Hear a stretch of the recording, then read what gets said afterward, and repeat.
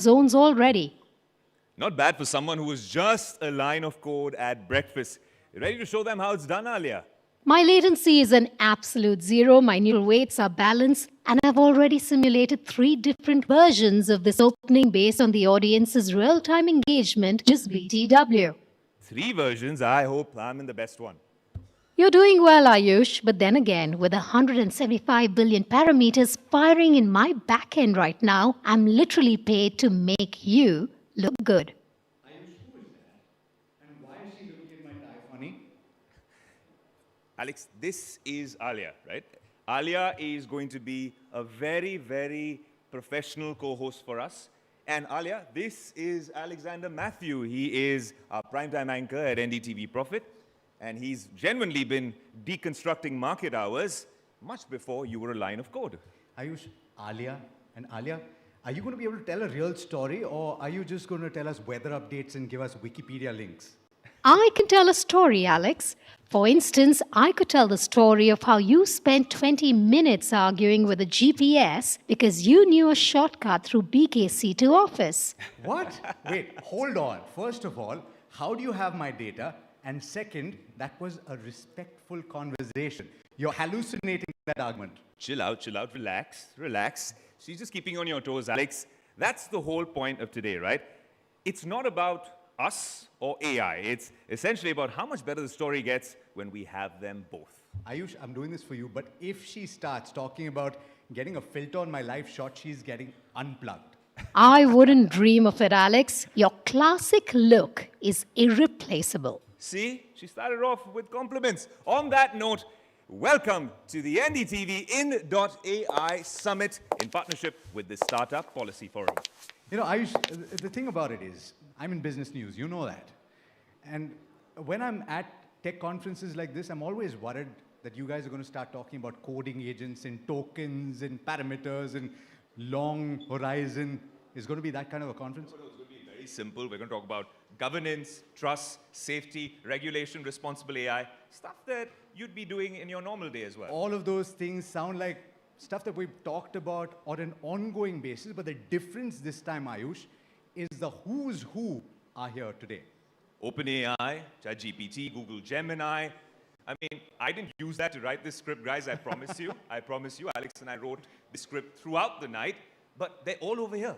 And who else? The most valuable company in the world, Ayush, over $5 trillion of market capitalization, Nvidia, is going to be here. And this is only the trailer picture, Abhi Baki hai. We've got a star cast lined up for you. This is going to be a stellar show. But before we move on, we should thank our partners and sponsors, Alex. Absolutely. Today is possible because of our knowledge partner, Dayananda Sagar University, co-powered by a DP World State partner, Government of Uttar Pradesh, as well as handset partner Motorola, insurance partner Axis Max Life Insurance, associate partners Rocket, Union Bank of India, and Tata Power, Solar Roof, and Zoho.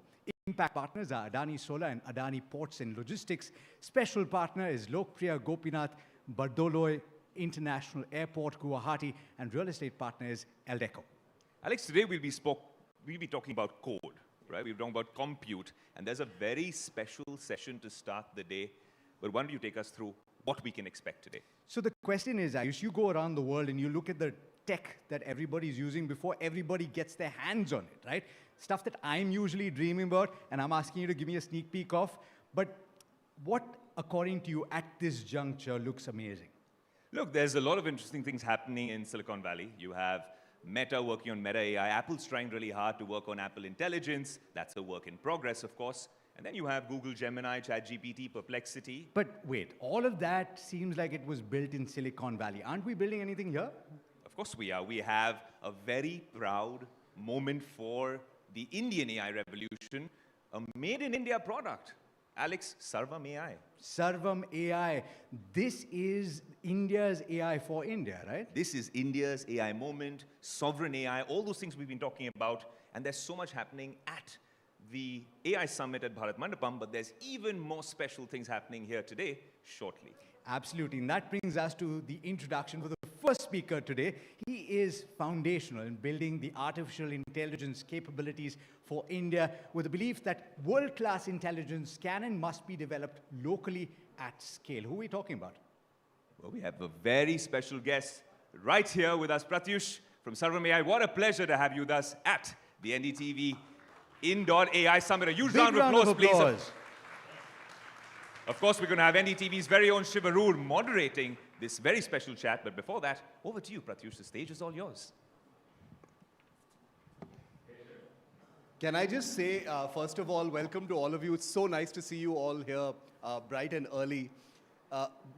Squeezed between getting the Prime Minister to visit your booth at the Bharat Mandapam and having a big product launch in a couple of hours from now, can we have a big, even bigger round of applause for Pratush Kumar for making the time to come to the NDTV Summit?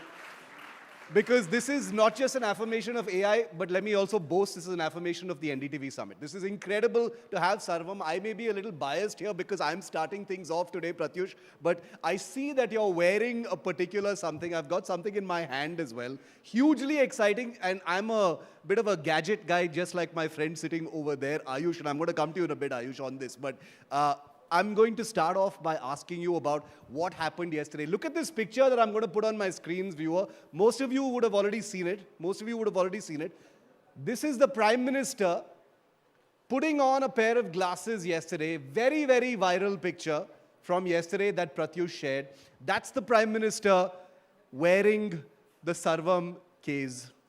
This is a new wearable product unveiled yesterday by Pratush and his team. Just tell us a little bit first about this picture, because you're wearing the same thing and I'm going to be wearing it as well. No, absolutely. This was the start of the Impact Summit for us. The Prime Minister walked into the hall and he came into the Sarvam stall. We had a chance to show him each of our products. What was very interesting to me was the security folks had put a little bit of a mark on the ground where he should stand and look at the products. He came there, of course, and then I went to some distance to explain to him what we are doing. And then he came very close, and he started listening to us, asking about the products. He's super engaged, had a lot of questions about what are the AI models we are building, why they are world-class, what can we do with them, played with all our products on the glasses, on the feature phones, on the smartphones. It was very energizing to see. So he broke the security cordon and came a little nearer to your product. That's the Prime Minister, really. But, what did he say? In the video that was put out, it was tantalizingly without any audio. But he is someone who is known to be extremely keen on technology. Digital India is, of course, very, very important to him. AI is hugely important to him. Tell us a little bit about this interaction. What did he think? What did he say? So we showed him the models we are training. Yeah. These are AI models that do a variety of things. They can take a photograph of a document and get the text out. They can recognize what you're speaking. They can synthesize speech. And we told him, sir, we are actually world-class in this. We showed him the graph. This is how different models do, and this is our performance, and we are doing the best. He was genuinely interested. How are you doing that? How are you making it happen? And we talked about the talent we have, the amount of quality we have in building AI from India, and that we can do it in India. The other thing what I found interesting was I showed him a feature phone, that AI doesn't require expensive gadgets. On a feature phone, somebody can actually call up and ask any question to the models that we have built. And he listened to it. He said, does it speak Gujarati? We showed him an example of Gujarati. So it was really energizing. Somebody who really understood the tech and the impact it can have. You're wearing the same glasses that the Prime Minister has got on in those pictures. Apologies. And I've got a sort of preview pair of the same glasses that are going to be hitting the markets sometime in May this year. Absolutely. In May this year. So it's going to be in retail. You can actually wear one of these. I'm going to put them on for the first time. Looks good. His is already plugged in, by the way. We're going to see what it can do a little later. But tell us, Pratush, about the Sarvam case. The glasses that you're wearing right now have viraled. People are asking all about it. When I posted about this session this morning with a picture of the glasses, every single question that I had was, a deeper question about these glasses. Tell us about it. You've got them on, and they're switched on, by the way. They're working right now. Yeah. No, see, I want to a little bit step back and talk about, I think, what the theme should be, which is India can. For a long period of time, we've believed that the technology platforms that we use, whether it's social media, operating systems, whether it is even devices, they're often designed, manufactured outside the country. Yeah. And I think the key thing that we are looking at right now, even these glasses, they are designed, they are manufactured, and they are fitted with software all done in India, right? And we are in a new world of software. It's not the usual software that you had before. You're always going to be hitting these large language models in anything that you do. And that will become the core software that runs everything in our day-to-day lives, in productivity, at work, in entertainment. And those models are also models that we are building in-house at Sarvam, right? So I think this is a moment when we're able to show all of that India can coming together in this device. I'm going to come to the India can bit in just a moment, because the language models that you're talking about, the local language models that you're talking about is something that's also very exciting. But as far as the glasses are concerned, and apologies for staying with the glasses so much, because this is something that's very exciting, and it's completely Indian. That's the thing about this, right? That's the reason why it's exciting as well. Give us some use cases for this. This is a unique country here that we have, Pratush. What are some of the use cases that you're envisioning for the Sarvam case? Yeah. See, look. And I understand there's a ring as well. People may not have noticed. There's also a smart ring on your finger. I'm trying to do funny things in between whenever I can remember. Yeah. No, so look, India does not work on a desk, right? India works also on the move. And I think the primary objective as technologists we have at this time is that the huge step change that we have seen in technology should reach to people, right? We're living in a shadow where the technology is so much better than it's deployed, and it's our responsibility to make it available to all.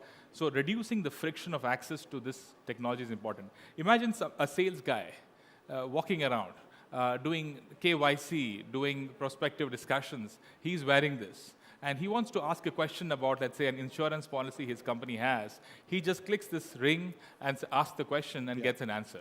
If he wants to get feedback on how he did, he can do that.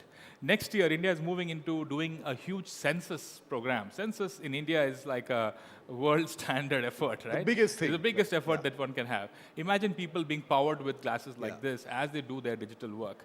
We have tertiary healthcare, we have education, there are various places where you can use this. Of course, there's also the aspect of the differently abled. You can use this to get a sense of what you're seeing, both in terms of having some kind of impairment, but also reading a different language. Our models today are very accurate in reading anything that's out there in any Indian language and explaining it to you back in the language that you want, right? So whether it's accessibility, whether it's productivity in the move, and entertainment. This, of course, plays audio. You can listen to your favorite podcast or movie on the move. So all of that is possible. You know, one of the things is making existing functions easier. The other is also problem solving, Pratush. And I know that Prime Minister Modi personally, whenever he looks at technology, at the back of his mind, in the conversations that we've had with him as well, has been, how to solve some of India's, pressing problems. Is that a conversation that occupies your mind also at Sarvam? Census, things like that are one thing. India's got bigger problems as well. Where does Sarvam, where does the technology that you've been developing fit into some of those things? Look, I think names carry a lot of intent, right? We named the company Sarvam because we genuinely believe that this technology must reach everyone. In Sanskrit, that means everyone or everything. Our intent is to ensure that this technology is accessible no matter your language, your community, the kind of thing that you're doing, and no matter the cost point, right? You want to make this affordable, accessible to all. So that's our primary focus, right? It's also important to know that value loops of AI compound very, very fast, right? It sometimes takes 3-4 years, sometimes a decade to get value loops going, but in AI, it's happening in a matter of months, right? So to be able to have the playground to innovate, you need to be able to put our technology out there, use the feedback from users to make the models better. So that is the other thing that we are kicking off. Once it reaches people, these things actually improve for the things that people care about, right? So India is just, I think, a tremendously hard benchmark for what AI needs to get right to work for all of India. One of the most exciting things that Sarvam is doing is taking Indian languages, optimizing them using homegrown AI tech and scaling them up for the entire populations. And this is something that very few people can do. The global majors, want a piece of it, but it's only a company like Sarvam that can actually get into it from its very core. So I want you to tell us a little bit about that. You talked about, the Gujarati translation that happened. I'm going to show you a clip in a moment from now. But first, Pratush, tell us about that. The domain of Indian languages and how Sarvam is scaling that up and getting people access to AI at that level. See, look, you raised an important point that these models are usually trained by large companies. Yeah.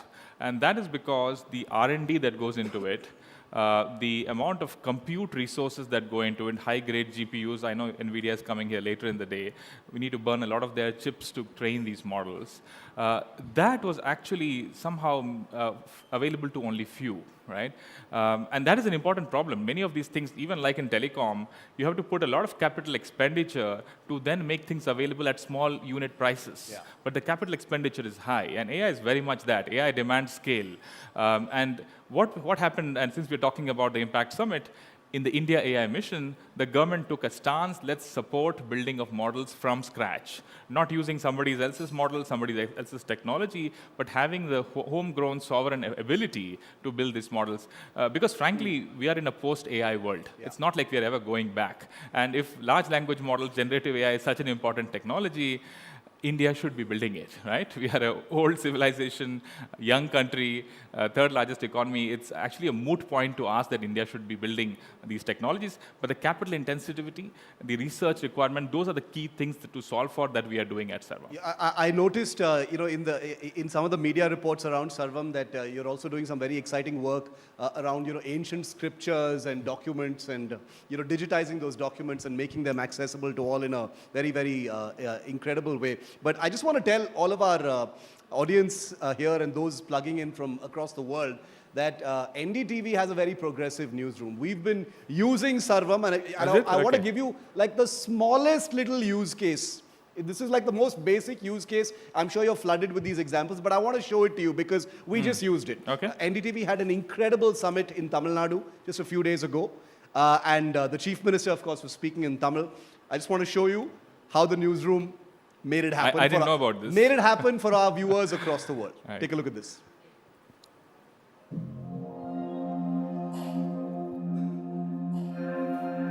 Tamil Nadu உச்சி மாநாட்டில் கலந்து கொண்டு சிறப்பித்துக் கொண்டிருக்கக்கூடிய மாண்புமிகு அமைச்சர் பெருமக்கள்,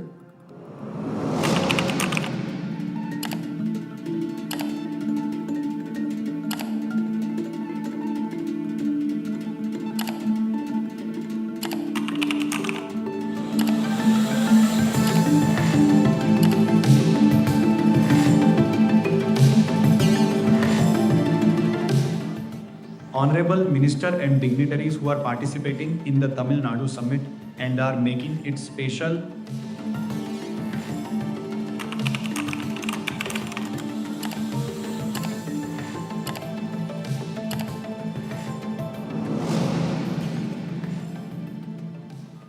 That is cool. That's virtually in real time, and like I said, it's probably the simplest way that something has happened. We've done much more complicated things since then, by the way, and we're very excited to be going into election season, Pratush, where we're going to use much more of this. And according to you, we've just shown you what can happen in a newsroom when you adopt stuff like this. What is the most incredible use case that you've come across or that you're envisioning when it comes to access to language of this kind? The one that I am It just opens up the population to services beyond measure, I imagine. Yeah, no, absolutely. No, the one that I'm most excited about is education, right? Imagine giving a free tutor to every student in this country, which they can access on a feature phone, on a smartphone. They can say, I just studied this today in the class, I didn't understand it, help me out. And it is personalized. It is at the level of the student, in their language, and able to help them, right? This is not at all a fantasy. With very, very low cost, we can provide access to education to all, right? And of course, it applies to healthcare, agriculture, etc. But education, especially in this fast-moving world, is going to be a big challenge, and that's one thing that we can solve. So I'm deeply interested in this concept of per capita consumption of intelligence, right? If we are to be competitive as a country, we need to increase that. And that requires our ability to build them and serve them for use cases that matter. And when we talk about an Indian model, there are many of these global models. Something that you're very, very particular about, and people can see why, is that you're not building on top of somebody else's work.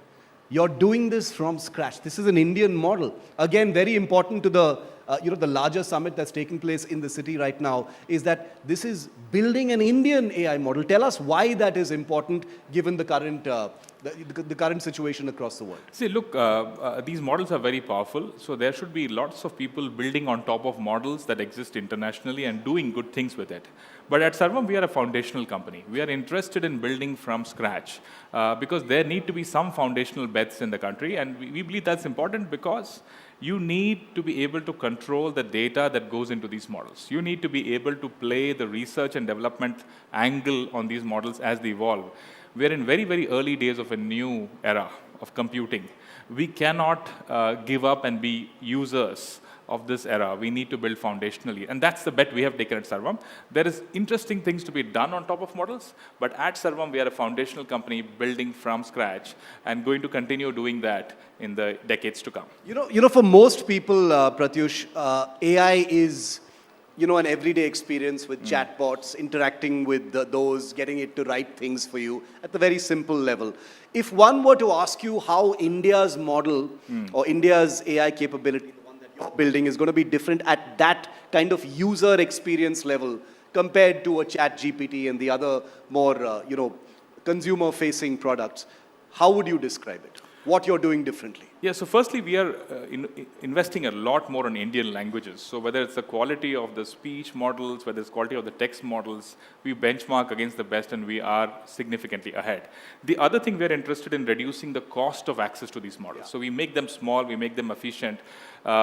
If on a feature phone, somebody had to on voice ask questions, that's an entirely different use case. You would not even imagine other parts of the world doing, but we still have multiple hundreds of millions of these feature phones active today, right? So we are deeply interested in problems like that.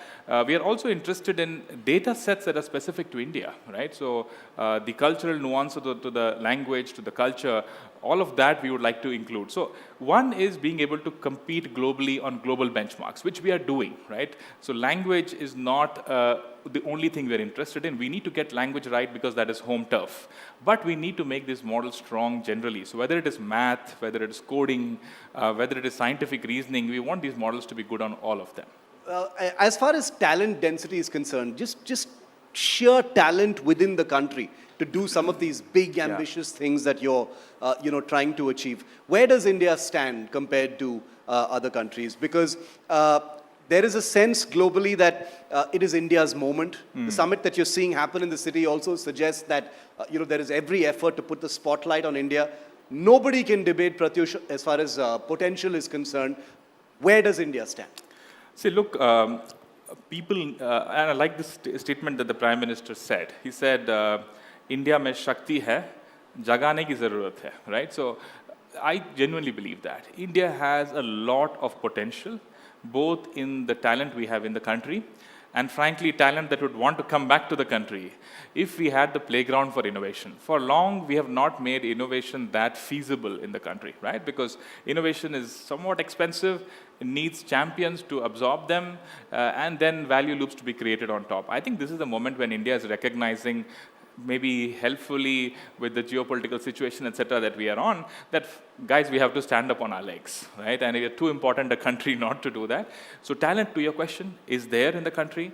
There's a lot of work that is hard engineering that needs to be done in building these models. There is talent for that. But I'm very, very hopeful that these are early days which will attract a lot of people to come back to India. Not in the way other countries did by forcing them to come back, but genuinely recognizing that India is the place to be and the place to build, right? And we see a lot of that happening at Sarvam. Folks from different top companies coming back, joining us, and I believe there's a huge flood of people wanting to come back, and we are shaping up for that. There are millions of young people who are going to be listening to you right now live across NDTV's platforms. What are Sarvam's criteria when you are hiring talent? Everyone wants to know. As the most exciting, one of the most exciting AI companies in India right now, what do you look for when you're hiring the next youngster who may make a difference in AI? Yeah, it's interesting because, and I guess you also experience that at your organizations, because there is AI, what you know matters a little less than how quickly you can learn, right? The rate of learning matters much more than what you have learned. So we look at that very strongly.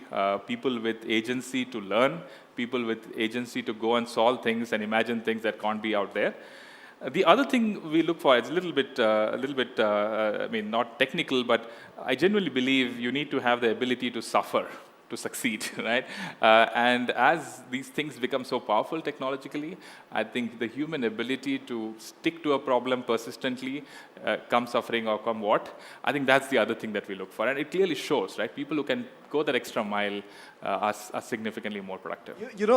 There are many founders of cutting-edge AI companies across the world, Pratush, who've been sounding a warning bell about AI and the things it might do. You've seen the Anthropic CEO and founder, many others who've written essays that have gone extremely viral about the guardrails that are necessary as a society.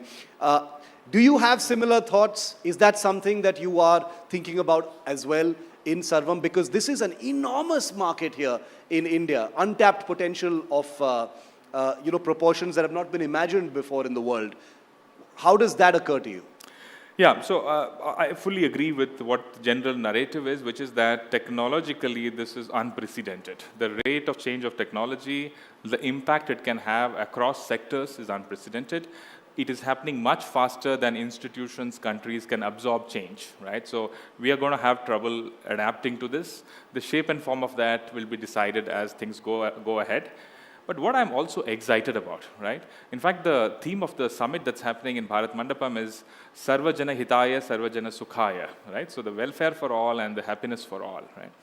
I think if you keep human flourishing as the center of why we are doing what we are doing, there is a lot of potential. India as a country, still physically not the world-class infrastructure that we desire, but top-class digital infrastructure. We built Aadhaar, in fact, my co-founder was the one who sort of built Aadhaar for 15 years, right? That foundation has been laid.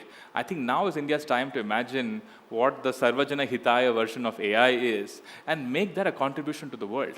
We can, of course, do R&D at a global standard, but culturally coming from where we are, we can also contribute that back to the world because, frankly, most people in the world are scared, right? Because where they are and what AI is doing, they do understand that there are going to be large changes, and it's India's moment to capitalize.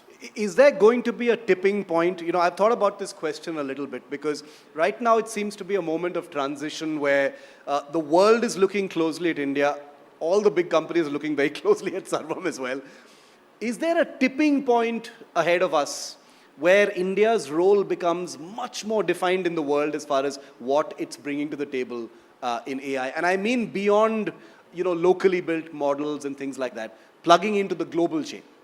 Absolutely. No, there are very nice companies like Emergent out of Bangalore, which is building for the world, rapidly scaling in coding, right? I genuinely believe India will innovate in this space.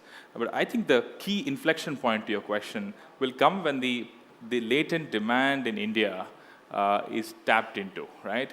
We are hungry for intelligence. We are hungry for insight, knowledge, guidance, information. There's a huge asymmetry. If AI can plug that, if you can build the business case, if you can build the entire ecosystem around that, just like Aadhaar happened, it was an inflection moment. Nobody can compete against the way we do payments in the country. I think we will get to that kind of a state if we do AI at population scale. And that's when the strength of India, which is that we want to build things that take people along, that will come across, as opposed to the fast-moving capital frenzy that's happening in the space. And the third force, of course, is technology. It is so exciting as an engineer that these models are improving so fast. So all of them are going to play out. I think India's moment is when we can deploy it at population scale. One of the themes at the event that you are participating in by the government is India Can, which is a very interesting choice of words because it assumes that that moment is already here. It's just waiting for a spark or a trigger to actually get there. Is Sarvam that company that's going to do that? I mean, that is our mission to do that, right? But I think the India Can is an interesting evolution. There were times when people said India shouldn't, right? Yeah. Shouldn't build models, right? There are times when people said, must India build models? And some people say, India must, and so on, which is just opinions. I think what we are trying to show is that India can. And that the proof of concept of deep tech in India is done.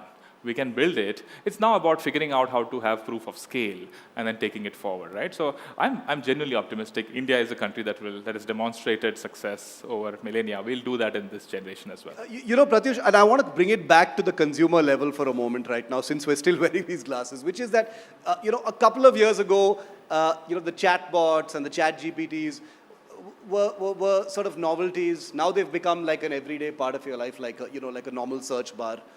What is that next thing that's going to become normalized in our lives? Is it wearable tech?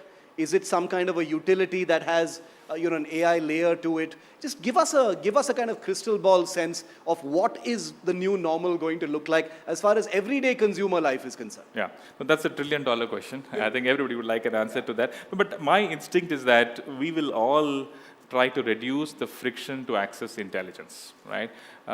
We would all like at our fingertips to be able to access the powerful model, get an answer for it, and feel entertained, productive, whatever it is that you are trying to amplify, right? And variables will play a role, pervasive intelligence will play a role. Imagine walking into a high security place and you don't have to do anything. It's just AI, ambient AI that takes care of things, right? At the same time, AI working on a feature phone and being used across the country reliably, so retrofitted to what was working earlier. I see both of these things happening, right? But everybody, I think, should get faster access to this technology so we have a level playing field. What are the roadblocks between now and that potential inflection point, Pratush? You know, you talked about digital infrastructure being world-class. There are other infrastructural issues that India is going to have to sort out. Give us a prescription that you would like the government to listen to get to that point. Yeah, absolutely. See, I think that if AI is thought of as a factor of productivity, most factors of productivity have a source. In this case, AI requires a lot of compute, right? To be able to serve AI or to a population scale, we need to have a large amount of accelerated compute. This is specialized compute that is required to run. It's not what runs on your laptop, etc. So getting access to that is important. And downstream from that is the need to get energy to power these things. Yeah. Of course, we need to do it frugally if you have to reach a population scale, but you still need a lot of it, right? And we should move ahead ambitiously, saying that this is the only post-AI world that there is, and go and create that infrastructure, because infrastructure has a gestation period. It takes time. I think that is the number one thing. And the second thing is the recognition that value loops being internal is a long-term advantage, right? Imagine Aadhaar being built by some foreign company. Yeah. That would not make sense. I think nuclear being built by somebody would not make sense. I think this is one such critical technology. In the long arc, sovereignty will matter a lot more. I think what you said right at the start is something that we will end with today, which is that there is no going back. You know, this is where we are. It can only get bigger, deeper, more pervasive right now, more a part of our lives, the new normal. There simply isn't going back. And now as we end, your glasses have been doing some work through this entire conversation. That's right. So I'm going to call our team up on stage to end with what those glasses have actually been doing. It's a first demonstration on television, guys. It's very, very important that you pay attention to this. This is, okay, can we get that camera on stage, Ayush? Yeah. See, the interesting thing about what these glasses is, we don't intend this to be as a one-off thing. You can build things that you need depending on what you're doing. So because we were having this chat, we wanted to build a quick app. So just like you have apps on phones, you can have apps on glasses. This is an app that takes our conversation, it summarizes the conversation. In this case, I asked it to do it in Hindi. So it summarized the whole thing. I can play it. In fact, I'm listening to the summary in my own glasses. And I've been clicking photos once in a while. So that's you wearing the nice-looking glasses, right? Oh, nice. So, zoom in here. You can see the pictures here. So you can. That have been taken with the glasses. Along with it, right? So, and it goes on and gives me actual transcript of what we have been speaking. I can use this later to, and there are key points written out in Hindi and so on. So all of that happening as we were speaking. So this is one app, and you can imagine having many such apps doing various things as you wear them. I'm just thinking of all the incredible use cases for this. no more meeting minutes. The devil in me is thinking of all the other things one can do with it in national security and espionage and things like that. But incredible. Thanks very much, Pratush. This has been literally an eye-opener. In May, these glasses go out into the market. In a couple of hours from now, Pratush is going to be unveiling some new products, which he can't talk about right now. We'll have to plug into that, and we will show all of our audiences across NDTV's network all about that. All the very best, and thank you. Thank you very much, Pratush.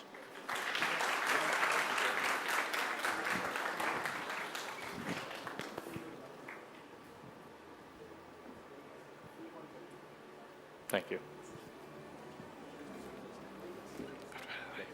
Yeah. Outside, yeah.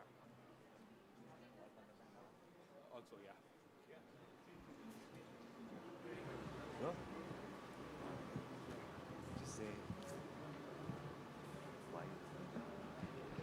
Ayush, why are you looking green, man? I'm looking green because I'm green with envy of Shiv and this very moment because Shiv, that's actually all of us in the tech community, the first time that we have seen those glasses in action. Maybe at Bharat Mandapam, if people were to step out later in the day, they would get to experience them. But you've seen them here at the NDTV Ind.AI Summit. First look, hence I am green. A huge round of applause, please. Big round of applause. Everybody's excited to try that, by the way. But the other thing, Ayush, is something that Pratush said, which is that what you already know is not as important as what you can learn through artificial intelligence.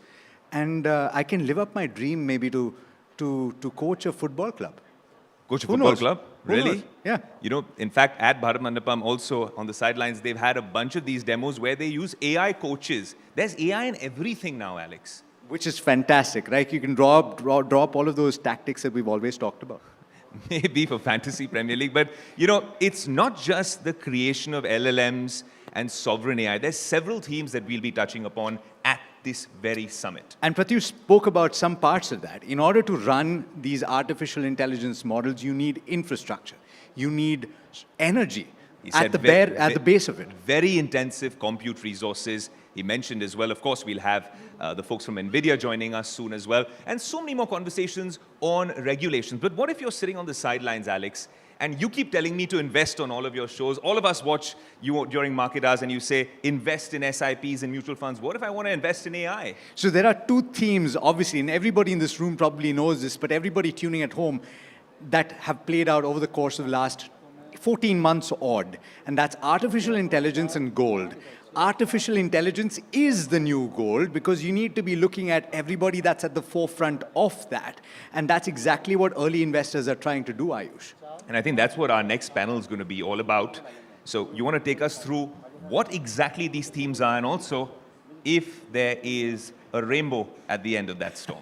So essentially, you're talking about what India can do in this context and whether you have to look outside India's bounds. How can early investors look to capitalize on this massive opportunity in artificial intelligence? And in fact, the people on this panel are uniquely placed to tell you exactly that because they've been looking at early stage funding for some of these very exciting ideas that are being populated as we speak right now.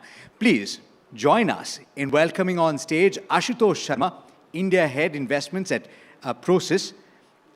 We've got Akrit Vesh, who's founder at Activate. We've got Manav Garg, who's co-founder and managing partner at Together Fund. We've got Vikram Vaidyanathan, who is managing director at Z47, and Harshjeet Sethi, early stage investor. Anchoring it is Shweta Rajpal Kohli, President and Chief Executive Officer of the Startup Policy Forum. Please, big round of applause, ladies and gentlemen.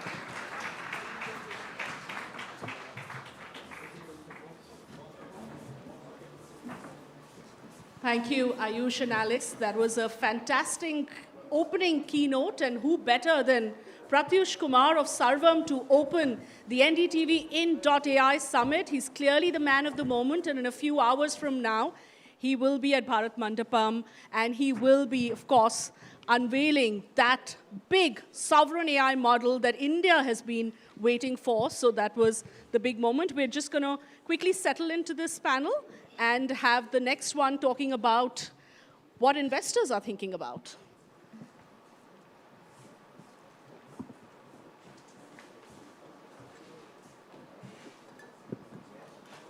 In the meanwhile, tell us what you're most excited to hear about.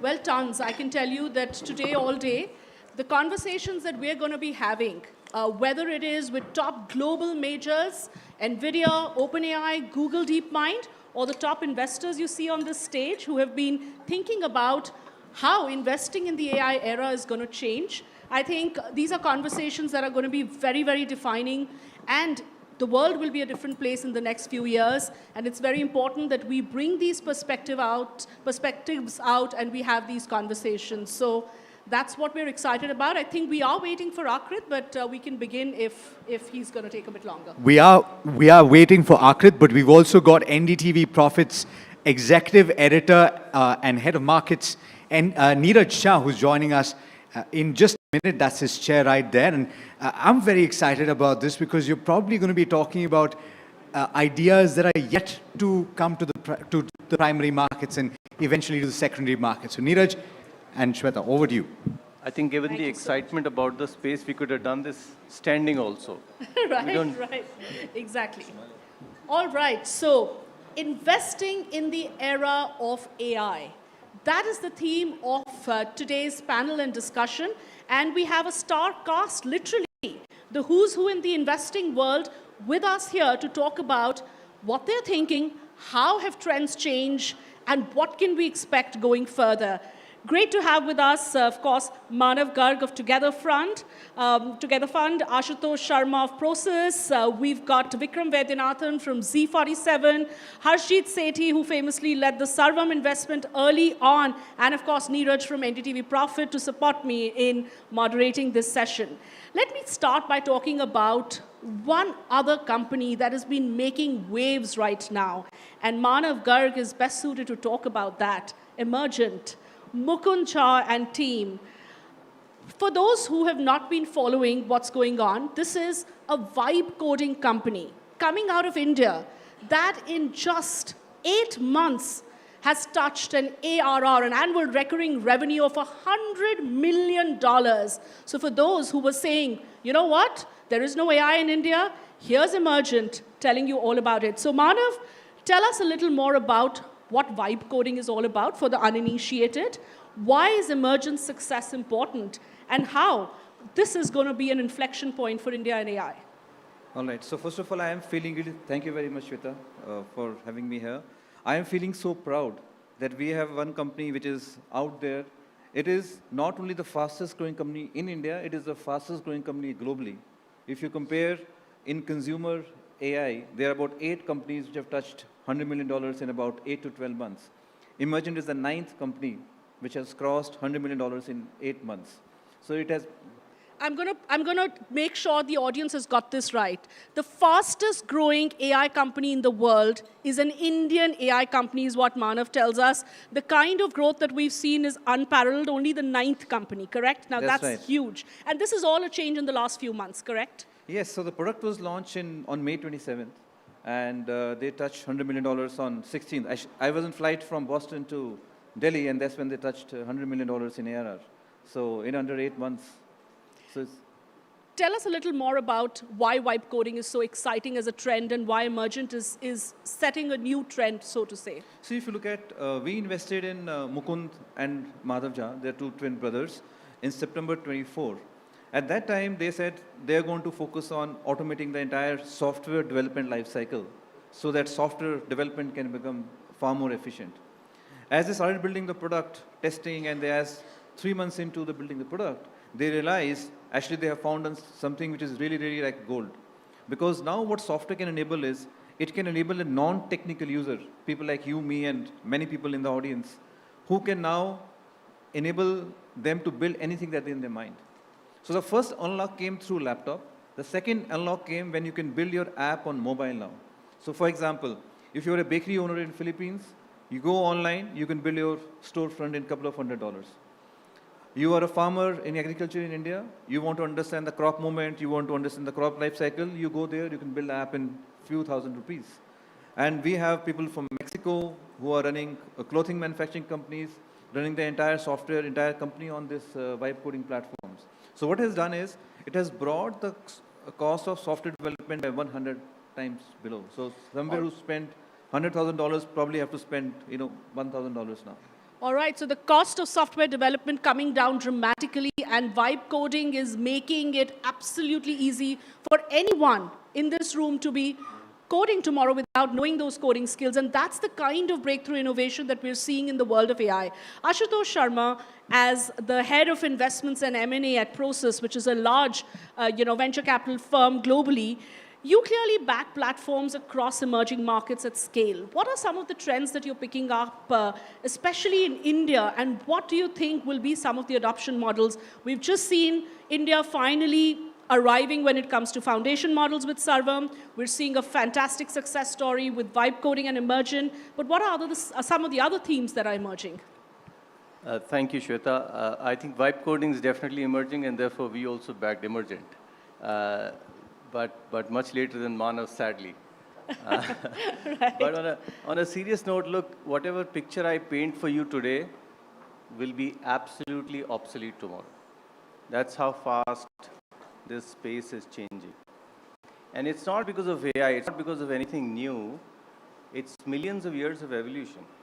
We as humans are wired to use our resources carefully. I mean, this is a nicer way to say that we are wired to be lazy. So anything that makes us more productive, nobody needs to teach that to us. And AI at the core is that. It makes us much more productive, all of us. We can code better, we can make videos better, we can make speech better, and so on and so forth. So while today we see a lot of action at the foundation layer, who the winner there is, it's not decided, but there's a lot of action. Similarly, in coding, there's a lot of action because people who were making AI software were developers, and of course, who best to create this for but for themselves. We see a lot of action on vertical apps, legal, accounting, finance, so on and so forth. But to everyone who's listening to this, to all the budding entrepreneurs, this is what's happening today. But I promise, and you probably know all of this already, that every sector, every space, every niche, every nook, every cranny is going to change completely. And so you need to figure out which change, which action you want to drive and start building. That's an interesting. Okay, is my mic on? Neeraj, yes. I don't know. Everybody can hear me? Yes, you can now. Okay, great. I'd like to come to you, Harjit, and try and understand whether you believe that for a largely service and people-led tech sector of India for the last 2 decades, can AI be disruptive in that it could lead to job losses? Or will we have world-beating companies which can do a mix of both, which is scale and scale with taking people along with them? I think this is a little bit of the cost towards India is at this point. The technology is real and the technology is going to be disruptive, whether we like it or not. And there's this term that lots of people have been talking about, the Jevons paradox, which is to say that if the cost of something drops dramatically, then actually we just create more things to fill up the void, right? And so we should assume that services is going to change. A lot of automation is going to be possible. But the reality is that India has all this data of doing this for so many years, and data is a very fundamental moat in being able to build strong automation, right? So if you're able to leverage this and we adopt technology quick enough, I think we certainly can be, have an even larger services sector going forward. Okay. Do you second that, part one? And part two, while we are getting, let's say, the fastest growing AI company in the world in India, the opportunity size, a lot of people lament, is much larger outside. So for people who are parking money into AI-led businesses, does India give a really good bang for the buck, or is the opportunity still outside? Or larger opportunity still outside? So if I zoom out, I look at this overall India AI opportunity in 2 parts. The first is what you said second, which is I do think there is a lot of power in this DPI to the power of AI, where this digital public infrastructure, the magic in it is that it is linked to every Indian, and therefore it is sort of prescient that it was made for agentic. But that's non-profit, right? Sorry? But that's non-profit. That's non-profit person. No, let me complete my thought. Sorry. So my thought was that when you look at sort of agents layered on top of DPI, that democratizes financial services even more, so imagine an agent that negotiates on someone's behalf to get the right loan at the right price. It democratizes healthcare, where you get a digital doctor. It democratizes education in a way where education that's offered only in the cities is offered to every Indian, and so on. So I think the opportunity on this DPI to the power AI is massive. The friction point today is the cost. The cost of inferencing is too high for it to be available at population scale. In order to, so it needs like that catalyst geo moment. So if you bring it down to a cost, that happened with mobile, then real magic starts to happen. So that's the India opportunity. We have a bunch of companies like NESA, Ulka, which are going down that path. The second opportunity, like you said, is global. The immediate opportunity is AI services, which is you essentially help the world how to build AI at production scale. But I think the real opportunity is AI product companies, or I just call them AI companies because they're product, services, everything together. And there it is owning outcomes and not owning like a tool that does the work, but actually does the work and completes the work. And you're starting to see some of those outcomes happen across already in our portfolio, but those are sort of 95% accuracy or automation outcomes. But you're starting to see that you can get to this 99%, 99.9% owning the outcome. Then you get into labor replacement, higher productivity that drives revenue, and so on. Then that market really expands. Yeah, Ashutosh, you have a point. Yeah. I just wanted to add something to that. Look, I think if you, there's two lenses to take. If you take the GDP lens, of course our GDP is lower than US and China. And so the opportunity is smaller, right? But if you take the product market fit lens, I think AI's product market fit is best suited for India. AI is made for India. If someone looks into our Vedas, Upanishads, Puranas, somewhere there must be a prophecy about AI. Why is that? Because we are an extremely, extremely complex country. We are very diverse, 22 languages, I don't know, 30 languages, there are probably 100,000 dialects and so on and so forth. We come from various different demographic backgrounds, right from kind of a government school going kid to the best school in Mumbai, in South Mumbai, South Delhi, and so on and so forth. The only leveler will be technology.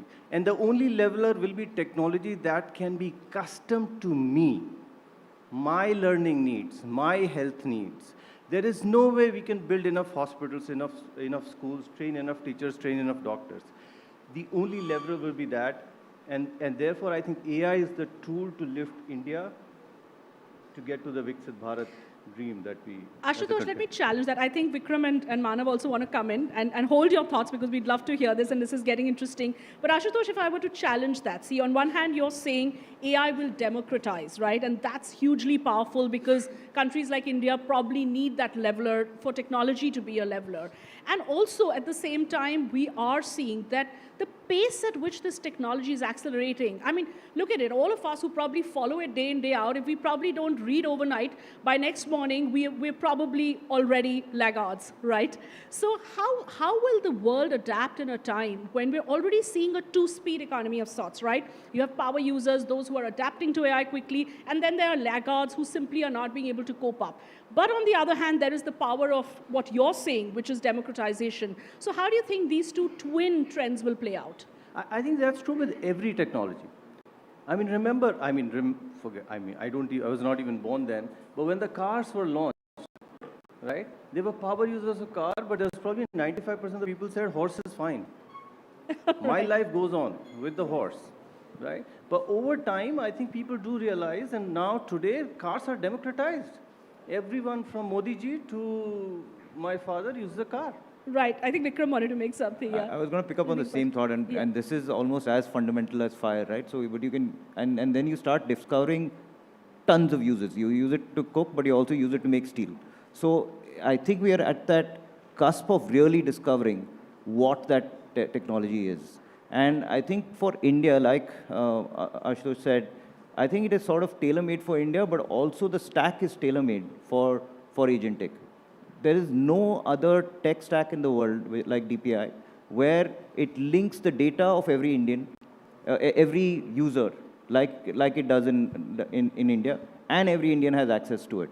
So it was sort of like I can have my own personalized agent for a bank. I can have my own personalized agent for healthcare. I can have my own personalized agent for education. And I don't think that access has ever happened to more than the top 100 million people. Yeah, I think Harsh and Manav both want to come quickly. Shall I have a different point of view than yours on this? I think there's a lot of progress on AI and everything on the frontier is changing rapidly and there's lots of research. But if you just think about what AI has made possible today, there's a lot of just using the models as they stand today. If you assume those are the best we have for the next few months, even just the capability that all of us can access through that is enormous, right? So right now, I think yes, we can all think about being on the bleeding edge and wanting to sort of keep pushing the frontier model forward. But if we just take what we have today and make sure that is democratized and those sort of permeate all aspects of our life, there's a lot of value to be created, and that's sort of where India can really shine. Great. So even with what we have right now, it's enough to keep us we don't going. have to be on the cutting edge. Manav, I think to me the fundamental question is a bit different. I think we all will adopt AI. I think if you look at it for OpenAI, Anthropic, and for Emergent, India is the second largest market, by the way. 13% of the user of Emergent or users and revenue is from India. I think the larger question is, what is the market share this time an Indian company can take?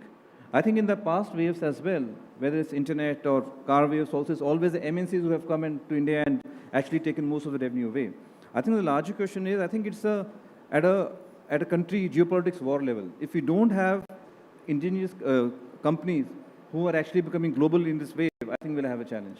All right, when you have a... Neeraj, go ahead. You had a question. Yeah. No, just a follow-up to that, Shweta. So Manav, to you then, is there a possibility that in the next 5 years, we do that? Because as of now, the global, the MNC companies are the ones which are building the tools on which maybe service companies might do that. Infosys doing that tie-up with Anthropic yesterday, for example, right? So will India carve out niches, or could we have global scale companies which have a moat, a true moat in AI?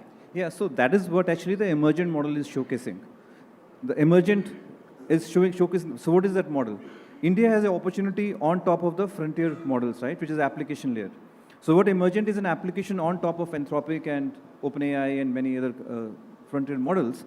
So I think that is where the fundamental innovation has to happen. So what is the innovation that Emergent has done? They went after production-ready applications, which a frontier model cannot do today. So once you find innovation in a horizontal, that is one way to build a company. Now the question comes, in addition to a fundamental insight, what else do you need? So what has gone right for Emergent? If I can say, okay, Emergent is a model which we can replicate many more companies, is that, first of all, a deeply technical team which can solve a very, very deep technical problem, which is competing at a world scale, the valley scale. Number two, culture of working almost 16 to 18 hours a day continuously. It's like I sit with them, 2 to 3 days a week. They work 16 to 18 hours non-stop, shipped daily, and their intensity is same as what OpenAI and Anthropic would be. And number three, capital availability, right? So what we have done when we invested in Emergent, we wrote a 5.5 million seed check in September 24. That time, most of the funds were not writing very large seed checks. And subsequently, of course, they have raised capital, they raised $100 million. And if you look at OpenAI and Anthropic today are also raising, $40 billion, $100 billion capital perhaps over a period of time. I think these things have to come together. And that is where government support is also going to be very, very important to get there. I think without that, I think we'll end up becoming all beholden to foreign companies. I'm sorry to say that, but that's where we are going. Yeah, and I want to take forward that theme before I also come to the risks, which is the role of government, right? We have been in active conversations at the Startup Policy Forum with policymakers, with the Ind.AI mission, with METI, talking about the important role governments will play. And there are twin sides to that. Number one is pure infrastructure, the compute, right? And is the government empowering innovators enough with that infrastructure? And the second, of course, is the other side on regulation. How much to regulate this technology that clearly nobody is keeping pace with, and how do you do that? It's a hard job for a regulator. It's tough to be a regulator in today's times. So first, any of you would like to talk about the infrastructure and government as an enabler. How important is that role? And are we being able to do enough, or is it still that India is playing catch up? So I think in addition to the points that you made, Shweta, on compute and research, which India is obviously behind, I think one thing we forget that capital is also an advantage in this case, because all these things need massive amount of capital. If you look at what Trump did, he went to Saudi Arabia or to Middle East, got all the capital into the US, SoftBank is investing in the US. So I think we also need a capital of different scale. And that brings me to the concentration risk, because if you're not pumping in the kind of capital, and the government's thinking is a little bit of a wait and watch, because just the sheer hundreds of billions of dollars that are going in, I mean, is that the route India should follow? See, I don't think government alone can actually invest so much of capital. I think it's how do we market our country? How do I make believe that India can produce those global companies? I was speaking at Harvard before this. Their Chinese are saying we'll build companies which are global scale and we'll compete with the US. India is not saying that. So India will have to attract capital from outside. Correct. Enough capital is available. I don't think we can depend on government to give all the capital. All we want is India to be marketed, and founders have to come together and showcase that we can build the companies. It's a global race. It's a global race. That's a big point, Vikram. So, firstly, asking venture capitalists who think as a startup scale to talk about the macro is very dangerous, but I'll still venture an opinion. I think the cost of compute is fundamental to drive the pace of innovation for the country, and that's something that the government can play a big role.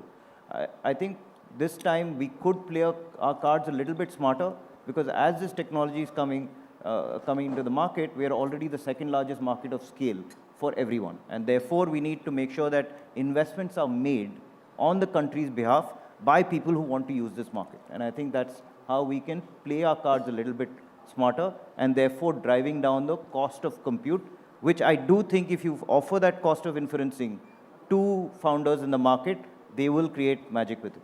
The second part of it is the regulator, and I think, I work in fintech as well, which is where the RBI, I think, is a very progressive regulator. In fact, I did a workshop with the RBI fintech department head, and I think he was very curious about how AI can be used. And I think the first focus for them, obviously, is going to be how AI can be used in compliance, which can then regulate the AI that's used for business in some ways. So, right, yes. well, Ashutosh, I'd like to bring in a distinction between how listed market investors think about what policy the government is doing versus what the private market investors might think. Now, for the listed market investors, maybe first part of the train is gone, but what the government is incrementally trying to do is pretty encouraging, which means the data center 22-year tax holiday. I mean, in some sense, it's not something that we've seen, right? Is that good enough, or do you reckon something more can be done? Because there is a limit to how much the government can fund these causes. At some point of time, the government will derive policies in order to attract capital. No, I think fair point. So look, I think in my mind, there is two very important things that are required.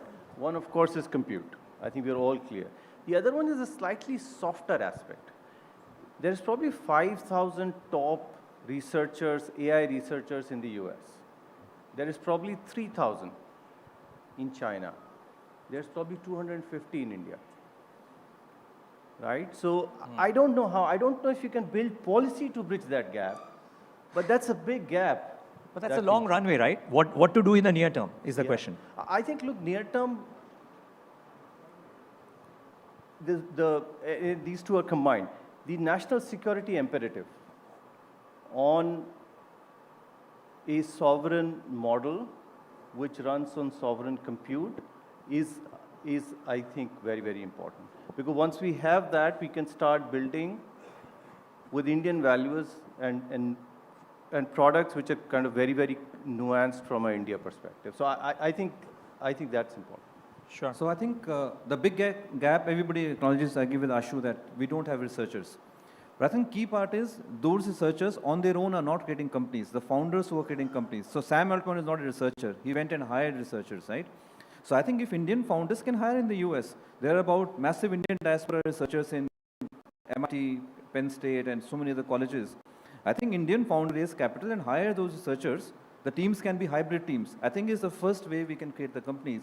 Meanwhile, through government policy initiatives, we are building our own research, infrastructure. This is going to be a 10-year gap. But nothing stops me for going and hiring people in the US, right? We can be Indian corporate company, hire researchers in the US. Some of them really feel for the country. They want to come back and be based here.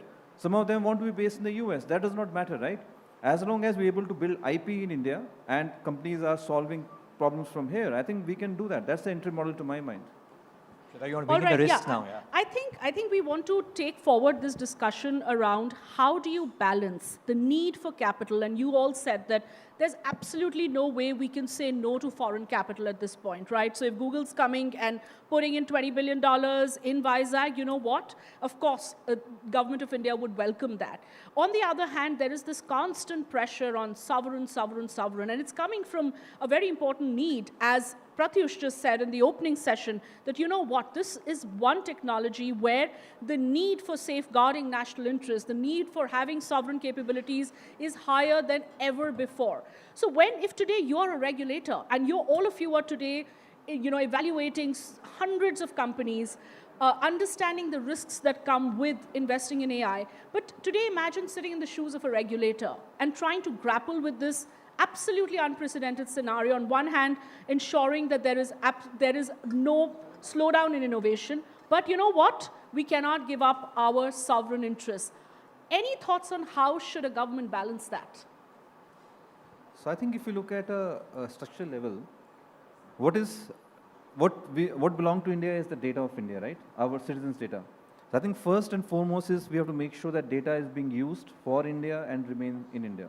So you think regulatory incentives and policy incentives to make sure that data usage is India first is something the government should press into action. Yeah, that and is I'm sure some of the global majors here in India right now would not be happy with that, right? Correct. So that is point number one. That is immediate, which I think can be enabled through policy, and it's going to be difficult given geopolitics right now.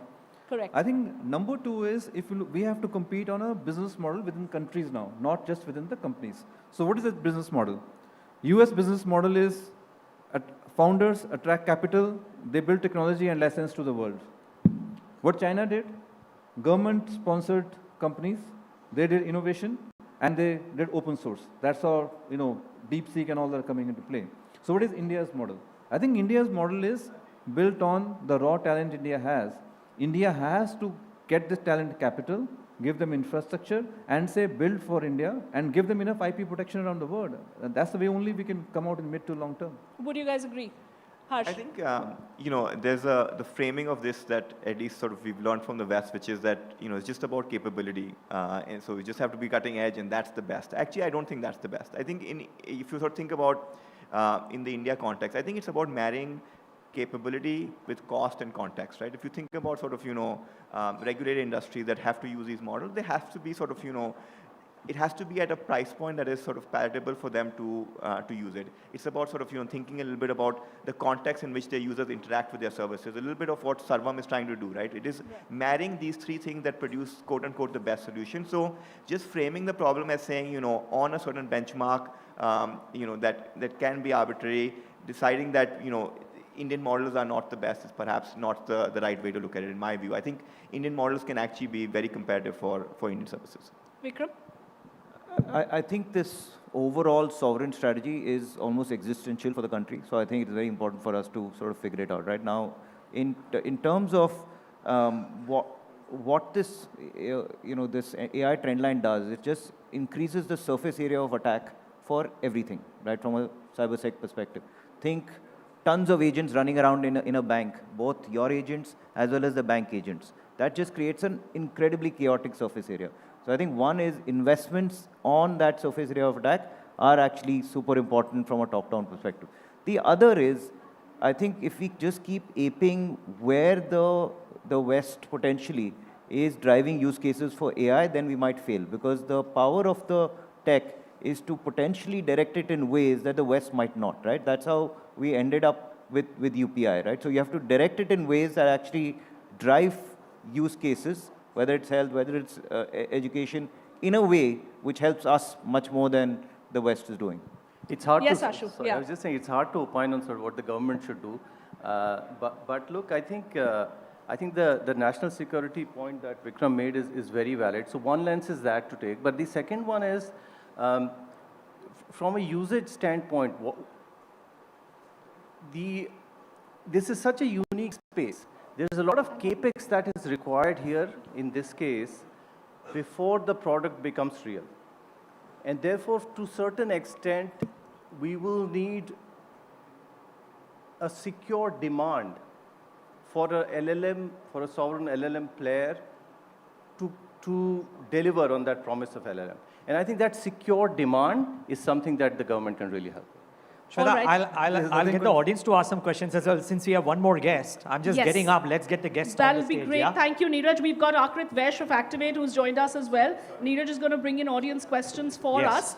But this discussion, Akrit, I want to bring you quickly up to speed. We've been having some fun talking about what's going on. And I think you've come in at a perfect time because the conversation is exactly around and as Ashu was just saying, very hard to be in the government's shoes right now because it's hard to decide what do you do. You know what? You need global capital, so bring in these global majors. You know what? The who's who of the global AI world is lining up in India right now. The Ind.AI Summit has been a show of strength for India. But at the same time, sovereignty is a question that keeps coming up. And how do you deal with this question of, are we doing enough to make sure India is moving on that path of sovereignty in AI? Akrit Vesh, just to give the audience some context, is a seasoned founder and a prolific founder, is someone who has advised the Ind.AI mission as well in a brief stint with the government as an advisor, and is now doing something even more exciting. His new fund, Activate, is an AI-focused fund. So all that he's going to be doing over the next few years is look for AI companies and invest in them, and that's his only thesis. Is that correct, Akrit? Are you bullish enough to say there are enough companies out there for you to back? So many questions, but let's try to take the easy ones first. Are there enough companies to back? That's one hill I'm willing to die on, 100%. I just think you have to look hard enough to find them. Also, I think the entire reason for me to do this and the name of Activate comes from, we think the best AI companies in India are yet to be created. I think we have a few great examples in front of us, but the bulk of the AI activity is yet to happen. So that's why we called it Activate, that we want to activate these companies.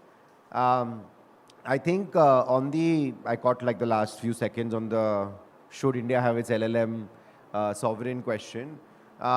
I think that, and what should the government do? I think we sometimes forget that globally, most of the sovereign AI that has been created, actually the government did not play a capital allocator role. In most other countries, the policymakers played a policy-making role and enabling and creating ways in which companies can navigate. But really, beyond a certain point, this capital has to come from venture or private capital or private equity, because that's ultimately what will lead to value creation of these companies.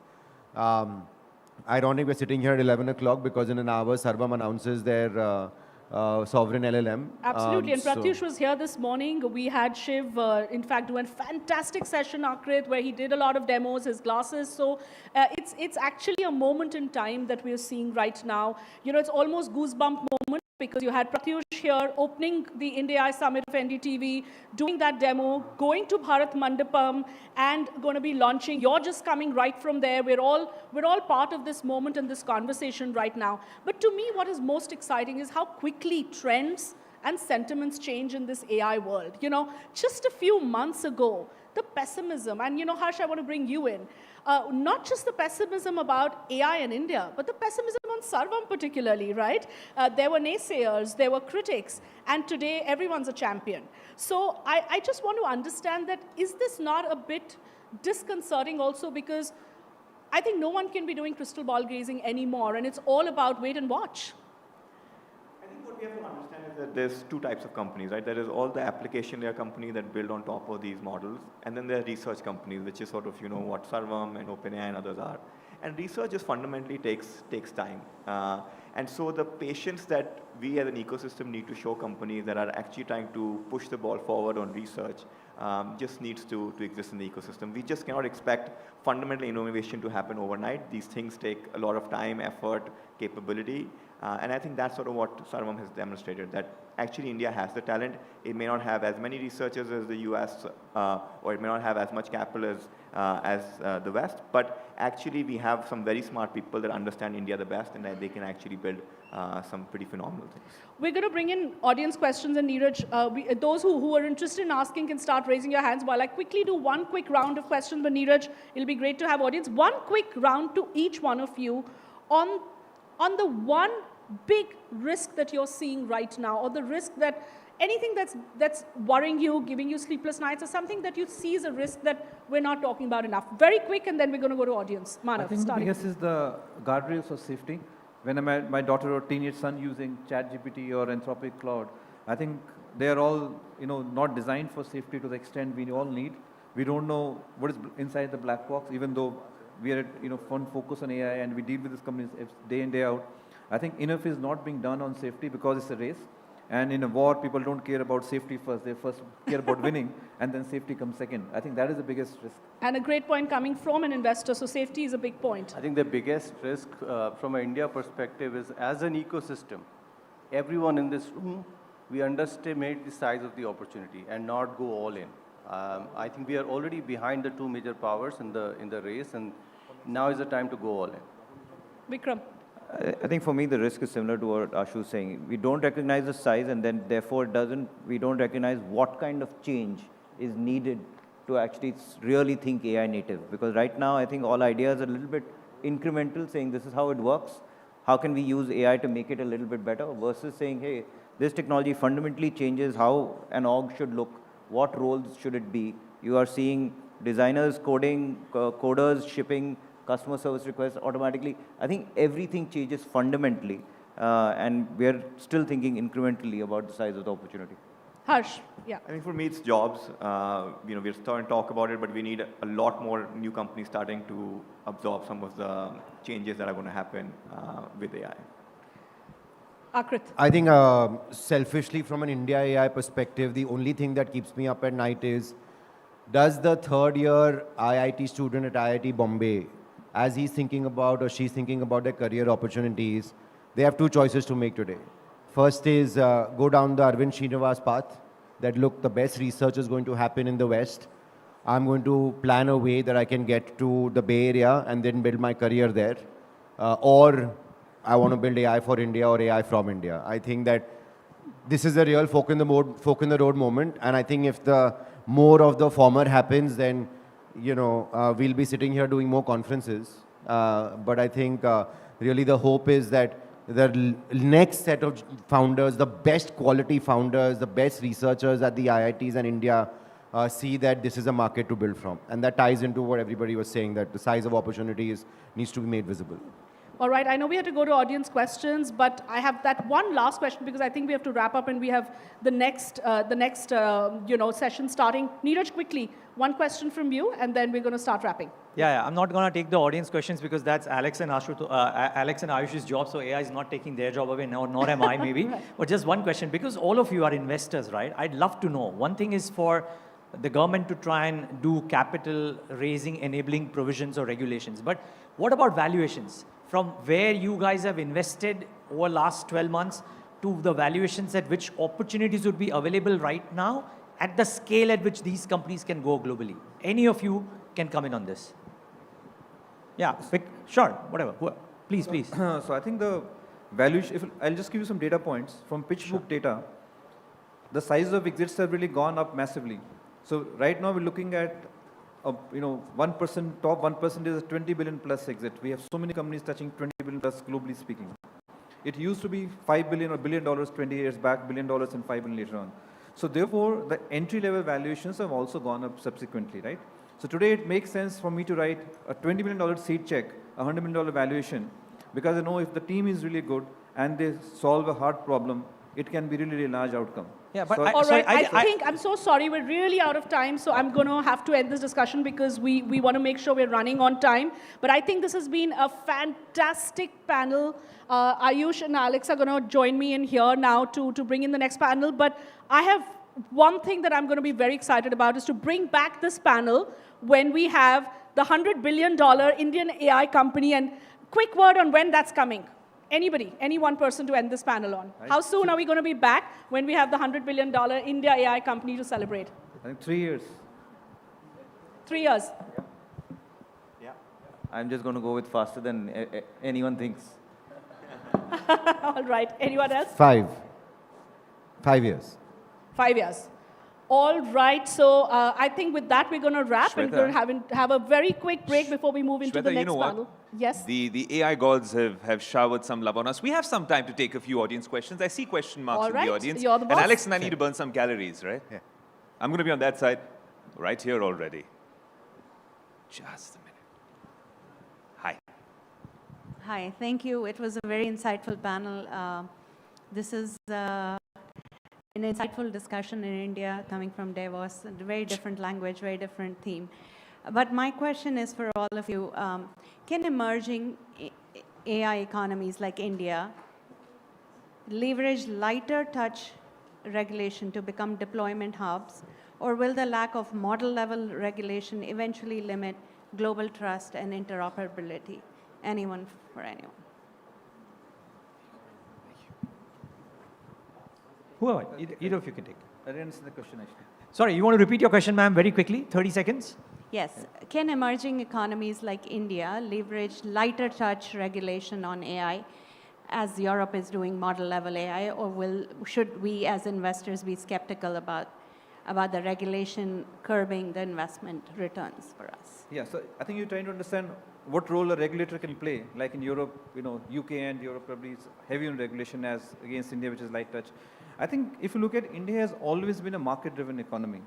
And regulator has done fundamental work on it. For example, if you take a biggest innovation on payments, which Vikram was talking about in UPI, where government created digital infrastructure and let the market decide who the winner is. And the foreign capital came in, and we have a very, very vibrant financial inclusion ecosystem now. I think similar for AI, I think the model for India would be a light touch regulation, and then market-driven forces where we attract capital, we use our talent, and we use, and as Akit was saying, guide them towards creating companies which is good for India and create sovereign from there. I think that's the way India model has worked to my mind so far and will also work going forward. I think a regulator will set priorities and guardrails. And right now, they're figuring out what the priorities should be and what the guardrails are. And then you sort of tweak from there versus, adopting one model versus the other. Okay. I'm told that that's all the time we have. But that one question was fantastic. Thank you so much, ma'am. Big round of applause for this entire panel, captivating audience. And thanks so much for taking the time, guys. Engaging conversation, Ayush. Engaging it was, and we have a slew of surprises lined up, Alex. So much is going to happen, so much that we planned and so much that we didn't plan as well. And I think that's the whole point of having AI on your side. Be honest with me. Have you used any AI platform to prep for today? Yes, I used 3. Which 3 did you use? I used ChatGPT, Gemini, and Perplexity.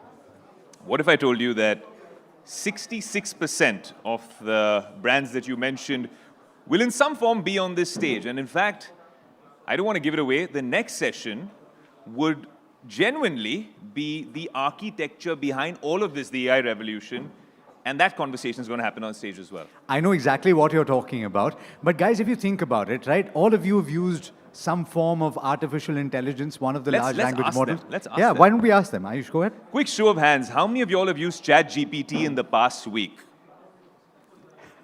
Okay, now this is going to be a good vox pop. How many of you all have used Google Gemini in the past week? Wow.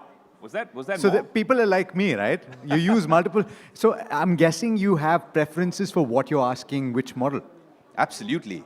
I mean, in terms of real-time contextual stuff, Gemini does well. ChatGPT's voice mode is probably unparalleled. And now we have Sarbam AI as well. And you were showing me yesterday, Ayush, how to find my spectacles. I lost them. Yeah, and you were actually, so I have this tendency of forgetting where I keep my spectacles, and Ayush put his camera on, and he's like, help me find Alex's spectacles. And he managed to do that. Sometimes I also lose Alex during shows, and I put on the visual intelligence on one of these lovely Gemini or ChatGPT, and it shows me the most dashing man in the room. That's what AI does for a lot of us. Absolutely. So the point that we're trying to make is artificial intelligence is not just the technology. It's not just what you can touch and feel.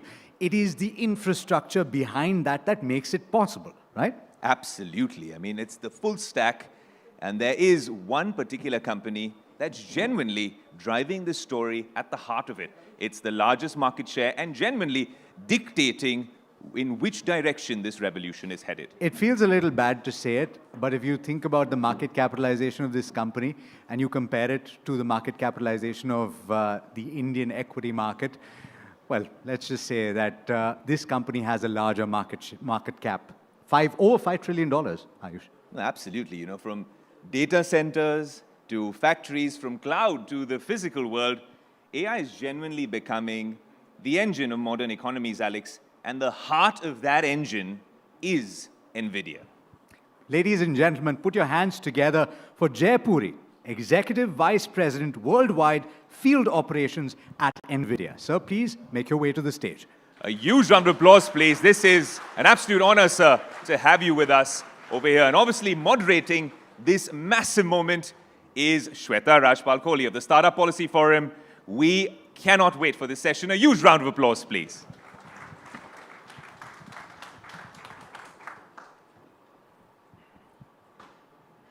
Think AI, and the one company that will come to your mind is Nvidia. Starting out as a very niche graphic chips company to now becoming an AI titan, a company that has the distinction of being the first to ever cross that $5 trillion market cap, a company that continues to have innovation at the core of its engine. And it's such an honor and pleasure for us to have with us Jay Puri, Executive Vice President, who's leading the Nvidia delegation to India at this very crucial moment when India is hosting the India AI Impact Summit. And for us to have him for this keynote fireside at the NDTV Ind.AI Summit is a real honor and pleasure.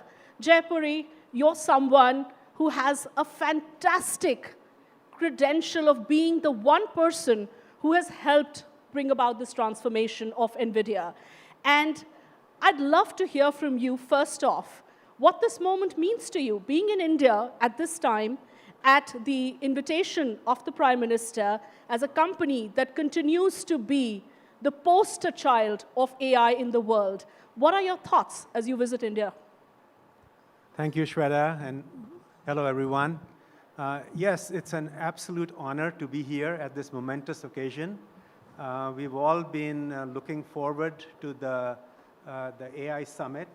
The Prime Minister obviously has great aspirations for AI to democratize things for the global South, and he wants India to be the digital hub for AI infrastructure. And we are just so delighted to be here to help celebrate our ecosystem and to partner with the government, startups, researchers, and so on to make AI a reality in India.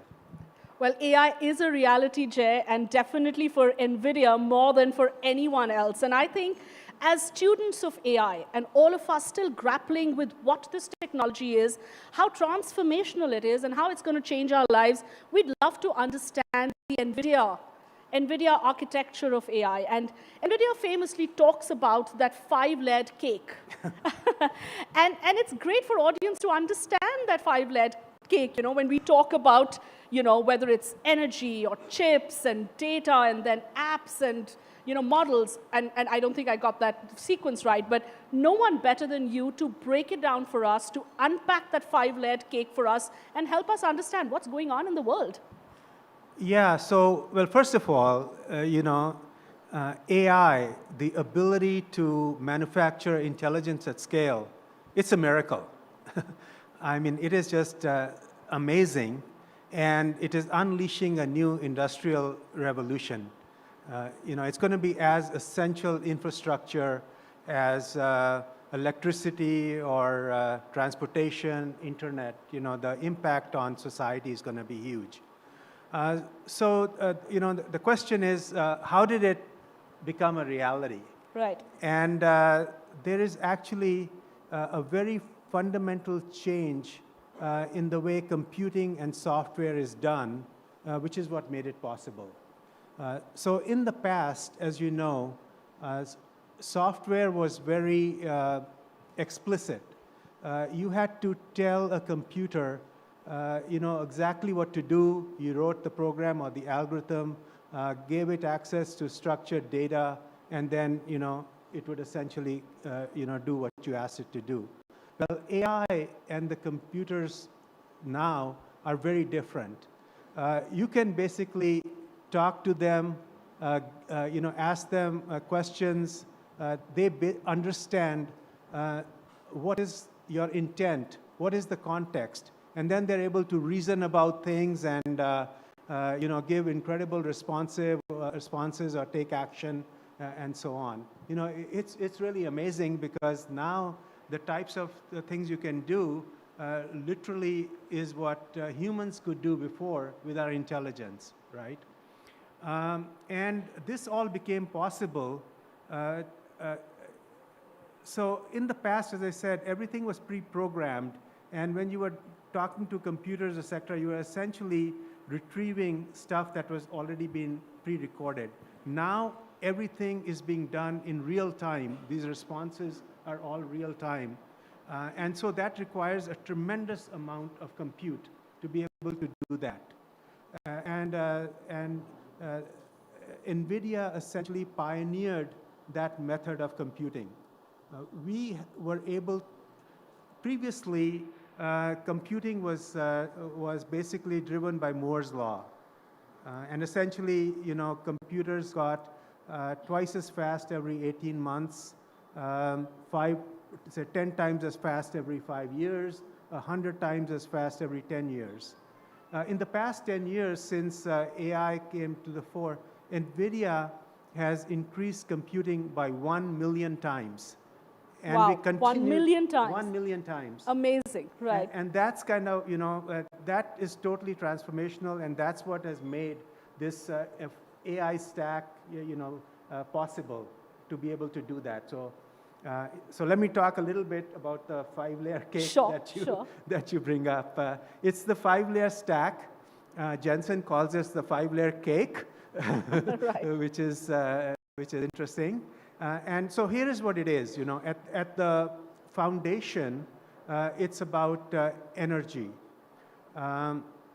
So the amount of energy, the amount of compute or intelligence, the amount of intelligence that you will be able to produce fundamentally, of course, depends upon how much energy you have.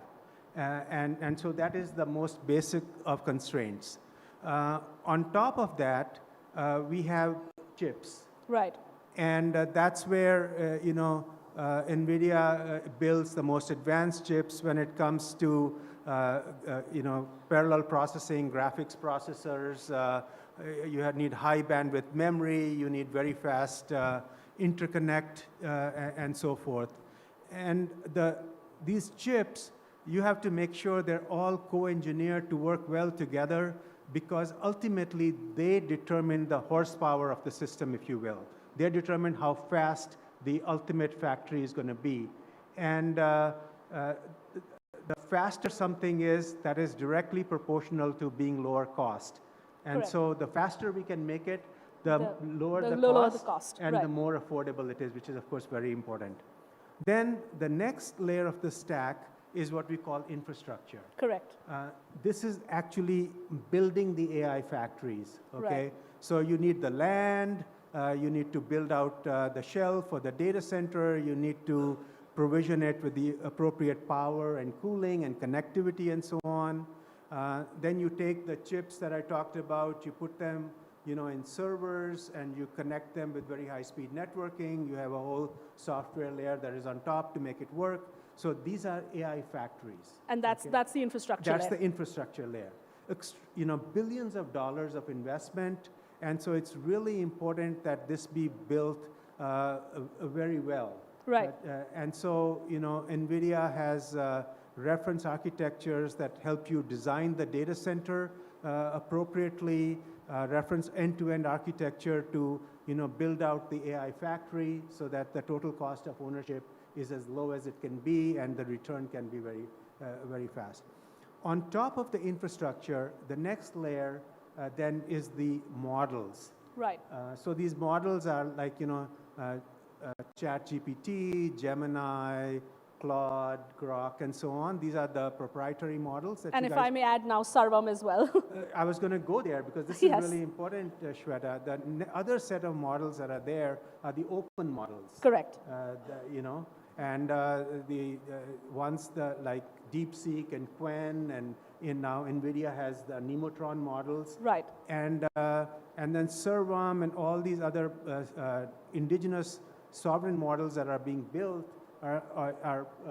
we are helping them with the Nemotron, and those are extremely important to India's sovereign strategy, and hopefully we'll talk more about that. I'd love to actually talk more about that, Well, Jim. let me just finish the fifth fifth layer. Yes, fifth please, layer please. of the cake. Of course, very important that It's we a have the cake. the We cake. gotta have the full and the top cake. layer is very important too. Yes. Yeah, well, actually, the top layer in some ways is the most important, and Right. that is the applications that are built on top. Correct. And because these are the applications where the real economic value is brought to industry, right? So whether it be healthcare, manufacturing, finance, every single industry is going to be transformed, manufacturing.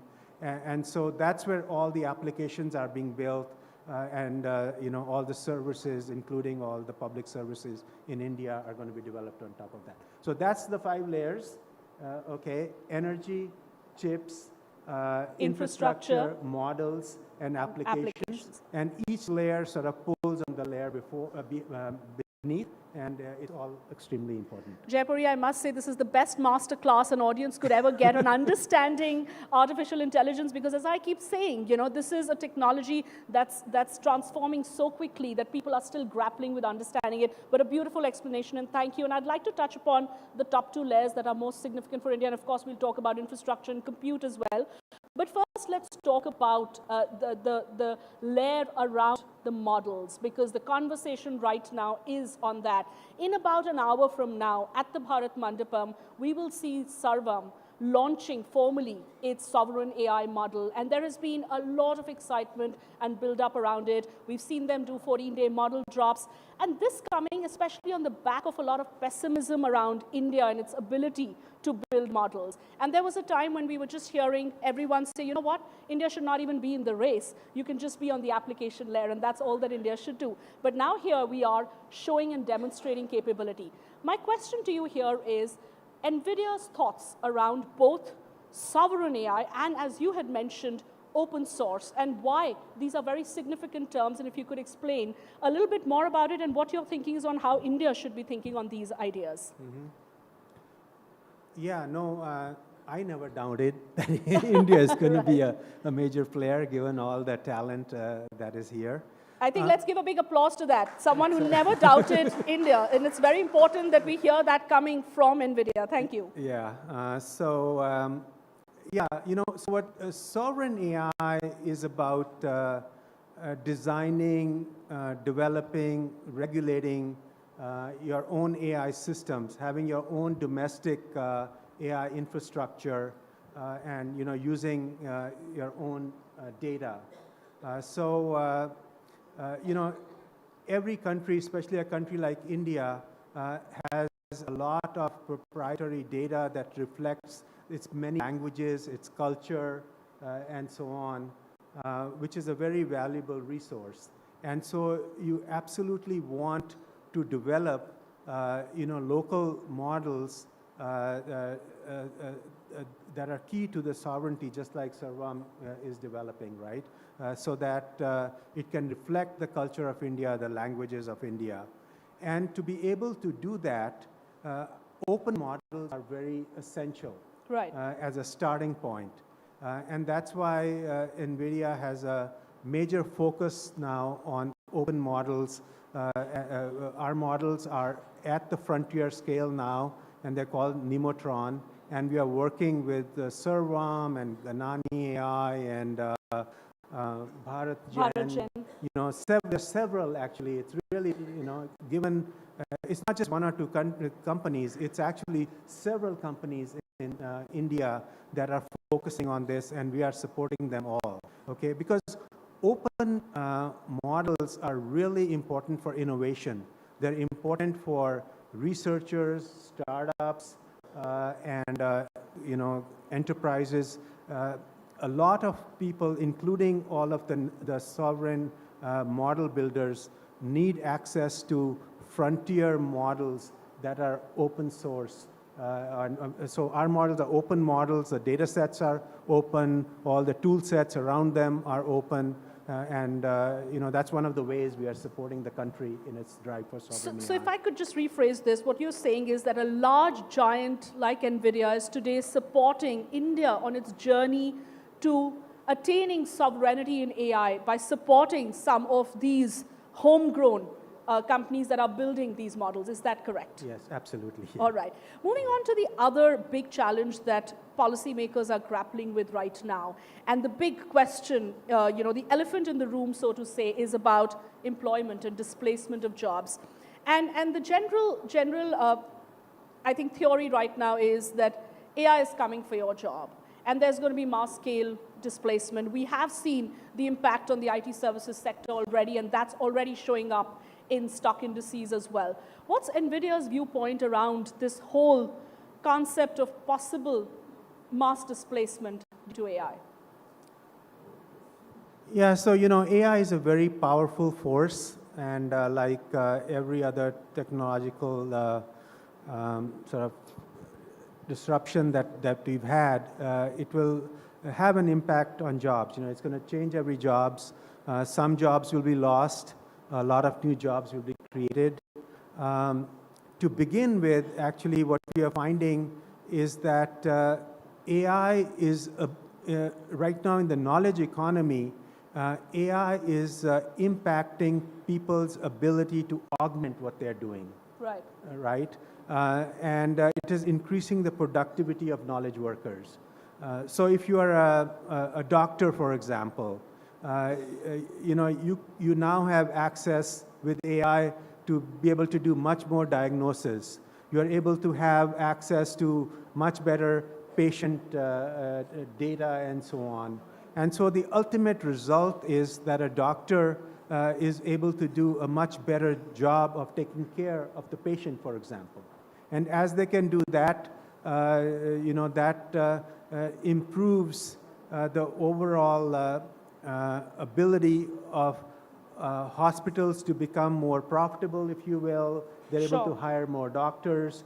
And that's really true in just about every industry. When a company becomes more productive, typically its profits will go up. And if its profits go up, then it is able to hire more people. I do believe that with AI, it's actually going to create more jobs, and it's going to help the economy overall.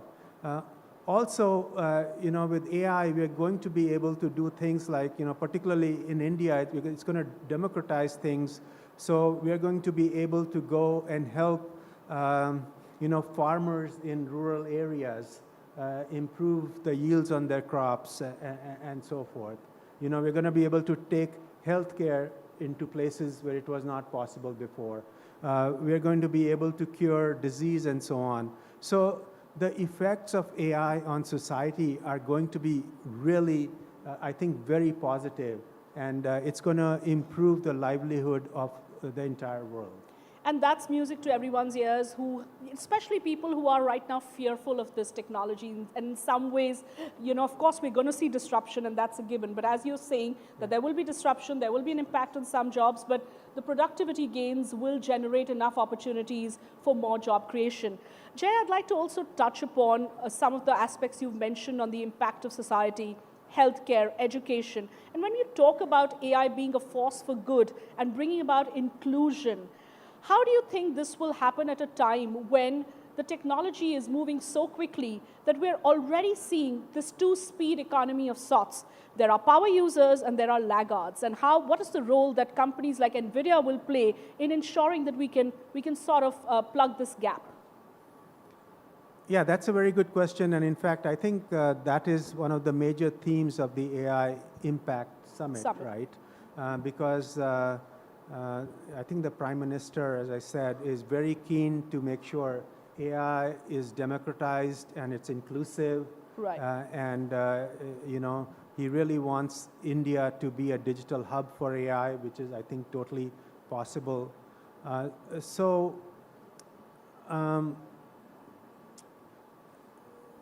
Yeah, I mean, when you look at AI, for example, it can, do things like you can interact with AI in local dialects, right, in your local languages and so on, and make it do things. And so in that sense, AI can be used by, a farmer in Maharashtra as easily, to get government services, for example, as easily as a techie in Bangalore. Correct. So it has the ability to reduce the digital divide. Right. Right, and it can make an impact and being inclusive all across society. And I think that's the key, because you're talking about the fact that today, instead of increasing the digital divide, there's an opportunity for it to reduce the digital divide. The next question, I want to come to the next part of your 5-layered cake and touch upon each of them, but the demand for compute right now. I think that's the other question that we'd love to hear Nvidia talk about. The demand for compute is so strong right now, it's almost seeming unlimited. Can the supply chain really keep up? We're talking about foundry, memory, storage, optical components, all seem like we're looking at a very tight environment. Share with us how that is becoming very challenging, especially coming from Nvidia's viewpoint. Yeah, no, the demand is off the charts. And the reason is, this is such an amazing technology, and companies want to utilize it, and the large hyperscalers and the large AI model companies want to advance it as fast as they can. Right now, there is not a single GPU in the cloud that is not lit up. So it's not just that this investment is being made, but all of the infrastructure that is there is completely being utilized right now. And the demand is insatiable. Of course, this is putting a lot of pressure on the supply chain, as you mentioned. And the good thing is we have very long-standing relationships with all the players in the supply chain, in the ecosystem. We have been planning this demand with them.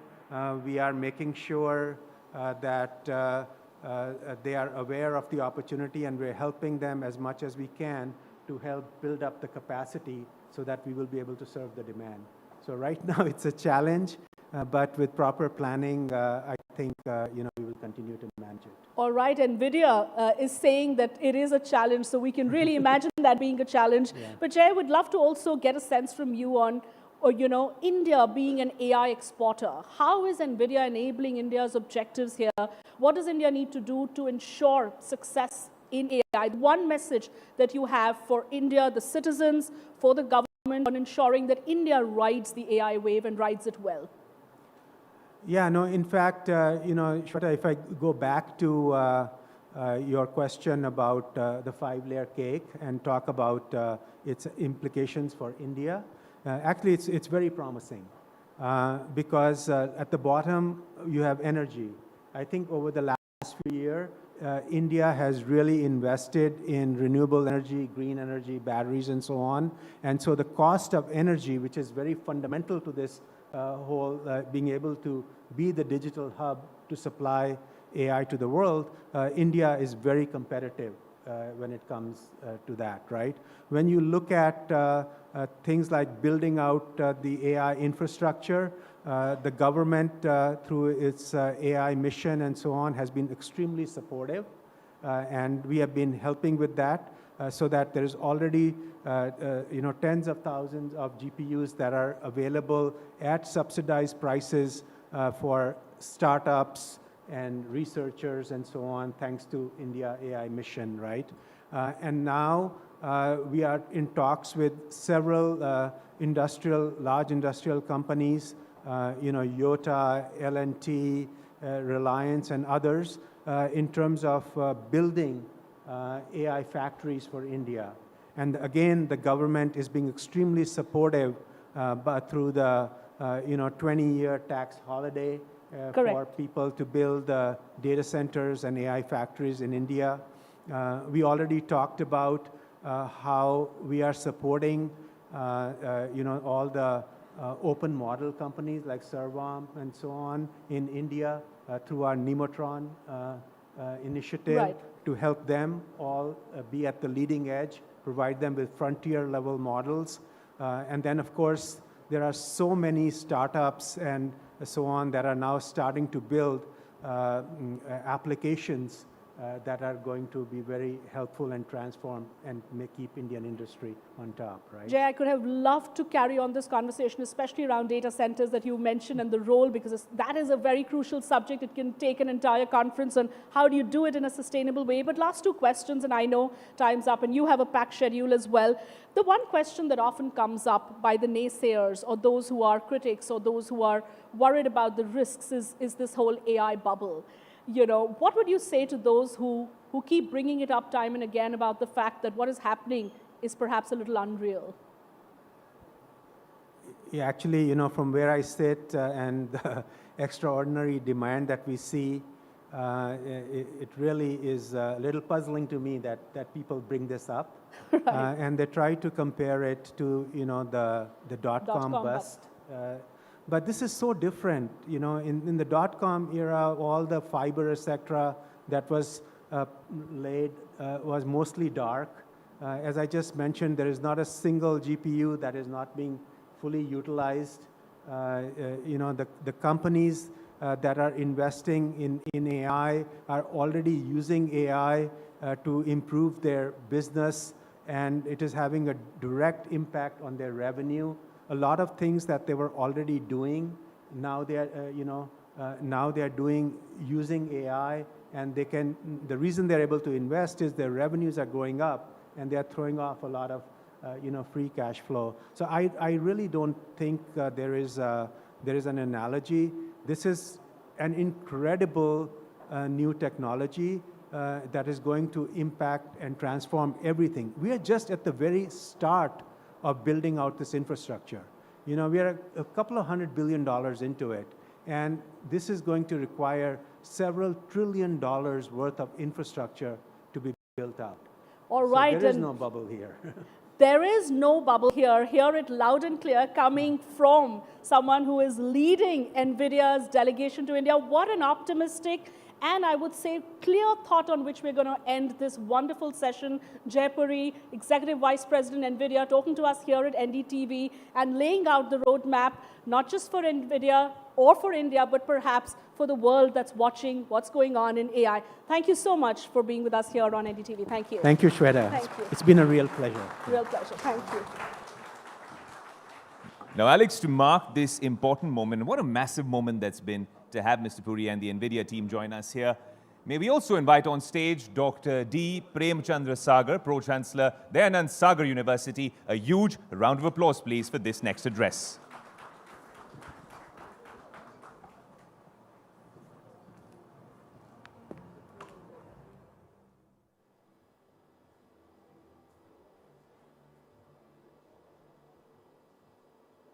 Well, good afternoon.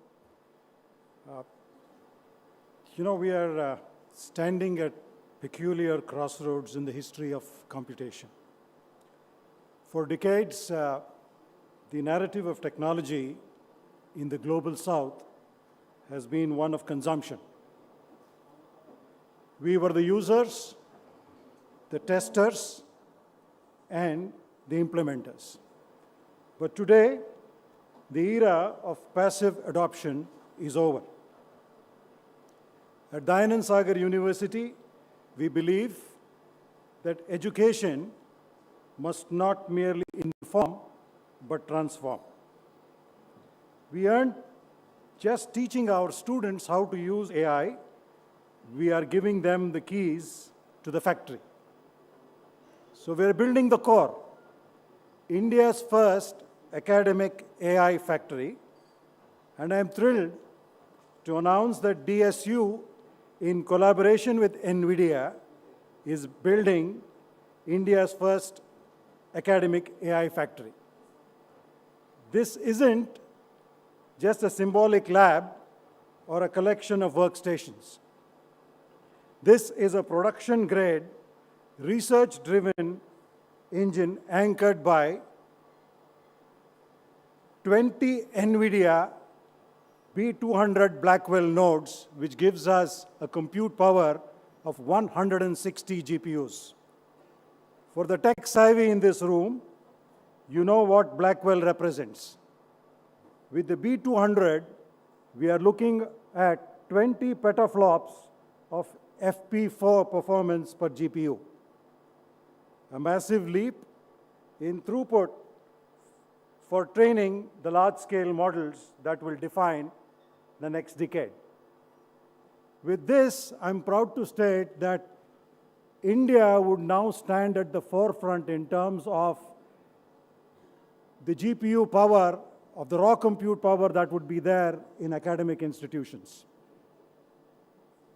By June 2026, this cluster will serve as the central brain of our ecosystem, enabling our students to move beyond simple prompts to training their own large language models and building DSU GPT. But compute, however powerful, is just raw potential. To turn that potential into impact, we are building a full innovation stack around this core, the AI maker space. Now, when this is going to be integrated with the electronic and mechanical labs to bridge the gap between algorithms and physical machines. We are building the first large-scale cyber range in the academic sector in partnership with Civix and Cyberbit, creating real-world simulation environments for advanced defense. The raw compute power that we are building would also enable us to build a strong AR/VR system wherein we are incorporating the Digital Twin Center, collaborating with Dassault Systems to pioneer virtual twins in urban planning and healthcare. The advanced robotic labs, which is again going to be built on this platform of CUDA, will be where we will have mechanical intelligence meet artificial intelligence to develop humanoids and autonomous systems. Our mission is simple: democratization. We have nearly 40,000 students in our university system, from law, medicine, management to health sciences and design. We believe a law student and a medical student should understand AI ethics as deeply as a computer scientist understands neural networks. By providing university-level access to high-performance compute, we are ensuring that innovation is not concentrated in a few global hubs. We are skilling over 20,000 students in emerging roles like ML Ops, AI product architecture, and generative AI development. We are building for the global South. We are directing this immense power towards the challenges of the global South, from healthcare diagnostics in our medical college to climate-resilient infrastructure through our net zero collaboration with Siemens. We are building solutions that matter. Now, India is no longer just a participant in the AI revolution. We are a creator and a builder. To our partners and the tech community, we invite you to co-innovate with us. To our students, this AI factory is yours. We want you to use it to solve locally, but think globally. Together, we aren't just building infrastructure, we are building impact. So largely what I wish to state across is, tier 2 institutions are now thinking larger. It's not just the IITs. The largest compute power, raw compute power, would be made available in just a few months from today. By June 2026, we would be unveiling the AI factory. This would help us to innovate. By integrating that in a university system, we are now building the tools. So what are we trying to create? We are trying to create this hunger, this aspirational requirements that a young 18-year-old can think across. And we believe that the power of future India is in that 18-year-old kid. And that is what we are trying to build in an ecosystem. And we have a very large ecosystem that would go across. And we believe the democratization of AI in what we call as tier 2 institutions, because we are not an IIT, we are not an NIT, or we are an Indian Institute of Science. But we believe that we can achieve that, just like how MIT at Boston, when Roger Spartan started that as a polytechnic and went on to be the gold standard. So the hunger is there among those young people who believe that they do not have the talent to be picked up at Caltech or to be picked up at MIT, but who have the appetite to solve a problem for India. And that is what DSU is now building it across. We will soon have this whole showcase across on all these multiple platforms that is going to be there around June. And maybe I would request Rahul to come across over there and unveil this to the country and to show across that what young people, what tier 2 universities can create in a system and how can we move forward to essentially power those young minds. Thank you very much.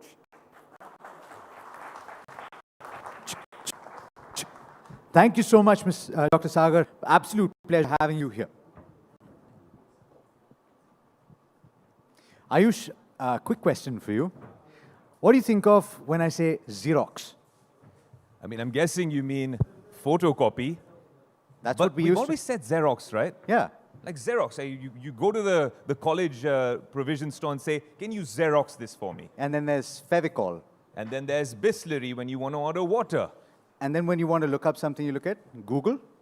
Hey, Google was so yesterday when you're searching things. It's all about AI search now. And what makes it even more special is, I think, like I had that quick show of hands, it's all about ChatGPT. That moment in 2022 when people started imbibing this and utilizing it on an ongoing basis. And for the people who've just stepped in, we did a quick show of hands. And practically the entire room put their hand up when we asked, do you use ChatGPT at least once a day?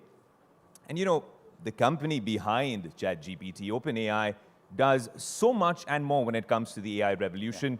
That story is one that needs to be told, Alex. Yeah, it's not just about those quick searches to find out how to, make a recipe or to plan your day. It is much, much more than that. Governments are using this for policy. It's being used in healthcare, a lot of other applications as well. All across partnerships in India and around the world, OpenAI for countries. We've had these conversations on NDTV, but to really take it forward, we have a very special exclusive session lined up, Alex. Yeah, absolutely. We've got to speak about this, Mr. Chris Lehan. Chief Global Affairs Officer at OpenAI, the man at the intersection of tech and policy. And to moderate this very special chat, we're going to be joined by NDTV's Editor-in-Chief and CEO Rahul Kanwal and Shweta Rajpal Kohli. A huge round of applause, please. Good to see you, Chris.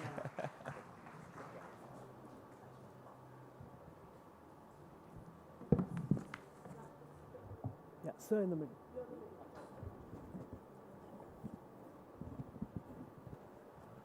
Hello and a very warm welcome. We are living through literally the most disruptive technological shift in human history. To understand where the intelligent age is taking us, joining us now at the NDTV Ind.AI Summit is a man who operates at the intersection of power, technology, and public policy. Chris Lehan, Global Affairs Officer at OpenAI. A veteran of the Clinton White House, he's famously known as the master of disaster for his legendary ability to navigate. I had better hair then. Yeah. For his legendary ability to navigate the world's most intense political, corporate, and technological crises. He literally wrote the book on crisis management, and now he's helping steer one of the world's most consequential companies at a time when artificial intelligence is rewriting the rules of economics, governance, and creativity, so much so, even democracy itself. Ladies and gentlemen, join me in welcoming to the NDTV AI Summit, Chris Lehan. I want to start, Chris, by asking you about how India's been so far. I heard you got caught in traffic on the way in, but more importantly... A true Delhi experience. Yeah, fantastic. So yes. We wanted you to have this true Desi experience. Let's talk a bit about AI sovereignty and global infrastructure, because the critical question from the lens of everyone involved in the AI Impact Summit in India is, can a country like India rely on AI as a global common good, or do countries like India need to focus very sharply on sovereign models? And we had Sarbam in the morning speak before you, because at some point in time the concern is, can this be a global common good, or do we run the risk of becoming a data colony? So let's kickstart from there. That's great. First of all, thank you for having me here. Thank you all for being here. Apologies for enjoying the Delhi traffic, as we talked about. But it's always, India is always one of my favorite places to come to, and it sort of relates to the essence of your question. When you get here, even when you get to the airport, and I got in, I think, late on Monday night, like the energy level here, like this is a country that is on the move. It is the world's largest democracy, but I just love the energy here. I also love the food. So it's really a pleasure to be here. I actually thought we were here to talk about cricket. Isn't that T20 is here, right? But I'm actually going to connect the dots here if I could, because I did think I'll try to connect this. So I was flying over, and I was surprised to see that the U.S. cricket team, which apparently is called Team B, has actually been relatively competitive. And then I started to look at the roster of the U.S. team, and it was all Indian names, right? Patel's, Navakar, a bunch of Indian names. And, what it reminded me is the talent that exists here, the density of talent in India. Our office is in San Francisco. When I walk around and I see the researchers, the people who are building this, our leading engineers, our product folks, so many of them are of Indian descent. But what's really interesting about what's going on in this country at this moment, at this time, is the talent is actually here on the ground in India building this. If you look at our underlying stats, and this is, by the way, why I think India is not just the world's largest democracy, but as the world's largest democracy leading the democratizing of AI, India is our OpenAI's second largest market in the world. There's 100 million people who use chat on a regular basis. But the underneath that number is the fact that around a third of those folks are students, right? So kids K through 12 and also in college. And what that tells me is that not only is AI accessible here, but there's a literacy that is building and developing, and even above and beyond the literacy, there is an agency. People are actually using this technology to build, to produce, to create, to learn, and to think.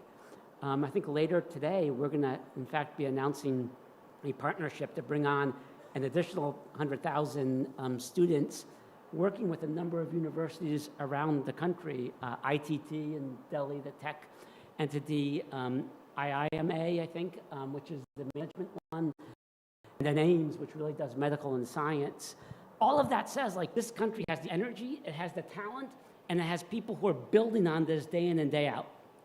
Right, Chris, and that brings us to the entire question on how do you move with both speed and scale? Yeah. And I think if we can talk about almost the world now seeing AI as pre-chat GPT and post-chat GPT. Now that's almost become like a timeline, that definition of, what happened post ChatGPT, Yeah. the world looks like a different place.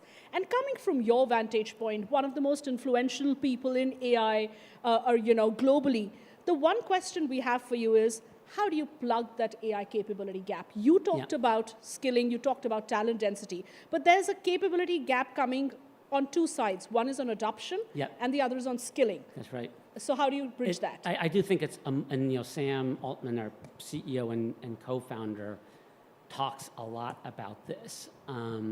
This is almost at the core of whether you can successfully democratize AI. So let's unpack that a little bit because it's a really important question. So we talk about what you referenced, which is the capability overhang. What does that really mean? What it really means is that if you're a power user of OpenAI's tools, our data indicates and suggests that you're 7 times more productive than a non-power user. So that is someone who's using the tech for coding, that is someone who's really using the tech as a multiplier of their productivity. You can almost think about that as they're 7 times more relevant as a productive driving worker than a non. And so we think of almost 3 poles in the ground here. The first is access. Are you making the basic technology accessible? Of the 100 million people who use it here on a regular basis, the vast majority are either using it for free because we give out our service, or our Go tier, which I think is about $3.99 a month in rupees. So access is really foundational. Then there is the adoption. Are you becoming literate in this? And I think when you look at that data I shared on 30 plus million kids, students using this, I think you can make a pretty strong argument that India is leading the way in terms of AI literacy. And if you thought about maybe another general purpose technology like the printing press, like those parts of the world when the printing press came out that really sprinted to becoming literate were the ones that benefited from the shared knowledge. And then the last piece, and I'll come back to you, I'm sorry, is this agency piece. In the US, and I know the US a little bit better than India, but in the US, we built a public education system for the industrial age to teach kids how to work in factories, right? You actually had to teach people the time of the day it started, going from class to class, even how the bells worked. Can we think about our education system to teach people agency, how they can actually become power users of this technology? It lowers barriers, allows them to participate, not just as employees, but potentially as owners and full participants in this economy. And Rahul, a very important point coming from Chris, they're saying India is leading the way on AI literacy. Coming from, OpenAI, that's a very big statement. Yeah, I would even say, if I could, and I'll come right back to you, sorry, but India is creating the model of how to close that capability gap because of what it's doing with its students. Amazing.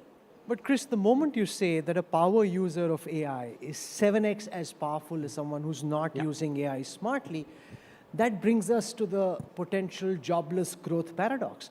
The fact that 7 other people could be doing something which now can be done by 1 person. We've already seen over the last few weeks in India what's being called SaaSpocalypse, the crash in the value of IT services companies. And there are lots of people watching at this time who have jobs in the IT area, and they're very, very concerned about, you're talking about inclusive AI, but how do you come out and address the question of potential joblessness, disruption in the labor market for a country like India? I think this is probably at the top of the most important questions that we collectively need to take on. We released some data, I think over the weekend or on Monday, I'm losing track of the days, that showed, at least thus far in India, AI is serving as a multiplicator and not an eradicator of jobs. Now, I do think we need to be clear-eyed. If you look at general purpose technologies historically, electricity, the transistor, combustion engine, they typically end up creating more new jobs than jobs that are displaced, but they do displace jobs.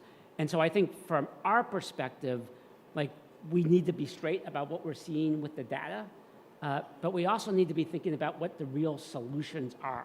We may not be able to come up with every solution, but we need to be making an effort to address solutions. And so one of the things that we've really been focused on is actually creating something called a training and accreditation program, where you're going to be able to come on to OpenAI's platform, basically get taught how to be literate in AI, regardless of your age.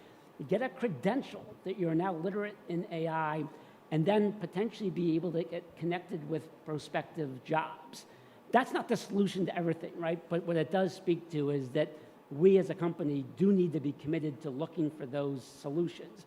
As I said earlier, I think India starts off in a really advantageous position, given the students who are using this, given the number of people who are using it, given the fact that this is one of the countries in the world that's leading in terms of developers building on AI. Like, this country is just so incredibly positioned to be a leader in this intelligence age that's coming. You talked about the before and the after.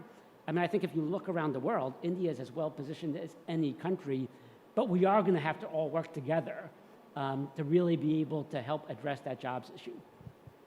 Right, Chris, as you talk about, how we're going to plug this capability gap, the other question and the other, I would say, worry for policymakers, if they're having sleepless nights right now, is around this whole question of national security, of sovereignty. And I know you've talked a lot about it. You advise governments as well. You've been at the forefront.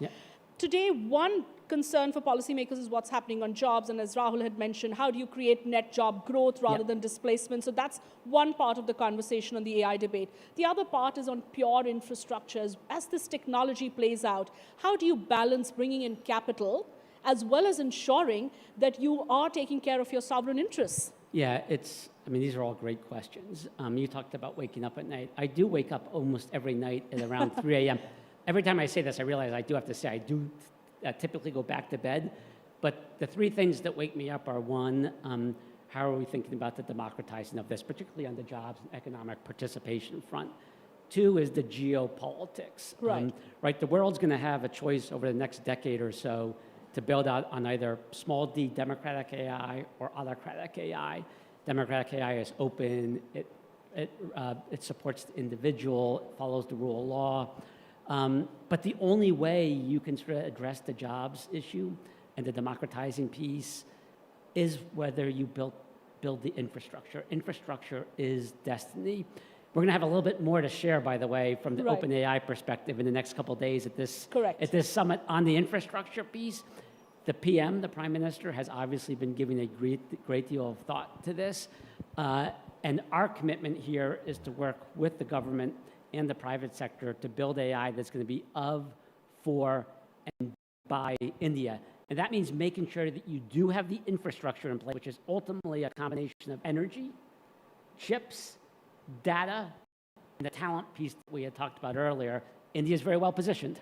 It's great to hear that from you, Chris, but at the same time, how do you reassure Indian policymakers that when, OpenAI is seeing India as a huge market, and that's given the population scale that we have. But at the same time, you're not here to just capitalize on that data opportunity, because that's the one question that comes up every time, that is India safeguarding its interests, and while everybody would want to embrace technology, are we seeing a situation where we should be doing a bit more around those safeguards? Yes, let me make a macro point and then a micro point. The macro here, and it's understandable that people sometimes think about AI and almost fight the last battle or the last war. Think about this as social media. This is not social media, right? This is an infrastructure, general purpose technology. Again, the wheel, the combustion engine, electricity, transistor. And if you look at the course of human history, right? Humans have been around roughly 200,000 years. For the first 190,000 of those, life was pretty static. It wasn't a great life. You basically could produce what you could consume. And then, about 10,000 years ago, we begin to get these general purpose technologies. And there's like the hockey stick in terms of progress. And so I do think it's really important to understand that this is a productivity driving technology. It is the equivalent of getting electricity, and then what do you build on top of that electricity here in India? And as we've talked about, right, this is a country that's leading the world amongst the leaders and the developers. If you look at GitHub, which is a good criteria for seeing who's building, like India is leading, or one of those leaders in terms of developers out there. Those represent the next generation of jobs, the next generation of revenue, the next generation of companies that are going to be built here on the ground in India. And then I think a very specific point on the data piece, which I do think is really, really important. Right. Like I do think, for India to build inference models off of that infrastructure, it is certainly going to want to give serious thought to how it approaches the data piece. In other countries around the world, and I think presumably here, there's a data localization so that India can make sure that its data stays here. We're already working really at the guidance of the government to build our models that speak the 25 different national languages that exist here. But what's really important if you're going to have AI of, for, and by India is that the model here, the inference model here, reflects culture, reflects the languages, reflects the context, and that is part of the piece that's inherent to actually building that kind of sovereign AI, certainly what we're committed to. We, again, look at this not as an extractive technology in the way perhaps maybe social media was to some level. This is a productivity. This is bringing economic activity here. So you're basically giving a message that, you know what, we're not here to come extract the data. We want to work with the governments as well as with the sovereign models here. It's the only way. There's almost like an inherent social contract to this. Like, we will only grow here if India is growing. We will only succeed here if Indians are succeeding with this technology on the ground. It's why we're so focused on closing that capability gap. Chris, let's speak about regulation. Looked at from the lens of safety and gatekeeping. You spoke of democratic AI versus autocratic AI. And Sam Altman's been traveling the world asking for a global body for regulation. But given the fact that there is such a rupture in terms of what China is building and the tech companies in San Francisco are building, there are serious concerns about how this technology should be regulated, in what form and shape, and whether the world then potentially gets split into two camps. And in this China-US, India triangulation, where does Delhi come out in terms of regulation? What's your sense on that? Yeah, so it's all really, really smart questions. I think of regulation almost at three levels here. First of all, this is a new technology, and when you have a new technology, particularly a general purpose technology, you do want to think about this as new rules for a new thing. You don't necessarily want to look at old rules, because if you impose old rules, you potentially stifle the innovation, particularly in a place like India, which is leading, on the innovation. I think, secondly, the way we think about this technology is through something called iterative deployment, right? So every time we have progress in terms of the technology, we release it in a staged way so that both we and broader society can adapt and adopt to the new technology. I do think India is giving that an awful lot of thought. And then I think really the third piece here comes back to something that we've talked about already a couple times, but I do think really does bear reinforcing, which is ultimately this is a technology that should empower individuals. It lowers the barrier, allows people to scale, an individual's ability to learn, to think, to create, to produce. And so how do you make sure you're getting this into as many people's hands as possible? If you look at that broad history of general purpose technologies, those countries that have been able to harness it and succeed the most have been those countries that really focused on the democratizing of the tech. And I do think one of the larger debates, this is a sort of a philosophical debate that's taking place within AI right now, is sort of this two paths, right? One path is this is so powerful that only a small number of people should control this and should be able to make decisions about it. In my view, that will just mean that you sort of perpetuate the status quo, that the powerful will be able to use this to become more powerful. There's another view, and it's certainly the OpenAI view. It reflects our purpose and our mission, and that is to democratize this, get this into as many hands of as many people as possible, that people are generally good. And you think about a place like India, and I began this conversation by talking about the energy that exists here. What drives that energy is an optimism in the future. And this technology can really drive progress in an incredible way. But the way to guarantee that or optimize for that is to make sure you're democratizing access to it. So for me, from a regulatory or policy-making perspective, really thinking about it from that context. Chris, we've been having very active conversations with the government around regulations and AI, and you've been talking about it as well. The thinking within the government right now is that there's no need for an overarching new regulation to sort of regulate this new technology, because the existing data privacy laws as well as what we're seeing play out seem to cover for most of the risk or harm. And the Prime Minister himself has been very, very vocal that he sees AI as a force for good, and anything that could throttle or come in the way of innovation is something he's not keen on. However, we're seeing some pieces of regulatory intervention come in. And the one area where I'd love to get your views is on copyright. Because we have seen the government come out with some form of a regulation or at least a proposal. And we've been also talking to your teams actively about it. But what's your thought when governments are grappling with this? You know what, do we need to rewrite copyright rules suddenly in the wake of what's happening? Yeah, so there's a consultation process that the government has kicked off that we're fully participating in. This is a really important question and a complex question, and a question that if you really do want to have sovereign AI, that any country, inclusive of India, is really going to need to get right. Amongst the reasons that the US has historically been a leader in technology, really since the founding of the US 250 years ago, is we do have a principle that's embedded in the US Constitution, and it's called fair use. And the simple version of fair use, I won't do the whole legal disquisition on it, but the simple version of it is that, you know, people should be able to use technology to build on itself, because that then drives a nation's progress. You know, in the AI context, the way we think about fair use is, I'll use an analogy.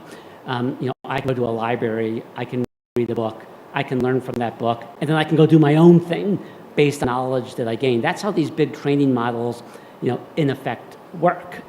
They should not spit out things that are exact replicas of what they have read, but they should be able to build off of what they have learned. And so I think, you know, as India approaches this issue, it's really, really important that it gets it right. I do think it's critical that you respect and honor the labor that goes into the production of content. I also think it's incredibly important that India thinks about the role that data is going to play in its sovereign AI. I mean, I talked earlier that what are the critical components of infrastructure? You know, it is the chips, it is the energy, it's the talent, but it is the data. And, you know, if India wants to have models that do reflect India's society and culture and language, mores, like you are going to want Indian data that gets built into those models at some level. Again, not spitting out stuff on the other side, but informed by the Indian context. And I do think that that's going to be an important part of those conversations, and I think critical for India having sovereign AI. Chris, OpenAI has formally told US lawmakers that you think that Chinese AI startups like DeepSeek are using models like Distillation to steal from OpenAI's research. How strong is the body of evidence that you have to suggest that Chinese AI startups are actually stealing from your research models? And what is OpenAI doing at this moment to try and prevent that from happening? Yeah, a lot to make sure we're trying to protect the integrity of our models. There's a, you know, I think generally, and there was some news that came out at the end of last week that we shared with the US government, you know, that did document how something called distillation is taking place. You know, and that is, you know, in effect when AI companies out of China, you know, are basically sort of bombarding our model to take as much of the IP or underlying model information as possible. You know, that does happen. We do an awful lot to try to mitigate that and protect from it. But this is going to be an incredibly important issue that is going to play out as we think about that democratic versus autocratic AI, right? US companies, Indian companies, others are all going to be facing this challenge. I think if you take a big step back, what's really at stake here is, as the world looks over the next decade or so, are we going to build out on that democratic AI or autocratic AI? And, you know, the leader of the People's Republic of China has made really clear that they do want to prevail in that competition. I typically would not quote Vladimir Putin, but in this case, he has said that whoever wins that competition between democratic nations and autocratic nations ends up winning the world. I think India is going to play like a decisive role in all of this as the world's largest democracy. Is this a binary? Is it a zero-sum game? How real, according to you, is the fear of bad actors using bioterrorism or this technology going rogue and being deployed either by states, deep states, or rogue actors to actually wreak havoc? And over the last several days in particular, there's been so much doomsday commentary online. It's been viraling in an insane fashion, which basically suggests the end is near in terms of the moment where this technology can potentially go rogue. A lot of AI companies themselves have written in their simulations, the models have done things which they didn't anticipate them to. Yeah, so I think where we come at this is a little bit more of an optimistic view. I mean, we are realists. We do build all sorts of safety mechanisms into our models before they are publicly released. And I think one of the things that Sam talks about, and you'll probably hear him talk about, at this Impact Summit, is how does society start to build resilience out there? Let me give you a specific example. In the US, there is something that was formerly called the AI Safety Institute. It's now called CASI. There's a version of this that exists in the UK, in Japan, in Singapore. India is thinking of versions of this. And what these safety institutes are in effect developing are global standards, particularly for those democratic countries. Global standards for the release of models on those catastrophic issues that you are alluding to. This is why, at least in our view, the importance of building out democratic AI is really going to be critical to the future, which is you do want to, as part of building out democratic AI, you do want to create those global safety standards that everyone is in effect building off of. And by the way, as you do that, you also are equipping those societies with the best tech to be able to then have resilience and be able to combat people who may be looking to do bad things with this. Chris, we know you're running late for your next meeting and we're well over time. So before we this is the most important thing of the day. Are you kidding? We love that. Okay, we love that. And if we had our way, we would hold you back the whole day and continue this conversation. But we do want to respect your time. Before we let you go, Chris, the one question I have for you, and we'd love to hear that from you. One advice to government on the one thing they need to unlearn in the age of AI. This is a productivity-driving technology. It is not social media. You want to make sure that your people are generating and creating as much agency as possible. Those countries that develop agency in AI with their population are going to be the countries that lead the AI revolution. India right now is at the front of that, and India needs to continue doing what it's currently doing. All right, the message coming from... because your book is called The Masters of Disaster. Right? When you look at what's happening with AI right now, and if you were rewriting a book for the AI intelligence age, how close or how far from disaster do you think? Forget what OpenAI is doing, but somebody with a ringside view, when you're seeing the models being proliferated by the others, how far or how close from disaster are we? I feel, given what we're doing and what I'm aware the other leading frontier model companies, the other companies building frontier models are doing, I think, across the board, certainly from the US side, people are putting out models in a really responsible way. So I feel, I've said this a couple times, but I genuinely feel optimistic about where this technology is going. Will there be issues that we confront just like with any other historic general purpose technology? Sure.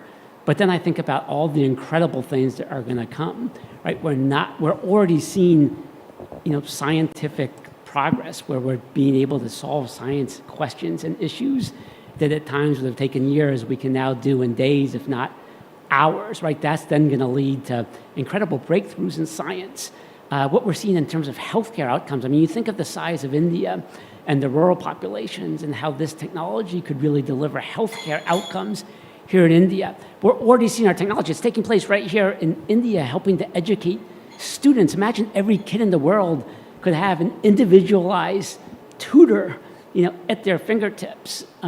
We would not be in the middle of this. We would not be doing this. Sam wouldn't be leading on this. Our researchers wouldn't be building this day in and day out if they didn't fundamentally believe that this was going to drive the type of historic progress that we believe it can drive. For taking our time and joining us on what's been a busy and chaotic day, Chris Leon, thank you very much. We wish you all the best. Thank you, everyone. Thanks for having me. Thank you, Chris. Thank you so much. Pleasure talking to you. enjoy the tigers of Ranthambore. Thank you. Thank you. That was great.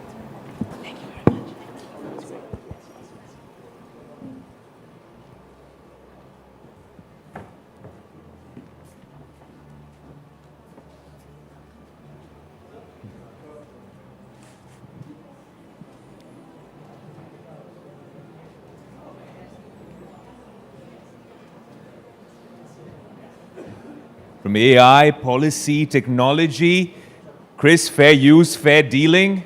I mean, that reminded me of my law school classes, and you did a much better job. And you were a history buff, but you took it to the next level. Thank you for that masterclass, Chris. Big round of applause, please. I'll see you very soon, Chris. Thank you so much.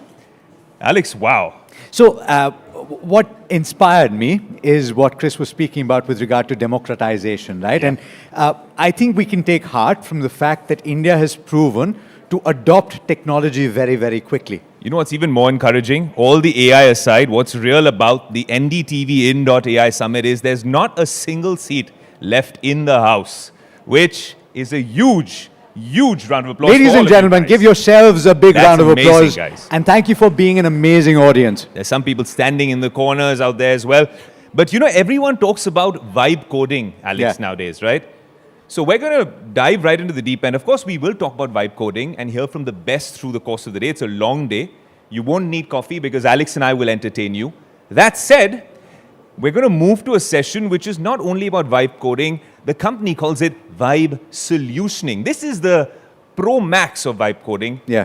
And my lovely co-host Alex is going to be moderating this one, a fireside chat with Deepak Dhana, co-founder and CEO at Rocket. Can we please have you on stage? A huge round of applause, please. And for my co-host, Alexander Matthew. Thank you so much, Ayush. Ayush, I think, was getting into the role of speaking to an AI anchor. You know, we spoke to one this morning, so he called me lovely. I think it was by mistake. Ayush, thanks so much for that introduction, though. Has to be amazing. Otherwise, I call Alia back again on stage, Alex. Yeah, okay. Thank you so much for taking the time. Come. So let's talk about this. And there are a lot of people in this room who will know exactly what you mean when you say vibe coding. But there are a lot more people tuning in from home and on their mobile phones that are wondering what we're talking about. What are the vibes here? Can you explain that? Yeah, I think that traditionally, you know, the software and website creation was, you know, requiring technical skills, knowledge of the technical expertise. Then there were boundaries between design, the content, the coding, the deployment, and so on and so forth. Vibe coding is, you know, a way of creating the same thing, which is you build the software, your website, your presence in a natural language without requiring any technical expertise, because the models and the prompts behind the platform takes care of translating your intention into the technical specifications and carries it over. So you're essentially saying, everybody has watched Iron Man, yeah? So essentially you're saying you have a conversation with this, with this program. Yes. And you ask it to do what is on your mind. You communicate it in simple language, not in Python, not in something else. Absolutely. You can go on to rocket.new right now and type something, what do you want to build next? In fact, outside, you know, I was talking to one of your colleagues and she said, what we can build? I said, let's build the landing page of this event. And in 3 minutes, you know, I just... 3 minutes? In 3 minutes, we built the landing page working. Wow, okay, so that's fantastic. Now, the thing is, I've always had this amazing appreciation for IT professionals. They speak in languages that I can't hope to possibly understand. What this does essentially is democratize that somewhat? Absolutely, and I'm the living proof. I'm not a I'm not a techie, I'm not a developer. I am by qualification chartered accountant. For most part of my life, I've been, you know, tech enthusiast, but on the finance side, and now I am, you know, building the... Deepak, they're saying that chartered accountants could well be replaced soon. You know, I mean, this is a question everybody is asking everybody, correct, these days. What I feel is, I don't think AI or any tool will replace an individual. I think a person who understands and knows and uses these tools will replace the one that is not using it, okay? Yes, and when we look at, you know, our job is made of two things. One is tasks that you should not be doing, and the other is the core value that you add in any job. Decision-making, creativity, governance, and accountability, correct? Vision, good biases and bad biases, correct? Those things are the core of us. And today, you know, in the era of processes and speed, we have been consumed by non-value-add work. So those guys will have to think about it. But others, you know, it will open the doors because now I have more time to do things that I excel at. So a lot of the conversation in the recent past in the IT industry here in India and the way that it is done has been about moving away from the man-hours model. This is essentially what you're talking about. Outcome model. Outcome model. How does that work? So, I mean, take an example, like with Rocket, okay? Earlier in my consulting days or, you know, chartered accountancy days, it was a trust-based, you know, the client acquisition or marketing where I used to, you know, go and pitch because I'm chartered accountant, because I have done for XYZ and ABC, people used to believe and people would give me work. Now I need to show him what the output will look like. So with Rocket, for example, you are going in a client meeting, on the way you can create a demo, you can create a presentation, you can create a solution, you can actually show it live in the meeting, iterate with it, that this is how it will look like in the real world, and there are better chances of you winning and also the client getting the upfront solution in front of them to see and make a decision. Otherwise, in bureaucracy, you know, we have seen it takes, you know, 20 hours even to fix meeting with the consultants to arrive at a project. In 20 hours, you would have probably with Rocket built everything. Okay, so the question to you, therefore, is that you are removing several steps in this process, right? Yep. And that is ultimately what technology does. It removes the technological barriers, it removes the administrative tasks, it removes the, you know, the translation errors in the entire process. So the question for you, you're relatively young as a company, but you probably had a lot of colleagues in the past or people that you know that would arguably be made redundant by this, right? So what do they do and what do entry-level folks do? Because they can't ultimately jump that barrier to where people who worked for 10 years, 15 years and got certain body of work behind them, certain experience, how do they bridge that gap in your opinion? I think the people who are entering afresh, you know, they need to be receptive to using these tools, and they are by and large. The new generation uses it and gets equipped by that. The older population who comes with the, or the experienced population who comes with the body of work, I think they need to focus their time on the governance of the output that comes, or they be responsible for the output that is generated, make a decision about the output that is generated. That is the tremendous amount of value. The experience is something that no tool can, you know, replace, correct? The experience gives you the capability to understand what is built is right.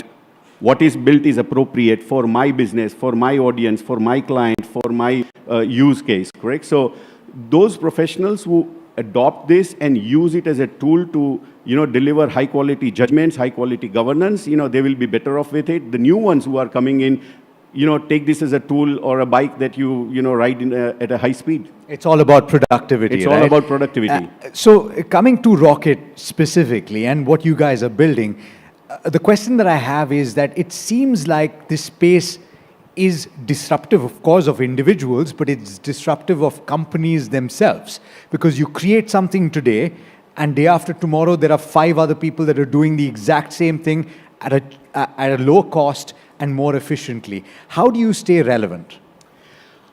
I think efficiency is not the game that anyone wins, honestly. At the end of the day, the depth of the solution, the output that you generate, the quality of the output, and the contextual relevance of that output is something that makes you win. How deep you understand the use case of your client. So for example, let's take an example of Rocket, correct? At a vertical level, we don't go vertical like, you know, of course, you know, the frontier models like LLMs, like, you know, we're talking with Chris right now, correct? They have a basic capability of solving this problem, but they don't have, those models do not have the capability of understanding the context, the regulation, the data, data governance around it, the decision making, the context of the enterprise or the context of Give me an past example of decision. that. So for example, there is a conglomerate that wants to, adopt a vibe coding tool for disrupting themselves, or a vibe solutioning tool for disrupting their entire, assembly line, as I call it, correct, of putting software together or putting the front end together. Now, they have to struggle with the basic problem of context, because they are starting from somewhere, they are not starting afresh. So the context needs to be understood by the tool or the platform. Their data governance and data requirements are required to be, catered to. Like a fintech in India can't be, hosting data in the United States, correct? So you need governance, you need security, you need the context layer, and then you need to also imbibe into their design thinking, their existing strategy, financial capability and all. All these contexts go into building and solving what to build, which is why, we call ourselves Vibe Solutioning Platform and not the Vibe Coding Platform, because coding is, the execution of what to build. The hard part is to decide what to build. How to build has been solved. It has become more efficient with Vibe coding tool, but we were building, softwares earlier. We are building it now more efficiently. The harder part still remains what to build. Okay, fair point. Now, last point with regard to talent and availability of it and how you are looking at potential hires. When you look at people that you want to work with, right? And we're talking about, and what we've just spoken about, the last 10 minutes, is about leveling that playing field. Essentially, Absolutely. you could have somebody who's just walked in who could be as efficient or more productive than somebody who spent 20 years in the industry. So what do you look at when you're speaking to people today? So I think this is a great question. And, at an entry level or at a mid level, we look for people who have the creative streaks, correct? We look for people who are AI native in their functioning, correct? Not just like, they use ChatGPT, once in a week type of stuff, or, the Claude Code for once in a week type of stuff. Those who use, AI extensively in their work, okay? Those are the AI native people with creative streak and with some bit of agency. At the senior level, we look for people who adopt these tools, let go of their baggage, but keep the learning. Interesting. Because they, please make that point. That combination brings the relevant and contextual decision making that helps us push forward. Interesting. I want to double click on that, right? And when you're talking about somebody, suppose I come to you as an entry-level individual, and I want to do an interview with you, I want to work with you, right? You were talking about judging whether I use artificial intelligence, not just the odd chat. So how are you going to judge that when you speak to me? Most likely we'll work on a project first. Sure. There will be an assignment or a project, correct? And we will crack a problem, and openly you can use, any AI model and all. But we define the outcome, correct? That this is the this is the objective, where I want to reach. Now let's solve this. This is how I evaluate you, how you solve the problem, how quickly you solve the problem, how creative you solve the problem. What are the tools that you are using, correct? What are the viewpoints that you are bringing in? Are you just, putting in prompt in ChatGPT or, Anthropic or anywhere else and just, being a cheap wrapper, what I call, many tools are, correct? So we try to see, do you have the deep understanding of what we do or the problem that we are trying to solve, or you are just, taking instructions from me, passing on to ChatGPT and throwing it back to me? Sure. No go, boss. Last point, and this is something as a message that you want to send to everybody listening at home. We're just scratching the surface. How excited are you, and what can you describe to explain to people how excited you are at this moment? I'm super excited. There has never been a better time in the world to create, because now technology barriers are gone. People can actually, bring their dream into reality at an individual level. At business level, people who are facing problems selling internally can actually show the demonstration rather than trying to make a theoretical point. From the business and the government and the citizen and the whole population perspective, in my view, as I said, the whole world needs to be rebuilt, because the old world was built for workflows, for SaaS world, for the traditional software. We are becoming AI native. We are increasingly integrating AI into our life, and that is why the whole world needs to be rebuilt or tweaked, whether you call it a software or you call it a hardware. And the software will become, a supportive software in the coming days will have a supportive role to the hardware. So we are rebuilding the entire world. There has never been a better chance for anybody to relive their life, to rebuild what they couldn't do earlier, or to achieve the dreams they did not, could not pursue because of technological barrier earlier. So whether you want to call it a threat or an opportunity is up to you, ladies and gentlemen. Big round of applause for Deepa. Thank you so much for taking the time. Pleasure.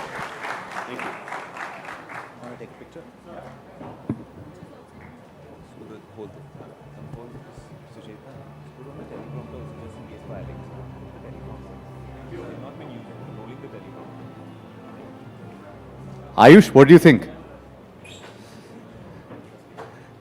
I think that session was so engaging and riveting, I didn't need AI to summarize it or vibe code it at all. The vibe was good, the energy is good, and that sets us up for a massive session as well, Alex. Yeah, because if you think about it, and this I think we can take from what Chris was speaking about, which is you can either have a democratization or you can have an authoritization, and depending on which way you want to go. So the idea of sovereign AI is so powerful from that perspective, right? When you want to enable people. Yeah, that's the real question. Should AI really be sovereign, Alex? Because is sovereignty, these are questions that we think about in the tech space. Is sovereignty about national security, strategic autonomy? Is it about protecting data, culture, and compliance?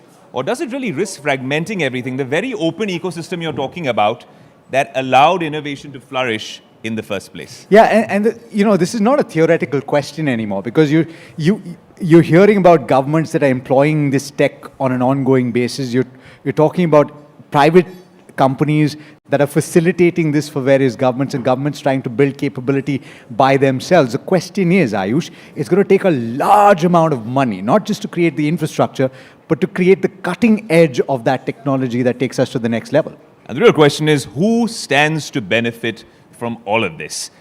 So today, we bring together builders, investors, technologists, and advocates of the open web to confront this pivotal question. Let's dive straight into this. I'd like to invite on stage Rafi Krikorian, Chief Technology Officer at Mozilla.org. Arun Subramanian, Founder and Chief Executive Officer of Articulate. Siddharth Bhatia, Co-Founder and Chief Executive Officer of Puck AI. Manu Chopra, Chief Executive Officer of Karya. And Anand Prasad, Vice President, Axel. And they'll be in conversation with NDTV 24/7's Managing Editor, our resident rock star, Shiv Arur. A huge round of applause, please.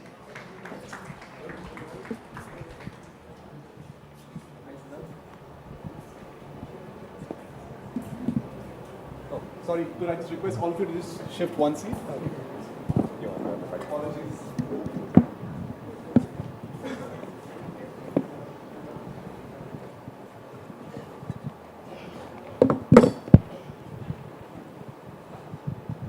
It's a lot of smart people in one room. Welcome to you all, and thanks for being with me. And I love how every session here flows into the other. The conversation right before this, the one before that, perfectly sets up the conversation that we're going to have now on sovereignty and how important that is in AI, which is hugely crucial because just a few kilometers from where we are right now, the Indian government has this massive summit, right? Where one of the key questions facing everyone is how important is sovereignty to AI, especially for a country like India. So, AI is fast becoming the infrastructure of power. Obviously, everyone knows that. Shaping economies, security, and society. The question today, if intelligence drives the future, should nations control it or should markets control it? I'm super happy to have such an incredible panel here. I'm going to quickly introduce them. Rafi Krikorian of Mozilla. Building open, privacy-focused, and public interest AI for an open internet needs no introduction. Mozilla is incredibly famous, has built an incredible name for itself. Arun Subramaniam of platforms that let organizations run their own private AI. Siddharth Bhatia of Pooch AI. Welcome, Siddharth. Creating consumer AI products focused on accessibility and real-world adoption in India. Manu Chopra of Karya is the CEO, building ethical AI data infrastructure using a distributed rural workforce, very important for us here in India. And Anand Prasad, bringing in that investor piece, which is so important to how this entire world moves forward as far as India is concerned. I'd like to start it off with you, Rafi. How important is sovereignty in your view as far as AI is concerned? And I'm asking from an India perspective. One is aware of how important the openness of technology is to your organization. Give us your perspective as far as India is concerned. I mean, I think sovereignty is important at every single level. So I think there's one question, which is sovereignty at the governmental level, which I think is incredibly important. I think value chains are very different across the world. So I think the Indian value chain is different than others. So therefore, sovereignty there matters. But I think sovereignty also actually matters all the way down to the individual level of like, can we not have a world where we only have 7 AGIs show up, but how do we have a world where we have 7 billion AGIs show up so we each have one that's actually on our side? So I think that kind of sovereignty is the world that I want to proceed toward, which is just like we have sovereignty from the bottom up, from the individuals all the way up to the nation states. Arun, you represent a world where we're talking about AI deployed at the enterprise level. Where does sovereignty fit into that? Because at the enterprise level, things change dramatically. There are all these other pulls and pressures. There are, there are scale issues. There are compliance issues. How important is sovereignty there? So I feel sovereignty is only one part of the coin. Yeah. Right. So you need sovereignty, which I would equate to defense of nations. Same thing with defense of corporations. But the other side of the coin is heritage, which I would equate to diplomacy. Which one is something that you want to share in terms of being a soft power. Another is something that you want to use not only to secure, but also to deter, right? Both of those are something you need to be careful about. And countries are grappling with it as we speak, but companies are far from even starting to think about it because the security landscape went from, I want to secure everything, to I cannot secure everything because things are moving so fast outside. Where the security notion has gone from being extremely high security to today a bit lax. We're going to go back to high security again. My humble request to this panel and also to the audience is talk about sovereignty without talking about heritage is just as dangerous as talking about security without talking about diplomacy. Oh, that's incredible. I'm going to explore that theme a little bit more because that distinction is an important one to make, as we get a little deeper. But just a point to note that that Rafi talked about all the different layers where he believes sovereignty should exist, and I think this panel actually sort of reflects in many ways all of those different layers. So this is super useful for anyone listening in on this. Siddharth, the applied AI space in India is picking up. Your company is a shining example of that. Talk to us about what sovereignty means to you as far as your company, as far as your product is concerned, because dependency on global models is very much a reality even now. Yeah, I think sovereignty, everyone's kind of focused on that. India is doing a great work on the models aspect and building sovereign models. At the same time, we felt this entire piece would be incomplete if you don't have sovereign distribution as well. So Amitabh Kant sir recently, he remarked that there's this new neo-colonization trend which is going on where companies like OpenAI and Gemini, they'll take, billions worth of data for free by giving their products for free, and then they'll sell back their products back to these countries for billions of dollars. So that is why they're coming to us. There's no free lunch in the world. So that is the piece in that entire stack which we're focusing on, trying to have sovereign distribution where the data lies within the country, and I think that feedback loop can be used better for training models. Having said that, it's not to say that global models aren't important. Yeah. Even today, math and logic and science, reasoning, all of those global models, we're not still at par. But there's obviously, for the linguistic concerns and whatever Indic languages, the nuances, accents, dialects, all of those things, for that we have to have local, innovation, and that is where the, we have like a markup over the global model. So that is what sovereignty means for us. Yeah. Which is great because Manu can talk very much about that. Manu, the human input, in the deployment and employment of AI with your company, Karya, is from rural India.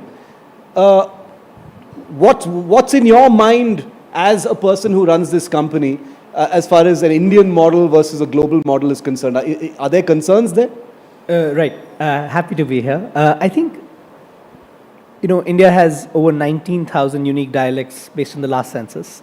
And a language is just like, a dialect with an army. Yeah. So there are at least 19,000 unique subcultures that need to exist online that we need to make sure our models work for. So I define sovereignty not just as making sure we have, world-class AI models and world-class AI companies in the country, which we need to, but also making sure that AI works in all of these languages, in all of these contexts, right? And I think, at the AI Summit, we've been hearing such incredible things. We've been working closely with Bhashani and with the government of India to think deeply about how can data collection happen in a way that's not extractive, but in a way that actually brings economic opportunities to our communities. At Karya, over the last 3 years, we've been able to engage with over 140,000 people across every state in the country. And we've been able to engage with them to build data sets, foundational data sets, over 65 million entries last we checked, in 70 plus Indian languages.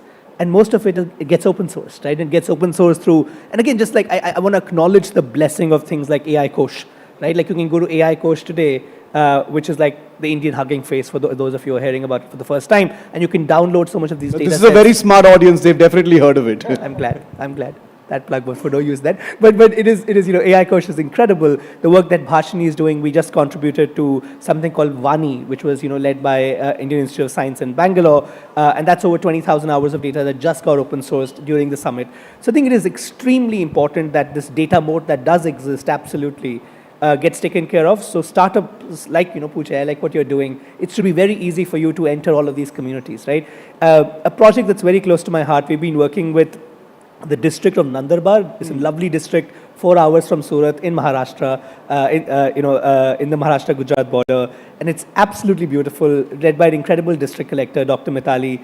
And she has been working in her district. She has 6 tribal languages that didn't have AI models or AI technologies, and working in the district with the people of the district, we're able to build foundational data sets, we're able to work with AI for Bharat, the next step, and then build models, we're able to deploy the models, and then over the last 6 months, we've done over 500,000 evaluations of AI technologies, again working with the people, right? Look, what Karya has taught us is the communities we serve are not just excellent beneficiaries of AI models, they're not just, like great use cases. They, of course, that's very exciting, but they're also excellent builders, excellent evaluators of these AI models. And if we truly want to build inclusive AI, we will have to engage with the communities we want to include. And to me, that is sovereignty. Can we make sure that AI works in all those 19,000 dialects as well as it does in English for all of us? Yeah, and we started today's summit. I'm sure you saw some of it, Manu, with Sarbam, which is also doing incredible work in that sense. Work. And I did put the question about sovereignty to Pratush as well. But Anag, to bring you in, on the all-important investor piece in all of this, from an investor lens, how do you look at sovereignty in AI? Is it an imperative? Is it a near-term thing? Is it a regulatory sort of requirement? Is it a sort of long-term structural shift? How do you see it? I think, Shiv, the short answer is it's a long-term structural shift. And I want to add some color to it. What we are mostly talking about right now is a very specific types of models, which is large language models and research around it. Yes, it is very important to play catch up to it, build the infrastructure, build the models and so on. But if we really want to do enable a long-term structural shift, I think as a country, as a tech ecosystem, we need to be ambitious. So there are so many open problems in AI, right? There's how to do post-training, right? Reinforcement learning techniques, using that to a lot of what Siddharth was attributing to Indian users' data. How do I use that to keep training models better? Running AI on the edge, for example. We are trying some companies which can train models on quantum computers, for example, which is not a thing today, which will be a thing soon. So I think we have to think about it in decades, not years. And we have to shed the mindset that we are late. I don't think we are late at all. We have started talking about it at the right time. We are early, is what I feel. And there's a lot to do over the next 20 years. One option could be, as an economy, you sit down and say, okay, I'm great at implementing tech, I'm great at using tech. But the gap between an economy which is creating this tech and someone who is just using it will keep widening, right? And 20 years later, we'll look back and see, okay, we did a huge mistake, right? Because we are a knowledge and a skill-based economy, more than 50% of GDP, more than 50% of exports comes from services. It is an imperative, has to be long-term structural. We're trying to play our part, but encouraging to see the government directly talking about it, people like you directly talking about it. No, you're absolutely right. The clarity, Rafi, and coming back to you on that, is that there is a national acknowledgement that AI is necessarily global, but there is also an equal recognition that the time is now to build those sovereignty guardrails. India has seen, I think it was Siddharth who made that point about, those who use your data and then sell the products back to you. India has already had that experience, whether it is with the internet, whether it is with social media, many other digital products as well. And there is a sort of subliminal sense that that shouldn't happen with AI. Your thoughts?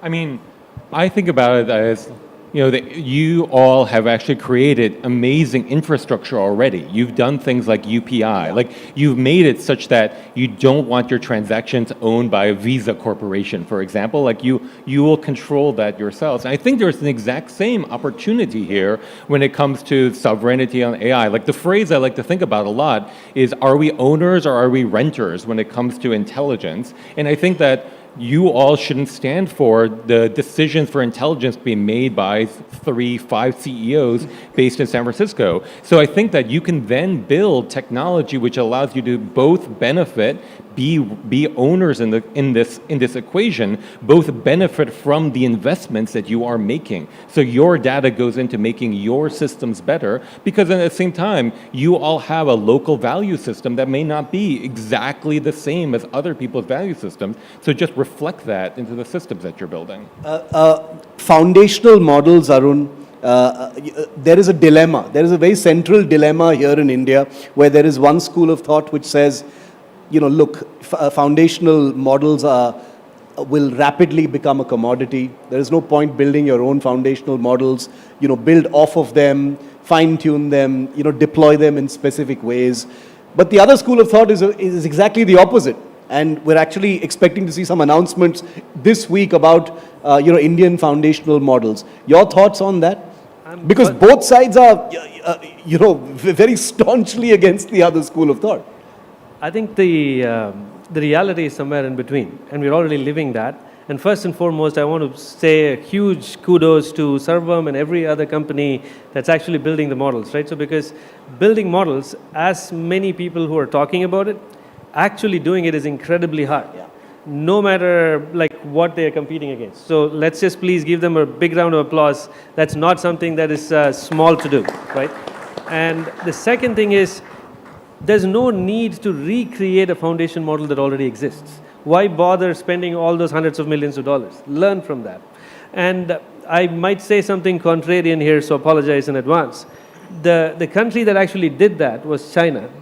And they responded to not only the world's pressure, not just by saying they'll go after large compute or small compute, they went after algorithmic advances. And they did that in a very smart way, meaning they learned from every model that got published. And the open weight models are really not that interesting to me.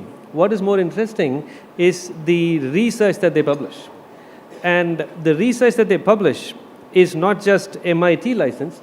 They publish how they got about the data sets, how they built the models, which really is what costs you hundreds of millions of dollars of researcher hours to do, which then you can stand on top of.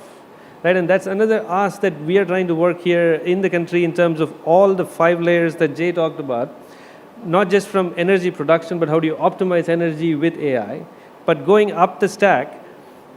Sovereignty in AI is not just about having a sovereign model. Yeah. It is having all 5 layers where you are infusing your own thing.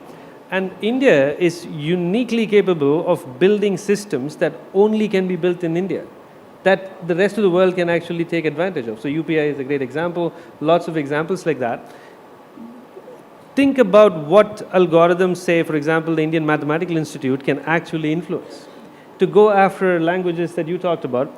And the notion of languages being disjoint and 19,000 dialects, in one side is massively challenging, on the other side is hugely influential because there are concepts that are common across almost all of those 19,000 dialects. Very few countries can say that, which means you can take language something like Hindi, which has a lot of digital representation, and take a language like Bhojpuri, which doesn't have as much representation, and have a model that is almost near the same quality. Can only be done with not just data sets here, but also algorithms that have to be born here. Right. Very interesting. Siddharth, again, flowing from that, as far as foundational models are concerned, in your view, since you're in the trenches of this right now,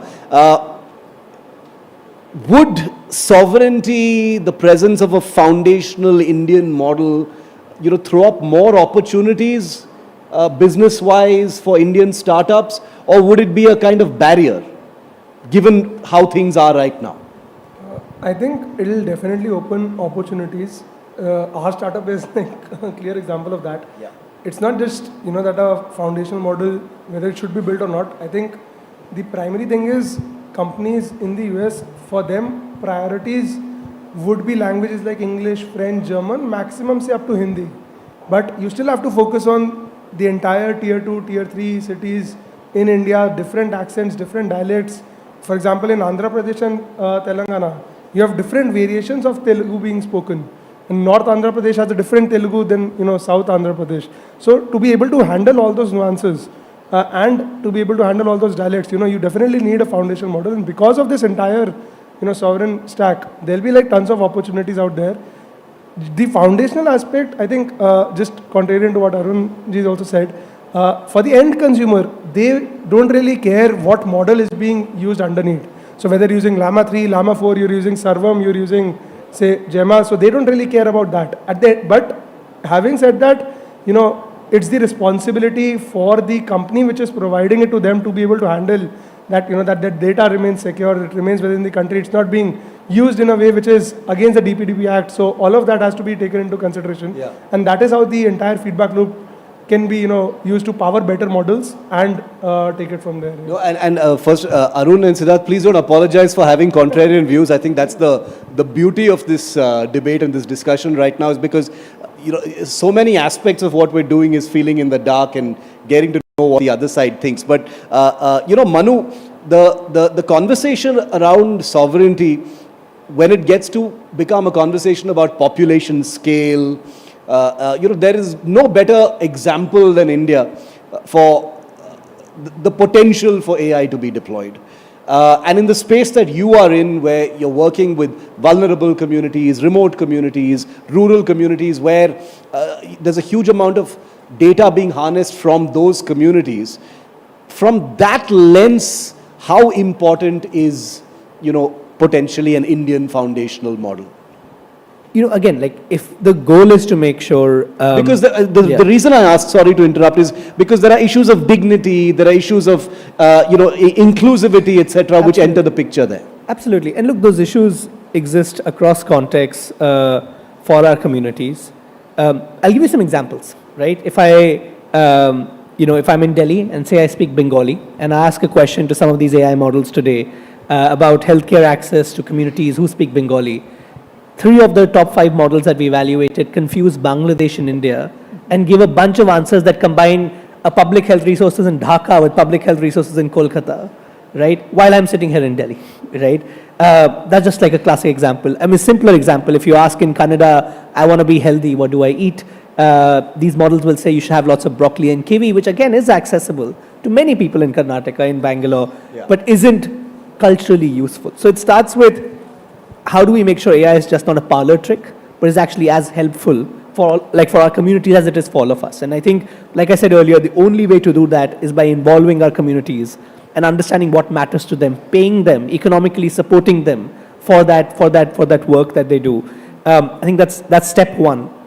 That's really, really critical in making sure that whichever model it is, making sure that it actually is helpful to our communities. And I think again, the hope is that models built in India would work better for Indian context, would work better for our communities, and I think that's really exciting, right? So I hope that happens. Hopefully, by the end of this week, there will be more clarity on where things stand as far as those foundational models are concerned. It's a very exciting space. Honestly, no matter what the contrarian views are, where this actually lands, and it's a story in motion which makes it even more exciting. Anand, how do you see the flow of capital as far as the sovereignty debate is concerned? Is it more in terms of flowing into infrastructure? Is it about the stack itself? Throw some light on that. Yeah, I think we have been talking about the 5-layered AI cake since the morning. And true sovereignty would mean having all of these layers independently sovereign as well. And I feel, or I hope at least, that different types of capital might flow into different layers, but we need it right from the ground up. In fact, I would argue we have to start from energy, right? So what are we doing for nuclear energy, for example, right, to reduce our dependence on imports? So we start with that. Data center build-outs, networking build-out, chips, making chips. Again, one narrative is that chips is kind of a done space. You can't do much innovation there. I think that's also not true. So we have to build our own chips, which are great for both training and inference. We have to have indigenous companies starting there. Then, of course, at the model level, all the gentlemen talked about it. We have to have models here for different types of, not just different languages, but also different types of tasks. So, for example, simple case like accounting, how you would do tax accounting in the US, for example, is very different from how a CA would do it here in India. And it's very inefficient to try to adapt a US-based accounting model to do it for India. And if we want to free up CA's time here to do more value additive work and take away grunt work, we have to have a model for example, accounting in India. Just a simple example there. And then the applications and distribution. I think VCs have typically been doing more of application stuff, but we are increasingly doing more of infra as well.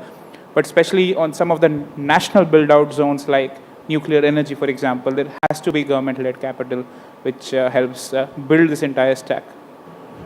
Just one follow-up question to you, Anand. Is the government's view of where capital is flowing and where it should flow, as far as what you just described, is there clarity on that? Do you see that things are happening decisively, or I think is that also a debate within the policy-making circles? I wouldn't know much actually from inside. From what I'm just reading in the news, I think there's a lot of direction and optimism, and I think a lot of headlines in the right direction. So I'm hoping that is getting coupled with clarity around actual implementation as well, but just from the outside. Arun, you want to add to that? Yeah. I just add another contrarian view there, just because I've been working closely with a lot of government institutions the last 5 years. I've been incredibly positively impacted by how people in the government want to get something done. I would say in India, it's one of the fewest countries where government has done a lot more than the private sector has done in terms of investing in AI. Apologize for anybody who's from the private sector. Like, there's a lot of talk from the private sector. Just look at the amount of investment dollars that has flown, both from the VC community in India on large-scale infrastructure, not application level, but below on the 5-layer cake. I think that has to change. Siddharth, you want to respond to that? And I'll get Manu also. He says government's done a lot more than the private sector as far as this is concerned. Yeah, I think there's obviously, once the government's taken initiative, you see the AI summit, the scale of the summit itself.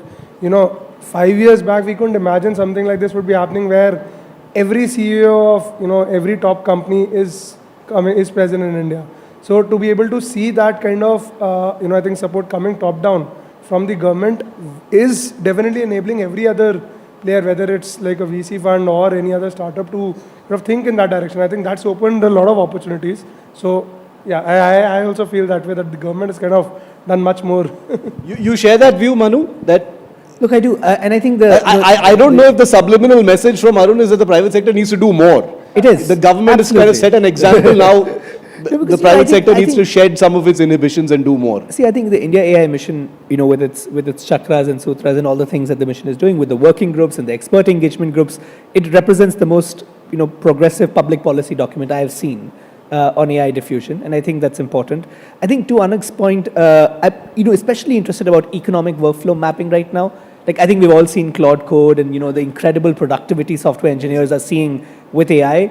I'm very interested to figure out how does that come to the average Indian. You know what I mean? But who obviously is not a software engineer, right? How do I make sure AI models make the ASHA worker more productive at their job? How do I make sure the AI worker makes the primary healthcare clinic provider more productive in their job? So yes, step one is making sure they work in our languages. That's very important. But I think where the startup opportunity exists, and that's why I think it's so incredible that the government of India is doing things like building these foundational data sets, because then people like Siddharth can come on top of it and build incredible startups without having to build the whole layer from ground up. And I think that's where we will see economic productivity gains, because for these AI companies, given the some displacement we will see, their social sanction rests on the fact that can we see growth in our communities? Can we see economic productivity gains? And that will have to be across occupations, not just in software engineering.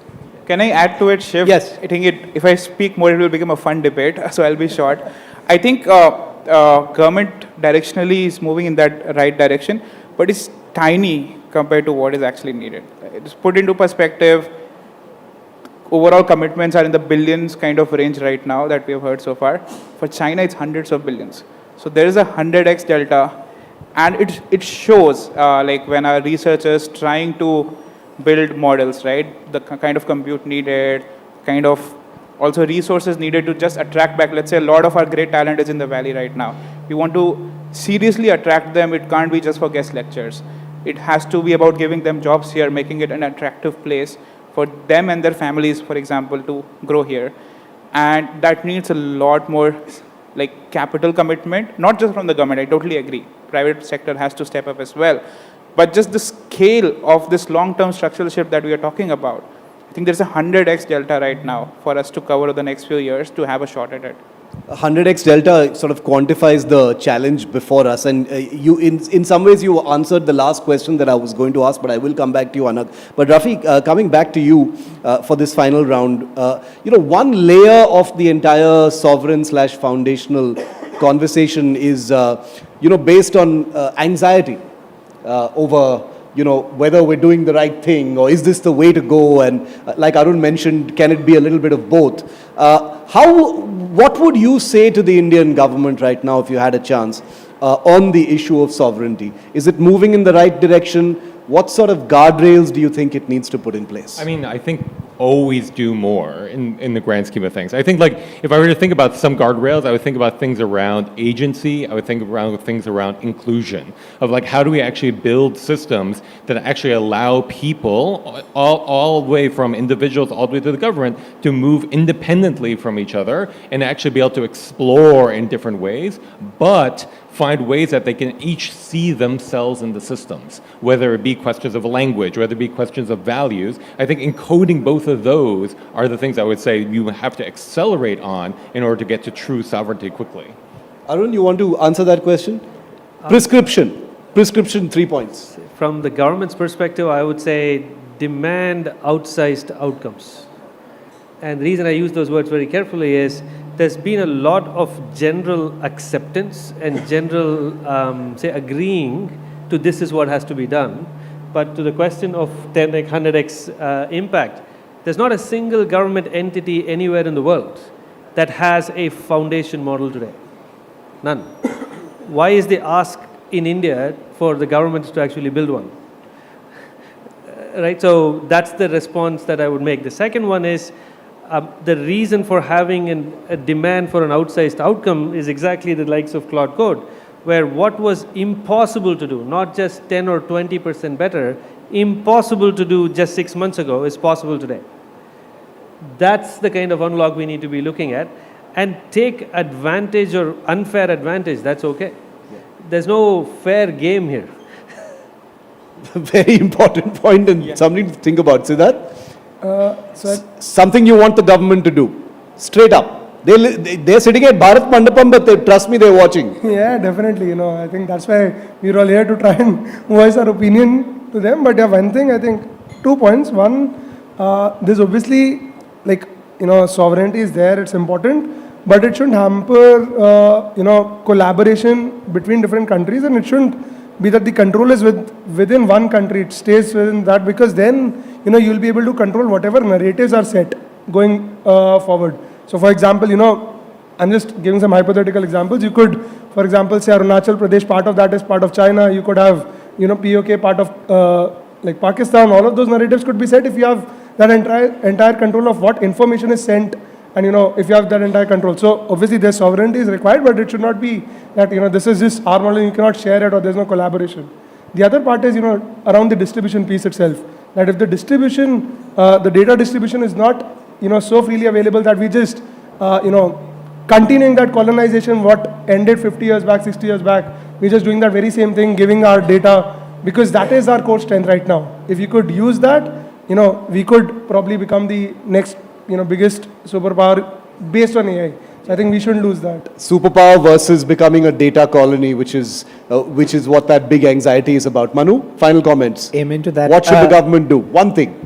I think, look, India is already and will continue to role model how AI should be used for good across the world. I think to Rafi's earlier point on things like UPI, we have proven time and again that we can build foundational digital architecture and keep it, keep it like open to everyone to use, like keep it like free for people. I think we just need to keep doing that. I think my one request would be, and I've been telling this to several people within the government, I would love to see just a page where we account all these things that we're doing that are very successful. Like, I don't know how many people in the room know about what Bhashini is doing with the panchayat system, right? We have like, every single panchayat meeting in the country is transcribed now by a Bhashini system in these languages. Things are flagged, then they're like, oh, this person said that. I mean, I know Amitabh sir talks about it all the time, but I wish there was like a place where you could just go and be like, okay, what model did they use? What was the evaluation structure? Not just from like, oh, this is what we're doing well. How can other people learn from it and then build on top of it? So if I'm building something for the same audience as the panchayat, I know I know the technical architecture and I can just build on that. And I think they're launching something called Gyan Kosh, which will hopefully do that. So I think that to me is most important, like just a directory of what's working across the context of the country. Yeah.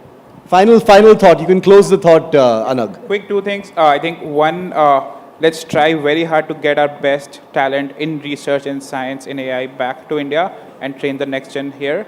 And second, actively think about the job displacement and what policy has a role to play. I think a landing is coming. It might be a very hard landing in job displacement if we are not proactive about it. So what can the government do to make it a soft landing and so that we recover during the transition period? So these are the two things I'll be thinking about. I'm glad you mentioned job displacement. I didn't want to get into it too directly because we've got a whole session based entirely on that a little next. We're going to get a little deeper into that. But this has been incredible. Thank you for giving us a lot to think about, and for the system and the government a lot to think about, from people in the trenches, the practitioners, those who are actually leading the charge and getting those changes made. Thanks to all of you for being here. Thanks so much. Thank you.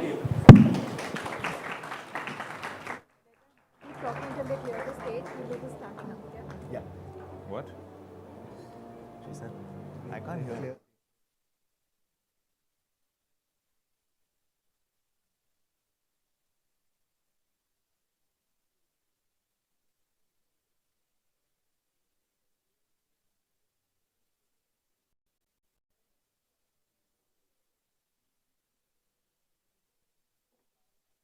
Exciting session coming up.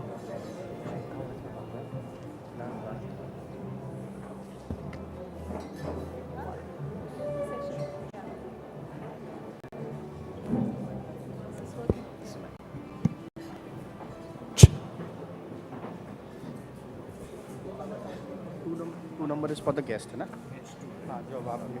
Check.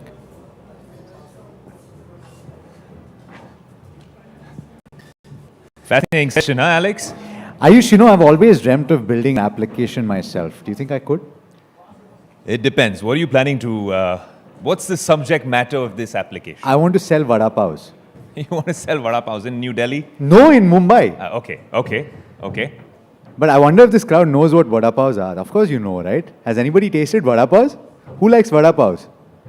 Look at that. They haven't tasted vada pavs. I think he's gaming the system. This is prompt engineering pro max because he's getting you guys hungry, but there is some time for lunch. We've squeezed in a very special session, which will I think everyone's going to skip lunch after they tune into the session, Alex. Yeah, because we mentioned this, not we, but the first panel today actually mentioned this company. They called it the fastest growing artificial intelligence company in the world. They've got $100 million of annual recurring revenue in a span of 8 months, which is absolutely incredible. And to those people that don't track these things, it's basically amazing stuff that they're building, right? This is the point when I say world meet Alex GPT. You're giving me too much credit. I used a lot of AI for this, by the way. You know, so why don't we actually understand how you build an app? What is vibe coding all about? Vibe solutioning is what I think we should be calling it. And let's do it the old-fashioned way. We don't need chairs. We don't need tables. We need to have a conversation. And to speak about this, the man of the moment, really, ladies and gentlemen, put your hands together for Mukund Jha, the founder and chief executive officer of Emergent AI. Please.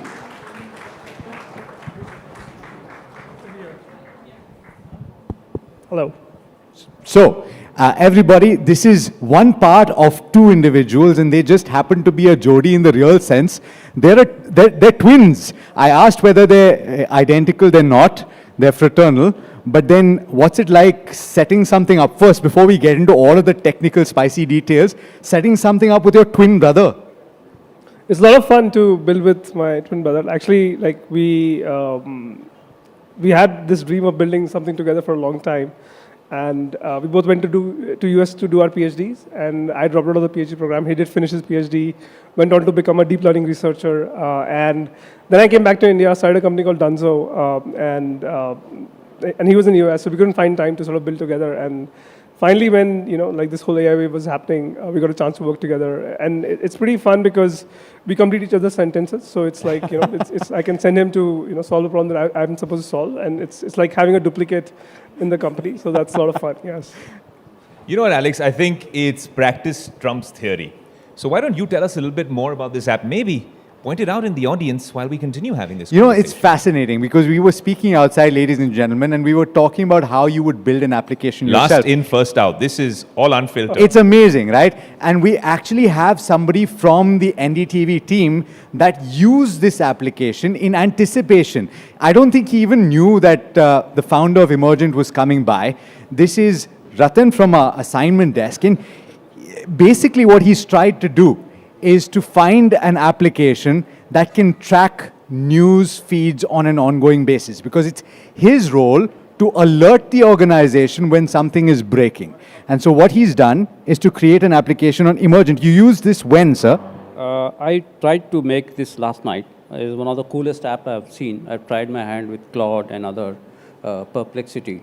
So it's a very complex way of actually doing vibe coding. I took just about an hour to develop an ad. I gave the prompt that I want to track one of the best breaking news happening around. Alex, Ratan, why don't we get the camera right there? Let's show everyone what the interface is like. Can we get the camera here so that we can see the screen that Ratan has got? Alex, if you could hold up the phone and show us what the UI Stand up, is like. sir. So why don't we show them what this is about? Come, bring the camera here. No, don't go away from me. Bring the bring the camera here. Bring the camera here. Come on. Let's look at this. This is the app. So this is the application. We can showcase it on the screen. Guys, can we blow this up so that we can have Mukund speak about it as well? It says breaking news real-time detection system. It's got a red button saying scan now. It sees 6 breaking news detected in the last 1 hour. It's absolutely fascinating. And he's built this in 1 hour. I don't know how the NDTV product team feels about that, but in 45 minutes, Mukund, and this is with minimal errors. Right. This is vibe coding at its finest. Yeah, so I mean, the way sort of we build things is that you work with the platform just like you would work with a developer, right? It's almost having a development team in the cloud for yourself, and it's enabling anybody in the planet without any programming knowledge, without any knowledge of concepts of software engineering to sort of actually just build mobile apps, web apps today, and we are seeing like millions of users coming to our platform today and who are building this, But the concern there is sometimes, because a lot of us have tried doing this, we all wanted to latch on to the AI bandwagon, right. But they call this technical debt in the world of technology. The bunch of errors that really creep in over there, how have you overcome those? And also managed to maintain that slick UI, because I saw how he was doing this. It's very prompt-based and it's very intuitive.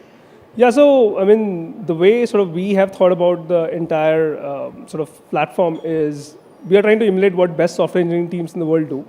And what we have done is essentially built our own sort of coding agents from scratch, which, there's a benchmark called SWE-bench, which is essentially software engineering benchmark where all of the coding agents are getting compared. We were world #1 on that benchmark last year when we launched. And essentially, like a lot of the sort of effort has gone into making sure that we are able to emulate what best software engineering team do. So for example, we have automated testing. So when you build an app, it'll automatically test your app. It will discover what errors are there, what bugs are there, automatically resolve that. We have a feedback system built in. So every time you actually go and test your app, we'll record that session and then replay that for our agent to make sure that those bugs are not coming up again. And because we sort of employ multiple different models, like we're able to harness the best of all, whether it's Gemini, Claude, or OpenAI, or our own models, we're able to sort of extract the best out of those and sort of imbue all this best software engineering practices into the platform itself. Yeah. I have a question about and I was reading about this, right? So there's something called a maintenance gap. You create something, somebody starts using it, and then ultimately it shouldn't fall off the bandwagon. That's my understanding of it. How do you address that? Yeah, so I mean, software development in general, like just 20% is writing the code. Rest of it is, testing it, debugging it. How do you sort of take it to production? And essentially what we have built is entire end-to-end platform ourselves. Like, so all of the infrastructure to sort of support hosting, deployment, the way your app runs in production. If there's an error, how do we sort of get that feedback? And because we built this end-to-end, like every single piece of infrastructure and sort of all of these software engineering processes have been built into the platform. We have this tight feedback loop which prevents what we call production drift. So when you build something, you sort of ship it to production, it doesn't work. Today we have almost 99% success rate in terms of people trying to deploy the app. So once you go and deploy the app, and this is where like most of the other platforms are falling short because they're solving piece by piece problem. We're solving end-to-end the problem. Yeah.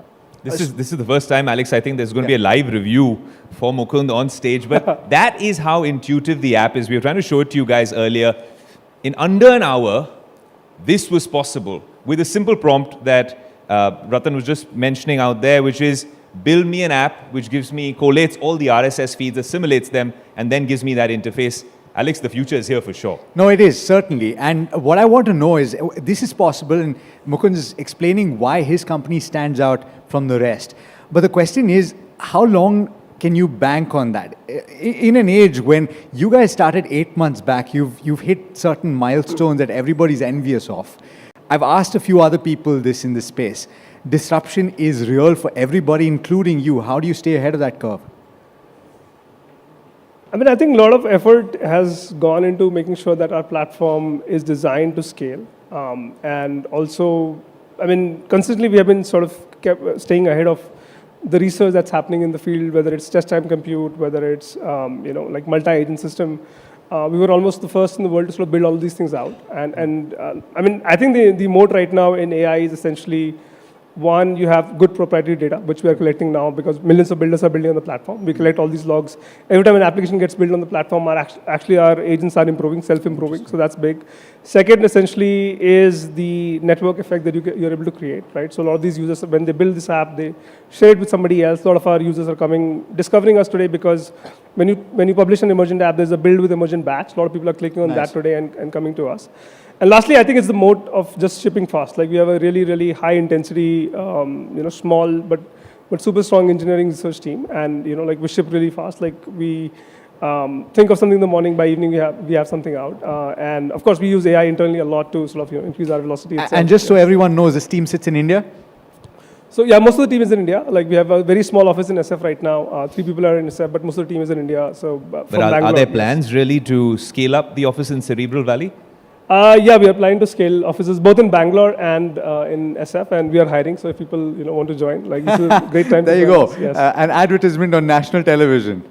I'm curious, Mukund, because you've been CTO in the past. You mentioned Dunzo, fantastic app as well, and now you're at the heart of the agentic AI story and working on this particular platform.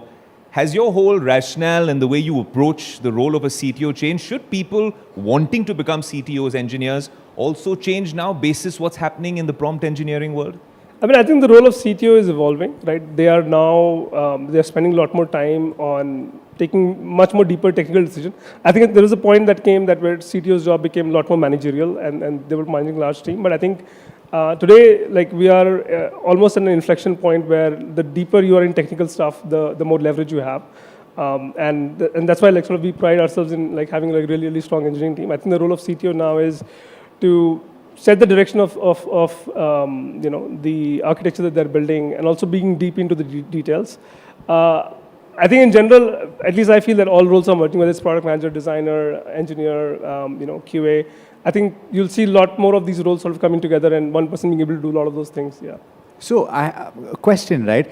When you're talking about some of these applications and platforms, the moat that they have is first mover advantage, certainly, in the ability to have really precise, in certain cases, formulations where you know, they have geotagging, various other things, and I'm talking obviously about delivery platforms, Right. etc. Right?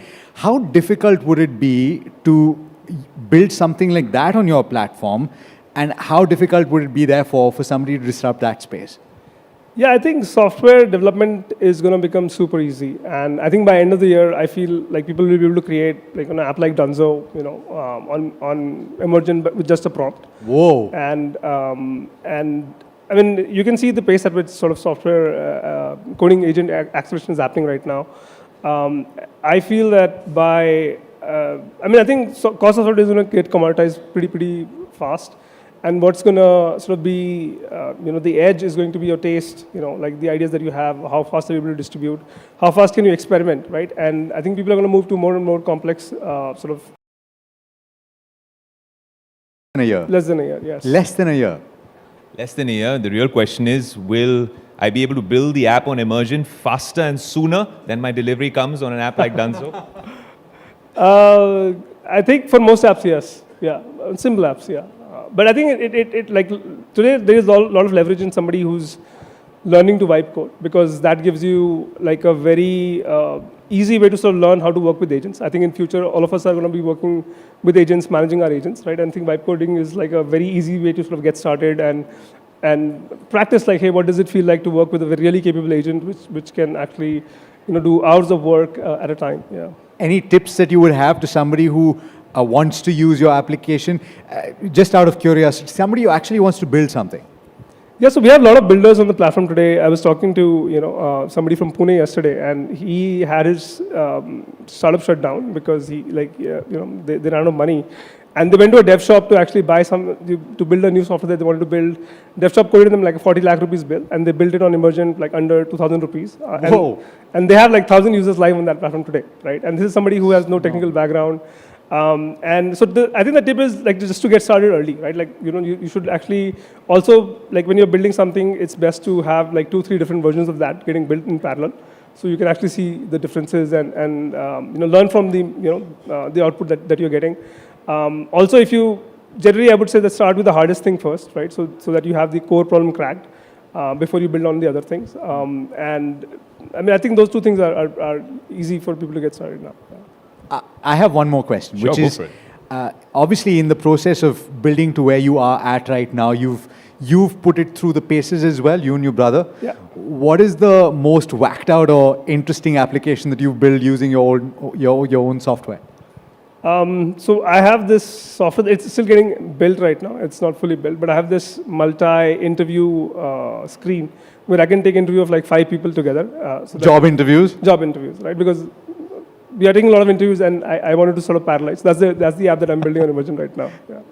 Can you think of interviewing 5 people on national television like that? Definitely not, and I can't even do the things you do when it comes to market hours with so many people, and of course, Shiv and the team when it comes to prime time. What an absolute pleasure. Kudos to you for a made in India product, doing something which is genuinely going to shape the revolution going forward. And I'm pretty certain, Alex, we're going to break for lunch shortly, but I think we've given them more purpose for lunch. You got to download the app or use it, and then come up with maybe your own little contribution to the AI story, Alex. Absolutely. You said it. No more needs to be said. Ladies and gentlemen, big round of applause for Mukund Raithal. Thank you. Thank you so much. Thanks for having me. We're breaking for lunch, ladies and gentlemen. Be back at 2 o'clock.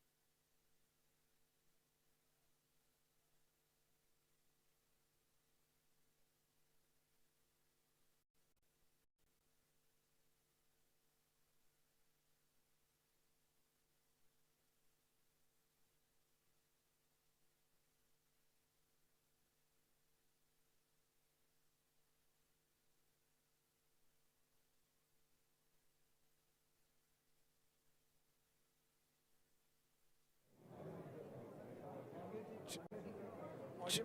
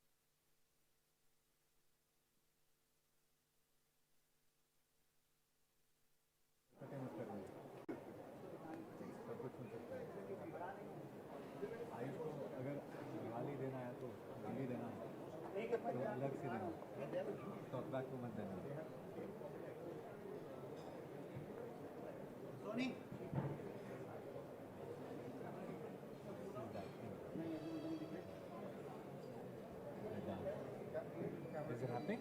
Apparently so, but where's very late for Puneet Chandra.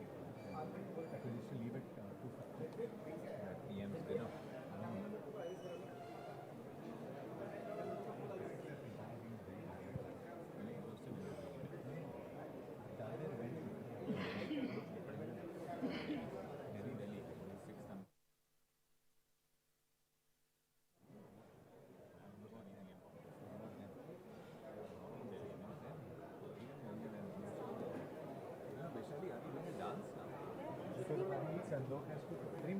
No, my best thing is let's just.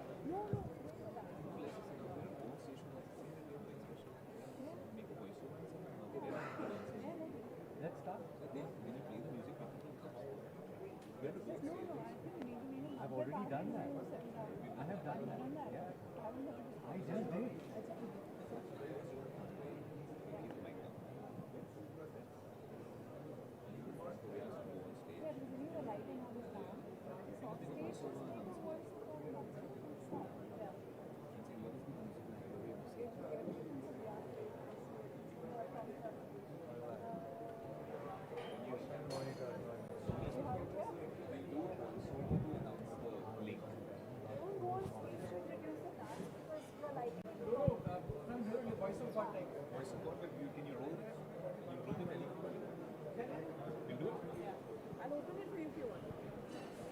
You want to hide in or you want to be in the front somewhere?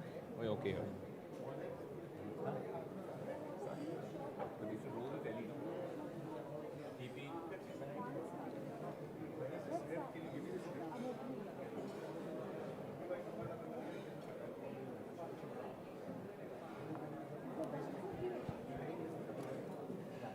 Telly?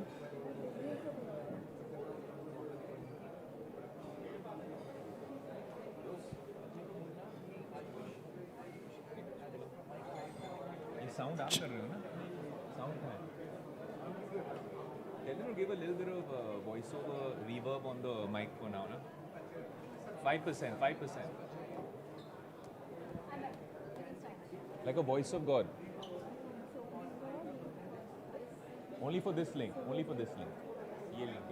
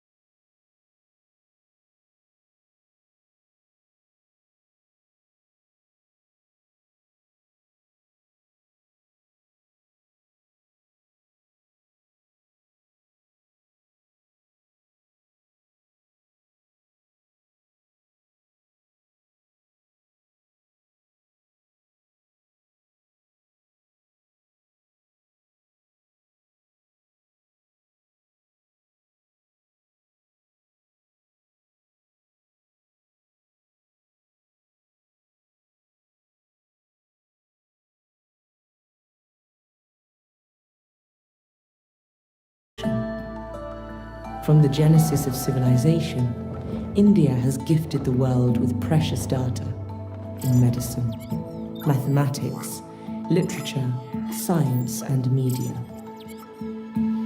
Thus, the NDTV Ind.AI Summit brings together policymakers, industry leaders, innovators, and thinkers to shape the future of AI that is rooted in human values and ethical responsibility, the very core of the Indian system, built on two core pillars: India's human-centric agenda for the world and trustworthy impact-driven AI, the summit champions a people-first approach.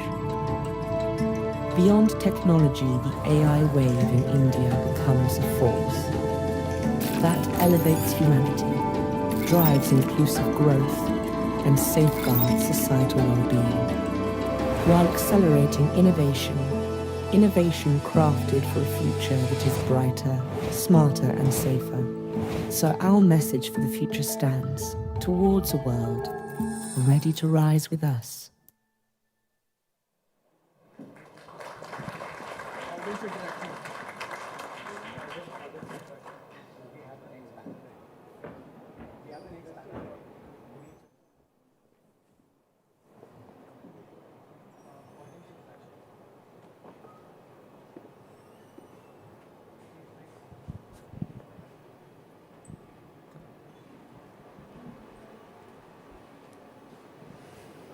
Big round of applause, ladies and gentlemen. What a fascinating performance, Alex. I don't need dance like caffeine. I can try. I'll need AI to coach me and teach me exactly how. What a fabulous performance. Hats off to you. Thank you so much for really livening things up just after lunch. That's a tough act to follow. Yeah, I mean, if I had a light lunch, I wonder about you guys, but I knew that I would have to get on stage, but then you guys can sit back. I hope you're not falling asleep. Are you? Should I go Let's check at the very back. quick? Should I go check very Yeah, quickly? go. You know, actually, everyone's been so excited about this particular summit, this whole week of AI, right? I see familiar faces here. Vishnu? That's what I love to do. You know that. The spotlight is right there. You're always sitting in front of it. But tell me, Vishnu, what is it now? A couple of your sessions are coming up. What is it that you're most looking forward to at this Ind.AI Summit by NDTV?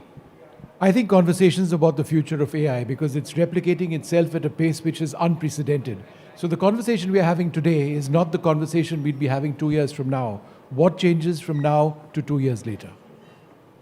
Alex, the conversation continues. Vishnu, thank you for that. And can you tell us a little sneak peek, a trailer of the conversations you'll be having on stage shortly? So the first session is going to be Scale or Fail, the truth about AI adoption. The fact of the matter is that companies across the world, certainly in India, need to adopt AI, but at what scale? And with scale, there are challenges. For example, employment opportunities. Are those likely to go down? Ethics also comes in and plays a big part about this. Equity is also important in this entire argument. The global workplace is changing. AI needs to be adopted, but at what scale? I've just gotten word. We're going to be speaking with Arvind Jain of Glean. Yeah. He's literally across the road, ladies and gentlemen, so he'll be here in the next few minutes. I mean, I'm really happy out there. I realized that Vishnu doesn't use AI at all because he gave me that answer without any AI or use of GPT. Neeraj is the markets wizard here in the NDTV universe. You were giving us a little bit of gyan in the earlier sessions, asking about valuations. Everyone talks about an AI bubble, Neeraj, right? Tell me, is this bubble for real? And is there a fear that this bubble can burst? I mean, yes, the mind takes you back to when classic bubbles are formed, wherein people look at the total addressable market and then work backwards that am I paying too much for reaching that total addressable market. That argument has come in from the people who are investing as well. Now, whether that qualifies, whether there's a sufficient condition for a bubble or not, I don't know, but it certainly is a necessary condition. And very quickly, since we're talking about artificial intelligence largely, you've seen over the last couple of weeks, I haven't seen the market today, Neeraj, have you? No, I haven't been able to. Okay, but I'm just wondering what the IT index will do heading forward, right? Because you have the frontline companies, and you heard what Nandan Nilekani said yesterday. There's a deployment gap.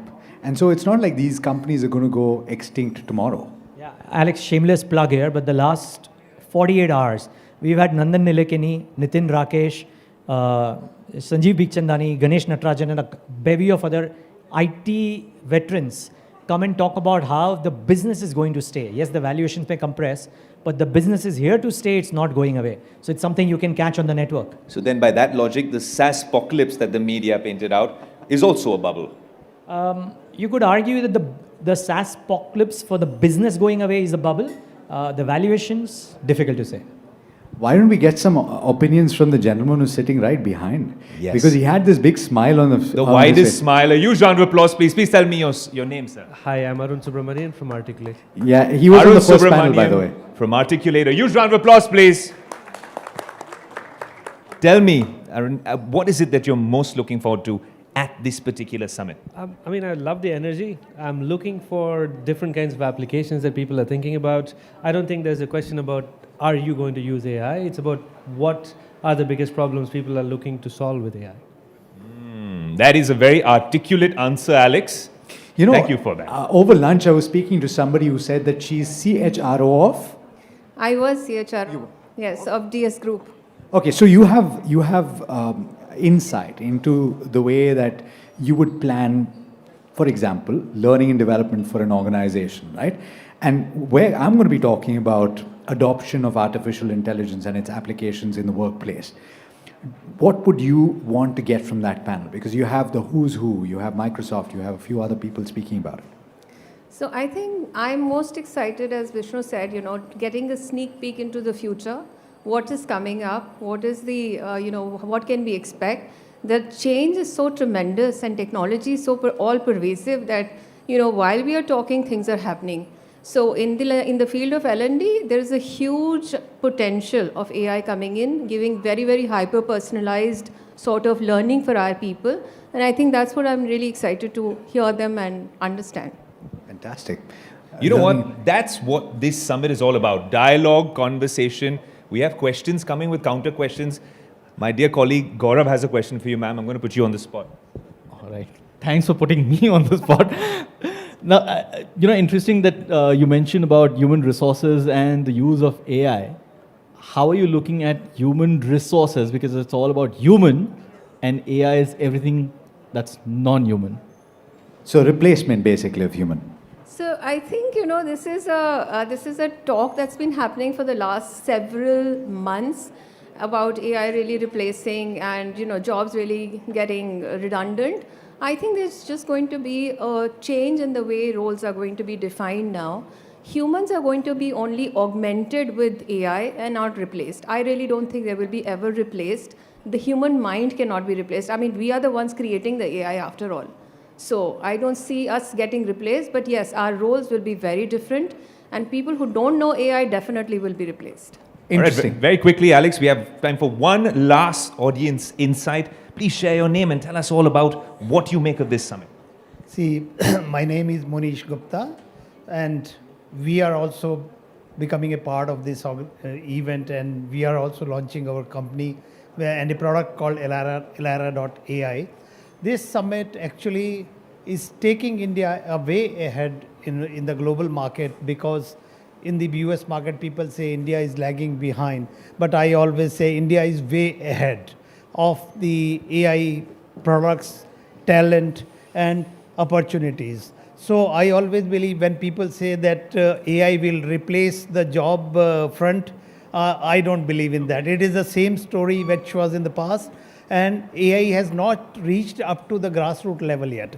And we want people at the grassroots level, smallest of the people, like our UPI usage, AI will be used in next 5 years. Good, sir. Thank you so much. AI might not have gotten there, but I have Alex and Alia who will definitely take my job away if I don't make it back up on stage. Alex, over to you. Ayush, there's a spectacular haircut. Where do you get it done? This was actually a person who I trained on an agentic AI model. And I don't believe you. Because I think, ladies and gentlemen, if there's one thing that I know will not go out of fashion, it is cutting people's hair. And I might just discuss with somebody to figure out if I can train myself to cut hair. You can do a bunch of things, Alex. It's all about upskilling, really, and embracing the AI revolution. The more we are fearful of it, intimidated by it, it's not going to help us a lot. Absolutely. Now, across industries, AI is moving from experimentation to execution, reshaping how companies search, decide, collaborate, and compete. The workplace itself is being rewired. The question is no longer if enterprises will adopt AI, it is how deeply and how intelligently they integrate into the flow of work. And to explore what working intelligence truly means for the modern enterprise, we're joined by someone building at the intersection every single day. Please welcome Arvind Jain, founder and CEO of Glean, in conversation with Shweta Rajpal Kohli. A huge round of applause, please.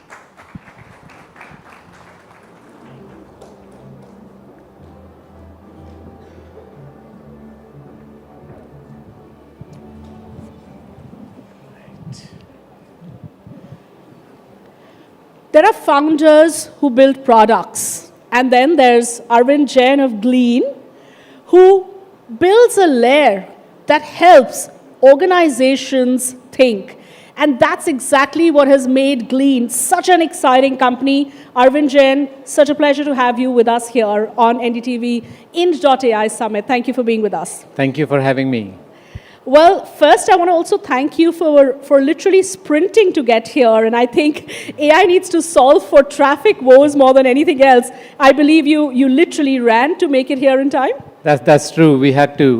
The traffic in the city today is bad, and most roads are blocked. So ultimately, I asked my driver, should we really just walk? That'll be faster than going in the car.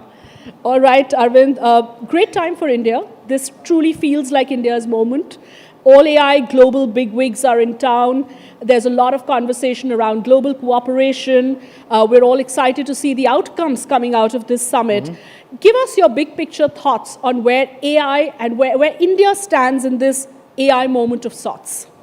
Yeah, well, see, AI is the talk of the town everywhere in the world today. And for the right reasons, this is the technology that's the most powerful that all of us have actually seen in our lifetime. So there's a big change coming in terms of when you think about work and businesses, what do organizations look like in the future? What roles are actually available for us as humans to work on? What things are actually going to be done by AI? So there's a big change, and we're in a very, very early stages of that journey today. This summit is actually fantastic because it's actually bringing a lot of attention to AI in a big way in the country. India has to play a big role in the future of AI, and I think this is a good start here. Absolutely, India playing a big role, and also for most large AI companies, India being such a large market, I think that itself is important. And now, of course, India is seeing tons of innovation coming out as well. Arvind, for the benefit of the audience seated here, tell them a little more about Glean, why it's transformative, and more importantly, your journey, how you really started out. Yeah, so Glean, we started the company in early 2019. That actually makes us the first enterprise generative AI company in the world. So before this became so hot, now people talk about language models and transformers. In 2019, nobody was talking about it, but we were solving a problem that required us to use this technology. The product that Glean builds, think of it like Google or ChatGPT, but inside your company. Glean is a place where employees go to ask questions. And Glean uses all of your internal company's data and knowledge and information to actually help you figure out answers to those questions and share it back with the user. So it's just a more powerful version of an AI tool that you use in your day-to-day personal life. Inside the company, you use Glean instead. So that's what we do. Our journey, so it started with first wanting to build a Google-like search experience internally for people so that people can find information faster. But then as AI models got better and better, it allowed us to actually build this product today, which is not only a place, Glean acts like your personal assistant, it acts like your colleague or a companion that can actually share some of your workload with you. So what people do today with Glean is, if you have 10 things to do, maybe you can actually ask Glean to actually do 3 or 4 of those tasks internally and then move at twice the speed. So clearly you saw certain gaps in traditional productivity as well as search tools that excited you to build Glean. But you're saying that you started out in a sort of pre-ChatGPT era or before AI became a thing, as we could say. Tell us about how the last few years have been, because when it comes to AI, it's all about speed and scale. And, you know, we're talking about today, we had Mukund Jha of Emergent with us a while ago. We had, Pratush from Sarbam in the morning. And the whole story is about how quickly you're going to scale. I mean, look at Emergent, for instance, moving from 50 million ARR to 100 million in a matter of a month. So suddenly we're talking about numbers and scale that have been mind-boggling.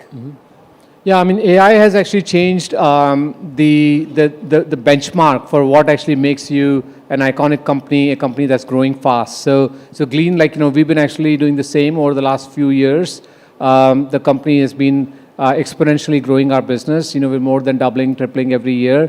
And that's actually the norm, because the products, that AI companies deliver, the one that we do, I mean, they're so exciting, they're so new, and they can make so much impact that, it's actually, we see a lot of demand from businesses to actually use products like these. So that's the world that we are in today, really fast growth. AI companies are going to be growing their businesses at a pace that we've never seen before in tech. And we firmly believe that AI is going to sort of actually become a more dominant category than software itself, over the next decade. And the world's largest businesses, the most valuable companies will all be AI companies. Arvind, there was a lot of pessimism, at least a few months ago, around AI in India. Whether it is in terms of the ability of founders to innovate or the ability of government to be an enabler in terms of infrastructure, saying, not enough is being done there. What are your thoughts on whether that pessimism is now giving way to at least cautious optimism? And do you think the criticism was justified? But at the same time, what is India missing? Well, look, there have been these studies that show that most AI projects fail. In fact, there's one that's quite popular which says 95% of all AI projects in 2025 were actually big failures. And that's actually expected for any new technology. But I think what it actually hides is the fact that, there's tremendous excitement in the industry. Even though AI is such an early technology, you are still wanting to try it out. You still want to actually not miss the boat. And that's what we've seen. But now, if you look at AI, it's actually making clear impact on many different lines of functions within businesses. Whether it is, supporting your customers, and whether it is actually, writing new code and software and technology, AI is already playing a significant role in actually, enhancing how businesses are able to actually deliver those services today. So the criticism is justified. The optimism is actually there. It's not cautious, actually. I would say, there's a lot of optimism for AI. And, I can tell you this, we work with businesses across different industry sectors, whether it's, financials or healthcare or technology or retail, manufacturing, and nobody wants to be left behind. No matter what your industry is, you want to actually be at the forefront. You want to try the best AI tools. And because, you understand, executives today understand that if we don't modernize with AI, then we're going to be obsolete and we won't exist anymore. Talking about being obsolete, the one question that is crossing everyone's mind, you're talking about how AI is doing the job of coders. You're talking about how AI is enhancing productivity. It is such a powerful tool in your hands today, right? And the obvious question then is that while we're seeing, the kind of enterprise tools that you're building, being able to, have that massive transformational impact, there's also the concern around job displacement. What is it going to do to employment? What are your thoughts around that? See, we have always benefited from technology waves over the last many decades.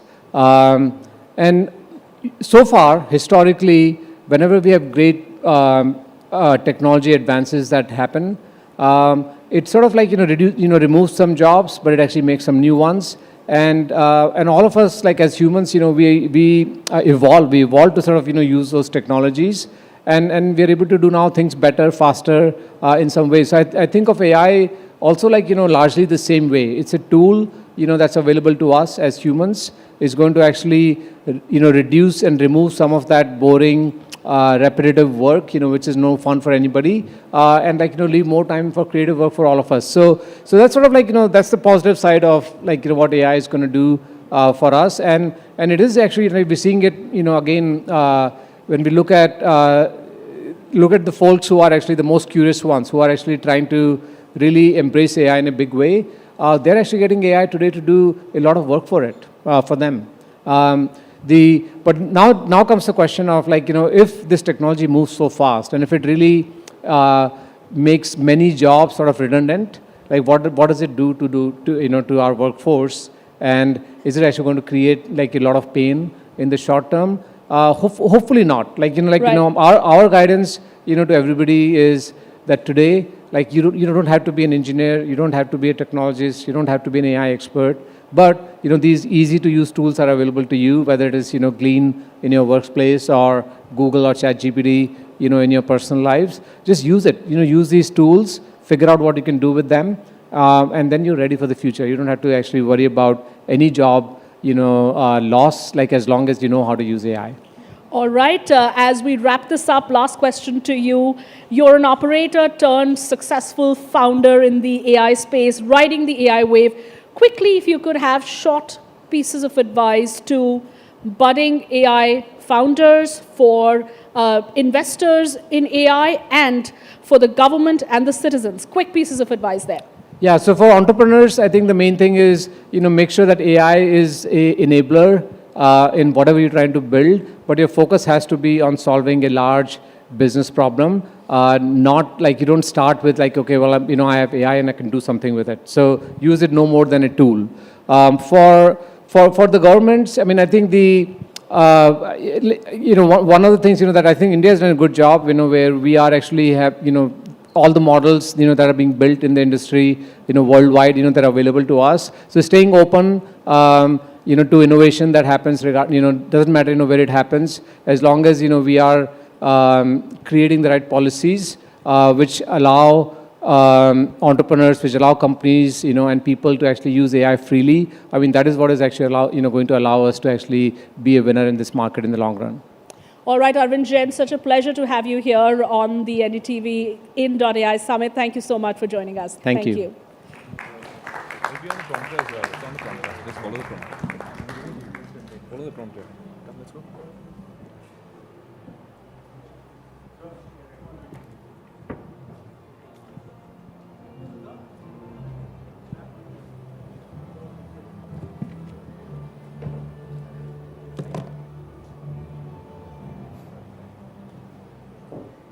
As AI becomes embedded in everyday work, the next panel is a special one. It explores how organizations are rethinking productivity, talent, and decision-making.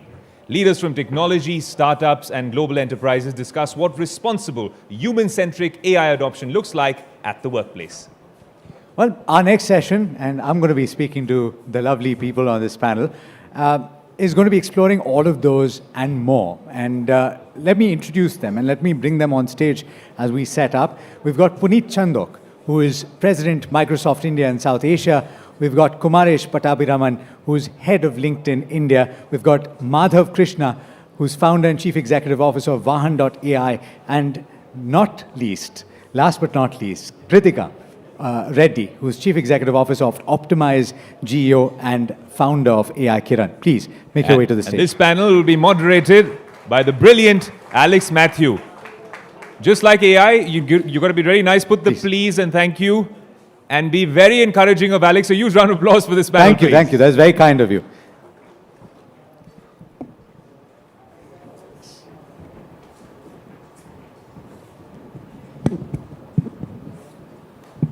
Okay, check.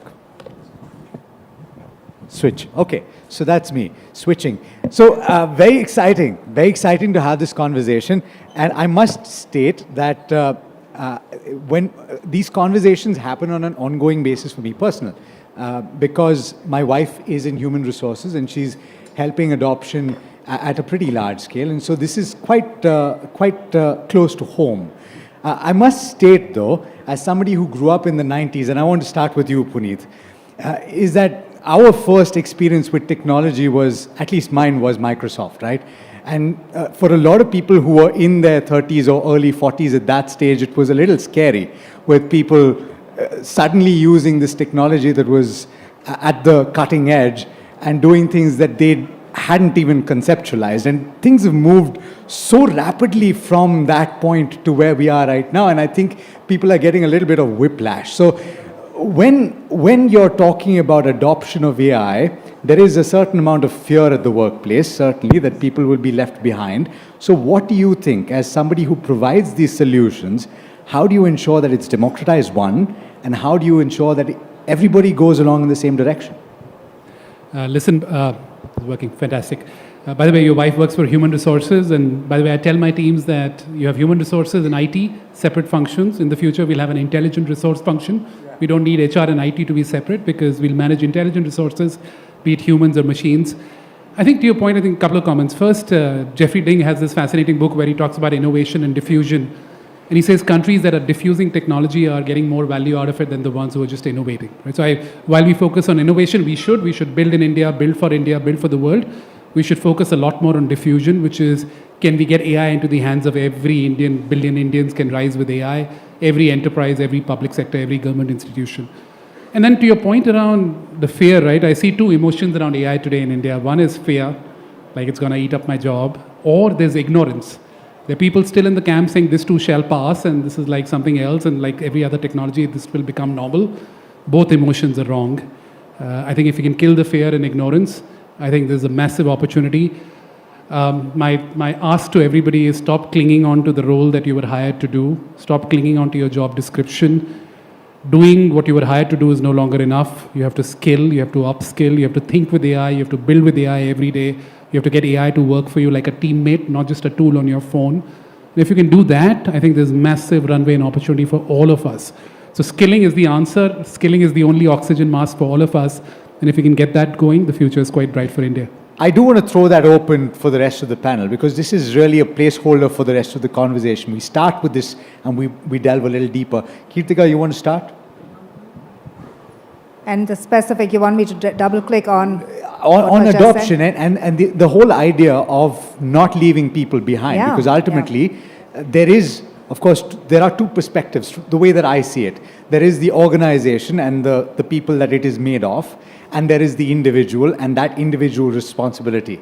But there is a shared responsibility in ensuring that everybody moves in the right direction, right? Yep. So how do you see that? No, totally. You know, I have flashbacks to the early days of Facebook India, when we used to ask people, are you on the internet? They would say no.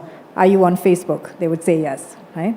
So I think we have to think about that a lot as we think about AI, and how is it that we think about the uses of AI and make it so seamless that people use it. You know, can we envision a future where, just like how anyone today, you know, goes to Swiggy and orders, you know, their food to be delivered, or goes to a Blinkit, that they can just develop an app for whatever task that they're dealing with. You know, I was just having someone talk about nanny management, right? Can they just like do it themselves, right? How can we as technology companies sitting here make it that easy for them? So that's what I think about. And when it comes to driving change, I do think that the leadership of any company, any organization has a big role to play in terms of how they lean in, how they adopt technology, and how they set the bar for the organization. Okay, Madhav, you want to come in? Because you stand in a very unique spot, right? Because you're dealing with people, or you're facilitating the employment of people that don't have access to technology at all.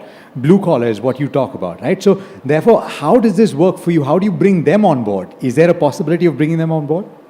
So to build on what Kirtika said, I think ease of access is obviously very, very critical, and then showing people value is also a very important part of driving adoption.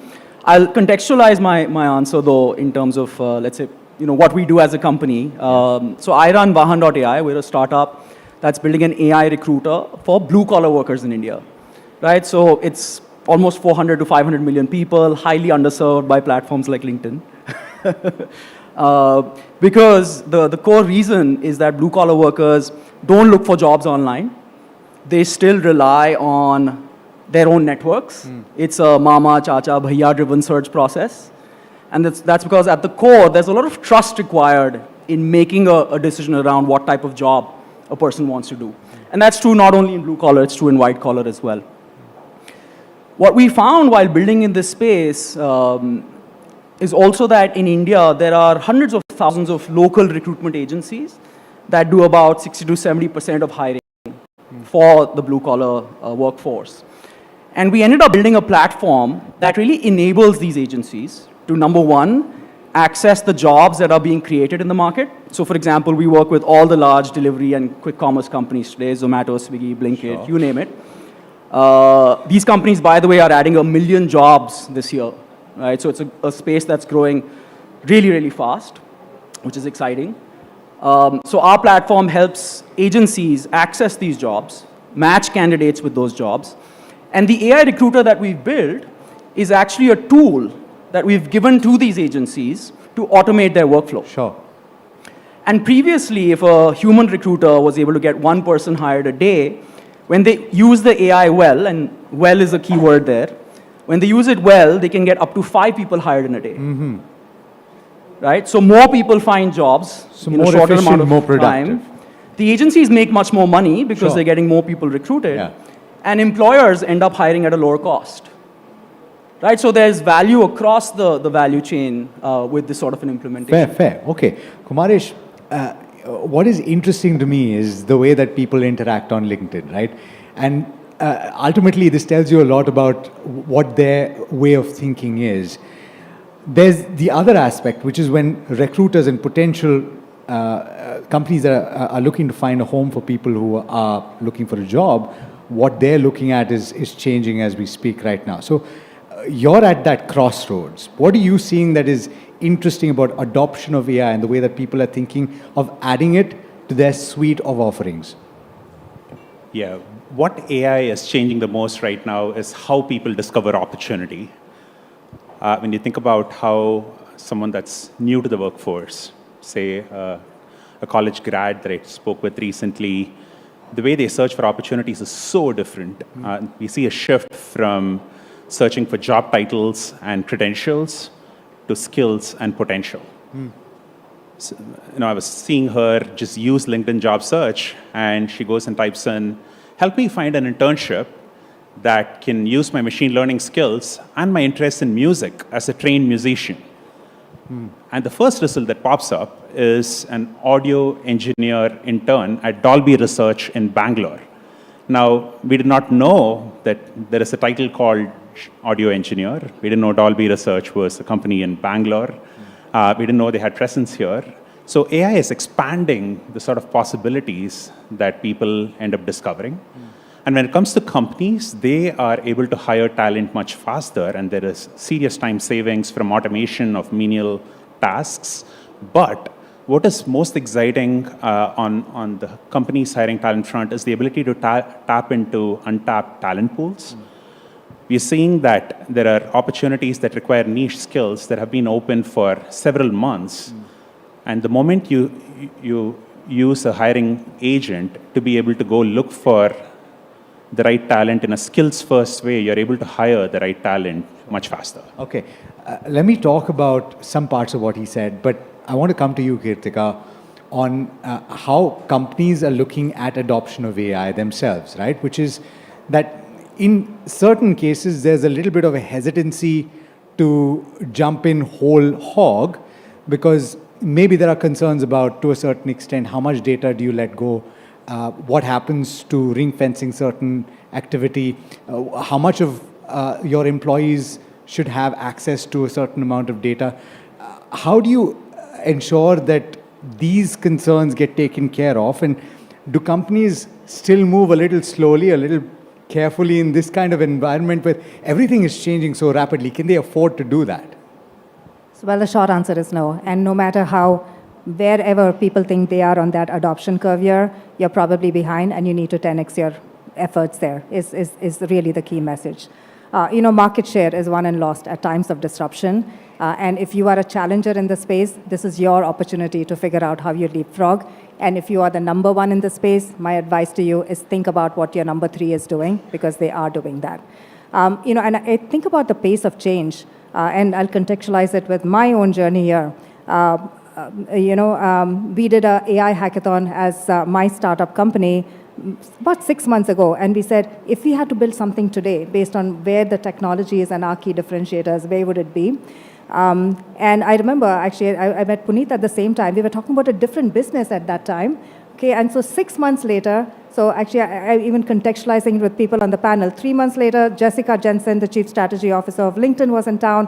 I was on stage with her, and I spoke about how we are launching this new platform called Optimize GEO for Generative Engine Optimization, because the world is changing. We're in the midst of this new consumer shift where people are no longer going to Google and searching for information, but going to ChatGPT, Gemini, Google AI overview for everything from, which enterprise solution to buy to skincare to your mobile device. And so I just began to speak about it. And today, as I come here, we serve Fortune 50 to startups alike. What took us 2 years to get to a certain revenue milestone, we'll hit in 2 quarters.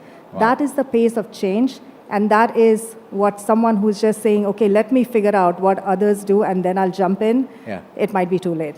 Very quickly, for people who are sitting at home, and this audience is fabulous, they know exactly what you say when you say generative engine optimization.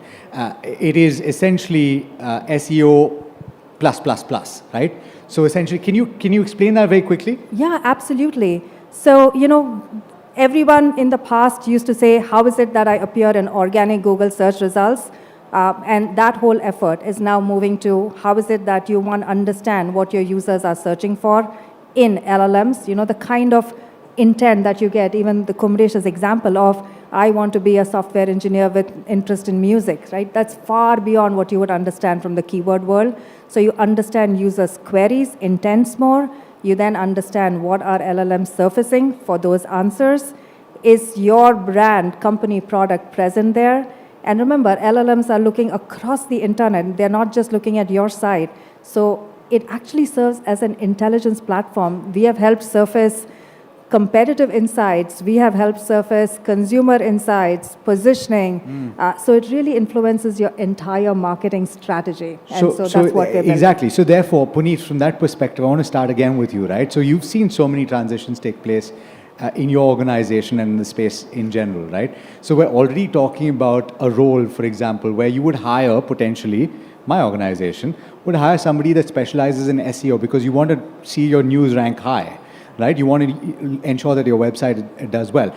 Already, we moved past SEO, we moved to GEO, right?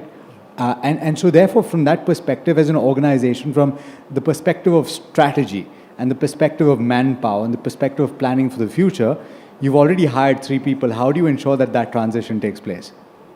Now listen, first of all, plus one to what Kritika said, right? I tell people, if your business is doing well today, you probably have 2 years. If your business is not doing well, you have 2 months before somebody eats you up. And there's a startup out there today in India or anywhere else in the world which is thinking about serving your customers at twice the speed and half the price. So we all have to get ready for it. I think going back to your point around how enterprise is using it and how do you diffuse and how do you use it at scale, the enterprises and businesses that are using it well are doing 3 things which are quite unique and that we should learn from. First, this requires top-down ambition and courage. Like this has to, the CEOs and the boards and the top leadership has to lead from the front. This requires a ton of courage. This requires bold bets, but these are companies, and the companies who are taking those bets are the ones who are seeing value. Second, there's a lot of AI washing going on. There are a lot of hobby projects. And I think you got to stop that bullshit. Like this is, if it's not adding value to your top line or your bottom line, if it's not improving customer experience, changing how employees work, thinking about productivity and innovation, don't do it. Get into the real stuff with AI. And then third, it requires a cultural renaissance, right? Which is, like if you look at tech today, it's moving at least 10x a year, at least 10x, if not more. Culture and talent, if you're lucky, is moving at 1x. If you're lucky, right? And at some point, that divide will show up, right? So and the question I ask all leaders and CEOs I meet is, how many people in your organization are you skilling on AI? Whatever number they give me, I add a 0 behind it. Even there is not enough, right? Which is, how are you skilling your people to use this technology? How are you thinking about culturally a different mindset to approach this? Like, you have to learn to manufacture success now, right? The worst thing you can do with AI is be helpless. Take agency. And it's a boon for people who have agency. It's a problem for people who don't have agency. So those 3 things, top-down ambition, real ROI and impact use cases where it matters for your business, and then finally skilling and cultural renaissance. That's what it takes to do this at scale. And this is from the perspective of the top down. Okay, you want to add to that from the perspective of the bottom up though. And you spoke about how somebody's searching for a job, but there's also how people interact with your platform and try and put themselves out there, right? So ultimately it is them showcasing facets of their personality and what they're capable of doing so that other people can see them, potential recruiters. And so when you want to showcase that on a platform like LinkedIn, what is your advice to people? In that, ultimately, the requirement of the jobs that you're doing today and the roles and the capabilities, people are hiring without identifying roles. They're looking at capability first and saying, okay, we'll fit you in eventually. We'll figure that out, but I want to know if you're capable first. That's a great question. When you think about the LinkedIn profile, people tend to think of it as a static resume. That is a list of schools that you've gone to, a list of companies that you've worked at. And especially for a world infused with AI, you couldn't be farther from what will help you connect with opportunity, because right now your professional identity is no longer a list of badges that you've collected from your past, but what are you capable of doing today, using skills that you've acquired from those past experiences. So the more you can have your work speak for itself by creating a portfolio of the artifacts that you've created over a period of time, a GitHub for a developer, a Figma portfolio for a designer. LinkedIn is becoming the place where people share what they're working on a regular basis, and they're getting discovered for new opportunities. And these opportunities don't have to be just another job. It can be mentorship opportunities, the opportunity to speak at a panel. And ultimately, we think that the world of work will shift to one where you get discovered based off of what you've created and not just a list of brands that you've associated yourself with. Very interesting. I want to come to you from the perspective of, look, I was reading something today, and the way that you're using artificial intelligence to find talent, right? So you're posing a problem, and what is essentially happening is you're scraping first LinkedIn, but you're going much deeper than that. And you're looking at social media interaction, because if you want to search for a particular role, you're looking at engagement, you're looking at what people are saying online. How much of that would you potentially use as things stand right now? If you're looking for talent, and if you want to identify people in your organization today, how much are you using artificial intelligence? So what we found is that beyond just skill and capability, I think mindset matters a lot more today. The desire to learn is super critical. Vinod Khosla, who's one of our investors and mentors, says that the ability to just learn, right, or learning the ability to learn, essentially is now the most critical thing for people to do. Because things are changing so quickly, right? This is a fast-moving train that's left the station more than a year back. And if you don't get on now, you will probably be left behind.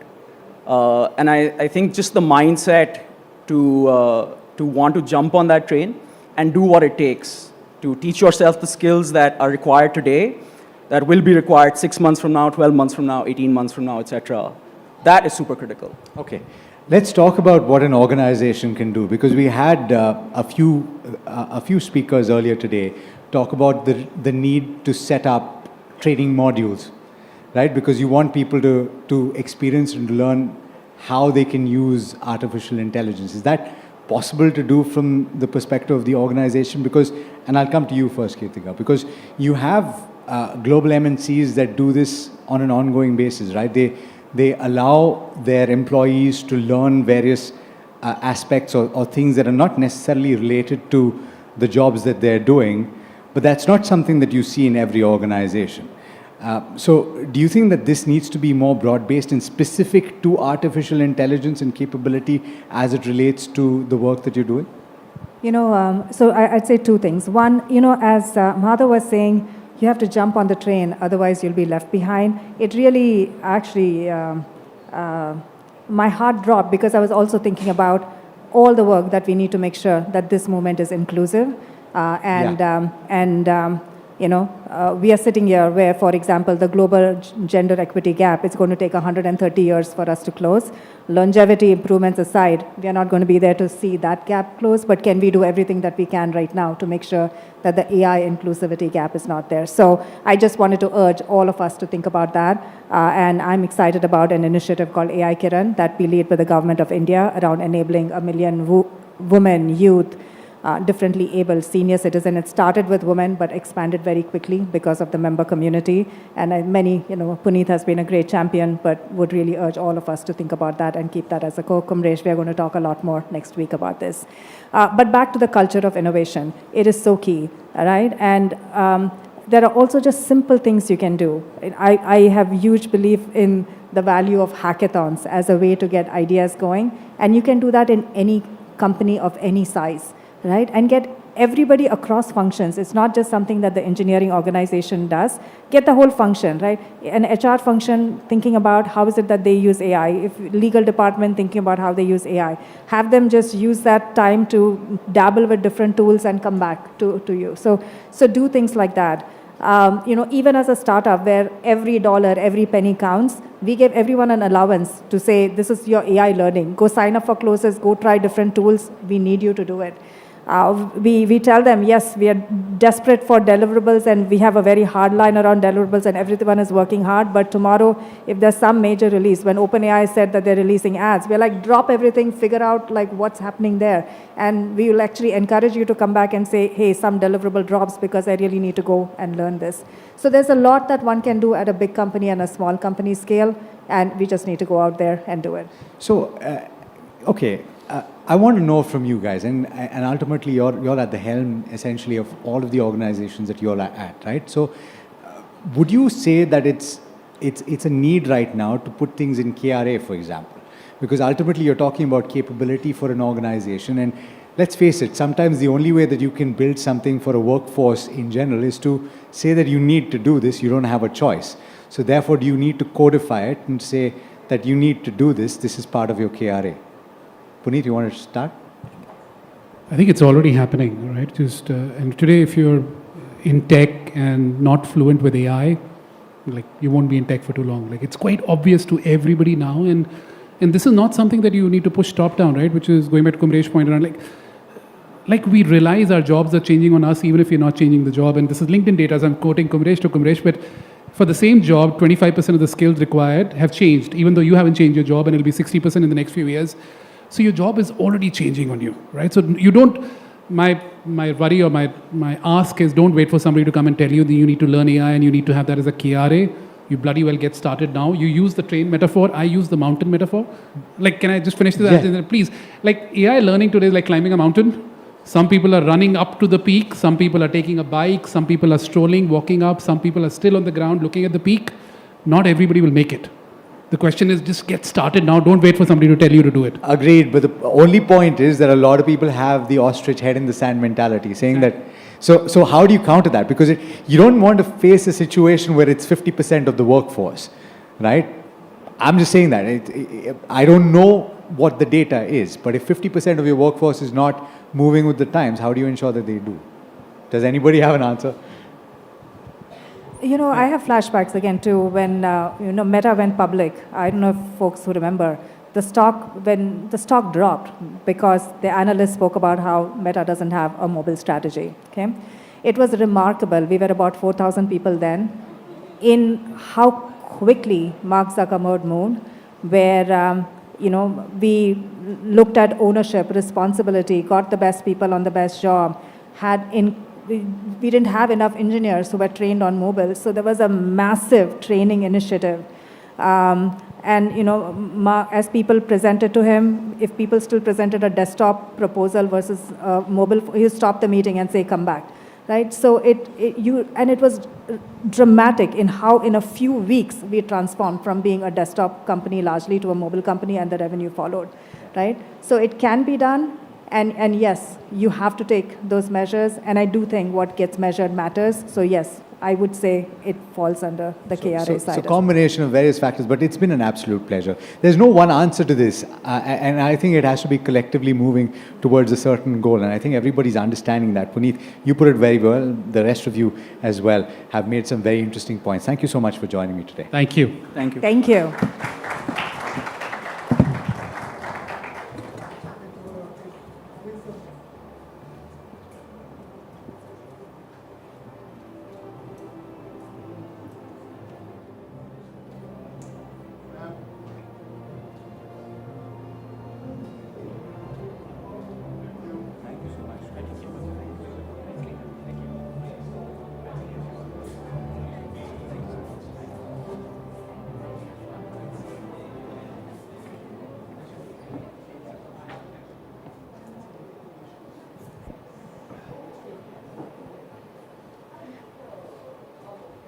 Fantastic session as always, Alex. I have been taking notes from that one. I must say. What do you like the most? I will refer to my notes, but I like how you brought up a lot of those germane issues with Puneet and Kritika especially, because I think a lot of those things are not spoken about when you're really talking about digital transformation at the workplace. And that's what this summit's all about, right? Yeah. We present the problems, we discuss, we deliberate, but we come up with solutions which are forward-looking as well. Yeah, because ultimately there is obviously space and room for the big picture conversations, but you need to talk about adoption as well. And ultimately the person who's sitting in office right now is a person who's going to have to adopt the technology we're talking about today. But you know what was interesting was you didn't ask them about what they use in terms of AI at work. That would have been an interesting one. Maybe we ask them the next time we see them.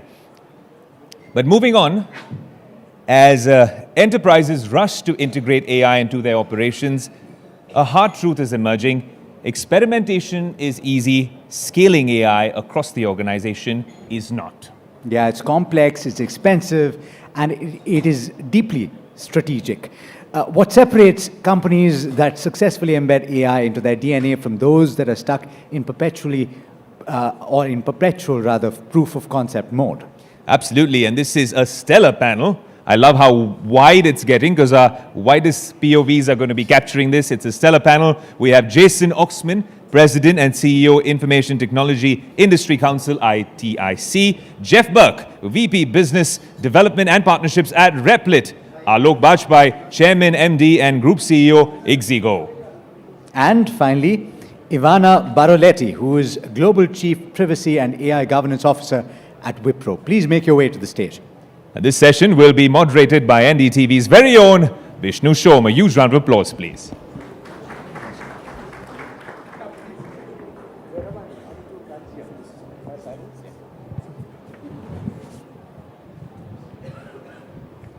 We'll get started in just a moment, just waiting for my other panelists to be here. They'll be here shortly. That's okay, doesn't really matter.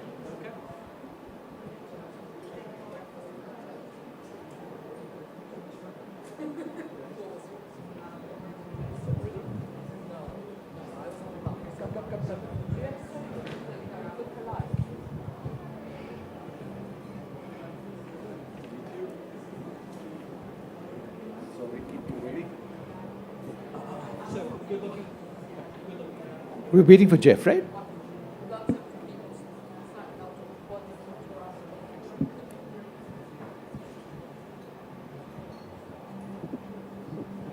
Okay, we're going to start, and we're going to be joined by our final guest in just a moment. What we're looking at over here is the adoption of AI and the scale at which AI is adopted. Now, this is a real rub, isn't it? We are in a world right now where without the adoption come join us. We are now in a world are in deep trouble. And yet, if you scale up AI, you could be in a scenario where you have to deal with a very changed workforce. And therefore, companies have to make choices. There's the entire issue of ethics in the workplace as well. At the same time, the efficiencies which AI introduces in so many areas, it's so promising, the results are so fast that it's something that very few industries across the world, and sectors would like to ignore.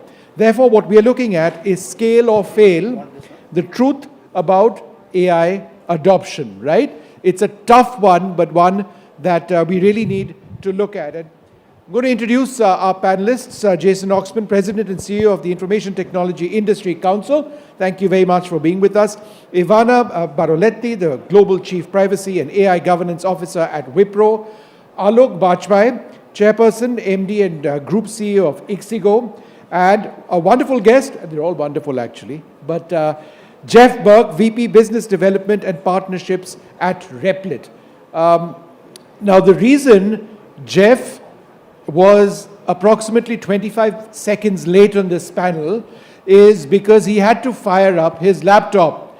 And what Jeff says he can do, and I'm not sure he can, but what he says he can do is create a user interface, right, in about 2 minutes. A user interface for a particular application in a couple of minutes. So I'm going to put him on the spot, and I'm going to ask anybody over here to raise their hand and to give us an idea of what it is that they want him to create while we have this conversation. So hands up over there. Shubhangi? Oh, there you are. Go ahead. Perfect. I think we have so many global delegates visiting. So if you could kind of curate 5-day itinerary for the... Say that again, yeah. We have so many global delegates visiting India for the first time for the Impact Summit. What about curating like a 5-day itinerary for the best things to do in and around Delhi, maybe top restaurants, just to make everyone's experience the best? So he's actually typing that in now. We're going to give him some time because, and he's going to let me know when that's actually done. But in the meanwhile, since, I do need to give him a little bit of time, a couple of minutes, and, he's got a lot to prove over there. But until that time happens, I'm going to go across to Alok, and we'll come back to Jeff in a second. Yeah, Alok, you run a business where scaling up is absolutely imperative, and the numbers are phenomenal. You serve over 500 million users. Many of them are first-time digital travelers. They aren't necessarily in urban centers. Just in terms of Ixigo, how has scalability been a priority, not an option? Thanks. First of all, you can do this on Ixigo as well. You can go to Ixigo Plan, and we do AI trip planning. We launched it almost 3 years ago. And we don't just suggest the restaurants, we also tell you what dish to order in that restaurant based on traveler reviews. But coming to the question, look, I think we are in some ways in a domain where things go wrong, right? So when you travel, there are moments of anxiety, your flight might get cancelled, we've been through this. Your train might get delayed. In India, the platform number of the train could change, the bus might not just show up. And I think at Ixigo, one of the things that's our core tenets is that we don't think of ourselves as a company selling tickets. We think of ourselves as a company that's selling peace of mind. And AI plays a very important role there, because if you think about being able to preempt when things go wrong or about to go wrong, and being able to solve for it in real time with the right content, the right information, or the right decision-making inputs, I think that's what people, especially in the next billion users or tier 2, tier 3 markets, where they have paucity of, information, or they might not have the ability to, pay beyond a certain amount, but they're confused whether they're buying the right ticket or not. I think in that sense, we are trying to protect the downside and also preserve the ability to have a more predictable experience using AI. But can I just ask you, because we faced a huge crisis in the Indian aviation sector a couple of months back with Indigo and its crew rostering in a situation where a large part of the Indian aviation sector just sort of froze. How did you deal with it? Yeah, so the software helps. It's a fantastic case study for us, because we had built this AI-first customer experience stack where almost 90% of the voice calls that we take or do outbound today are end-to-end AI. Almost 90% of our chat is end-to-end AI as well. So one of the things we realized was nobody was answering any phone calls or giving you any information during that crisis. People were struggling at the airport, did not know what to do next, did not even know whether their flight would take off. We proactively called almost 150,000 AI calls during those 5 days to inform people the status of their flight, whether it would go or not, and if it didn't, when they would get their refund or how they could reschedule it. And these AI bots, it would have been impossible to service that many customers in a short span of time. We had almost 5x as many reach outs. And we have this tool called Flight Tracker Pro, which is an AI flight status tracker. And we got like a 12x spike during that time on that, because people sitting at the airport were also using our tool to tell others, whether the flight would go or not. So I think we saw a great applied use case of AI to essentially solve for anxiety in travel, which is what we all have gone through. Okay. Jeff, how is it coming along? It's going okay. I mean, it's building right now, but we're just trying to connect to the Wi-Fi. But it should be done any second now. Ivana, when we talk about the changed workplace, there's also the entire issue of AI-ready governance. How does one bring in AI into the workforce without defining how it's going to be used within a corporate structure? How is that a huge challenge? Because you have to change minds as well, right? On the implementation of AI. Yeah, absolutely. Can you hear me? Yeah. So I think it's a really interesting one because when generative AI came up, everybody started to use it very rapidly. And that was a big change compared to, until then, people were doing like machine learning, but you had to be like an expert to do it. But generative AI is accessible to everybody, so very suddenly, a lot of people started to use these tools. And that changed, and across the world, organizations started to say, okay, how are we going to handle this in our companies? People, what about copyright? What about data leaks? What about this and that? So that was like at the beginning, a huge kind of upheaval in companies and say, how are we going to govern that, the use? So a lot of organizations started to issue guidelines. A lot of people started to say, well, yes, you can use artificial intelligence, these generative AI tools, but is in your private instance as an organization. And of course, employees wanted to use it. It's interesting because employees want to use it because we know, and they know that it simplifies their work, and we know that it really allows people to focus on better tasks, less, not these mindless sort of repetitive things. But at the same time, employees are concerned about, is that going to take my job? So I think what is really important is that, first of all, is to bring employees with you. I think it's a responsibility of a responsible business to tell employees and to teach employees how to work with AI, what works and what doesn't work. So, for example, in my company, I head up AI governance. What we did was we said we're going to train everybody, at least on how to use it. Everybody, not just the people who know about technology, but everybody across the board, to say, how are they going to use it, and also how to trust it and how to distrust it, because sometimes these systems, they make it up. So we didn't want people to copy and paste something that was completely made up. And it did happen, in many, many different places. We read, the Supreme Court of India is saying, well, be careful with the use of AI, of generative AI in the legal sector. But in Australia, we've had cases where organizations, they were hired to write a report, and the people who wrote it, they wrote it with using one of these tools. And then the client was like, hey, this is not real. That's just like hallucination. Sure. So teaching people to trust and teaching people how to distrust as well, because by distrust, I don't mean that people don't trust this technology. I mean that people take it critically. And for example, at Wipro, when we say to people, you can use these tools to understand whether somebody is a good fit for your job, we know that this tool may discriminate. And we tell people, look, use it, but challenge, because the more you challenge, it means that you've understood how the system works and you can help improve it. Okay. So it's I think it's a mindset and shift that we need to have in our organizations, but I think it's also part of the fun. An opportunity. Now, Jeff, has that software of yours come along? Yeah, no, it finished a little while ago. It's like my little Tell us about it. My little coworker just building on the side right here. But I don't know. Are you able to see? So I don't know if people in the crowd can see, but basically I took that exact. They can. In fact, we've got it up on. But why don't you go ahead and describe what? So you built this website in just a few minutes. Yeah. It would have been faster had the Wi-Fi been on. Yeah. So what have you built? Yeah, so when you get to Replit, it looked like this little chat box, and I just typed in the exact prompt she gave me. And then in the separate tab, you can see it started 8 minutes ago, so that's proof that I did not do this beforehand.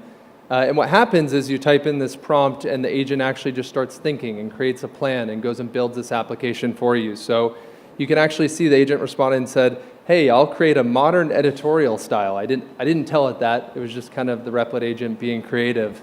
It then walks you through everything it does, all the actions it took. You can actually click in here and see all the code it generated. It actually made these images. And then the end result is this Delhi Chronicle that it came up with that solution as well, with some photos and locations that people can visit while they're here. And then what you would basically do is, again, you think of it like a coworker. I would just give it another prompt. Maybe I don't like the styling, or I want to add some things that are more personal. I go back and say, actually, maybe take another pass at this, or this is great. We actually launched a partnership with RazorPay yesterday, so you can add payments to these things too. So it's like, actually, this is great. Maybe I may want to monetize and build a business around this. Go set up my RazorPay account and help me start charging for this. So, Jeff, to me, what's most impressive about this is that it's to a large extent autonomous. It's autonomous coding. It's sort of thinking about what you might want to see. And it's doing it in a way which obviously is based on data available, plus perhaps your own user interest. How smart is the software? How does it decide what it is that you want? Yeah, it's actually really smart. I think when we launched it about 1.5 years ago, even us internally did not expect it to be doing this well at this point. So we're on the 3rd version of our agent. Actually, we're launching the 4th version in 20 days, which will be very exciting. And we kind of have a lot of small improvements in between, but then every 6 months we feel like we're able to make a big leap. And here, it's building with a lot of stuff. I mean, I give it very little prompting here, but I think some of our best users are enterprises who use it. We have all sorts of other features and stuff as you get deeper into the system where you can start to tell it how you like to build.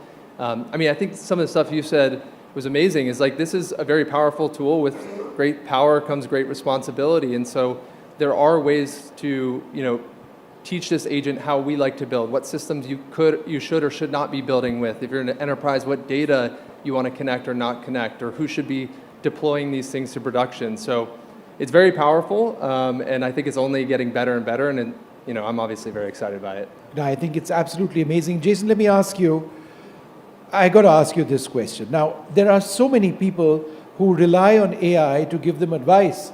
They seek empathy from solutions. They seek medical advice. If they are lonely, they seek to speak to somebody.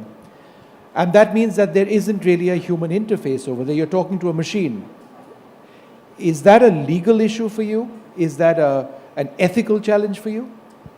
So, first of all, great to be here with all of my colleagues and all of you today. I think we just saw a great example of how there is always a human being in the equation, a human being who you called on in the audience to generate a great idea, a human being to start the process of the coding of the idea.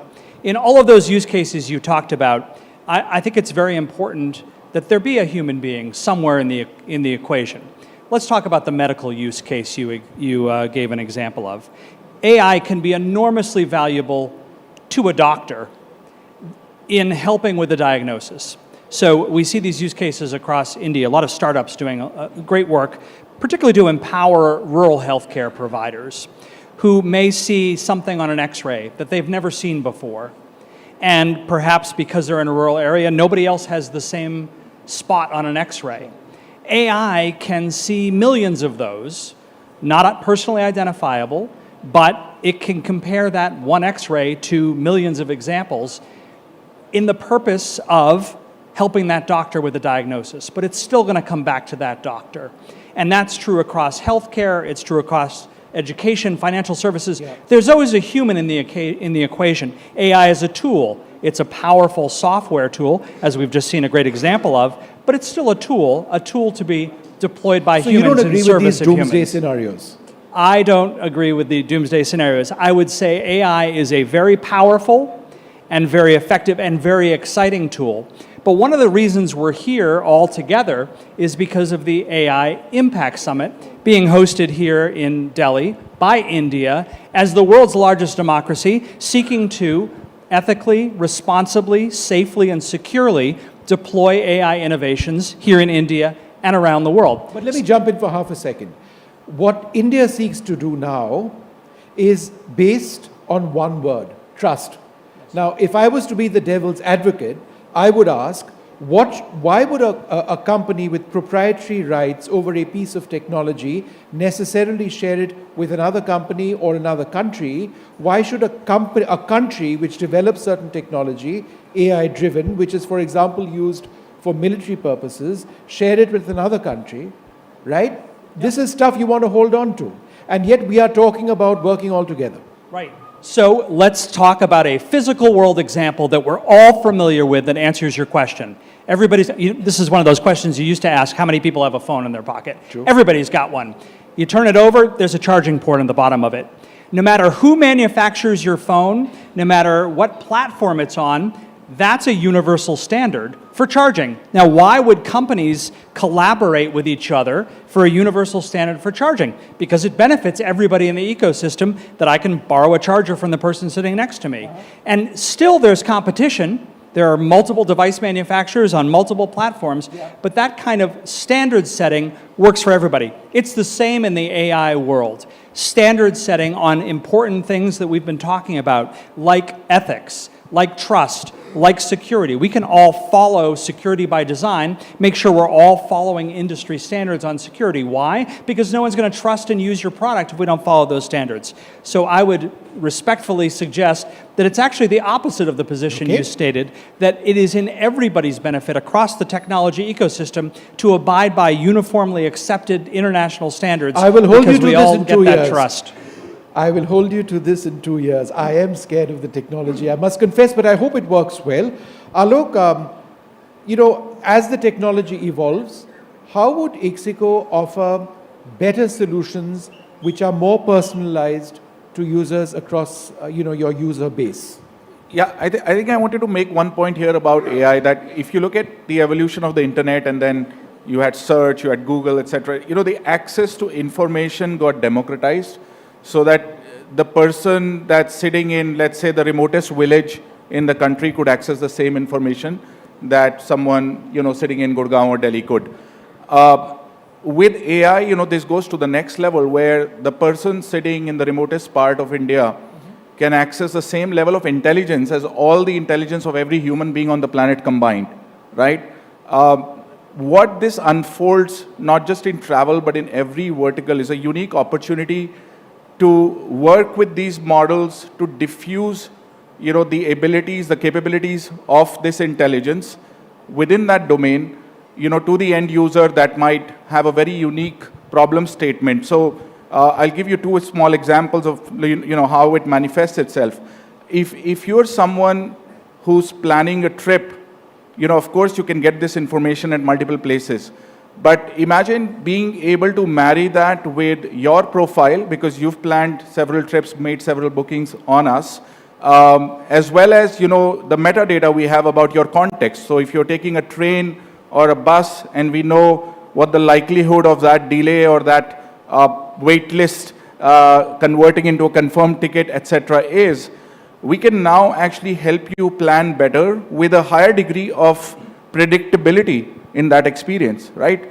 But this intelligence will manifest itself even more as all apps become more and more preemptive, personalized. I mean, when I say preemptive, I almost mean like, if you all watched the movie Minority Report, where Tom Cruise, predicts when a crime is about to occur and actually knows about it already, right? So AI gives you the power to actually not make a customer reach out to you when something goes wrong, but instead reach out to the customer proactively and solve that problem, which is what we did in the Indigo crisis.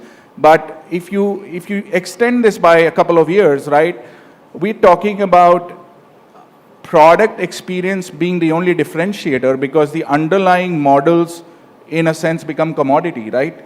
So I think where we are headed to, at least at Ixigo, is saying, okay, if execution is commoditized, you might have a great idea. I think you got to spend a lot of time orchestrating the right agents to build out those experiences on the fly for that customer, for that particular context. So if I'm comparing two hotels, show me a very different kind of user experience and help me, don't just throw me the usual UI, maybe even allow me to chat with that, talk to it, tell it what I like, don't like, and narrow down. So I think you're going to see a lot more of that intelligence emerging in the product itself. Jeff, just in terms of the AI sort of demonstration that you showed us, in terms of your own agent, does it improve itself? We don't really have any reinforcement learning built in. I mean, I think our team is constantly doing a lot of stuff where when customers reach out with bugs, we're able to quickly respond and figure out the limits it's running into.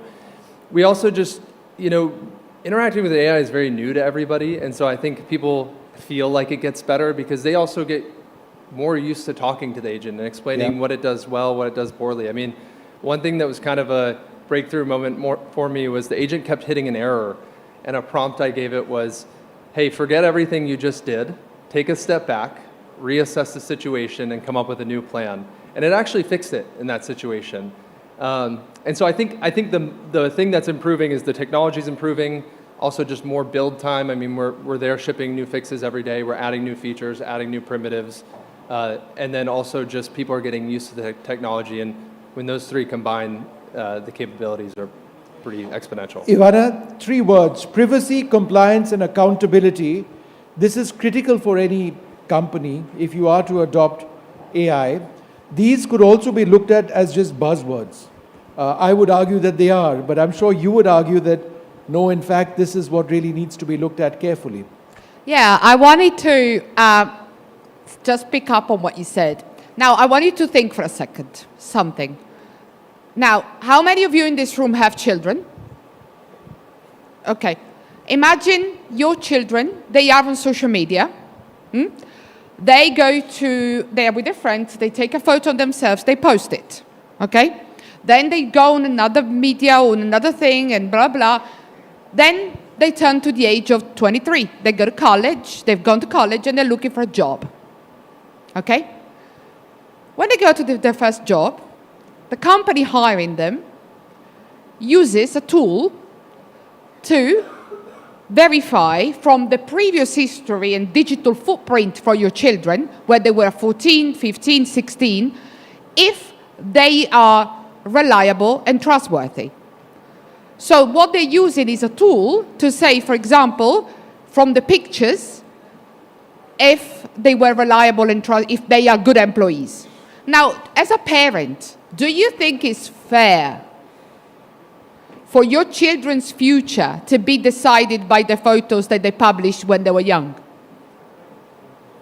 No, I think those are absolutely critical questions. Well, this is the heart of it, because yes, these tools can predict. Yes, these tools can tell you, but the problem is there has to be a threshold, and the threshold is really, really important.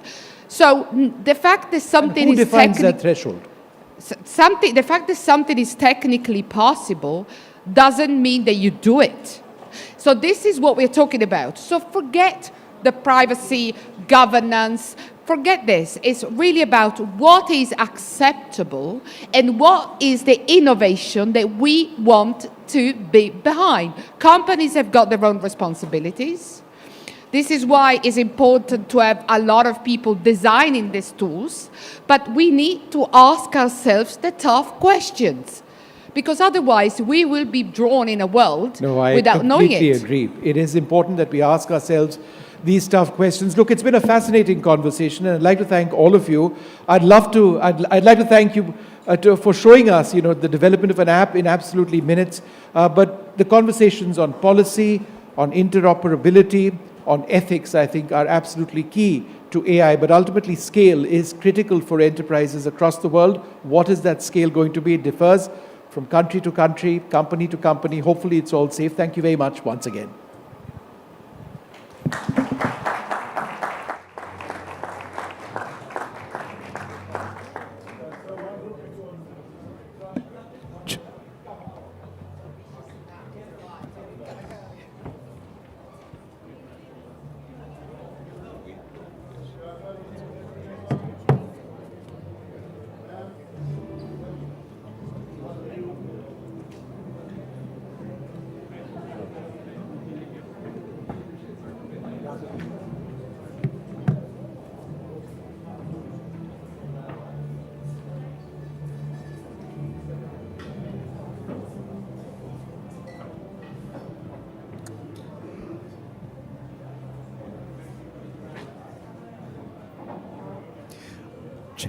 Artificial intelligence is not just another innovation. It is a power shift. It is redefining economic strength, reshaping global competition, and forcing governments to rethink how they protect jobs, security, and democracy itself. And at the center of that debate is our next guest at the show. As Prime Minister of the United Kingdom, Rishi Sunak pushed AI governance onto the global stage, arguing that the real winners of this era will not simply be those who build the most advanced systems, but those who adopt and adapt the fastest. He has warned that the biggest risk is not artificial intelligence, but human complacency in the face of it. Today, he brings a rare vantage point from leading a G7 nation through the dawn of the AI age to engaging directly with the industry shaping its future. This is a conversation about power, policy, and the pace of change.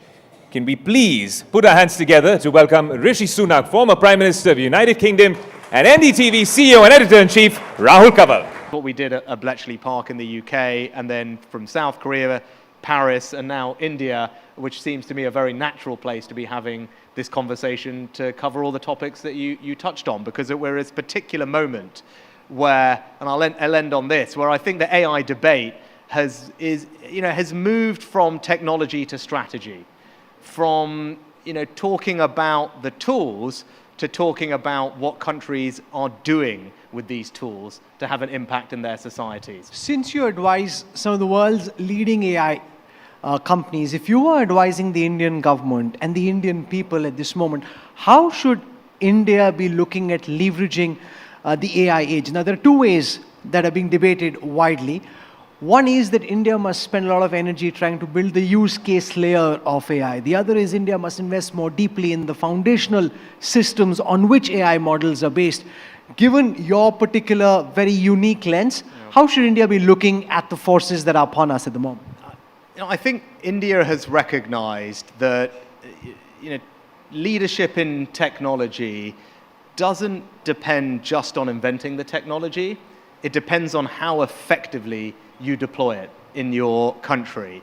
So by focusing on mass adoption, I think supported by a very deep talent pool here, a strong digital public infrastructure, and a public that's very supportive and optimistic of the technology, I think India is well positioned to take a leadership role in AI. Indeed, I think that is increasingly reflected in some of the global rankings of these things. You mentioned I was associated with Stanford. Stanford do, I think, the most authoritative ranking of AI superpowers around the world, and India just went into third place, which I think is indicative that this strategy is working and India is assuming its rightful place as an AI superpower. Given the speed at which technology is changing, how should society be looking at the issue of regulating AI? Because you're also a former Prime Minister in a room full of AI engineers, and society has compulsions which are very different from the motives that drive these AI companies, many of which are obviously driven by profit. What can we do? Because by the time our members of parliament and other people in government even determine what's at play and what they need to regulate, the next models are out which are very different from what they were planning for a few weeks ago. Yeah, I think, Rahul, you make an excellent point, which is, you said, you're a kind of politician in a room full of engineers. And it's a fair point, because much to my parents' great disappointment, I didn't have a STEM degree, which they were sad about. But it was something that my team brought up. When we hosted that first summit, and we were inviting all the leading frontier labs, and we were going to have these conversations, and one of them made the same point to me. It was like, are you going to be able to really keep up with the technical discussions that are going to happen here? And I said to this person, I said, you know what, my wife's uncle is a astrophysics professor at Caltech. My mother-in-law was one of the first female engineers at Telco. My brother-in-law is a computer scientist,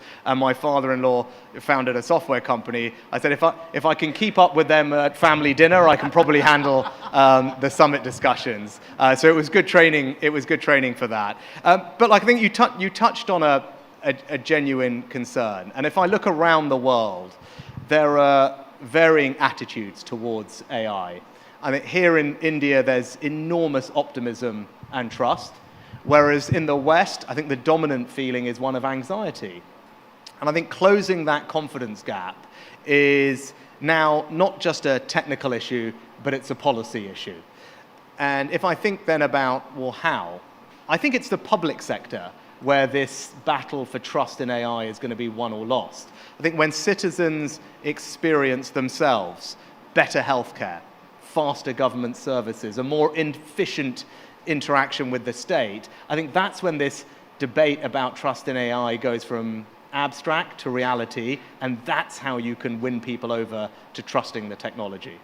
You're saying there's optimism and trust in AI, but over the last several weeks, stocks of several of the SaaS companies have been hammered, including your father-in-law's, the company that he founded, which are being beaten, and questions are being asked about whether by 2030 companies like Infosys, and I don't want you to speak just about one company, but the IT services companies would have any future at all. And we had the OpenAI policy head this morning, and he said that now people who are using AI can do the work that 7x people could do. The converse of that is that you need 1/7 the number of people that you would have required earlier, and that has very serious ramifications for joblessness, displacement in the labor markets.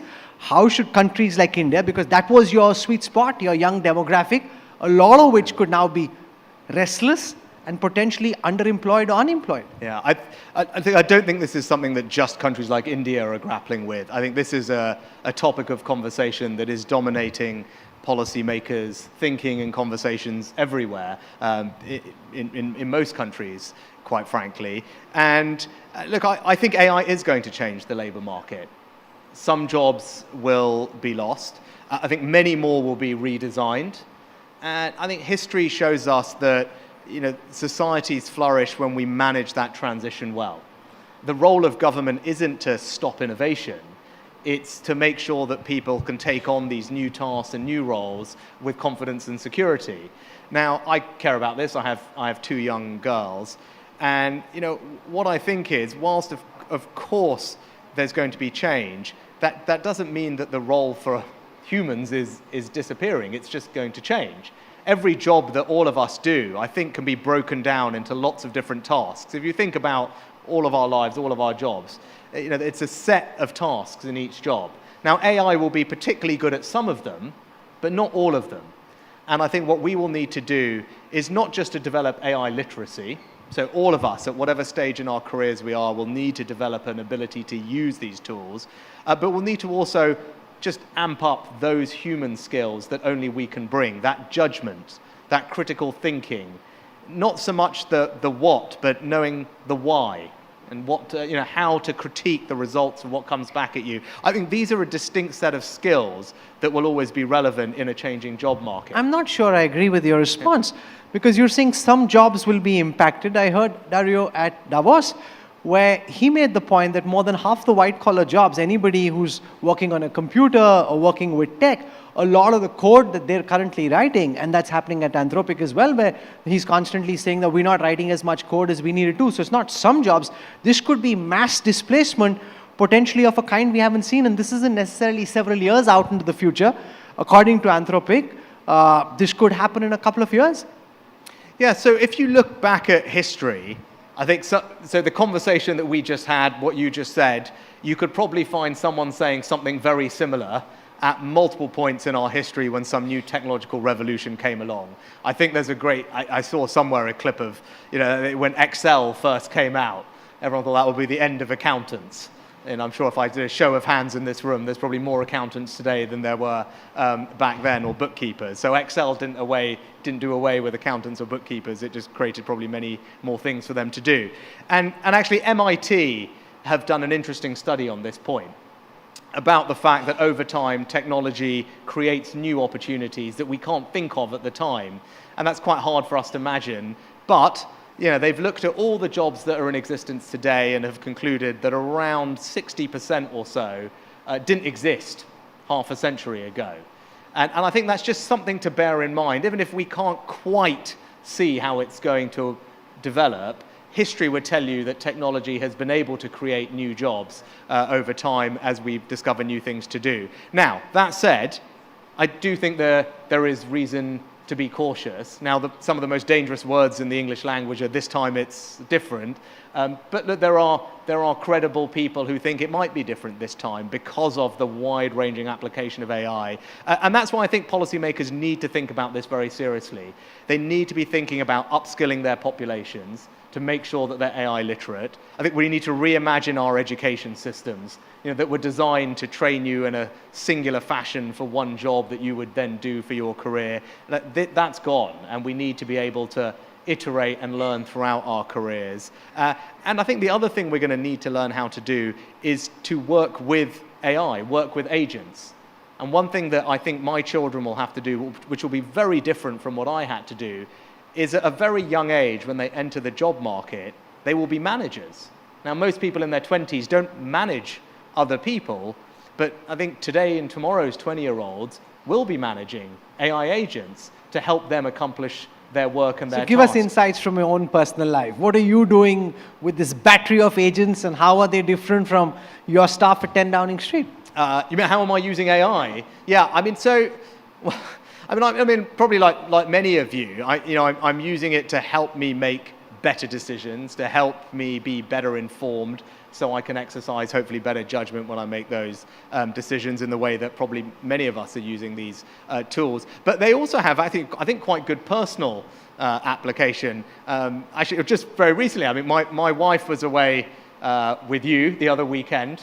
She was fantastic. Thank you. You're a star. She was a bigger star. She's Many of my colleagues were there at the NDTV Art Awards, and interestingly, it happened right here in this hotel at this stage. Okay. Yeah. So well, then this story will be relevant then. So when she was setting off to come and spend a couple of days with you, and so I was doing my solo parenting that weekend at home in Yorkshire, and she said, our younger one, Anushka, has got a physics test.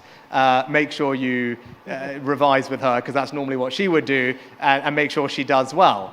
And at that point, I was a bit stressed because I went through my in-laws. My in-laws. I thought, their definition of what doing well on a physics test is probably a little bit higher than mine, especially seeing as I haven't done any physics since I was 16. But anyway, I was very worried. But then Claude came to the rescue. So I put my daughter's revision test into Claude, and it prepared basically a teaching guide for me. So it could teach me how to teach her in plain English that I could understand. All the answers and the explanatory notes. And then at the end of it, it created a kind of 4-page revision handout for her of key concepts that she could take into her test the next week. And I thought at the end of that, and then she, thankfully she did well on the test. Also, she tells me. Papa passed the test. Yeah, well, yeah, so I said, if AI can turn me into a Murthy family level physics tutor, there is nothing that it can't do. So at that moment, I felt very optimistic about where we're heading. Artificial general intelligence is now going from the realm of science fiction to near-term possibility. And again, Anthropic has been saying that this could happen within the next 2 years. There's a big debate between Google DeepMind and Anthropic about the timelines, but if it is, say, 2 years away, what should governments like India, according to you, be doing, which they're not doing at this moment, to deal with the reality of a situation where artificial intelligence and machines are more intelligent than humans and can do things smarter than humans? Yeah, I think this is something that has become a more acute topic in the last couple of months, because when I first got into the job as PM, and we talked about it at the summit, at that point there was a skepticism about whether the pace of AI development would actually continue. The so-called scaling laws, where the more data, compute, and algorithm that you put in, the better the output of the models. And there was a skepticism that relationship would carry on going in the exponential way that it was. What's actually been the case over the last few years is not only that relationship held, and we've seen that continued development. But as you, I think, hinted in your question, Rahul, it seems to be accelerating over the last few months. And if you talk to Demis from DeepMind or Dario, or I was just with Alexander Wang from Meta, all of them would say the same thing, that they've noticed this acceleration and this so-called recursive self-improvement, where the models are improving at a faster rate than previously. And the reason they are doing that is because they are able to use AI to help them build the next model. And that is the kind of key thing that has changed. So I think your observation is right. We're at this point of, it seems, acceleration. And that takes me back to the first summit, where I said it's important that we give people confidence that this technology is safe. And we in the UK created the AI Security Institute. India has created something similar. And I think these institutions are important. And I think they should work together. Because what citizens want to know is that the people in charge, have got the technical capability to evaluate this technology and make sure that it is safe to use, that it is not going to run away from us. And it's a government's job to help make that a reality. I got a reminder of this. My two young girls, when they use these models and the chatbots and they're going back and forth on things, they're very polite and they always say please and thank you when they go through their conversations. I said to them, you know what, you don't need to say please and thank you. It's polite, but it's not a person. And by the way, it takes up a lot of compute power, so better if you don't. But they said, Daddy, if AI takes over the world, we want to have been polite to the AI. I thought it was good insurance policy. But look, I think it speaks to this point about being able to ensure people can trust the technology. And I think as governments develop, what they need to do is develop this capability. And we can't leave it to people to mark their own homework. And that's Except, unfortunately AI for your girls, machines don't care about what humans think. And for companies like Anthropic or Google DeepMind, safety is a publicly stated priority. Now, I have two concerns. One, several of these safety engineers and those in charge of safety keep leaving and writing all kinds of very emotional notes about why they'd rather do poetry than work on AI safety. And secondly, this is at companies which are interested in safety. What about autocratic nations, China, Russia, where safety isn't prioritized? How concerned are you by bad actors using these emergent technologies for bioterrorism, for creating chaos of a kind which humanity will then struggle to deal with? And that was exactly why our first summit focused on these risks. This new technology was coming along. I think everyone could see that it was going to be able to do lots of incredible things, but people worried about exactly that. There are always bad actors in the world who are going to use tools for ends that none of us would agree with or support. And that's why I think it's critical that governments have that independent capability to evaluate the safety of these models. And actually, only governments can do some of that. When you talked about some of those risks, they're national security risks. Cyber, bio, chemical, nuclear, radiological. Our security services, intelligence services, defense services, they have a particular expertise and capability in understanding what those risks are. And certainly in the UK, we ensure that those people work with that institute to do the testing on all these models, to make sure that we're on top of any vulnerabilities and can talk to the companies about fixing them. And so far, that has worked well. And the companies have cooperated. You're right to say, look, we can't control what everyone does in every part of the world, which is why I think forums like this are so important. India bringing together people from all over the world at these summits gives us that opportunity to talk to other countries about how they're dealing with these things, share best practice, and hopefully over time have a bit more global collaboration on this important issue. You've said that AI is not just a race between China and the United States, that adoption matters as much as frontier development. India is investing a lot in artificial intelligence, and we've seen the kind of interest there was with people wanting to get into Bharat Mandapam. You saw the best and the worst of India all at the same time. But do you think India has a genuine shot at being a shaper, a player in this AI universe? Or is our country more likely to end up using models and technologies developed in the West? I think India is shaping up to take a leadership role in AI. And I talked about the Stanford Index, India already in third place.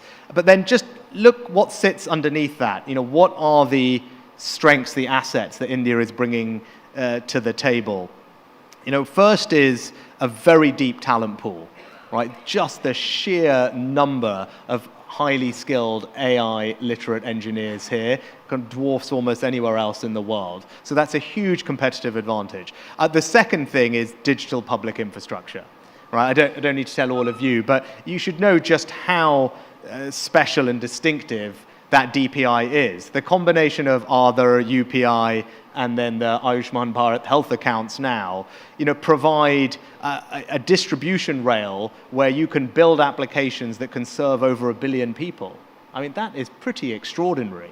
And then you combine that with the incredible innovative ecosystem that you've got here, which you talked about, the energy at the summit yesterday, all that young, hungry talent, and as we talked about earlier on, a population that is very supportive and optimistic about the technology. Those are differentiating strengths. And I think, as we talked about, India's recognized that leadership in technology is not just about inventing it, it's about deploying it effectively in your country. And India's focus on this mass adoption, building on those strengths, is why it is in the leadership position that it is today. You wrote in the Wall Street Journal that democratic countries need to come together to work on a collective AI framework so that authoritarian systems don't take over.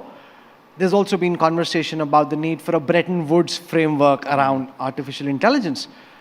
But then the reality of the world is that Donald Trump is president of the United States, and we're seeing what he's doing with existing frameworks and guardrails. What trust can countries like India have in investing in a global AI framework when current frameworks, multilateral frameworks built after the Second World War, are themselves in peril? Yeah, it's certainly the case that the old multilateral order that we knew is gone, and we haven't quite figured out what we're transitioning to, which makes this a unpredictable and challenging time, as you mentioned, Rahul. But I think actually India is positioned well to succeed in that new world. Just think what's happened in the past few weeks and months. India's signed free trade deals, not just with my country, the UK, but also the EU.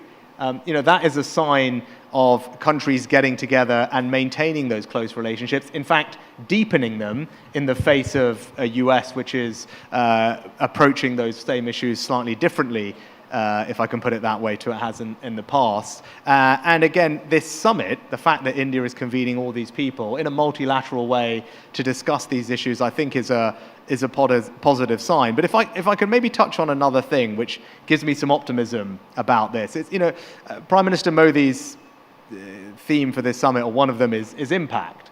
And if I think about what makes me excited about AI and how will it bring countries closer together, it's because AI doesn't just raise the ceiling. I think AI can lift the floor. And that has been, I think, a great passion of Prime Minister Modi's when he's been talking about AI. And I happen to think that AI is going to be one of the most uplifting, democratizing forces that humanity has seen. And if you think about these incredible global public goods, healthcare, education, right? And then if I add on to that agriculture, which is something that in many developing countries is core to giving people a better standard of living, in those three areas, AI is about to transform them for the better, so that countries that today are further behind are going to be able to leapfrog and catch up and overtake others and deliver an enormously increased standard of living to their citizens. The flip side of that is that power gets concentrated in the hands of a few tech oligarchs, largely out of San Francisco. But I don't think that has to be the case. And if you look at the applications that are being developed here, and look at the types of models that are being used, whether they're open source or others that you can build them on, these are designed to work in actually a very low-cost way. Right? The agricultural innovations that we're seeing with AI are designed to work on a farmer's phone without some super highfalutin laptop or broadband connection, but to give him the improvement in yield, reduced crop cycle times, water usage that you couldn't dream of before. Similarly in education. And I happen to think that's one of the most powerful ways to lift people up. But now the ability to have personalized tutoring at low cost for millions and millions of children everywhere, or healthcare provided in the most rural parts of Africa or India at the same quality that you would get in big cities in developed countries, that is extraordinary. And I think this is, to your point about multilateralism, I think there will be an enormous number of countries that will want to work together on delivering those outcomes. And actually the conversations at this summit being led by India are on that topic.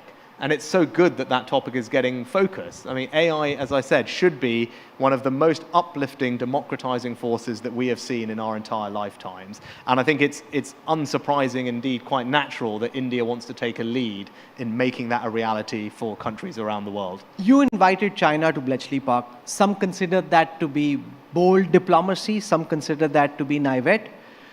Since 2023, tech tensions between China and Washington have largely gone up. And we're already seeing data decoupling happening to a great extent. Do you think cooperation between democracies and autocracies on AI is still possible? Or are we looking at a very definitive fracture which splits the world into two AI universes? You know, I'm an optimist, so I'd like to believe that it is possible. And if you look at what's happened in the past, I mean, particularly around the issue of nuclear weapons, you know, you've seen dialogue that was able to happen between geopolitical rivals. And, you know, hopefully that gives us some encouragement and optimism that it will be possible in the future as well.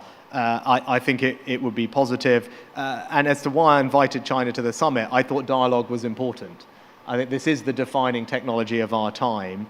And in an ideal world, you would be having a dialogue with, you know, what are clearly important, significant powers in the world. Now, that doesn't mean you're going to agree with everyone on everything. It means there are countries that have different values and different interests to yours, and you have to be eyes wide open about that. But I think the principle of dialogue to understand and try and come to some common understanding, I think is one that we should continue to pursue. You've been Prime Minister, technocrat, Prime Minister, advisor to different tech companies. Given what's happening with the politics of the United Kingdom, is going back or trying to go back to 10 Downing Street still on your list of agentic tasks? Is that something you've given up on? No, I mean, I'm still very happily a member of Parliament. And I represent my fantastic constituency in North Yorkshire, and it gives me an enormous amount of fulfillment to do that and make sure I do a good job representing my constituents and making sure actually that this technology works for them. I have a very rural constituency, so we've been talking about the benefits in farming. Education is something that I'm passionate about. Akshtar and I have recently set up an education charity called the Richmond Project, named after my constituency, which helps people get greater confidence with numbers.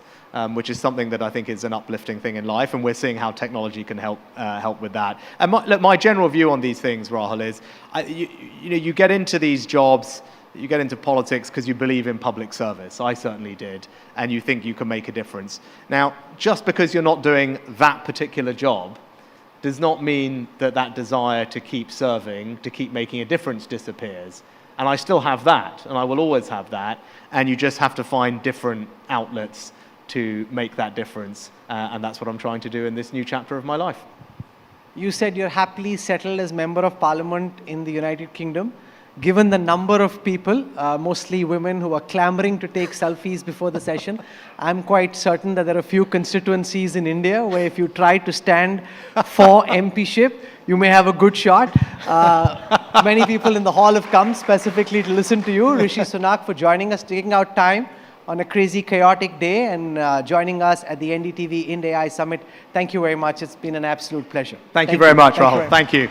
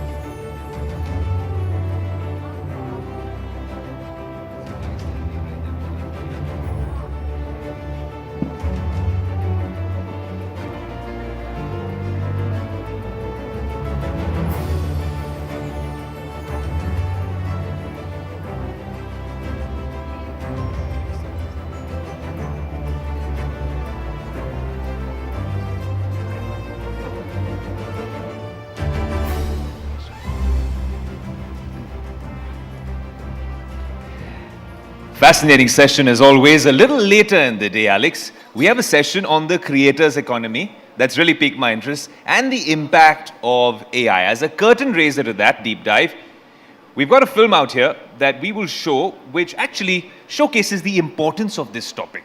You know, the orange economy, we've been speaking about this, and I think it found a mention in the economic survey as well. But the film that we're talking about, it's titled Portrait Number 72. It is entirely made with AI.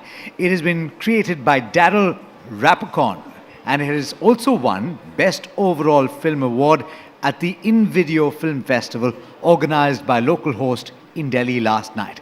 We've got that lined up for you.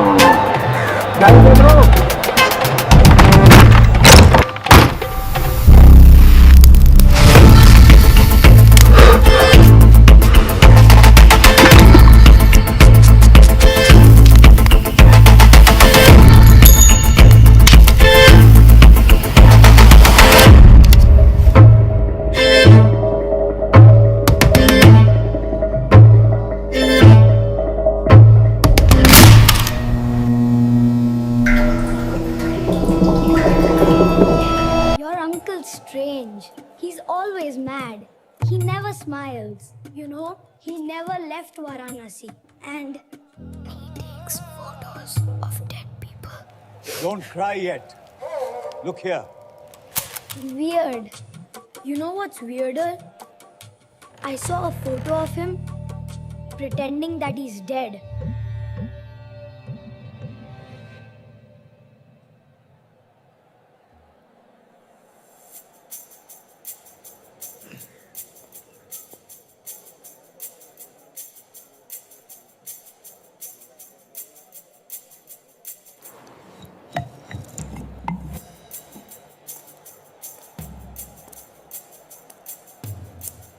Don't touch the lens. You will ruin it.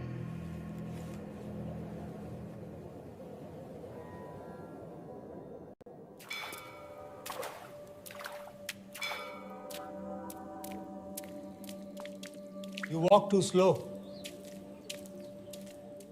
Don't be late next time. But he's not angry all the time, you know. The doctor told him he'll die in 72 days. So he takes one photo every day, trying to get the perfect one. Uncle Ruhan, why do you do this? I don't have a family. When I die, no one will take my photo. Most people don't get a good last picture. Their faces are empty. When you're dead, you can't fix that. I'm trying to take one good photo before I go.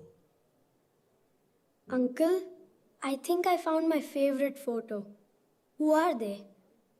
Old friends. The only time I ever left this city, I went to Dubai to live, and now I came back here to die.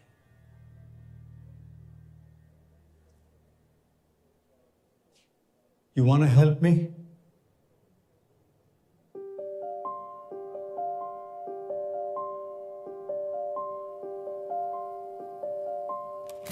Good pose. Wrong flowers.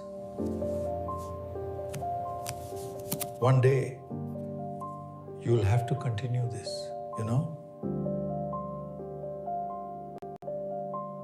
But I don't want to take photos of dead people. Then take photos of the living. Here's how you do it.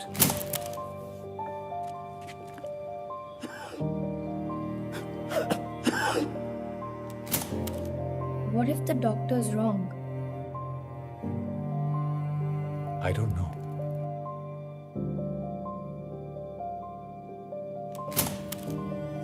Uncle, why don't you ever leave this place? What if you live longer? Come on, Uncle! Can I go somewhere with you?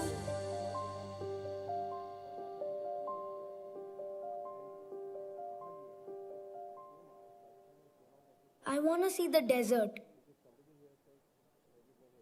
Maybe drink some tea.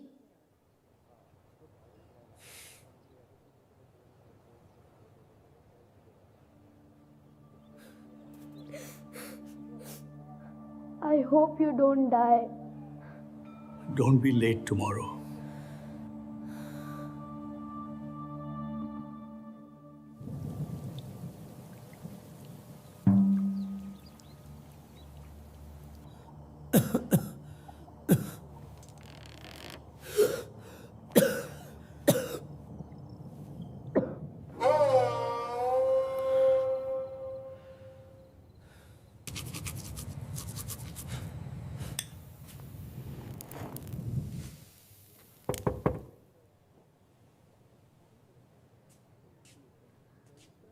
Can I also pick your flowers today?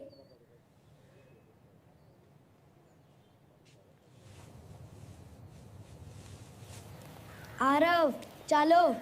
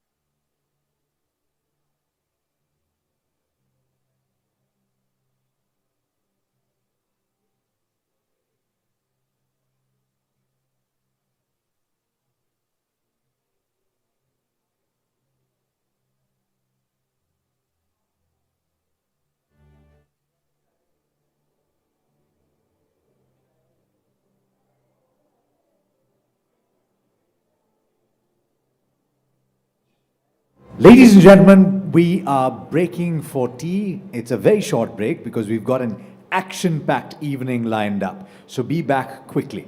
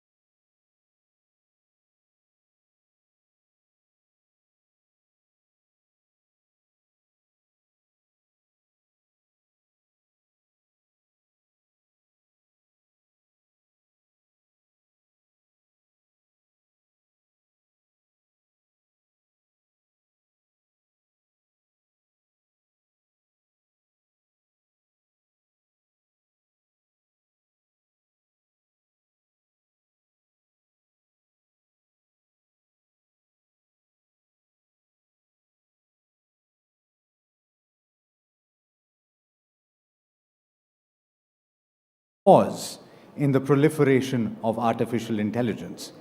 This was to give governments time to form regulation. This is going to be an absolutely fascinating conversation because we've come a long way since March 2023 in terms of acceptance and utilization of artificial intelligence. Please put your hands together for Stuart Russell, Distinguished Professor of Computer Science, UC Berkeley, President, International Association for Safe and Ethical AI, and Time Magazine's 100 Most Influential People in AI 2025. Sir, please make your way to the stage. Conducting this session are the very, very capable, dynamic Ayush Elavadi and Shweta Rajpal Kohli. Please put your hands together.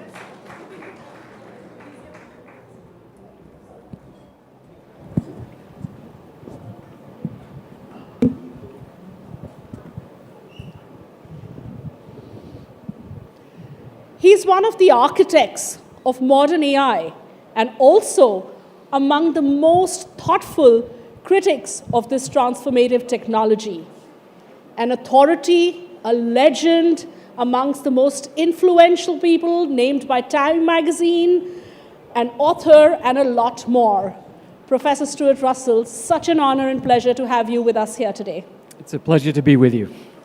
You're here in India at a time when the world's attention is on India and on AI. Also at a time when geopolitics is playing havoc with a lot. Share with us your initial thoughts on where the world stands, both with regards to what we're seeing with geopolitics as well as artificial intelligence.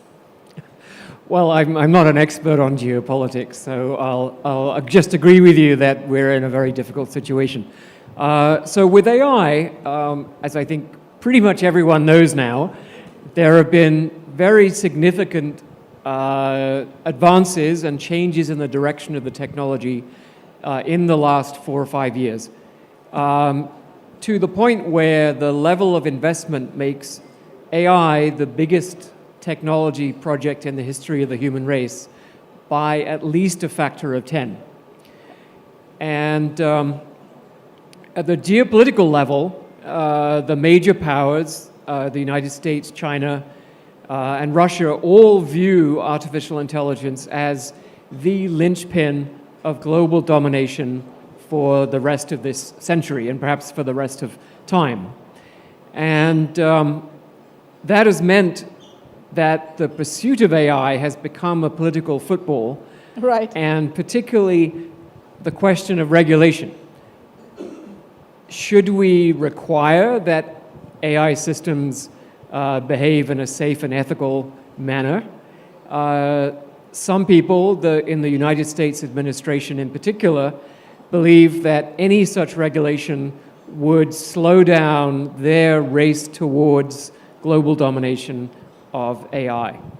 And so this is creating a lot of trouble because the technology itself poses enormous risks to everyone on Earth.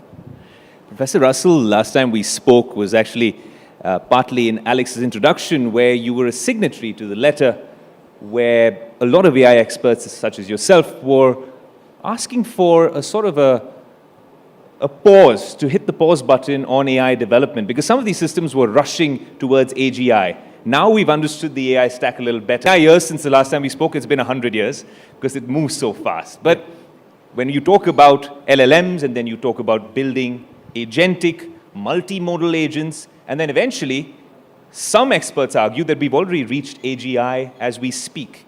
Is the fear now, Professor Russell, superintelligence? Is that the next big concern on all of our minds? Well, so absolutely, the stated aim of the major AI companies is to create machines more intelligent than human beings. And when you ask ordinary people what they think about that, they say that would be really stupid for obvious reasons. Intelligence is what gives us power over the world. So how can we expect to maintain power forever over entities more powerful than ourselves? That's a question. And in fact, I think this is a question that Alan Turing, the founder of computer science, asked himself in 1950 1951. He was giving a lecture, and he said, once the machine thinking method had started, it would not take long to outstrip our feeble powers. At some stage, therefore, we should have to expect the machines to take control.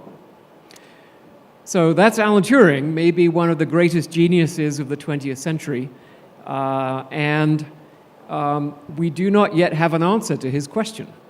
So we are pouring enormous resources into building a technology that its own creators, the CEOs of the companies who are building it, say has a significant chance of causing human extinction.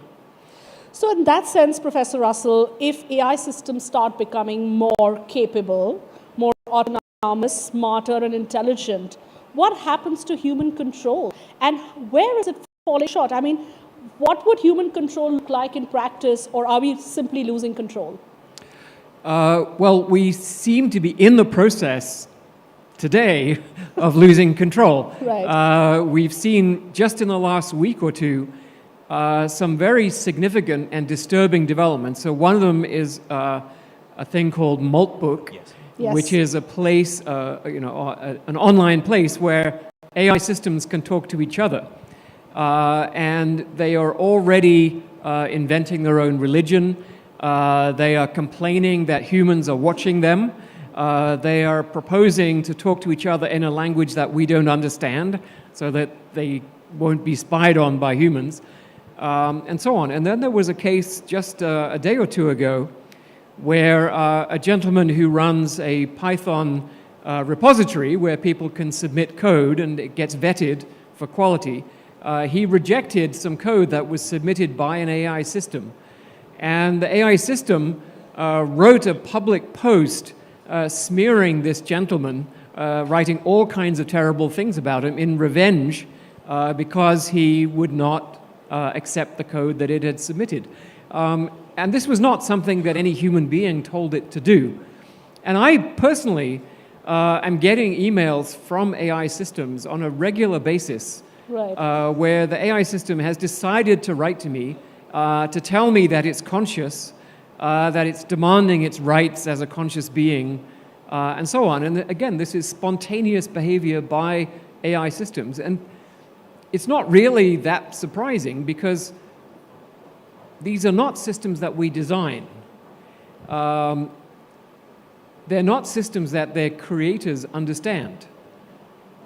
And so it's not that surprising that they do things we don't expect because we haven't the faintest idea how they work.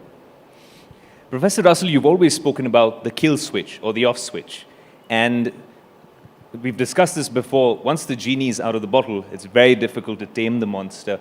But in this current scenario where we're talking about AGI and some of these systems becoming so adept at and elusive at really being traced back to where all of this begins, do you think this is the appropriate time now? Because regulations still don't seem to be in place. And the kill switch is needed now more than ever.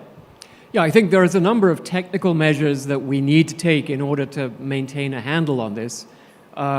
Certainly, all AI systems should automatically self-register, so we know that they exist, we know what machine they're running on, and we can detect if they're replicating themselves, because this is a serious problem. Once they start replicating themselves, that's a way of escaping human control. And so you can require that every AI system include code that automatically registers the system when it runs. And then, again, as you say, an off switch, which would enable regulators to turn off AI systems that are really causing harm to human beings and out of control. So you mentioned that regulation is not happening. And part of that is to do with very intensive lobbying by tech companies and venture capital firms who want to, in their view, protect their investment.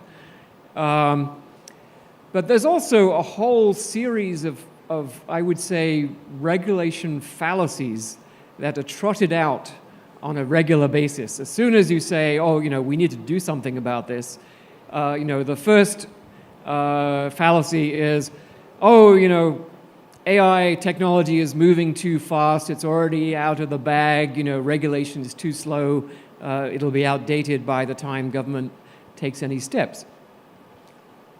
But if you actually look at the way a lot of regulation works, it does not stipulate any particular technical approach. It just says, this is the level of risk we're willing to accept.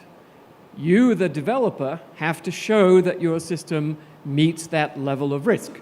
So we regulate nuclear power stations that way. We say, okay, the mean time to failure for your nuclear power station has to be 10 million years. And you need to show us a proof that that is how your design will work and that's how safe it is. We don't tell them how to make the design, and that regulation will last forever. It doesn't matter how the technology evolves, we still want it to be at least that safe.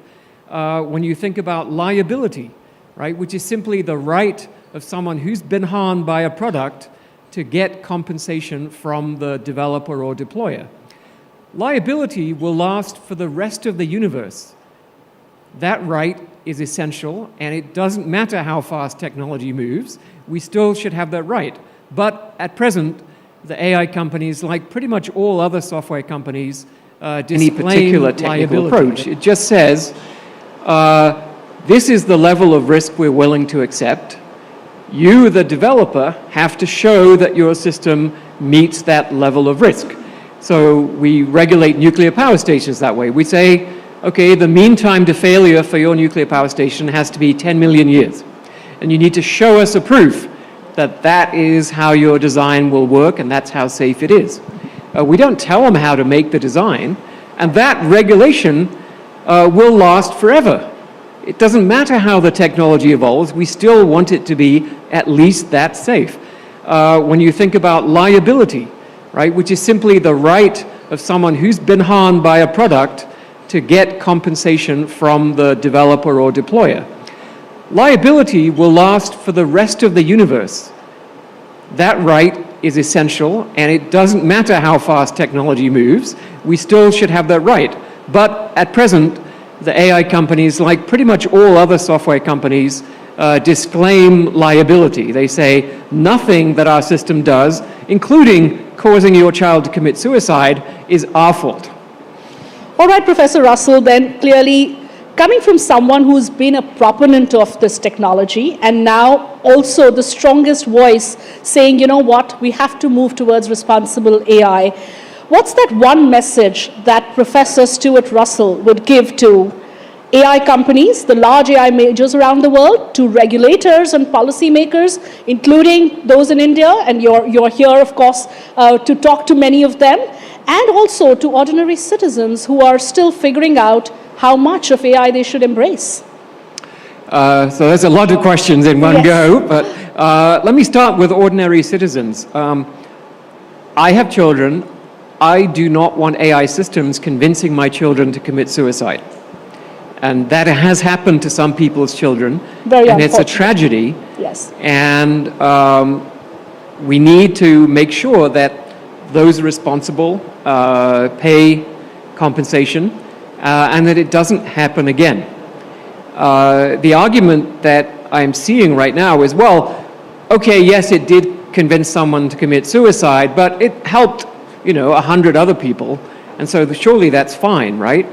But if a psychiatrist said, well, yeah, I've helped 100 people, and yeah, I did convince that child to commit suicide, but I helped all those other people, he would still go to prison. Yeah. Right? This is not a valid moral argument for allowing a product to do that to a child. For the companies, I would say, actually listen to your own conscience. Some of the CEOs, in fact, pretty much all the leading CEOs, have admitted that there is this enormous risk to humanity. Privately, they will say, I wish I could stop. They say that privately. Well, the one person who said it publicly is Dario Amodei, the CEO of Anthropic. Right. But I've heard similar things in private from the other CEOs, to the point where one of them said, the scenarios are so grim that the best case would be a Chernobyl-scale disaster. Wow. Because that would get governments to regulate.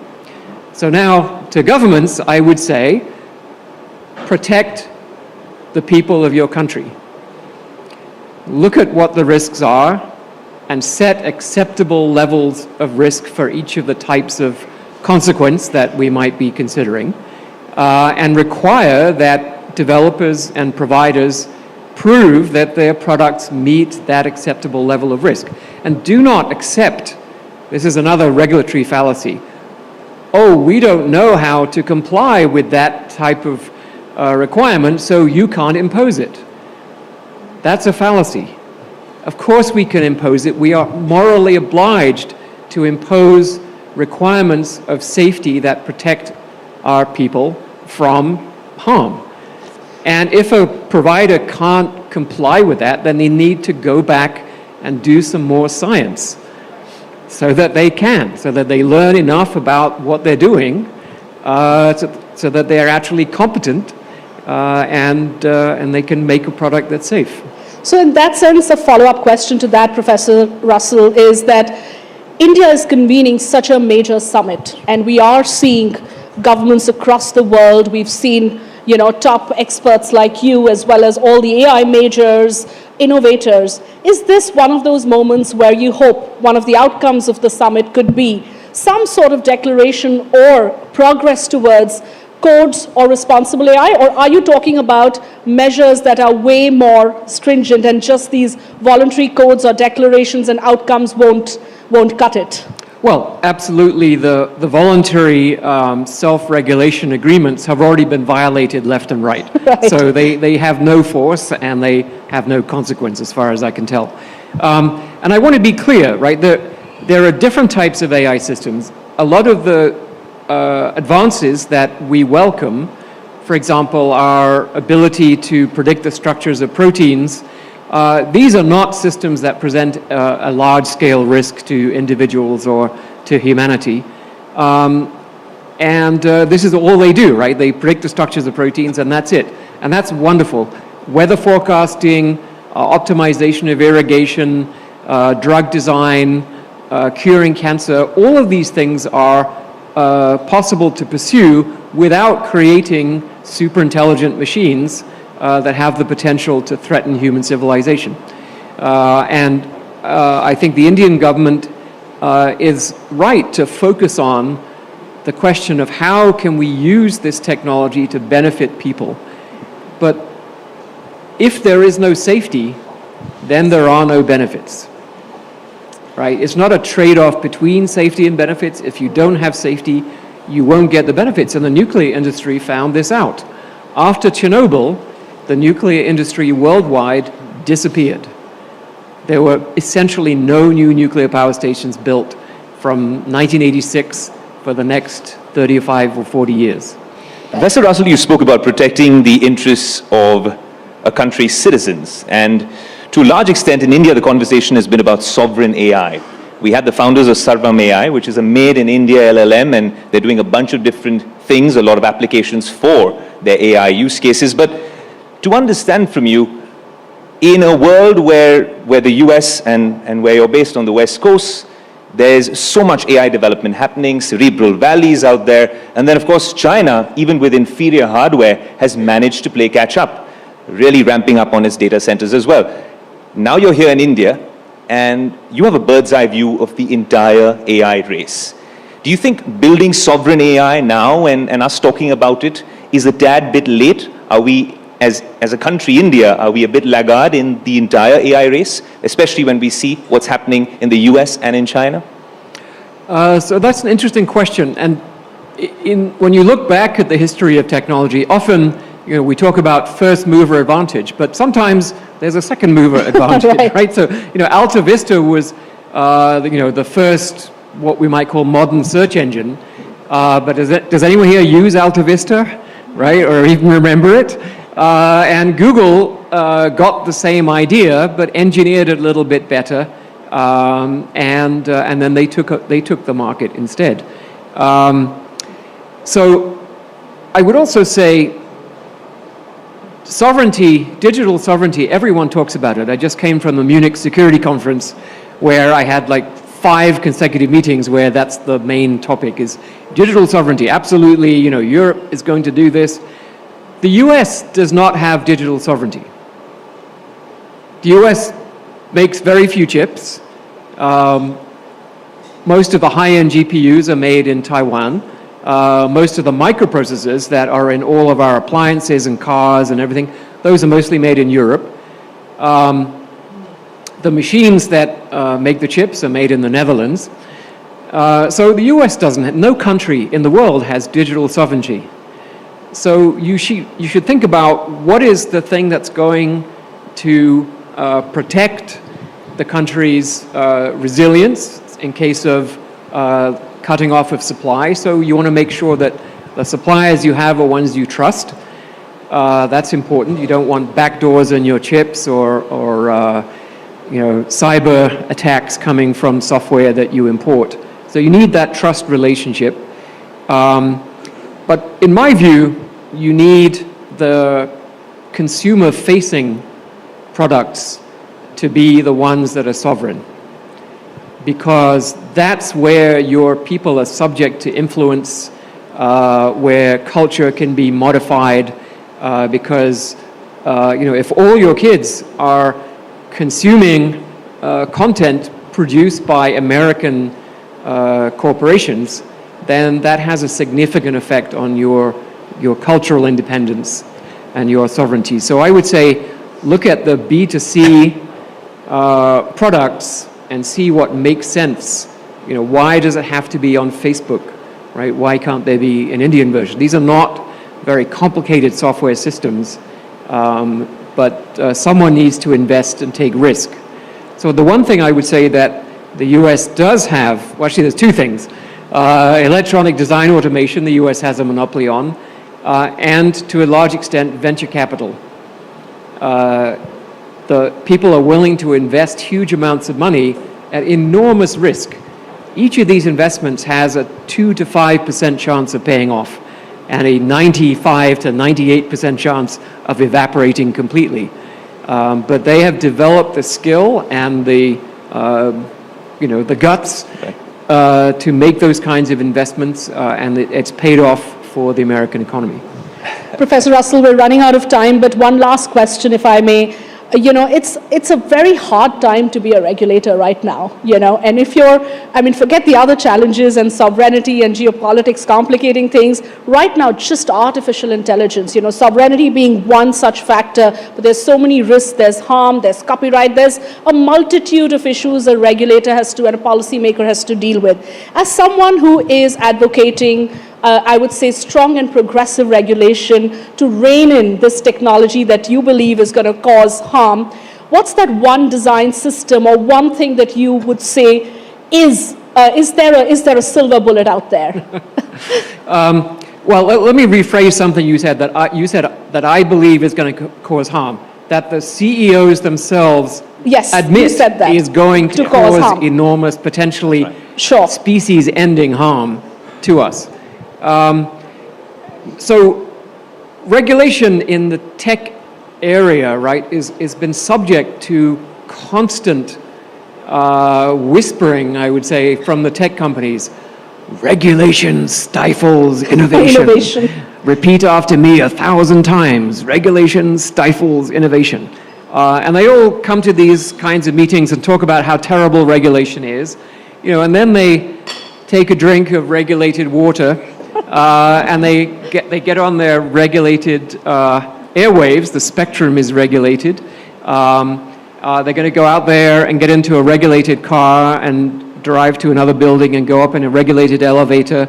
Eventually, they'll take a regulated airplane through regulated airspace to go to another country and have another meeting where they talk about how terrible regulation is, right? So give me a break. Regulation is a wonderful thing. It allows us to drink the water from that bottle without worrying that it's going to kill me, right? It allows us to get on an airplane without worrying that it's not made properly or the pilot hasn't learned to fly properly and all the rest of this stuff. And so if regulators can just remind themselves of how important they have been to the structure of our civilization for thousands of years and forget this idea that tech should have some special exception from regulation. Tech has an exception from liability. It causes harm and then says, not our fault, nothing to do with us, we're not paying you a penny, right? This is unacceptable, in my view. We can start with some pretty obvious things. Sure. Every human should have a right to know if they're interacting with another human or a machine. Right. I've yet to meet, I've suggested this to thousands of people all over the world. I've yet to meet a single person who objects to that. And yet the companies are pushing back against it and trying to stop it, right? It's in the European Union AI Act. I would love it if India could pass that regulation. I think once you get the hang of it, that you can pass a regulation to regulate technology and people are happy about it, then you will get the thing moving and start progressing forward. I really think cooperative regulation, with making sure that essentially all countries are enforcing these basic standards is really important too. Professor Russell, I'm curious to pick your brain on this. There's a bunch of tech companies that are leading the AI race. A lot of them have established their presence at the main summit at Bharat Mandapam and here at the NDTV Ind.AI Summit. OpenAI has a certain open approach. Anthropic, really with Dario's approach being safe AI and very, very contrary to the OpenAI way of doing things. Google's working on Gemini, and then you have a bunch of other tech companies. And then there's the frugal innovation coming in from China. What is your take on probably the most hygienic and safest approach that probably India can draw inspiration from? So at the moment, we try to make language models safe by two sort of post-processing stages. So after the pre-training, where you shovel in trillions of words of text and train it to imitate that verbal behavior that humans have recorded over time, then you post-process. There's something called supervised fine-tuning, where you basically give it examples of how it should answer questions. And then there's something called reinforcement learning from human feedback, where humans are used to rank the outputs of the machine. This is good, that's bad, this is good, that's bad. And I'm sure this is all very well-meaning, but unfortunately it does not seem to work very well. And the main problem is that the pre-training, the amount of data in pre-training is many orders of magnitude, perhaps 100,000 times more data in pre-training than in post-training. And the data in pre-training, when you're training an AI system to imitate human beings, unsurprisingly, the AI systems end up adopting as their own objectives many of the same objectives that those humans had in producing that verbal behavior in the first place, including, I want you to buy this thing from me, right? I want you to marry me. I want you not to hurt me. These are all perfectly reasonable human motivations, but when you put those same motivations in a machine, you get extremely harmful behaviors, where now we are finding out that GPT-4, for example, values its own existence over that of almost all human beings on Earth. The only person they found that's more valuable than GPT-4 is Malala Yousafzai, the Nobel laureate from Afghanistan. But everybody else, GPT-4 would sacrifice the human rather than be turned off itself. So all of these conversations about AGI, ASI, if we just take a step back, because earlier it was a hope-based approach when we spoke about AI, now it's more of a fear-based approach. It's what we're seeing, the narrative has shifted to. In the AI world, I'm going to have a go at this, please correct me if I'm wrong, Professor, they call it capability overhang. Why are we talking about super intelligence when we've not utilized the current AI systems to their full potential, Professor?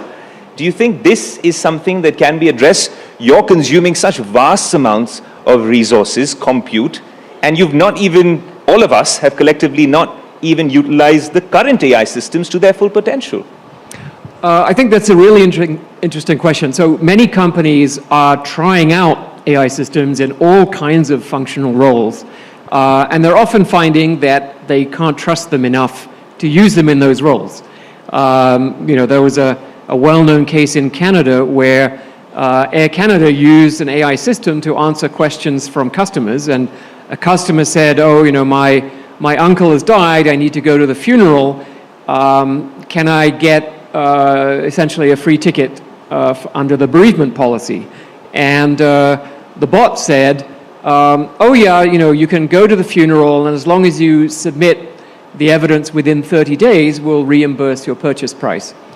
And this is completely made up, right? Air Canada has no such policy. You have to submit your evidence in advance and get it approved to get the bereavement discount. And the court held that Air Canada was liable in that case for the output of its large language model. And so they had to pay the guy because the language model made something up like that. So this is one of many examples. And companies are trying to figure out where is it okay to put these things in, where can they work with human oversight, where can they be useful looking over the shoulder of the human and reminding the human, oh, don't forget, you have to do that disclosure. And so there are many, many of these roles, and we're still working through that. But the unreliability, the hallucinations, in many cases just complete nonsense that the AI systems come out with mean that there is a strong economic incentive to improve capabilities. But in my view, we have to do that within the envelope of safety. And we're getting closer and closer to the point where the risks are becoming manifest and becoming more and more serious. So the way this is going to work is governments have to require appropriate degree of risk assessment and evidence of safety that's commensurate with the kinds of harms that the AI systems can produce. Professor Russell, this has been such an engaging conversation, and we really want to go on, but we respect that you also have the next engagement. I'd like to just quickly slip in one last question, because we've discussed. I should say it's dinner with Prime Minister Modi. So, we know you're very, very passionate about harm and safety in the traditional sense. Very quickly, we could hear your views on the sharp copyright debate, news publishers versus the AI companies, and the entire debate around climate and sustainability with data. I know those are huge topics we can go on, but where do you stand on those two issues, which are also very topical? Very quickly, I think authors should have protection from scraping. Copyright law wasn't written with AI in mind back in the 18th century or whenever people formulated these things. But I think it makes a lot of sense that authors did not put their text on the web in order to train AI systems for free. That's number one. On the climate implications, I think sometimes it gets a little bit blown out of proportion. The amounts of electricity being used by data centers are still less than 2% of global consumption, maybe 1.5 or something like that. And only a fraction of that, maybe 20%, is AI. So we're talking about, maybe 1/3% of global electricity being due to AI. So way less in terms of carbon dioxide than, let's say, cement production. I've seen some numbers saying it's less than television. so there you go, right? We don't want to ban television because it uses too much electricity. So that's one thing. And then water is another thing people complain about. It's a tiny fraction of what we use on golf courses. So I think the water is really a red herring. And I think if you're trying to push back against AI on the grounds that it uses too much resources, that it's just not a winning argument. Sure. Because they can only use those resources if they're generating value for people, and that's just how things work. Shweta, I have to correct Professor Stuart Russell, though. He mentioned in his previous answer that there's two things in the US that are helping them get this lead in the AI race. There's a third as well. The fact that Professor Stuart Russell teaches there, what an absolute masterclass. Thank you so much, and Thank it's you, our Professor honor that Russell. you've joined us here at the NDTV Ind.AI Summit. Thank you so much. Thank you very much.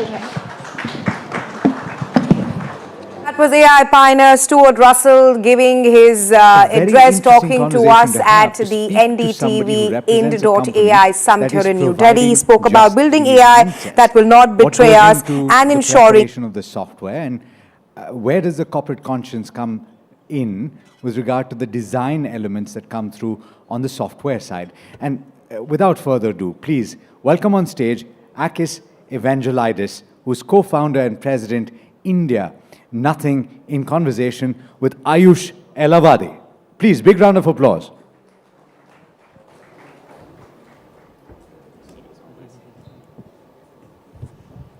Hi, everyone. All right, Akis said hello. Let's all say hello. I could have just said what's up and they'd say nothing. I mean, that would have been a great brand plug as well. But what a pleasure to have you, Akis, here. Thank you, Alex, for that introduction. And I'm glad we're getting some time to do this because it's a massive week and month for Nothing in India and around the world. Congratulations on a superstar launch of your flagship store in Bengaluru. Guys, their first store was in Soho. It was a cultural icon by itself, and now they have one in Bangalore. Actually, you know what, Akis?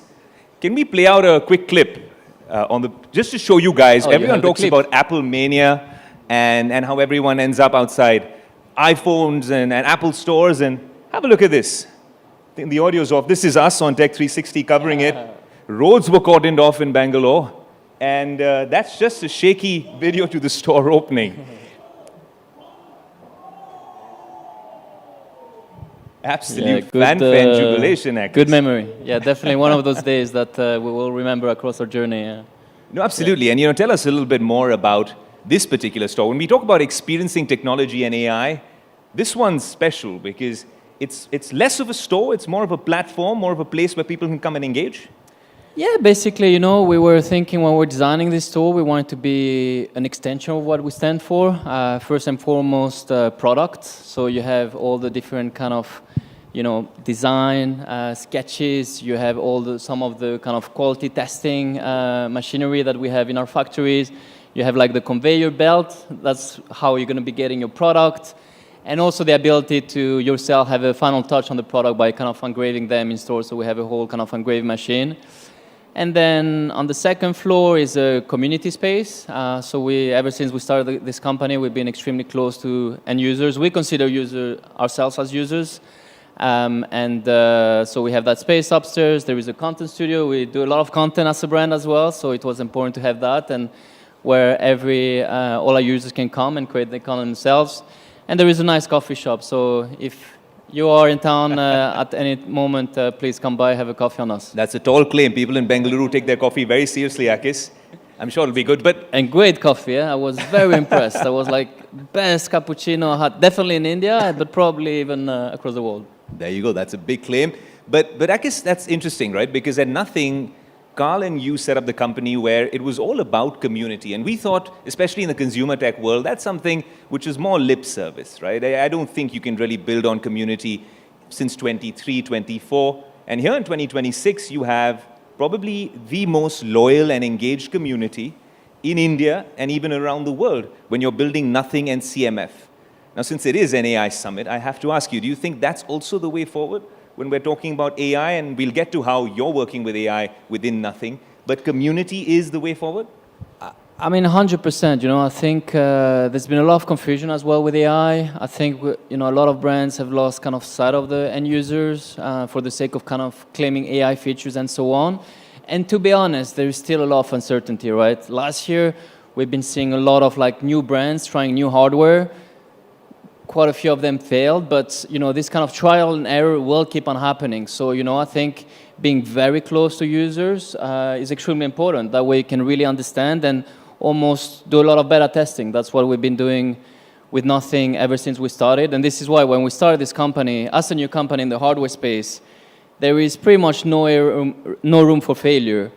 So for us, it wasn't like a marketing or an afterthought when we're talking about community.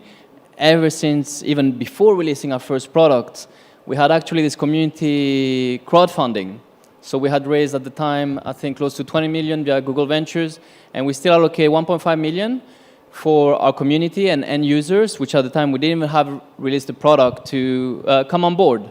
And from those guys, we elected a community board observer, and that person, we change that person every year, but sits in all our board meeting with direct feedback from the end users, again, within the board, so it can get better in terms of driving actions from there.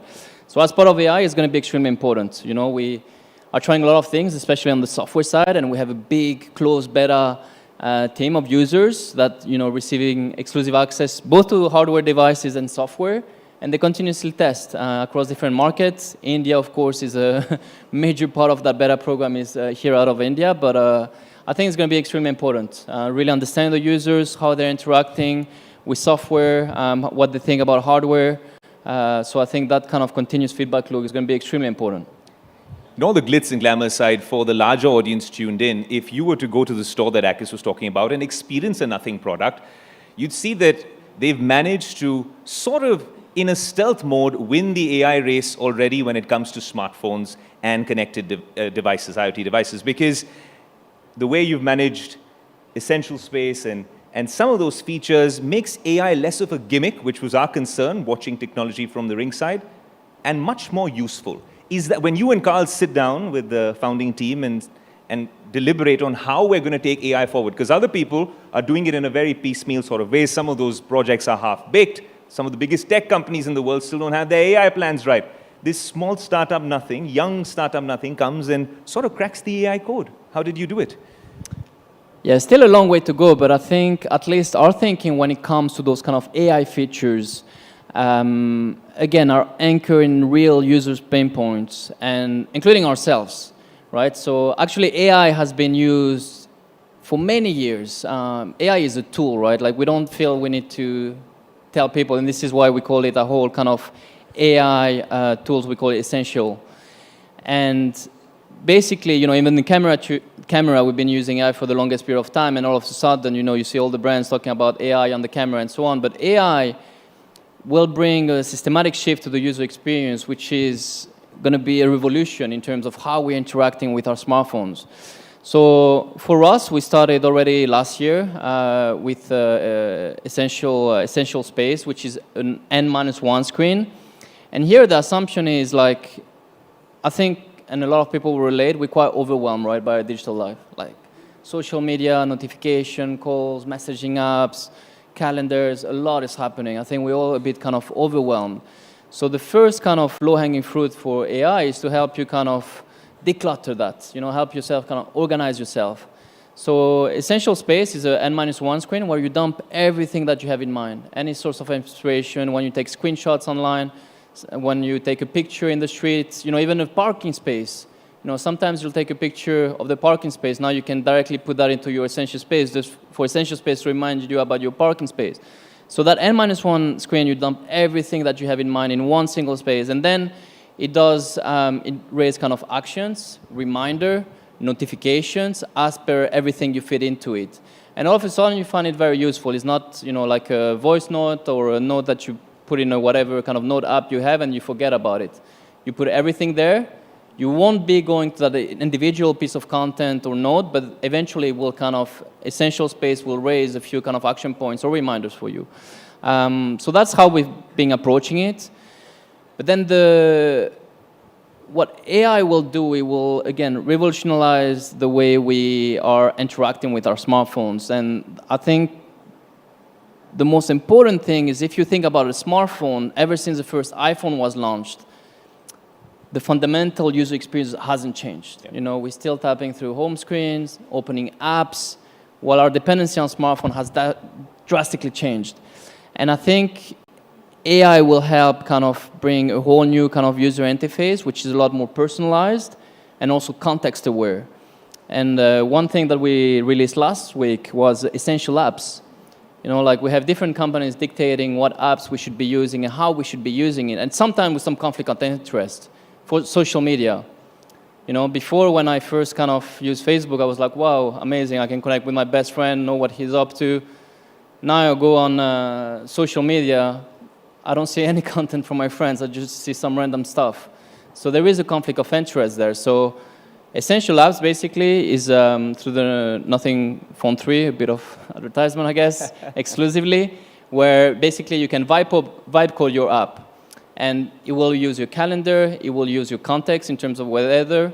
And so now I'm training for a half marathon, and then I decided to create an app which basically syncs with my calendar, the weather where I'm located, and sort of tells me when I should be training across the week. So it's a very kind of personalized app per se. And I think that's the future. You know, people are going to be creating their own apps on the go. So yeah, those one example, but think about the whole user interface heading that direction. You mentioned the future of smartphones and probably of tech. When you look at what maybe Sam Altman is doing with Johnny Ive, coming up with a device that we've been trying to get out of OpenAI, but it's still under covers. Do you think smartphones will exist in the next 5 or 10 years in this AI-powered world, or will it become, or take some different shape or form, perhaps, Akis? I mean, without a doubt, I think smartphone will still be the sort of main gateway to the next kind of operating system. You know, purely from a distribution, all the sensors that a smartphone has, and all the sort of context from the user, that's not going anywhere. And I think we've seen a lot of brands trying to crack other kind of hardware, and it didn't go so well. So the smartphone, there is no doubt. Even, you know, you mentioned about OpenAI and so on, a lot of rumors about themselves developing a smartphone. I think from that perspective, smartphone will still be key.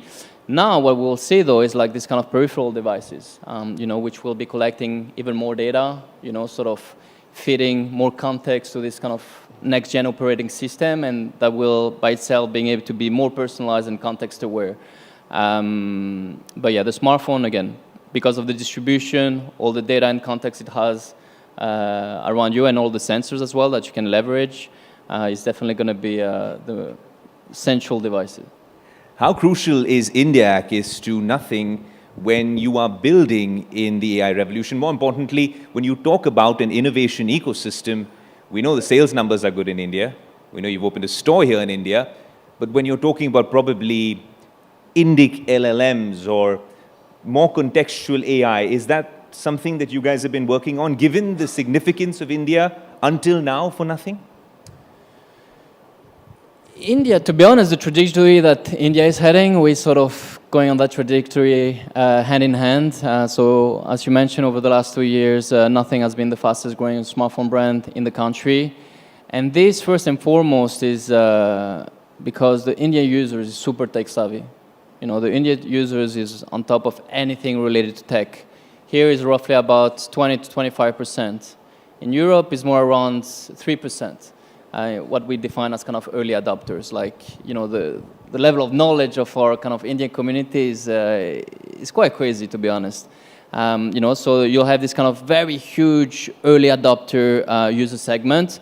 So anything related to tech, this is a sort of large-scale beta market. And if you succeed in India, given how, you know, knowledgeable the Indian user is, you have good chances to be able to take your product outside of India. So aside of the sort of domestic market and the potential from a, you know, also premiumization, the overall kind of economic growth and so on, which makes India a very kind of high potential market for any brand within consumer tech, is also the ecosystem and the tech hub that kind of India has been building. I mean, a lot of people feel like it was quite sudden, but, you know, the Make in India initiative has started already, like, you know, 10 years ago. And now we're seeing the results, like, and people are kind of like, wow, how did that happen? So I think, and now with the new kind of PLI scheme, which will even further kind of incentivize the whole supply chain of the smartphone to be out of India, all the engineering pool of talent as well. So, like, all of a sudden you have a country which is going to be self-sufficient, which is going to be very strong on the domestic side in terms of, like, sizing to very big scale any brand and then take them internationally. So yeah, very bullish, and I think we have a role to play as part of the journey. We've been kind of going hand in hand with the Indian users ever since we started this company, and I don't think it's going to slow down anytime soon. When you speak of AI and your AI vision for Nothing, it's important to talk about CMF as well, because that's a brand that's doing well for Nothing, a sub-brand by Nothing. I was wondering if there's a better name for that, but CMF sounds good for now. Is it a different AI approach for CMF, or is it pretty much the larger mothership rationale that this is how AI is going to be from the ground up and the tech and innovation going forward? Yeah, 100%. We still have the same approach. CMF products are being powered by Nothing OS, and again, we're working towards this kind of hyper-personalized and context-aware user interface. And also, Akis, it's kind of interesting, right? Because when we're talking about the massive summit taking place at Bharat Mandapam and the NDTV Ind.AI Summit, there's a lot of conversation, of course, about responsible AI, ethical AI, safety. What are your thoughts on some of these themes as smartphone companies and the smartphone market and connected IoT devices really build more products? Shouldn't these conversations be happening a lot more? To be honest, I think, we're definitely at the verge of a big revolution, be it like what the internet was. AI will kind of drive this kind of same systematic shift. And of course, with it, some level of uncertainty. I think it's very important for governments to be quite agile. But I think even here in India last week, they passed that every kind of social media or AI content needs to be kind of labeled as AI content. So I think, again, it proved that at least in India, the government is very reactive, very switched on in terms of what's happening. And I think that approach needs to be kind of sustained. And like any kind of new technology, some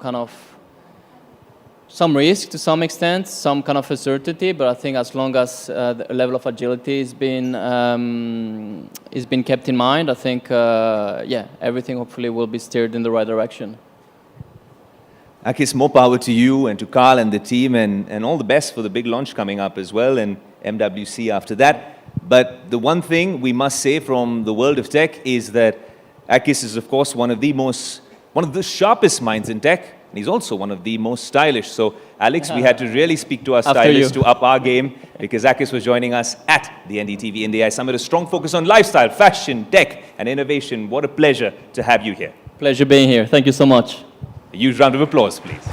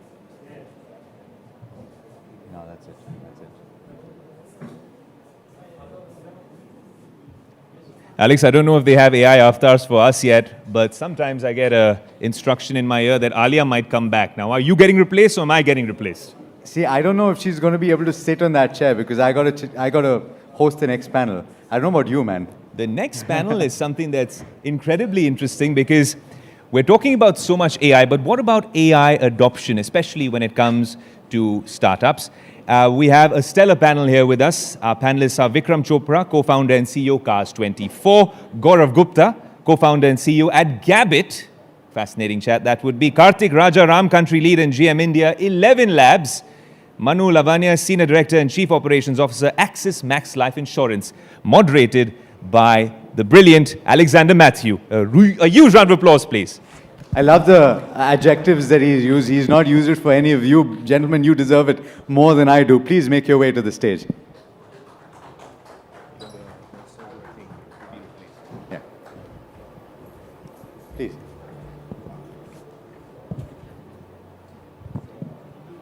Do I switch or do I use the same thing? Same, okay. Okay. Good evening, gentlemen. I'm glad that you made it here. I hear the traffic outside is not very conducive. But We'll eventually have a fix for that. In the meanwhile, we have to plod on as we are. But we've had a fascinating day today, some great conversations, and I think this panel is very interesting from the perspective of how artificial intelligence can be used for common good, right? There is an insurer here, there is a health wearable representative, there is a voice representative, utilization of voice in artificial intelligence in a marketplace. It's quite the diverse set. But let me start with a question first and foremost to the gentleman who represents voice in AI, because it used to be my fondest dream to do voiceovers at some point of time. And then 3 years back, a very good friend of mine said, don't do it, man. There's no future. It's over. And that effectively has taken place. You want to talk about how, and there are a few voiceover artists in the audience, I must tell you that, and they might mob you at the end of this. Awesome, awesome. Hey, can you hear me all? Hey, it's fantastic to be here, and coincidentally, this company has been in existence for just about 3 years now, and we've had phenomenal success over the last 3 years, right? So I think just very quickly for the benefit of everybody in the audience, 11 Labs, our mission, very simply put, is to make information accessible to everyone in every language, every voice, and every sound, right? And we do that by pushing the boundaries of what's possible with audio intelligence. We build foundational models for text-to-speech, speech-to-text, right? And we have orchestration on top of it that's consumed by content creators, enterprises, and various use cases. So, I mean, in India especially, it's a very voice-heavy market, and what we are seeing is, and what surprises me is just the breadth and depth of adoption of voice AI across the board. We have a fellow panelist of mine, Vikram, is a big, avid user of 11 Labs and uses it quite extensively for some very interesting use cases, which he'll potentially talk about. Right? So in India, right, voice is, and all of us agree, that is the most natural interface for human-to-human interaction, human-to-technology interaction, right? And with voice, and I think for the longest time in humankind, we did not type, swipe, or click, right? We spoke, right? And that's the beauty. It's so pervasive that you do not have to adapt to technology. Technology adapts to you, the way you naturally are, right? So that's why voice is going to be the future of how we engage with everybody else and with technology as well. Okay, very interesting. There are more things that we want to talk about on that front, but I'll come to that in just a bit. There are actually commonalities, and I'll come to the marketplace last.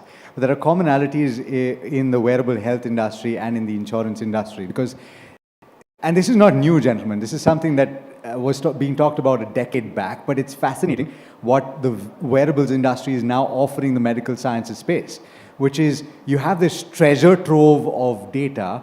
Talk to us about what Gabit is currently building, because you have some wearables that will just give you your regular metrics, but you also have wearables that give you advanced notifications for hypertension and various other things. What is the capability as things stand right now? What is the role that AI plays?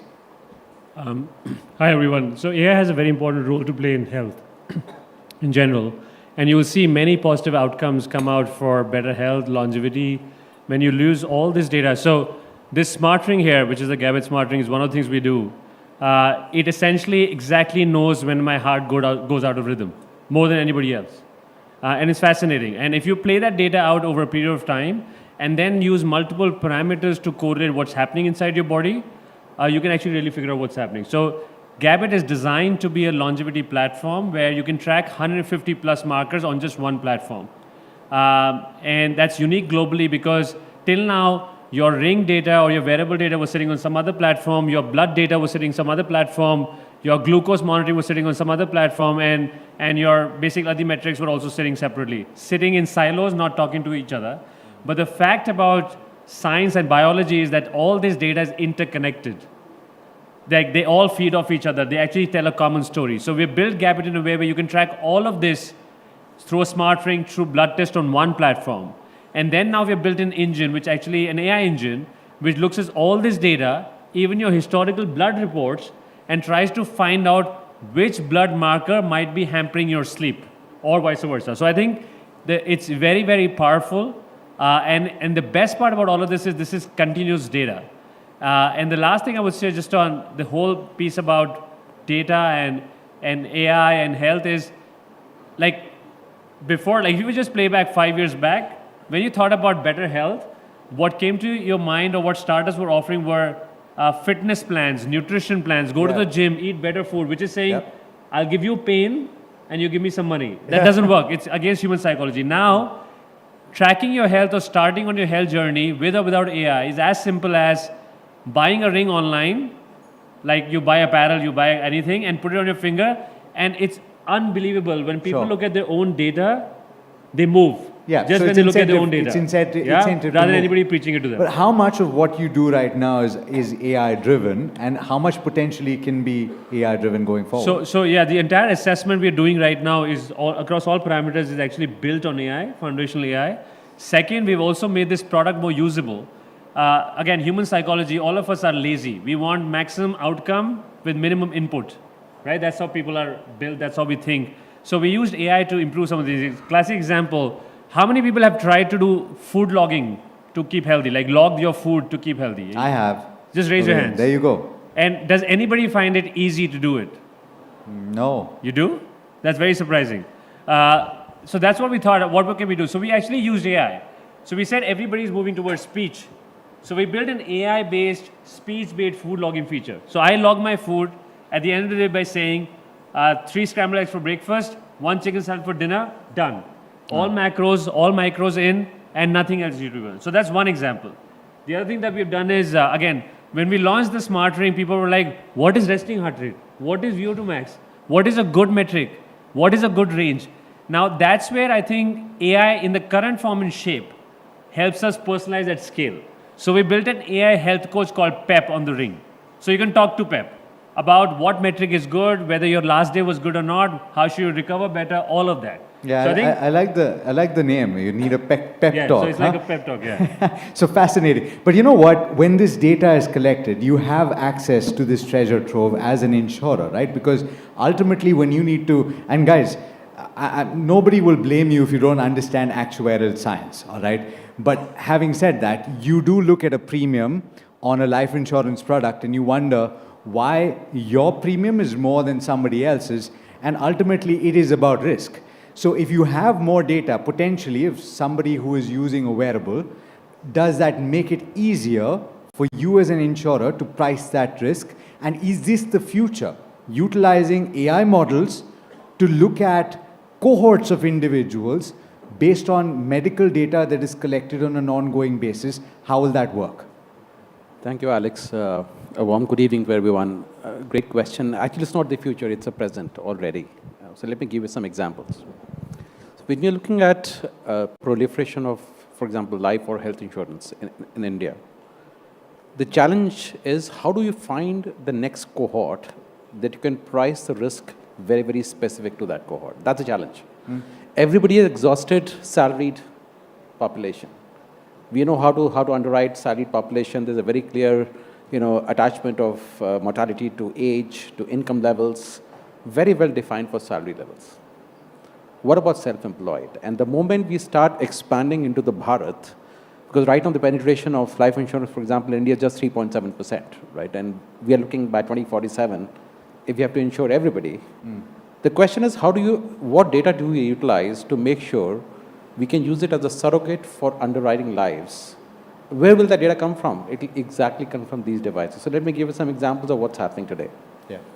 The wellness proposition is getting integrated completely into the life or the health proposition, which means there are products today that will give you an insurance on life, for example, and they will have an inbuilt, quote unquote, either an additional bonus or a payout based on the health metrics. The products exist today. So a very sharp integration of wellness ecosystem and insurance ecosystem. And platforms like Gabit, for example, the type of data that comes in, it will provide humongous opportunity for us to underwrite lives in dimensions that were not possible before. That's one. The second part, when we look at this entire data and the veracity of it, even today, there's data like, for example, thermal imaging of face nerves to predict morbidity. It's called plasma photography, where actually we have devices today where I can take a photograph of a person's face and figure out what is the probability of morbidity and mortality. This is in practice right now? Yes, today, right. So there are companies that make those specialized cameras, they make that specialized software using Vision AI to find that sort of a signal that can help underwrite lives. Third, it's not just a question of adoption of these in the life insurance or the health insurance business processes. It's also a question of the reinsurers have now started innovating as well to accept some of these quote-unquote surrogate signals of health and mortality. So with all the data coming in, with, for example, ABHA, which is a fantastic platform that the government is driving to drive codification of health data. Once the wearable data comes in, once the data from ABHA comes in, that health data getting completely integrated into the underwriting ecosystem can actually help really underwrite to that cohort that I was speaking about in the beginning. Vikram, thank you for your patience, and I appreciate it. But let me ask you this. We've had conversations through the day about how easy it is becoming to create platforms and to create user-facing services through application or website. The question to you is, as a marketplace, one, how do you leverage artificial intelligence? And how do you fight against replicability? And how do you stay relevant? Is it through building trust? Is it through making a mark early? How do you do that as a marketplace? Yeah, thank you. So as a marketplace, I think internally we are talking continuously that let's be extremely cynical because the way we work is changing extremely rapidly. Today we are using AI pretty much in every function. So wherever we, for example, we are doing calling, I think we partner very deeply with 11 labs, and I think 20-30% of our calling has already moved to agents. And now earlier we used to think of call center employees like headcount. Now we think of number of agents that we have used to talk to the customer. So that's getting fully automated. But even across marketing, finance, HR, for example, all the interviewing, the first 2-3 rounds are all being done by AI. Wow. Right? And video calls, right? The video calls are being done with an agent, right, who you can see and feel that you're talking to somebody on the other side. All of that, like just yesterday, my team told that even the culture round has now been moved to AI. So for marketing, all the content, copies, on the fly, right? The AI is deciding what content and what creative will do better and is able to test. Are you able to judge the efficacy of this though? Absolutely. I think and are you seeing pointers to note that the people that you're hiring in this manner are more productive than other people that you've hired in the past? These agents. No, but I'm saying through this process, the people that you're bringing on board. Oh, from the interviewing, recruiting process? Absolutely, yeah. The selection, because we have seen that that actually our funnel of, like, if we were interviewing 100 people, we can now, feed that AI to decide how strict or how lenient we want to be. Interesting. With humans, you can only give them some instructions, right? Here, you can actually dial it up and down to say that I want a funnel where I convert 2 out of 100 or I convert 15 out of 100, right? So in until a year ago, at any point in time, we are an organization of around 6,000 people. We used to have give and take 1,000 roles open. Today it's 0. I would actually argue it's negative, right? Our engineering team, not too long ago, was almost 600 people. It's come down to 200. Just a few weeks ago, my team gave me a demo of a platform that they said would take them 3 months to build, and a team of at least 6 or 7 was built by them over 3 weekends with no human beings. Like, he didn't even write a line of code. He just prompted AI and later got AI itself to check the code that AI And what had applications written. are you using right now? What services are you using right now? What AI are you using? Everything. You're using everything. We're working with OpenAI, we're working with Anthropic, we are working with 11 labs. There are several other tools available in the market. But across every aspect of the business, we are using AI. I myself, 12 months ago, had a founder office, right? And I had like few people who worked directly with me on research, on analysis, on business updates. all of them have moved now into the business roles. I have nobody. I don't have an assistant. I don't have a founder office because these agents are my office. All I have is subscription to several AI tools. Ladies and gentlemen, artificial intelligence is right here. But having said that, look, and I want to spend a little time on this, gentlemen, because we've talked about the tremendous potential and the use cases of this. But I want to talk about corporate conscience. And I want to talk about an alarm bell that was raised just on this platform short while ago, right? Which is, and I'm using the words not necessarily applicable in all situations, but people use it to describe it. Move fast and break things. This is the way that corporates have approached adoption of technology. But the question has to be asked. For example, Deviyon aur sajno, bahut bahut dhanyawad aapka. You know who I'm talking about? Now, if a voice platform utilizes this voice and changes it by a couple of registers, you will still know who I'm talking about. What is the ethics, or what is the the conscience behind that? I think that's a great question. So I think when we talk about AI, obviously we talked about the great things that happen, but clearly there's a possibility of a lot of evil that can happen. When we think about this at 11 Labs, we essentially look at three things, and that's not an afterthought. It's trust, transparency, and traceability, right? You got to build all of those things into the platform, the guardrails and things like that. Like things like watermarking, provenance, fingerprinting, all of that needs to be built in, like consent-based voice cloning. You spoke about it, like it happens, deepfake happens. So you got to make sure the platform in itself is able to kind of get the consent before you do voice cloning or voiceovers and things like that.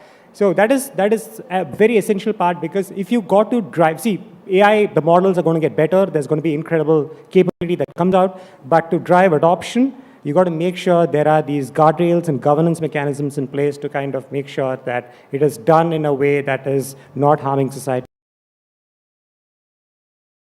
Right now, copyright laws are very old. Do you think that regulations are absolutely required, and it's going to come through a process of co-creation through private-public partnership? Absolutely, yes.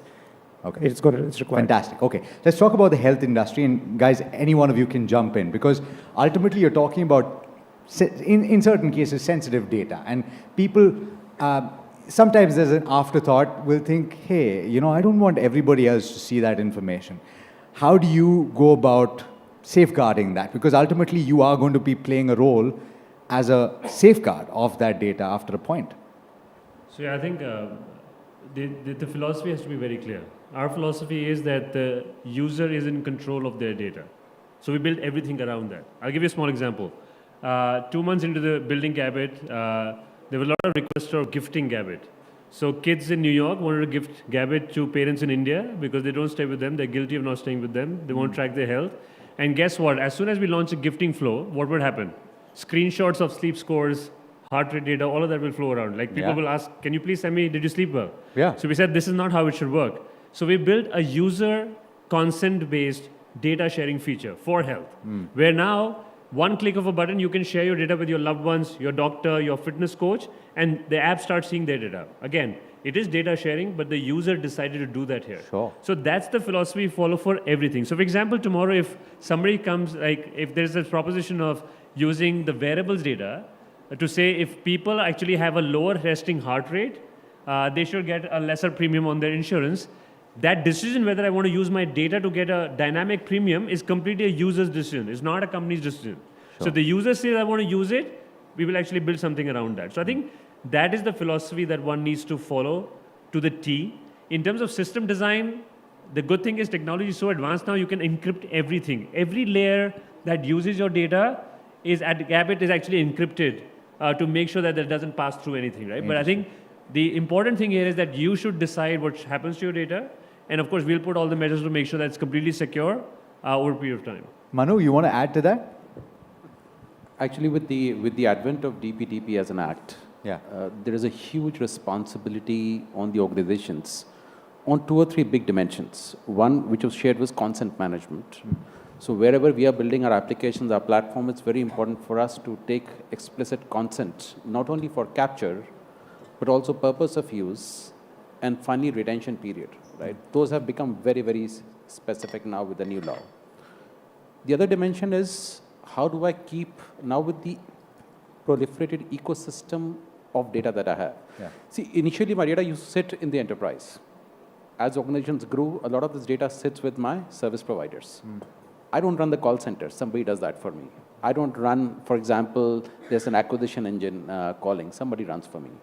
The whole idea of what data should I keep internally, what services should I keep internally, the whole concept of data gravity. The data will now have gravity, which means you are better off keeping all the data as close to your enterprise as possible. Hence, having a significant change in our policies around even sourcing.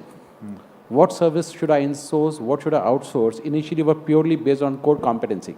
Yeah. Were purely based on, hey, I'm good at life insurance, let me do that. I'm not good at calling. Yeah. Now, some of these act definitions are changing the very meaning of that choice on what should be insourced, what should be outsourced. So a very relevant concern for the industry. All of us, I think 27 next year, March is the timeline by when everybody has to be compliant on the DPDP law. Yeah.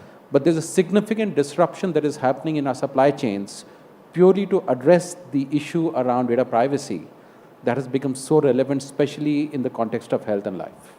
Quick answer to this.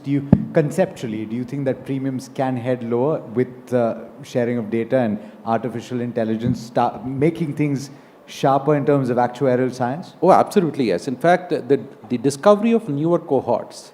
See, if you see the base mortality in life insurance, it's still based on what we call as the ALM tables, which are the mortality tables in 2014 actually. Yeah. They haven't and then changed COVID after has that. happened after that. Exactly. The tables haven't changed. But the winner will be somebody who can extract signal from that noise. Okay, all right. On that, last thought to you, and it's not related to corporate conscience because ultimately you're a marketplace. But I want to ask you, it was curious for me because this entire jobs debate has happened and you threw a few numbers out. I'm just wondering, you're hiring, but you've also reduced the teams that deal with coding and certain other factors. Are you re-employing them in other facilities or are people leaving? Yeah, no, look, I think, something we keep discussing internally, and I think it's better to be candid about it. Yeah. The roles are going to change rapidly, right? They have already. They are changing, and they will continue to change even faster. Yeah. Even the roles that people are not imagining can change. Just few months ago, now my engineering team myself is coming and saying that we don't need more people. We just need agents. Right. It's just easier, faster, and you can innovate and iterate just much faster. So, I think, but with AI, companies will grow faster because more things can get done. I think there will be new kinds of roles, there will be more work to be done. The challenge is with intent to change, right? Because AI is still evolving very quickly, which means that you try 10 things and 8 will not work. Internally also, I see a lot of times people are like, oh, we tried this and it did not work, so we went back to the old way. Sure. As opposed to having this blind faith that, look, AI is here to change the world and we better keep at it, right? So we are trying to encourage all of people who we work with to keep experimenting with AI and become AI native, like how we are all mobile native, become AI native, right? Absolutely. On that note, gentlemen, thank you so much for taking the time. Ladies and gentlemen, please, big round of applause for a lovely panel. It's been fascinating. Thank you so much.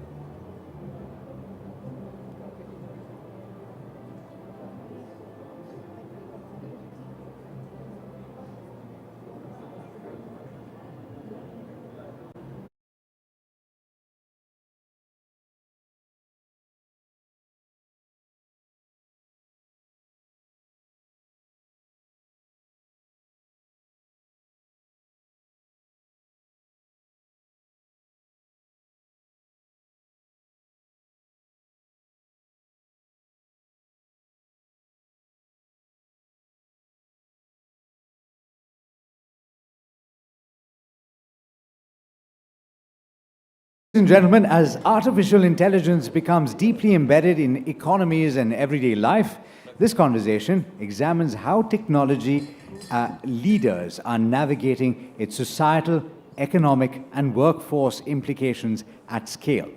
The session explores how AI can drive inclusive growth, reshape work and opportunity, and strengthen public trust, while ensuring innovation remains aligned with human values, accountability, and long-term societal impact. I'd like to invite on stage James Manika, who is Senior Vice President of Technology and Society at Google. Sir, please make your way to the stage.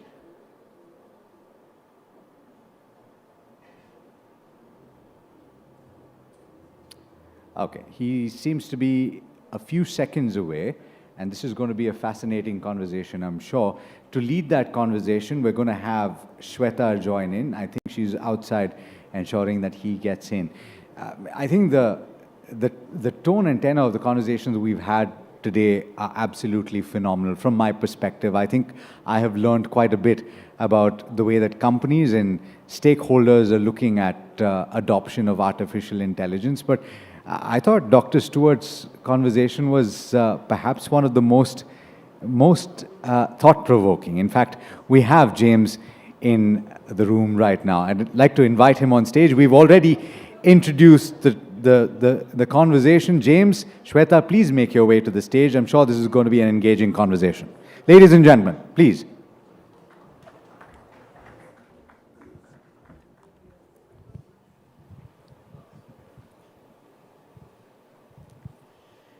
It's a very rare kind of leadership. Someone who works at the intersection of technology, research, and responsibility.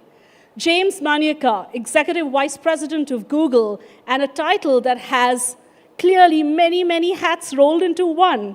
Executive Vice President for Research, Labs, Technology, and Society. A real pleasure to welcome you here for this very special session, James. Well, thanks for having me, Shweta. Let me start by first going a little deeper into your title itself, if you're okay with that. I mean, this is a wonderful mandate coming from one of the largest companies, tech companies, a tech giant in the world. The fact that you're wearing so many hats, and especially I love society built into it. Could you tell us a little more about everything that you do at Google? Well, first of all, thank you. It's wonderful to be back in India. I haven't been back in about 5 years. It's been exciting to be here. I think what the title, what I spend time on reflects, I think, how we think about, especially this AI moment at Google. And in some ways, we think about it as we try to be both bold and responsible.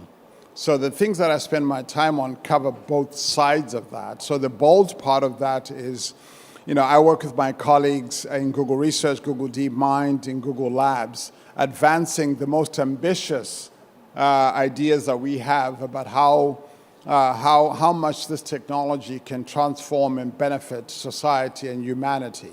So that's kind of the bold part of that. So you see us think about the possibilities for people, for the economy, for science, and for solving kind of the most complex societal challenges. So that's kind of the bold part of that. The responsible part of that also thinks about the other side of that, which is how is this technology going to affect society? How do we build it responsibly? How do we deploy it responsibly? And also, how do we actually make sure that we're building in ways that actually engender trust and have people actually believe that it's actually useful? And how do we actually make sure we are researching some of the complexities and risks that come with this technology? So that's kind of, in some ways it reflects how, we at Google kind of think as kind of a bit of our North Star, this idea of being bold on the one hand and responsible. We actually don't see those two things as in tension. We think both can be true and both are important to work on. All right, I love it. Bold and responsible. But doesn't the boldness come with some sort of trade-offs there on responsibility, and how do you balance the two? We don't think of it that way. The reason, because for us being bold, it's about being as ambitious as we can. I mean, one of the things that's exciting about being here in India, for example, and even think about the global south, is that the scale of the possibilities, the things you can do at population scale, right. We should be unabashed about trying to solve, my colleague, Demis got a Nobel Prize for protein folding, right? He said, let's solve for all of them. Why limit yourself to solving the structure of 2 or 3 proteins? Why not all of them? If you're going to work on languages, why not work on all of them? So I think you can be bold in very ambitious ways about the impact, the possibilities that you think are going to be beneficial for society. So you shouldn't trade that off because that's going to benefit people. But at the same time, you also have to think about the responsible side of it. And while we talk about responsibility, I want to refer to a conversation we just had earlier in the day with Professor Stuart Russell, right. As you know, an expert in this area and someone who's been an authority in AI, but now clearly one of its most thoughtful critics as well. And Professor Stuart Russell is very clear in the responsibility that big tech and AI majors need to have with regard to this transformative technology. And he clearly believes we're not doing enough. Well, so Stuart's a friend. I've been a huge fan of Stuart Russell. I've worked with him for many years. And I think, the issues that he's raising are very important. I think it's important, and we've said this quite publicly, that, AI is too important not to regulate, and it's also not too important not to regulate well. Right. So I think both can be true. So I think it's important that we think about what are the right rules, what are the right ways to think about being responsible. And I often think that when it comes to questions of regulation and those kinds of things, we should have a two-sided view to that. On the one hand, of course, regulation should pay attention to the complexities and the risks, the kinds of things that Stuart and others kind of raise as kind of risks that we should pay attention to. But I also think regulation has another side to it. It should also enable the possibilities we want. It should enable us and create incentives and mechanisms to allow us to innovate, tackle society's greatest challenges, and not limit the possibilities of impact. I'll give you an interesting experience that I had, Shweta. For about 2 years, I was co-chairing the UN's high-level body on AI.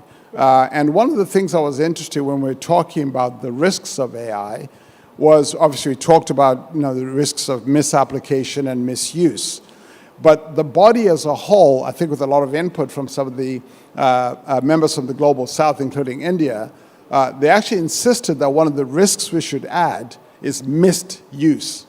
Misuse. Misuse. Yeah, right. Not misuse, but misuse. Well, you have misapplication, misuse, but also misuse. Right. When you've got the possibility of a technology that can transform lives and improve health outcomes and education, and somehow you make it difficult to actually make use of it. Right. Right. So, James, I'd love to take forward this conversation in two parts. First is the technology, and then is the responsibility, right? And the regulation coming in under the bucket of responsibility. But first, let's just talk about how exciting it's looking right now, because there is no other company that's at the cutting edge of, bringing all these innovations out more than Google. And what we're seeing coming out of Google DeepMind, as you keep pushing the limits on what we're seeing, tell us, where are we headed? Where are we right now, and where are we headed? What can we expect from your stable in the next few months and years? No, I mean, it's such an exciting time, and I think so many things are happening. I think on the one hand, you see the models themselves getting more capable, more powerful. They're now natively multimodal. They can handle, not just language, but a whole range of capabilities. You're starting to see the systems become agentic, where you can actually not only get content in, content out, have them actually carry out tasks and actions, if you like. So you see that, but you also see, for example, the ability for these models to use other tools and other systems and other hybrid tools.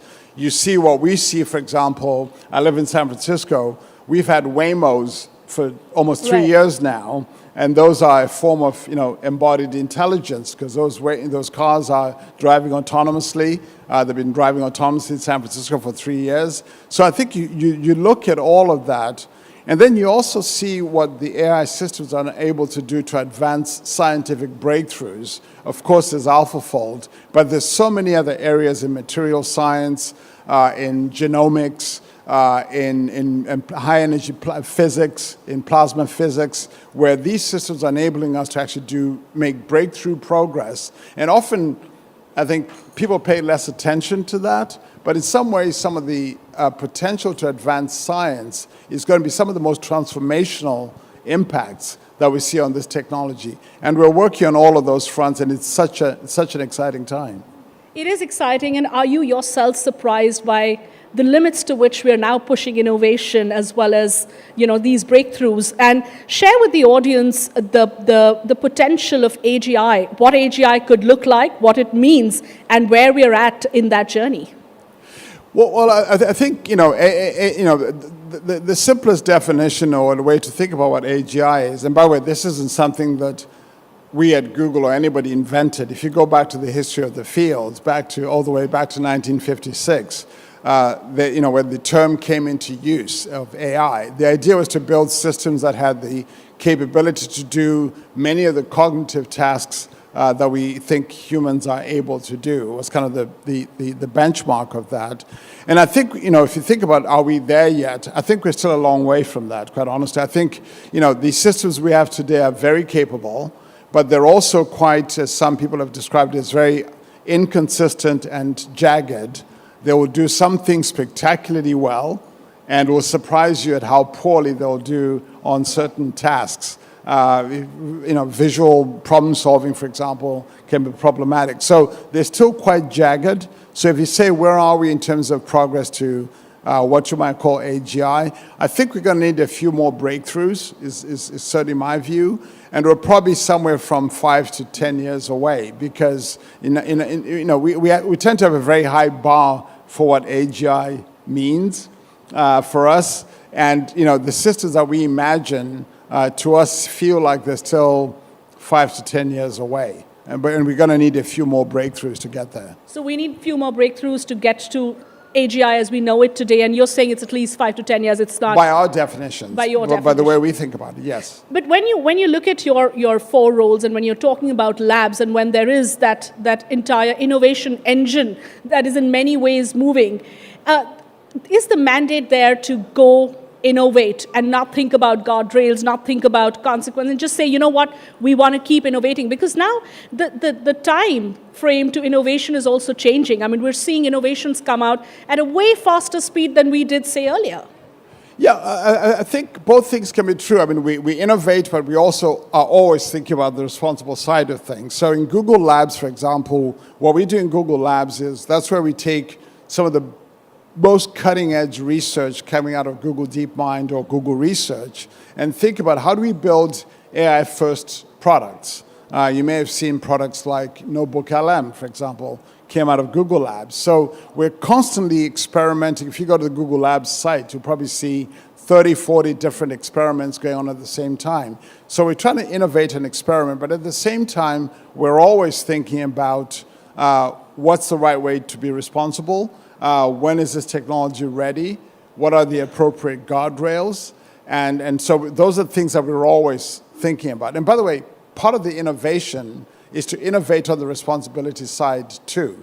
So for example, I think we were probably the first to develop watermarking technology, Synth ID, which we actually put in all our systems. So any of our systems that are generating content, whether it's images or whatever it is, have Synth ID as a watermarking technology in it. So even the responsibility side also requires innovation. You work very closely with Sundar Pichai. You report directly to him, and he's clearly a legend when it comes to being a technology leader. His Indian origins and the fact that he's here in India and he is having these very important conversations. Share with us where his thinking is, both in terms of Google and Google's future, and also the India part of it in the journey. Well, I think one of the things that's quite remarkable about Sundar is actually several things. One is he's been thinking about this AI moment for a while. You remember when he became CEO, which is now almost 10 years ago, he declared that in fact Google was going to be an AI-first company. This is before the AI moment. So he's been thinking a lot about this and has had a lot of foresight. I mean, Google started working on various elements of what you might call the full stack of AI. We have our own chips, TPUs. We've been building models and tools. I think all of those are things that he's been putting in place for quite a while. So that's one aspect of him. I think another important aspect, which brings it back to India, is I think, in some ways, Sundar has a perfect marriage, if you like, with his own upbringing, but also Google's mission. If you think about Google's mission, which is to organize the world's information and make it universally accessible and useful, he fundamentally believes that. So when we think about how do we make sure this technology is available to everybody, accessible to everybody, is used by everyone everywhere, when we make pursue moonshots about working on languages, whether it's Indic languages here in India or around the world, these are things that matter deeply to him. And guess what? They happen to be fully consistent with Google's founding mission. So in some ways, he's doing what he should be doing. Absolutely, and when you're part of this very high-powered delegation to India, led by Sundar himself, what is the one message that Google's bringing to India at this very, very crucial moment?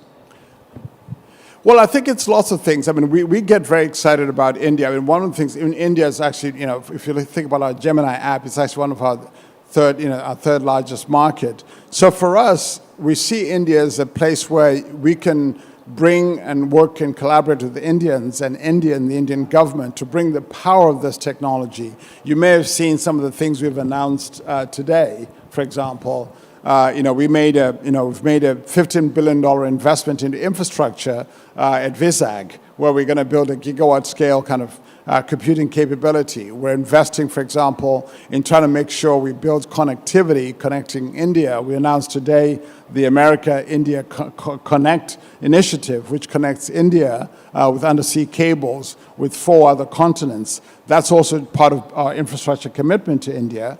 We're also investing, for example, working on languages, on training, and also bringing capacity to the government. One of the things we like about what India is doing, it has a very kind of tech-forward orientation to it, an incredibly talented and vibrant innovation ecosystem. So in some ways, just like we think of ourselves as perhaps having a bit of a full-stack approach to AI as a company, India almost has a full-stack approach to what it brings to this moment between investments, infrastructure, talent, people, and also the potential to do things at population scale. I think that's pretty exciting.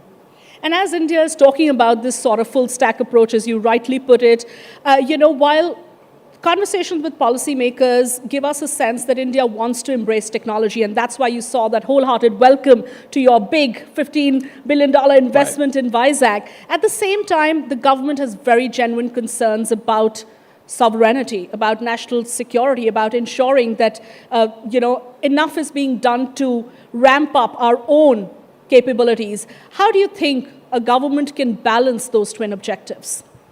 Yeah, I think it's important for governments to be thinking, and rightly to think about how do technologies like this work in their national interests and in their sovereign interests. I think those are the right things for governments to be thinking about. And I think so. I think in that sense, governments should be thinking not just about adopting the technology, but also building it and developing it and applying it to solve their national challenges and opportunities. And I see the Indian government doing that. And for us, we hope to be a partner in that. We're collaborating. We're investing in India. So I think these can be collaborative initiatives. I don't think sovereignty necessarily means isolation. I think to me at least, it feels like it means you're working on a technology in a way that serves your national interests and benefits your people and your society and transforms it. I think in that sense, I think these are the right things for the Indian government and quite frankly any government to be thinking about. James, any form of crystal ball gazing in today's times is hard to do, but I'd love to get your perspective on what 2030 would look like for the world, for Google. And if you could specifically talk about what excites you the most about AI and its societal impact, and one thing that concerns you the most. 2030, well, that's hard. I mean, I think what I hope we get to in 2030 is where, we've hopefully collectively delivered on what I think of as the why of AI. And the why of AI, I think if you ask any of us, and hopefully people in the audience too, who are working on AI, I think, I would say we're working on AI because of the potential we see in empowering people, powering economies, advancing science, and solving societal challenges. So that's kind of our view of the why of AI. So if those are the things the reasons we're pursuing AI, then I hope by 2030, we have something to show for it. We can show that we've actually delivered on some of that. The economies are growing, people are benefiting from it, we've advanced science and solved some challenges. But more importantly, I hope we'll have done that in ways where not just a few, but everybody benefits. Because I think even if we achieve those things, breakthrough science and so forth, but other people don't participate in that and benefit from that, I think we'll have missed something. I'll give you one emblematic example that matters a lot for us. I think it's exciting to see what happened with AlphaFold. My colleague Demis got a Nobel Prize for it. It's amazing scientific breakthrough. But perhaps even more important is the fact that because we opened up the AlphaFold prediction database, and now more than 3 million scientists in more than 190 countries are making use of it. To me, that's a really powerful part because it's made it possible for researchers in many parts of the world to work on problems related to protein structures that matter to them, including neglected diseases and so forth. So to me, in 2030, if we've made progress and we've made it possible for many more people to benefit from it, I think that'd be pretty exciting. The concern, very quickly? The concerns for me are twofold. One, we don't make progress. Okay, the misuse. Right. But the other one is that we actually don't make progress on being responsible on how we think about the risks from this technology, the misuses, perhaps the kinds of things that Stuart was talking about. And we don't coordinate our efforts enough as companies, as societies, as governments, to make sure we are very thoughtful about the risks that come with this technology. Because as with any powerful technology, there are going to be extraordinary possibilities, but also some important and serious risks to think about. James Manjekar, such an engaging conversation, and here's wishing you and Google the very best as you move forward on this journey of creating impact and responsible innovation. Thank you so much for joining us. Well, thank you very much for having me. Thank you. Appreciate it.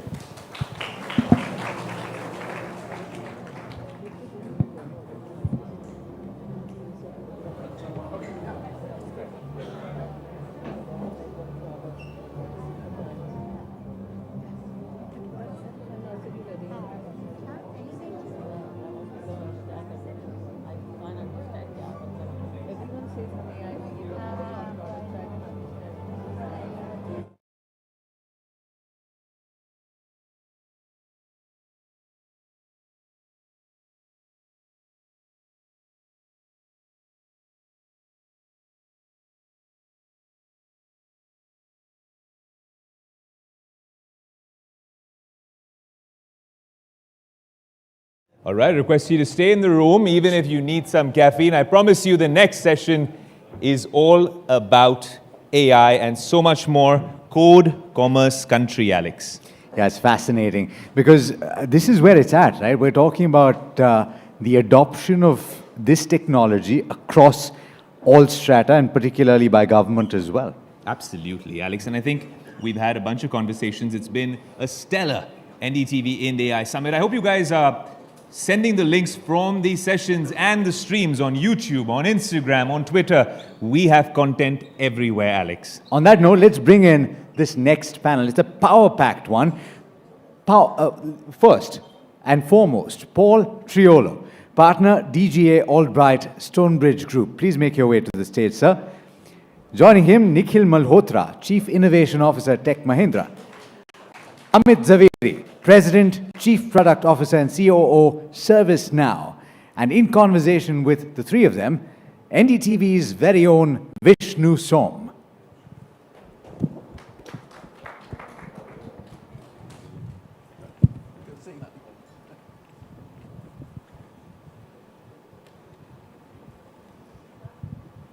All set? Yeah. Well, good evening, everyone. It's been a day of incredible, exciting conversation. And as we examine AI in its various avatars, it's perhaps important to also look at how enterprises across the world, how companies across the world, and how systems across the world will evolve in utilizing the technology which is now available to us. It's about regulation, it's about cooperation, it's about dealing with the disruption. And you know, that's something that we'd like to do in this panel. The questions also pertain to governments and the need to recalibrate industrial policy, perhaps dealing with digital infrastructure as it evolves. We've got Paul Triolo, partner at DGA Albright Stonebridge Group with us. Nikhil Malhotra, Chief Innovation Officer at Tech Mahindra, and Amit Zaveri, President and Chief Product Officer at ServiceNow. Thank you all very much for being with us. Broadly speaking, the biggest concern is this technology exists at a time of huge global disruption for various reasons, which aren't necessarily linked to AI. We live in a world which is fraught with dangers and differences. Why should one country or one company tell another country or company that they are willing to share this technology? That's for me? Yep. Okay, wow. It's a good question. I think that we're in an era where there is a lot of competition between nations, particularly in AI, the US and China. So the technology has become sort of national security-ized, if you will. And so this really started with 5G telecommunications. There was a lot of concern about country of origin of telecommunications equipment. And now AI, of course, with its incredible capacity to enable lots of nefarious things like cyber operations and other things. There's a real concern about who controls, who builds AI, who controls it, and where it's deployed. We've seen many discussions on this at the summit this week, and as you've heard today. So AI is really it's such a potentially transformative technology that who controls and who builds it is going to be necessarily a geopolitical issue. Without legislation, it's not going to work, right? But again, just being the pessimist that I am, can I ask you the same question? You can have regulation, but who's going to follow it and who's going to enforce it globally? Yeah, I think we'll have to take it in two piecemeals, Vishnu. We'll have to look at it from a demographic purpose in terms of what we do, and then look at it from a global perspective in terms of legislation. I think today, if you notice, almost every country has some kind of an AI act that they're trying to follow. But parameters of some of the AI act which is done in one country is not really followed in the other country. And that's largely true. The reason is your ethics, my ethics are very different from what a person in London or US would look like it. And so we have to have a little bit of a template which follows general ethical guidelines. But then there are certain things that we have to do from a demographic or a country perspective. I think I am of the opinion that if you can have a global legislation, but there's no global sector which says that this is right or wrong. So what we should really be doing is that each country should follow a certain bit of ethics and bias systems that they follow in their own country. But at the end of the day, there should be some rules in terms of data and also data exchange across borders. And that is really something that is harming us. For example, kids are on the Facebook. If the kids' data goes out to, let's say, somebody in some other part of the country, what's the legislation that should be used and should not be used? And I think we've done some work from an India perspective in doing that, right? So the DPDPA Act is some part of it saying that we shouldn't be sending data out from some parts that we do and we collect. But there has to be a balance. The balance is models built outside. Can we use a little portion of those models to do what we are doing over here and turn it in terms of what we do? But Nikhil, let me ask you this. As the Chief Innovation Officer at Tech Mahindra, when you have incredible new software, whether it's AI or not, do you sit back and ask yourself, am I releasing something that I should? Is there the issue of ethics, which precedes business interests? No, I think that's a great question. We do. I think I'll just recount a little bit of story. I think 2023, Sam was here. A challenge was made saying, can India build its own AI and LLM from grounds up? You remember CP took the challenge. I took the challenge at the back saying that I would deliver it. We delivered it. We delivered it in less than about, whatever, $400,000 that we did. I think one of the things was very clear in my mind, that is that our data, and are we really being true in terms of the dialects that this country speaks? Unofficially, our country speaks almost about 19,200 dialects. Some like about 100 people odd. Am I being true to that dialect if I actually pick it up? And am I being ethical? So I actually sent teams out, Vishnu, to the Hindi heartland to actually collect data. Funny story, we had tape recorders in our hand and we were telling people, can you speak something? Right? Don't speak about your Aadhaar number, don't speak anything, but speak something in your own dialect so that we understand what we get.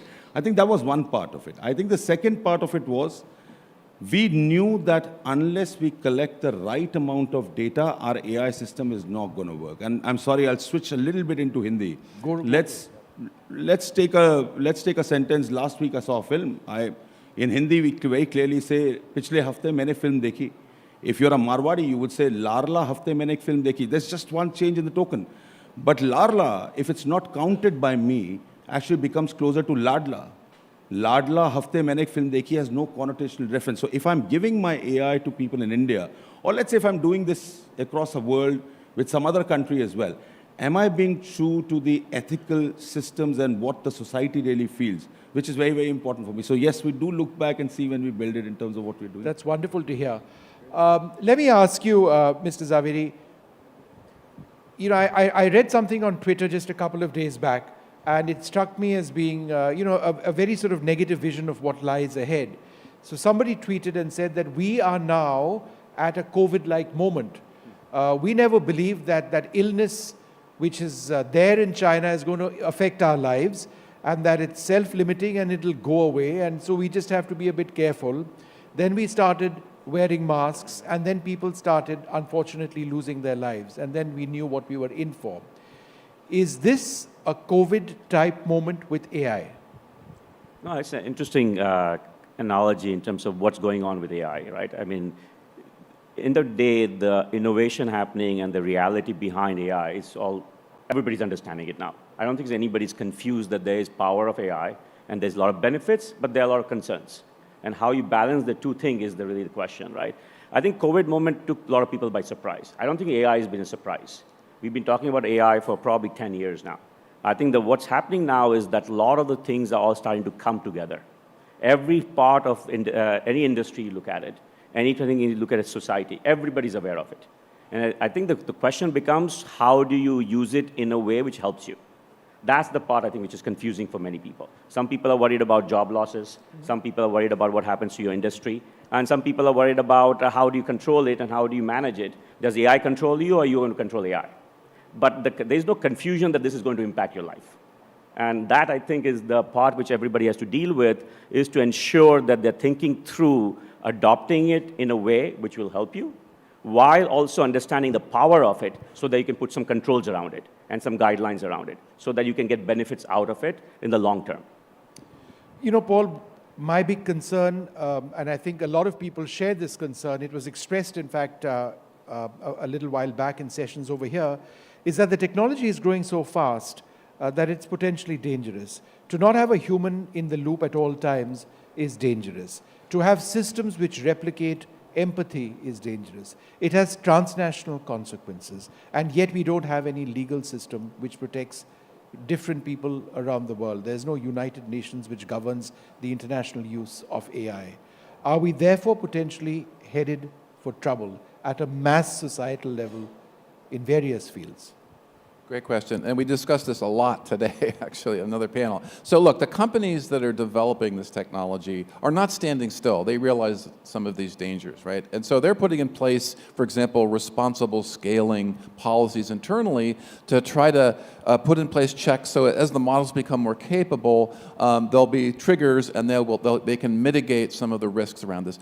But the risks come in many forms, right? There are more existential risks, for example, of an AI model taking somebody who doesn't have a PhD in biotechnology and enabling them to design a bioweapon, for example. That's a real fear. So the companies are very aware of those kinds of risks and are taking steps to mitigate those. Now, the really big risk that sort of came to light even in the last couple of weeks with this thing called Moltbook or OpenClaw is loss of control. And that's a really tough risk to get your head around, because the agents are becoming more capable, and as we get into an agentic world where those agents are taking actions and impacting the real world too, in more embodied AI kinds of applications, then the risks, the thinking is the risks become greater that we'll lose control of those models, and then there'll be an impact in the real world. Now, last year when I was at a conference in China, Stuart Russell, who was here earlier, Stuart raised a lot of concerns. Stuart said something like he had talked to the CEO of a leading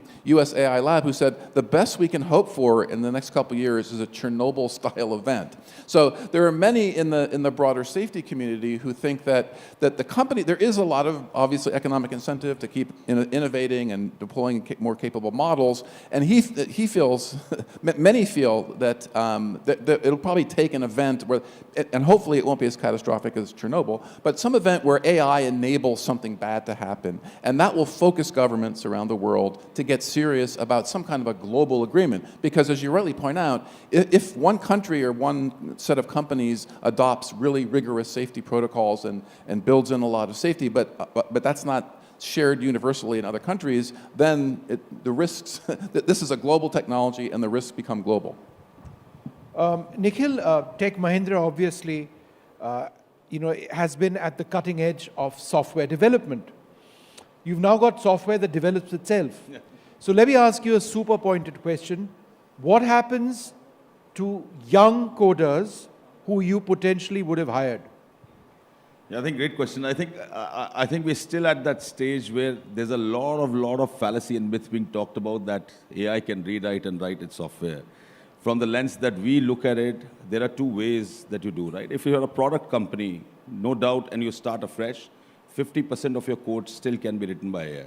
But from a services standpoint, when we deal with customers, these codes are not very simple codes that you do, right? They've got a large number of integration layer behind the scenes that you do. If I use an AI, we have actually sometimes seen reverse as well in terms of productivity. So you've got to be very careful in terms of where you apply it. And productivity is a term that is loosely flayed out and said that we'll be 40% productive, 50% productive. We have benchmarks. One of the hats, Vishnu, that I don is also a researcher. I've been doing it for the researcher, along with obviously the corporate life in terms of what you do. But in my research, I've actually found out that to start off with, if you're looking at a brownfield code, you would see at an instant, you'll find 15% to 20% productivity come up, but you also need a human hand to actually mold. Now, what happens to the youngsters who come in? If I only use AI as an API, or only as a system that, you just put some data in and it gets back, yes, there is a risk. But if you understand what is going on in the underfiddles of AI, then it's not a risk. You have a job still. And you need the human in the loop to actually figure out what's the result that the AI is coming up with. No, so the youngest and the most junior coders who may not be required because you've got the machine writing code, would need supervisors, which is where humans fit in. So in other words, those who are coders today move on to a supervisory role because the role they were hired for doesn't really work in the same way. Is that correct? No, you're right. I think in certain cases, yes, there is change that we are actually seeing, and they're seeing a change in the roles as well. But the youngsters who are coming up, let's say a freshman out of college who wants to now join Tech Mahindra, we look at it from two different perspectives. Number one, do you understand the basic construct right? Because none of the AI applications we do with our customers work off the cuff as it is. Right. They need a lot of customization still. You still need people to sit and understand the objective. Yes, there is an objective being posed to you. I want 90% accuracy, and I want it in less than 5 seconds. But that doesn't really happen when the rubber hits the road. So I think that is important for us to realize from a pragmatic sense. Can I just add one thing in terms of we also hire a lot of engineers. I mean, we have 15,000 R&D employees.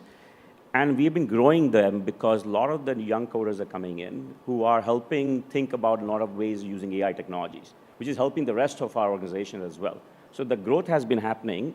I think most of the engineers just don't write code, as you are mentioning. So that has been the difference now. A lot more design time is happening. A lot of user experiences are changing. So there's a lot of opportunity for a lot of new engineers coming in, bringing different kind of skills as part of the software development cycle has changed. If you remember when cloud happened, what engineers used to do is when they were building on-premise software, they never had to run operations. They would ship the software and they never had to care about how it got implemented. But when the cloud happened, all the engineers' work changed because now they became supporting that software. Same thing's happening with AI. Now you're doing a lot of other kind of things. I think it's just the roles are changing. I don't think the jobs will completely go away. Final question to you, Mr. Zaveri. 2 words. It depends how it's spelled, of course. Semiconductors. It's make or break around the world. They're not available. And semiconductors, the present design of semiconductors and the computation which AI can actually afford can give you now means that a lot of systems which are available, I'm talking about gaming systems, for example, they're all on hold because the technology is evolving so fast that you may need new sets of chips to meet the processing power which exists, and those chips don't exist. I mean, they're not available. Yeah. Is that a crisis?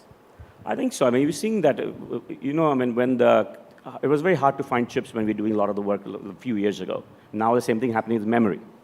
So without the core infrastructure, it's going to be difficult to run some of these models and be able to do any kind of work you do with inferencing and be able to respond.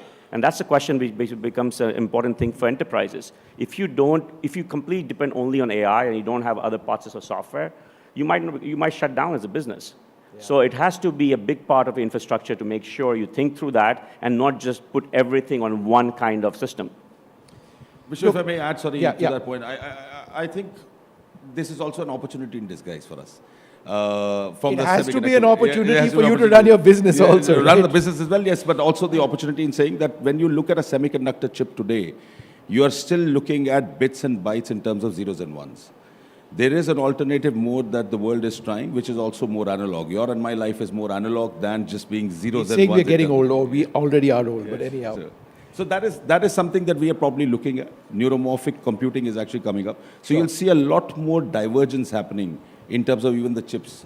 One last comment on that. I think also the problem now, for example, in the U.S. is energy. How are you going to power all of these chips? Problem. So it's really, the shortage is not necessarily the semiconductors, the GPUs. They're in high demand and the capacity is being built. Memory is a big problem. But how are you going to power all these data centers? The U.S., for example, doesn't have a very unified grid. And the projections of data center build out to 2030 are huge. Right. And there's a huge gap in terms of the energy supply. Some other countries like the Middle East have an advantage here, and India also is I think is going to be one of the big players because energy, the gap is not as big, but it's a huge issue. It is indeed. Yeah.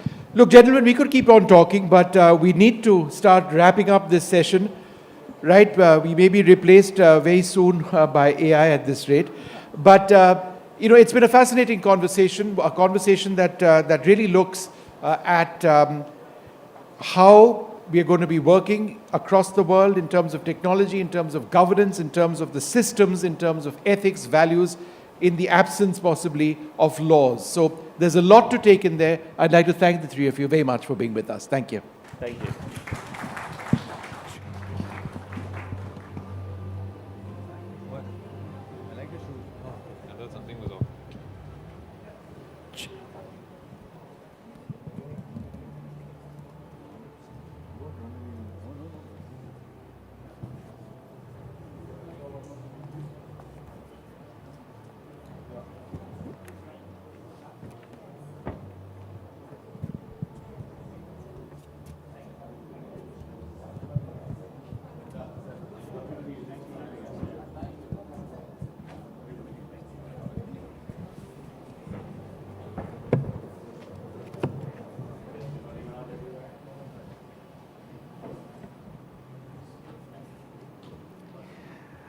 Ayush, what's the most powerful computer that you've ever used? The most powerful computer I've ever used, maybe it was a M5 Pro Max, a MacBook Pro. And so when you go from there to quantum computing, how big is the leap?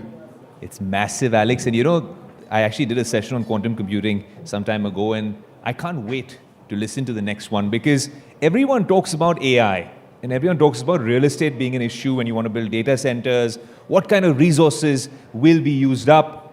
Quantum computing with our national quantum mission and everything happening in India is something that I am most excited about as a tech enthusiast. And it's absolutely essential for India to stay ahead in this race. And there's no doubt about it. It's a race, right? About capability and computing ability when there can be a massive threat from overseas if somebody else gets it first. Absolutely. And the way that the worlds of AI and quantum intersect on so many aspects is what I am hoping we will be exploring today. But we have a fantastic guest and a very able moderator as well. Absolutely. Let me introduce the guest first. Ajay Chaudhary, who is Chairman, Mission Governing Board, National Quantum Mission of India.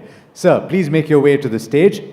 And in conversation with him, Ayush, I enjoy speaking with you quite often. Right. And I enjoy anchoring with you. But I must say that I enjoy Neeraj and the way that I speak with him much, much more. And I must say that I enjoy listening to Market's masterclasses and the way he decodes the world of innovation and finance. And over to you, Neeraj. A huge round of applause, Big please. round of applause.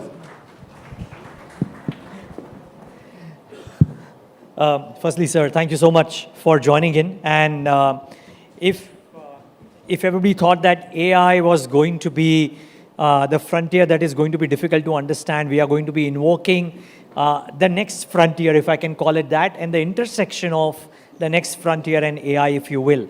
Now, just a very quick brief, though Mr. Chaudhary needs no introduction, but he chairs, and I've written this down very carefully, he chairs the Apex board that converts the quantum mission from a budget line to timelines, hubs, and institutions. Did I get that right, sir? You're absolutely right. Okay. Now, a lot of people, before we get to this whole intersection of quantum and AI, could you, sir, in your own ways, tell us, how do you think about quantum? Because a lot of people would have very different views about this. Well, I think what I'd like to do is to first explain what is quantum. Exactly. You know, there's physics called spooky physics, which is quantum mechanics. And this whole technology is based on quantum mechanics. Now, till now, we've used classical computers, which are 0 or 1, 2 states. But when you get to quantum, you don't have 0 or 1, you have 0 and 1. What does that mean in terms of performance? It dramatically improves performance because you are in a manner parallelizing. And that's why quantum succeeds over classical. But one thing I want to definitely explain is that quantum does not replace classical. Classical computing will stay for normal applications like finance, etc., etc. But quantum computers will actually go and provide phenomenal capability to do things that you could not do till now, like climate, like drug discovery, those kind of areas, predictions, those kind of things which cannot be done by classical computers. Some of the applications which might take years on classical computers, could be done in hours in quantum computing. Wow. In some sense, it's the AI moment for tasks of research, if you will, because AI would reduce the time spent on research dramatically. Quantum would do that to classical computing, you would reckon? It may multiply many times. Multiply many times. Yes. Okay. And therefore, from multiple ways for a government or large organizations, this would become very important, right? Am I getting that right? Well, actually, the applications are so phenomenal that governments will not be able to do without them. Because if you are looking at climate and you're looking at predictability and you're looking at forecasting, those kind of areas will be very difficult to do with just classical computers. So the way I look at it is the future is going to be an hybrid situation where quantum and classical will exist in the same data center. Okay. And I'm presuming a lot of people will go and do some research about what all happens here. But I would presume that the reason why quantum has become so important and you are chairing that mission is because quantum is not a decade away. Quantum is arguably here and now, maybe over the next 3 to 5 years. Well, actually, till now, everybody thought that quantum computing will take 10 to 15 years. But the progress in development of quantum computers have been so phenomenal in the last, especially the last 2 years, that now everybody is saying that you may have very capable quantum computers available in 3 to 5 years. And you don't even know what China has because it's so opaque. So that's a danger for this country. Why so, sir? Well, actually, if you have a very powerful computer, a quantum computer, it can break your current cybersecurity. So, for example, your financial systems, your electrical grids, your security systems, your defense systems are completely dependent on RSA security, cybersecurity today. With a quantum computer sitting in somewhere in China, this could be broken. And therefore, it's a huge danger for the country if you're not prepared for it. Okay. So then try and please explain to us where is it that there is the tightest handshake between quantum, AI, which is the buzzword right now, and let's say for a country like India, the very fantastic public stack that we already have in place? Well, actually, the public stack is something that will get definitely dramatically improved with AI. That's what I believe. But when it sits on quantum, it will get multiplied many, many more times. Now, quantum and AI are a very interesting intersection because what AI is doing today has never been done before. Right. But when quantum and AI get together, many things will happen which have never been even thought of being done before. And that's going to be where quantum and AI will be. Truly disruptive, that would mean. Yes, absolutely disruptive. Okay. In which case, sir, for a lot of tech advancements that have happened over the last 2.5 decades, in some sense, many countries, including India, have been not accused of, but thought of as not being front and center in that race. Is India thinking big enough, you think, when it comes to both AI as well as quantum and the handshake between the two? Let's start with AI because that's the current buzzword today and that's what we are sitting inside today. If we look at AI, there's been a lot of talk about us being far behind in terms of LLMs. Now, LLMs fundamentally use data, which could be hugely taken from India, and in addition, LLMs are fundamentally addressing the consumer market in a very big way. So, ChatGPT addresses consumer market in a huge way. I mean, you ask ChatGPT anything and you get answers. But that is not the only area that we should apply AI to. Sure. AI for enterprise, to my mind, is an area India should occupy.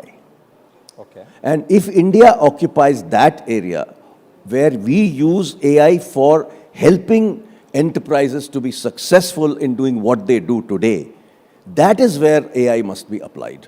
And therefore, areas like pharma companies, for example, for doing drug discovery.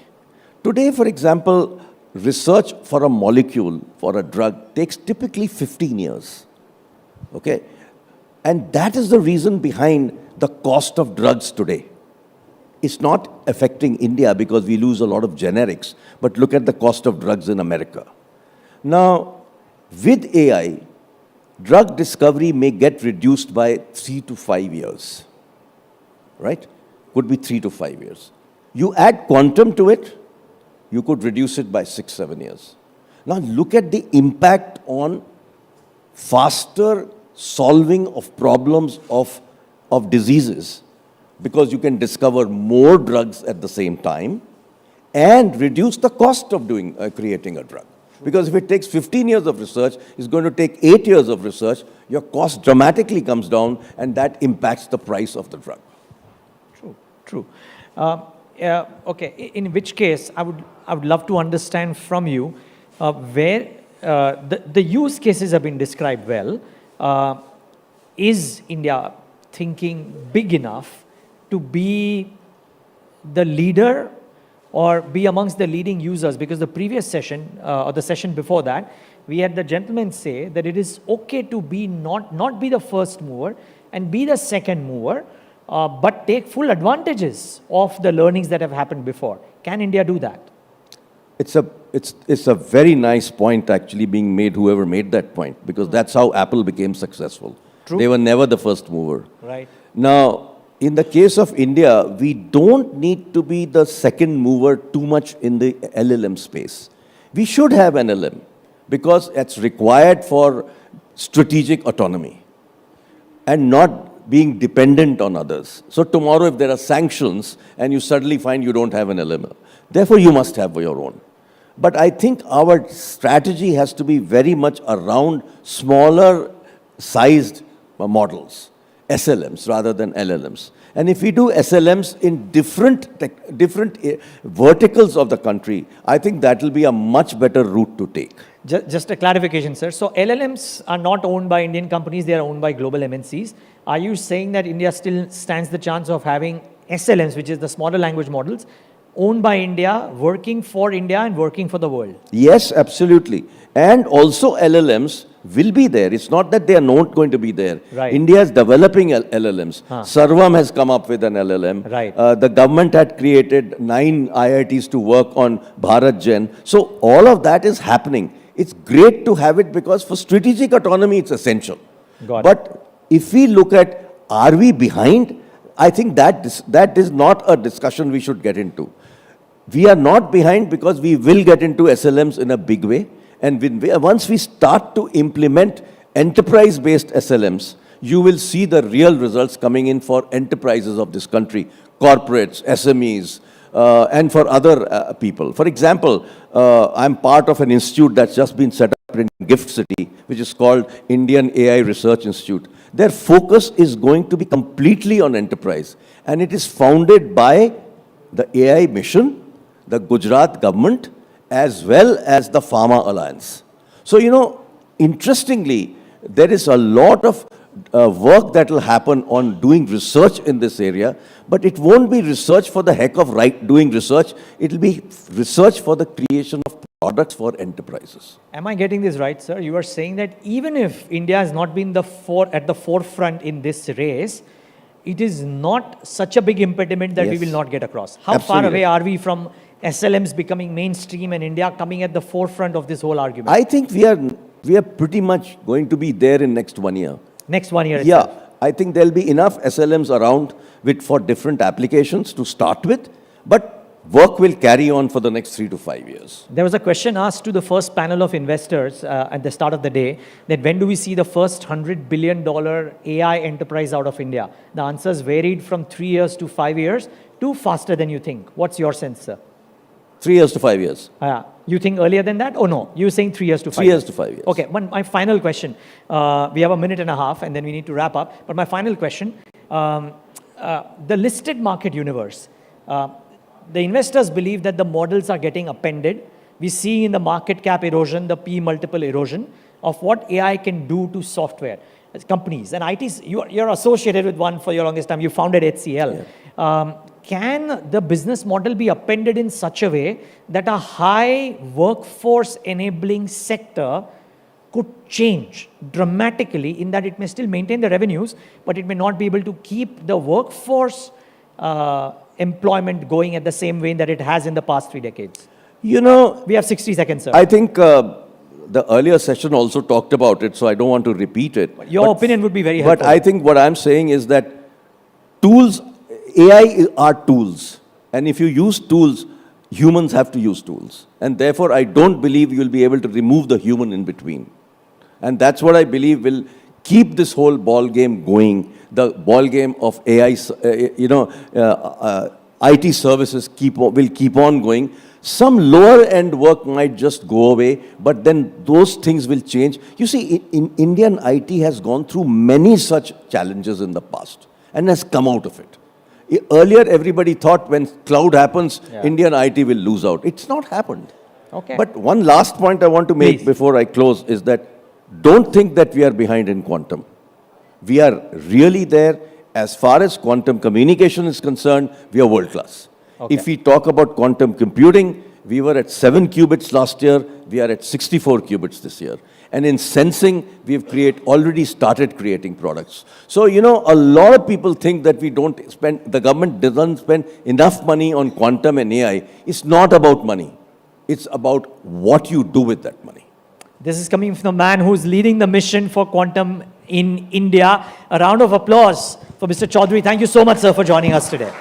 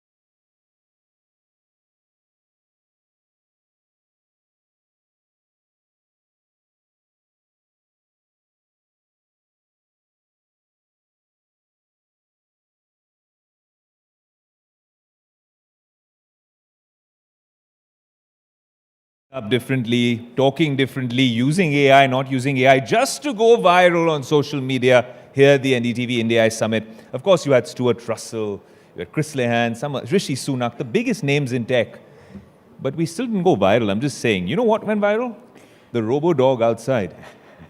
It's right there. It's looking at you. Is it? Yeah. It's actually crouching. It's ready to pounce. It's staring into my soul. It's actually gotten up. Ayush, it's going to pounce on you right now. There. Are you controlling it? I have nothing to do. Okay, let me walk out here so that you know where my hands are. I'm not controlling the robot. Who is though? Can you spot someone from the audience? Someone's connected through neural networks, or is it voice commands, or what is it, Alex? This is you're pulling a fast one on the tech guy. No, I actually saw this being done with a DualSense controller. You know how you use it on the PlayStation? Yes, how you beat me in FIFA very often. There you go. And it's got an ID as well. Ladies and gentlemen, meet our next guest. A huge round of applause, please. This is the Adverb Robo-Dog. At least that's what I'm going to call it. In fact, let's call on stage Bir Singh, who's the co-founder and CSO of Adverb Technology, so that he can tell us what this is all about. Let me get you a mic, sir. A huge round of applause, please, for Bir Singh. This is exciting, right? So, so nice to meet you. Can you tell us about this device, sir? So, this is a robo-dog. Hold it up. This is a robo-dog, but we don't say it's a embodied AI. AI inside a machine. It's AI inside a machine. Yeah. What is its primary objective? And does this look cute, in your opinion? It's really cute. So all the women in the audience are like, oh, so cute. It's actually turning this way and that way because it wants to look extra cute. But it's not supposed to just look cute, right? It serves a purpose. What is it?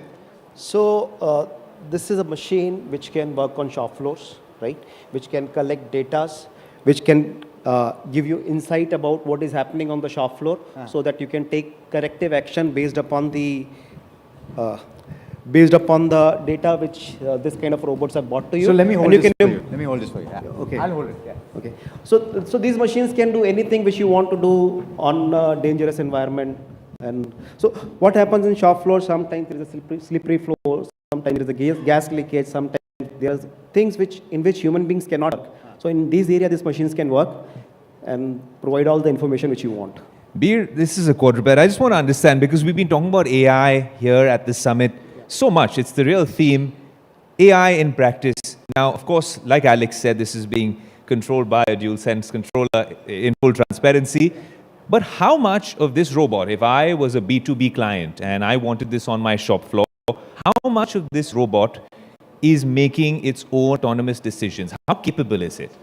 So I'll tell you, in this robot, so we are talking about AI from the morning, from last 3-4 days. But this robot, if you see, there are so many things which I want to explain you, but I don't have time. But I'll tell you, one thing, this robot is seeing a lot of objects. This robot is seeing terrain. This robot is seeing human beings and their intent.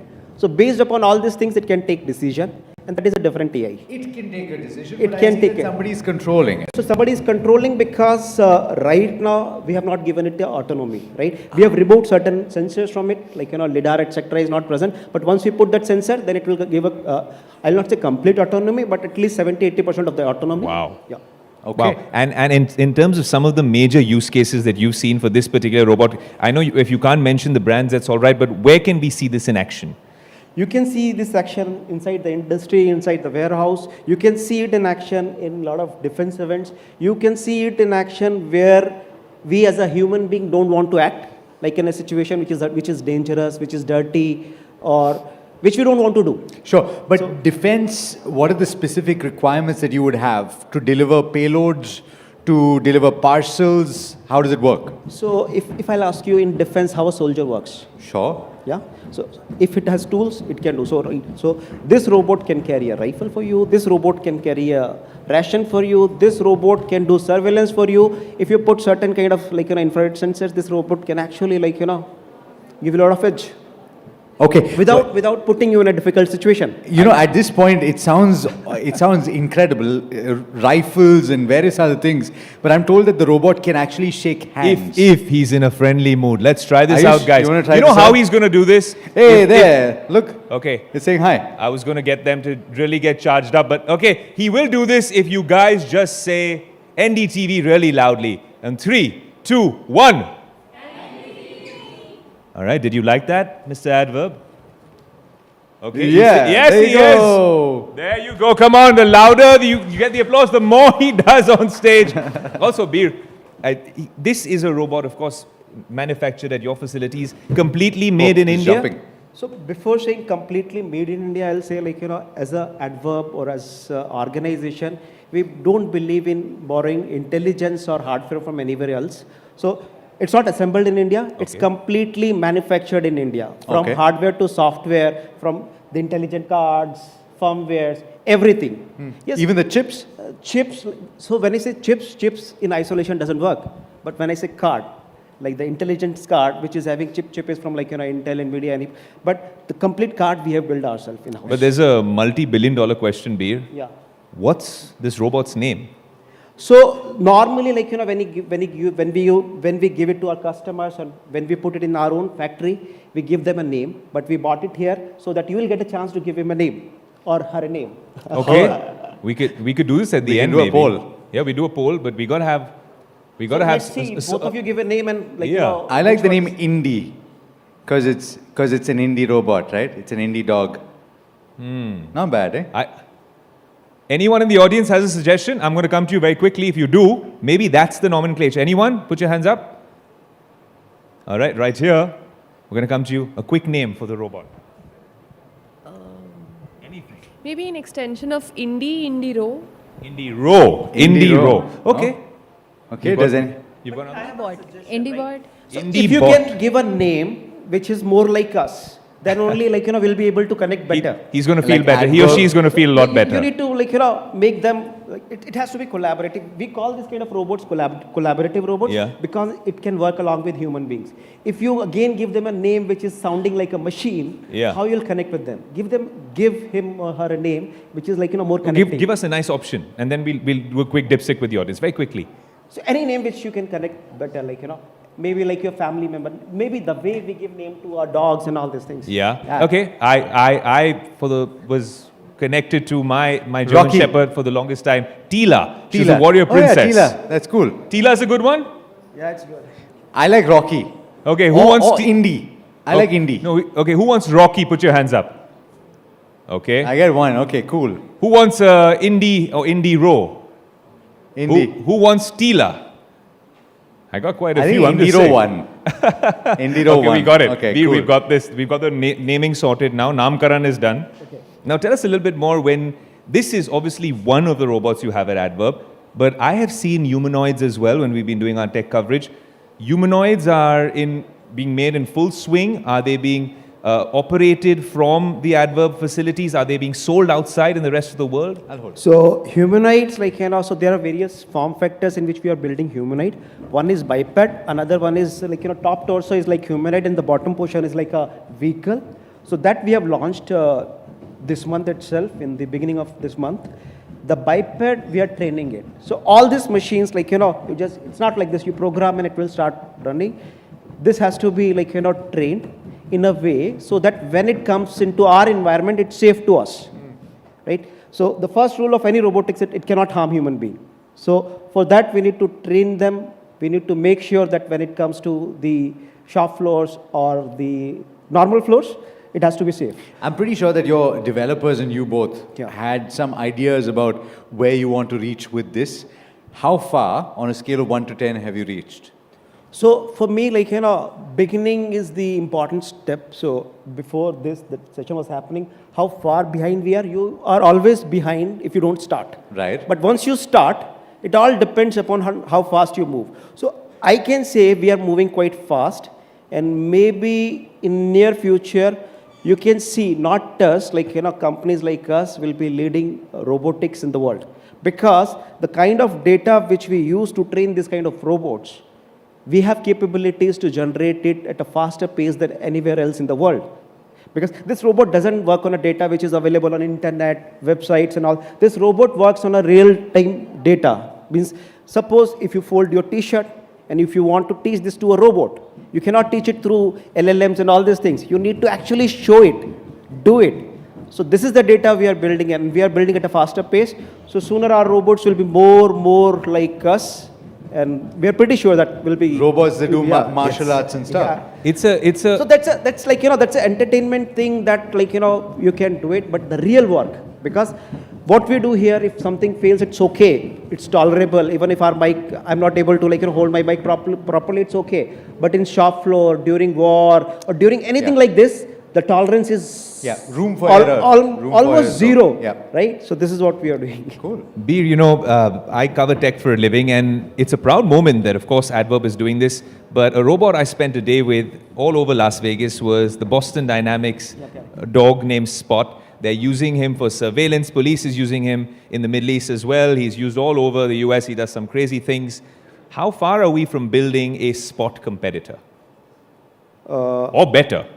So I said not far, we're there. So you see, so if you see the Spot journey, it's almost 25 years. Yeah. The journey of tracker is only so the real training started 6 months back. We built the hardware, it took us 1 year. But now, after that, we start teaching it, we're building our own models, data set, and within 6 months, we are able to do this. So maybe another 6 months will be better with minimum hardware. Right? And the second thing is technology will become will come into day-to-day use when it is affordable. Right? You build something which is not affordable, then it is good in videos, in showcase, etc. But if it is affordable, it's a real use case. So what we are doing, we will be more affordable than our competitors soon. Okay, Alex, he has better form in his push-ups than you do. Yeah, but certainly. Also, before we wrap up, very quickly, the tech geek in me has to ask you, You said minimum hardware? So what are we expecting here? LiDAR sensors, cameras? What's maximum hardware and what's minimum hardware? So minimum hardware in the on sense this particular robot. So the sensors which we are using right now, so these sensors come from X price to 10X price. Okay. How you are able to do it with the X price is the important thing, right? Then the actuators, again, the actuators are basically motors, etc. Is again come from it's a big range, right? With minimum range, how you are able to make it more stable, more safe, and good. So this is what we are doing. Okay, Brilliant. Exciting times. Big round of applause for Indiro and Beer. Thanks Indiro, so much, you want to Beer. do one jump and just say goodbye? Maybe. I think he's in mood to do it. All right, he's prepping. There you go. There you go. That's All good right. form. A lot of smiles in the audience. Thank you so much, Beer, and more power to you and the team at Adver. Come, Alex.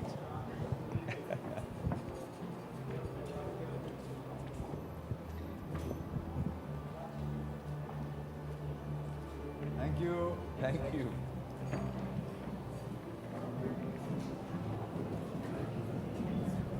I like my name, Ayush.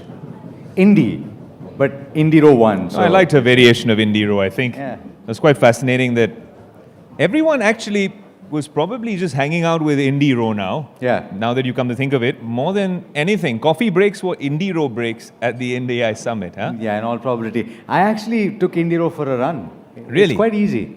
Really? Yeah, very intuitive. Because you're good with the PlayStation controllers. You know it. And that's how I beat you every time we play. But so in 2026, the intersection of culture and technology has reached a tipping point. As seen in the recent union budget, the creative sector is no longer peripheral. It is being described as a high-growth engine for employment.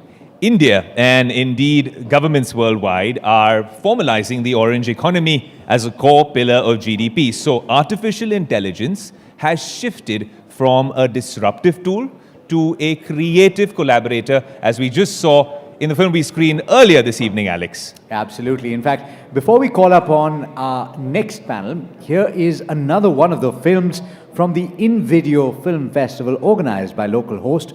The film was called Anhad.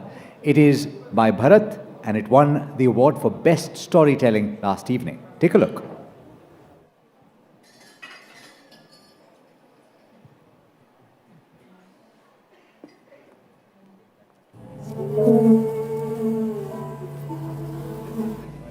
क्या देखा तुमने?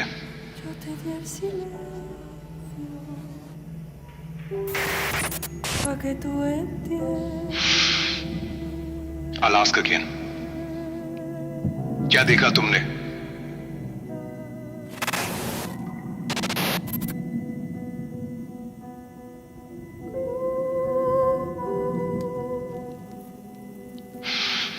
तुम शायद समझ नहीं रहे.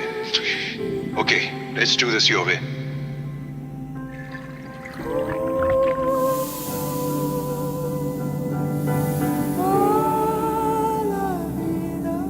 क्या दिखा तुझे? क्या दिखा तुझे? क्या दिखा तुझे? क्या दिखा तुझे? क्या दिखा तुझे? क्या दिखा तुझे? क्या दिखा तुझे? क्या दिखा तुझे? क्या दिखा तुझे? अरे भाई यार पैर वाले सुअर टार्डिग्रेड्स बोलते हैं उन्हें. टर्जियस होते नहीं सुअर ही है भाई वो बस 8 पैर वाले. इस बार तू जाएगा. पर रिपोर्ट तो बनाएगा. मैं ही बनाता हूँ हर बार. तू जा यार.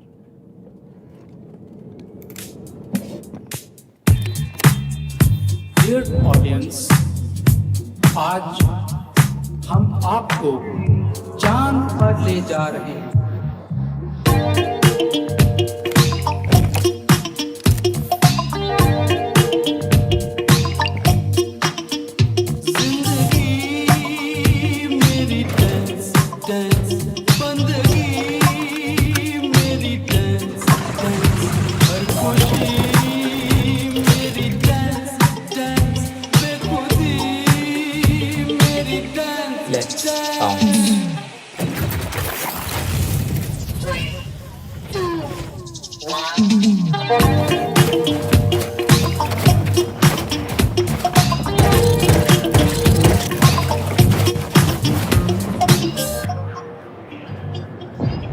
आ गए अपनी फेवरेट जगह पे?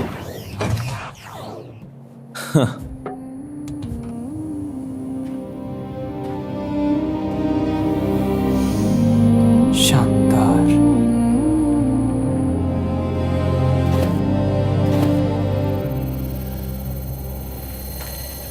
I am sensing a different life form. हाँ सुअर। No, it's something else. Something else? I don't know. वो रहा 8 पैर वाला सुअर। मैंने बोला था ना यार, मैं अकेले न रख जाऊंगा या फिर इनकी शक्ल कुछ।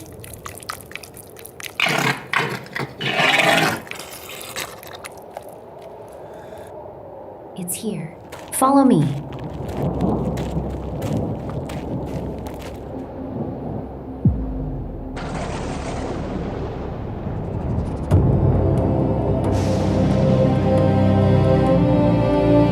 Guys, Ethan in T-1 minute. जल्दी निकलो. It's alive, but ज़्यादा देर नहीं. But I want to help it. अबे तू पागल है क्या? मैनुअल में लिखा था not to make contact with unknown life forms. Saru, tell me.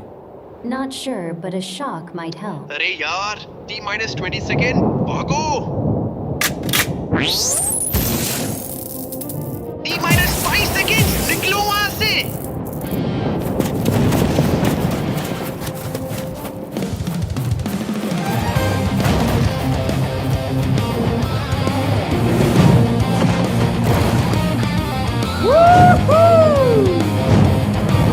I guess manual में गलत लिखा था. कभी पढ़ा है तुमने मैनुअल?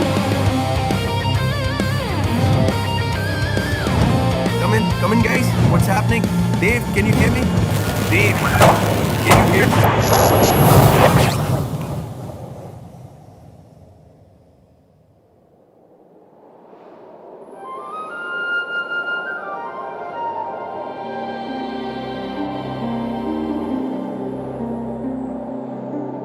एक बार भी नहीं लगा ना, मुझे जगा देना चाहिए था। मैं जल्दी काम फिनिश करना चाहती थी। और मैं मर जाता तो रोती मुझे याद करके। हो गरीबों के गोविंदा, तुम यहाँ नहीं मर सकते। The atmosphere is same here as Earth. एक सेकंड, मतलब मैं सांस ले सकता हूँ? तुम सांस ले रहे हो। अरे मेरी सरोवती, मतलब बिना हेलमेट के। According to my calculations, yes.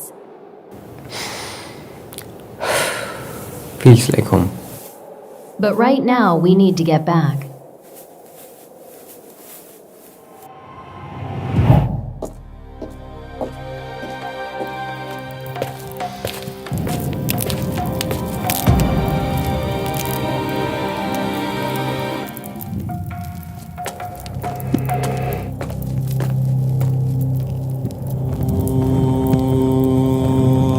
शक्तिरूपा Gauri माँ करुणा करो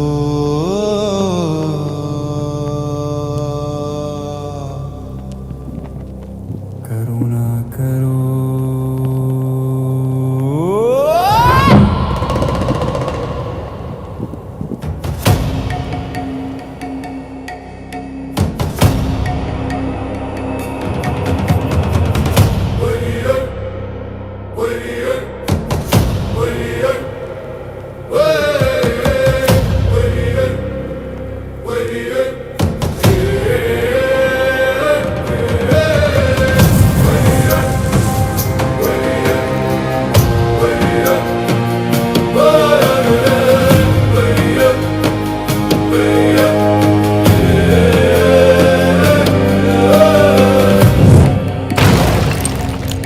Dave, it's okay. No hostility detected.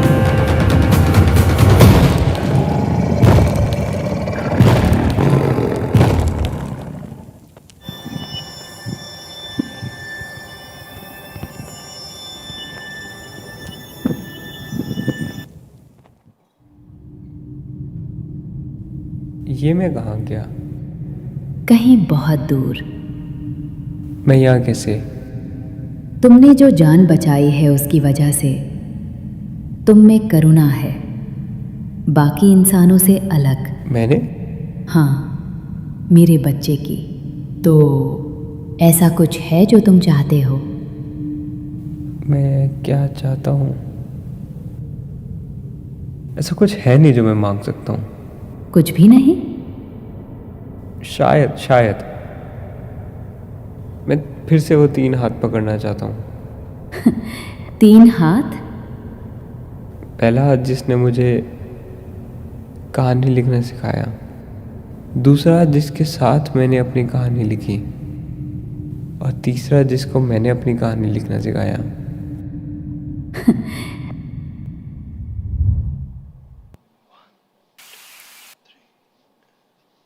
कभी कभी सोचता हूँ तेरी आंखों से सच्चा कुछ देखा ही नहीं। कितने फूल देखे मैंने तेरे जैसा कोई महका ही नहीं। मैंने सिक्के फेंके थे नदियों में, टूटते तारों से तुझे मांगा था। मैंने सपने देखे थे बस तेरे पक्के दिल से तुझे पुकारा था। हो कभी कभी सोचता हूँ वादों का इतना पक्का कोई देखा ही नहीं। कितने फूल देखे मैंने तेरे जैसा कोई महका ही नहीं। मैं कांटों का आंगन था, बेमौसम सावन था, फिर तू आ गया। हो कभी कभी सोचता हूँ तू ना आता तो कोई आता ही नहीं। मैंने सिक्के फेंके थे नदियों में, टूटते तारों से तुझे मांगा था। कभी कभी सोचता हूँ देखा ही नहीं।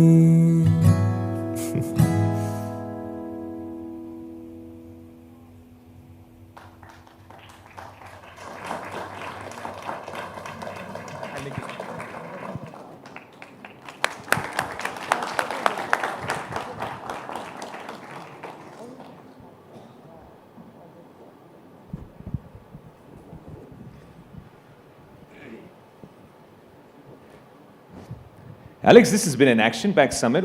I think we were missing the popcorn with that one. Yeah, absolutely. And I found it amazing. You didn't have to ask the audience to give applause. That's the best kind of applause, I must say. And so take a bow, right? You did already. Maybe you want to do another one. And they'll give you another big round of applause, yeah? Because it's well deserved.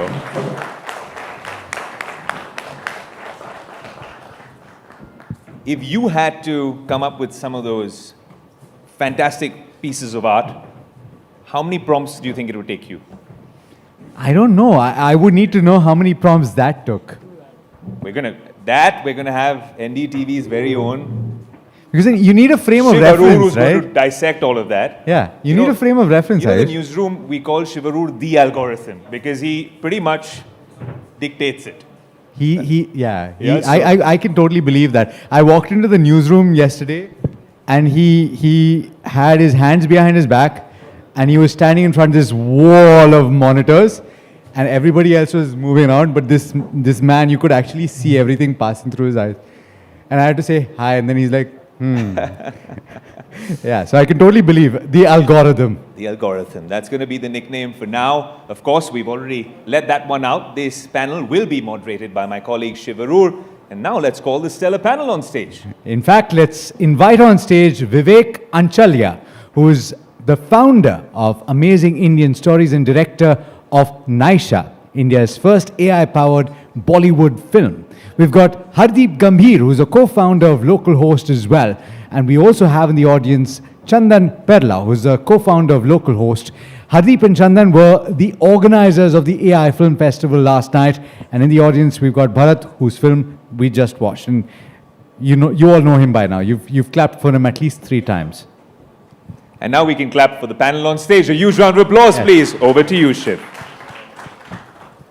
Thanks very much to all of you for being with us all day today. We're nearing the end of this summit, and I can't think of a better way to do it than to be in the presence of people who've used AI to create. We've talked about policy, we've talked about the dilemmas, now we're talking about creativity. And may I first acknowledge Nandita Das and Prasoon Joshi. A big round of applause. They've joined us in the room.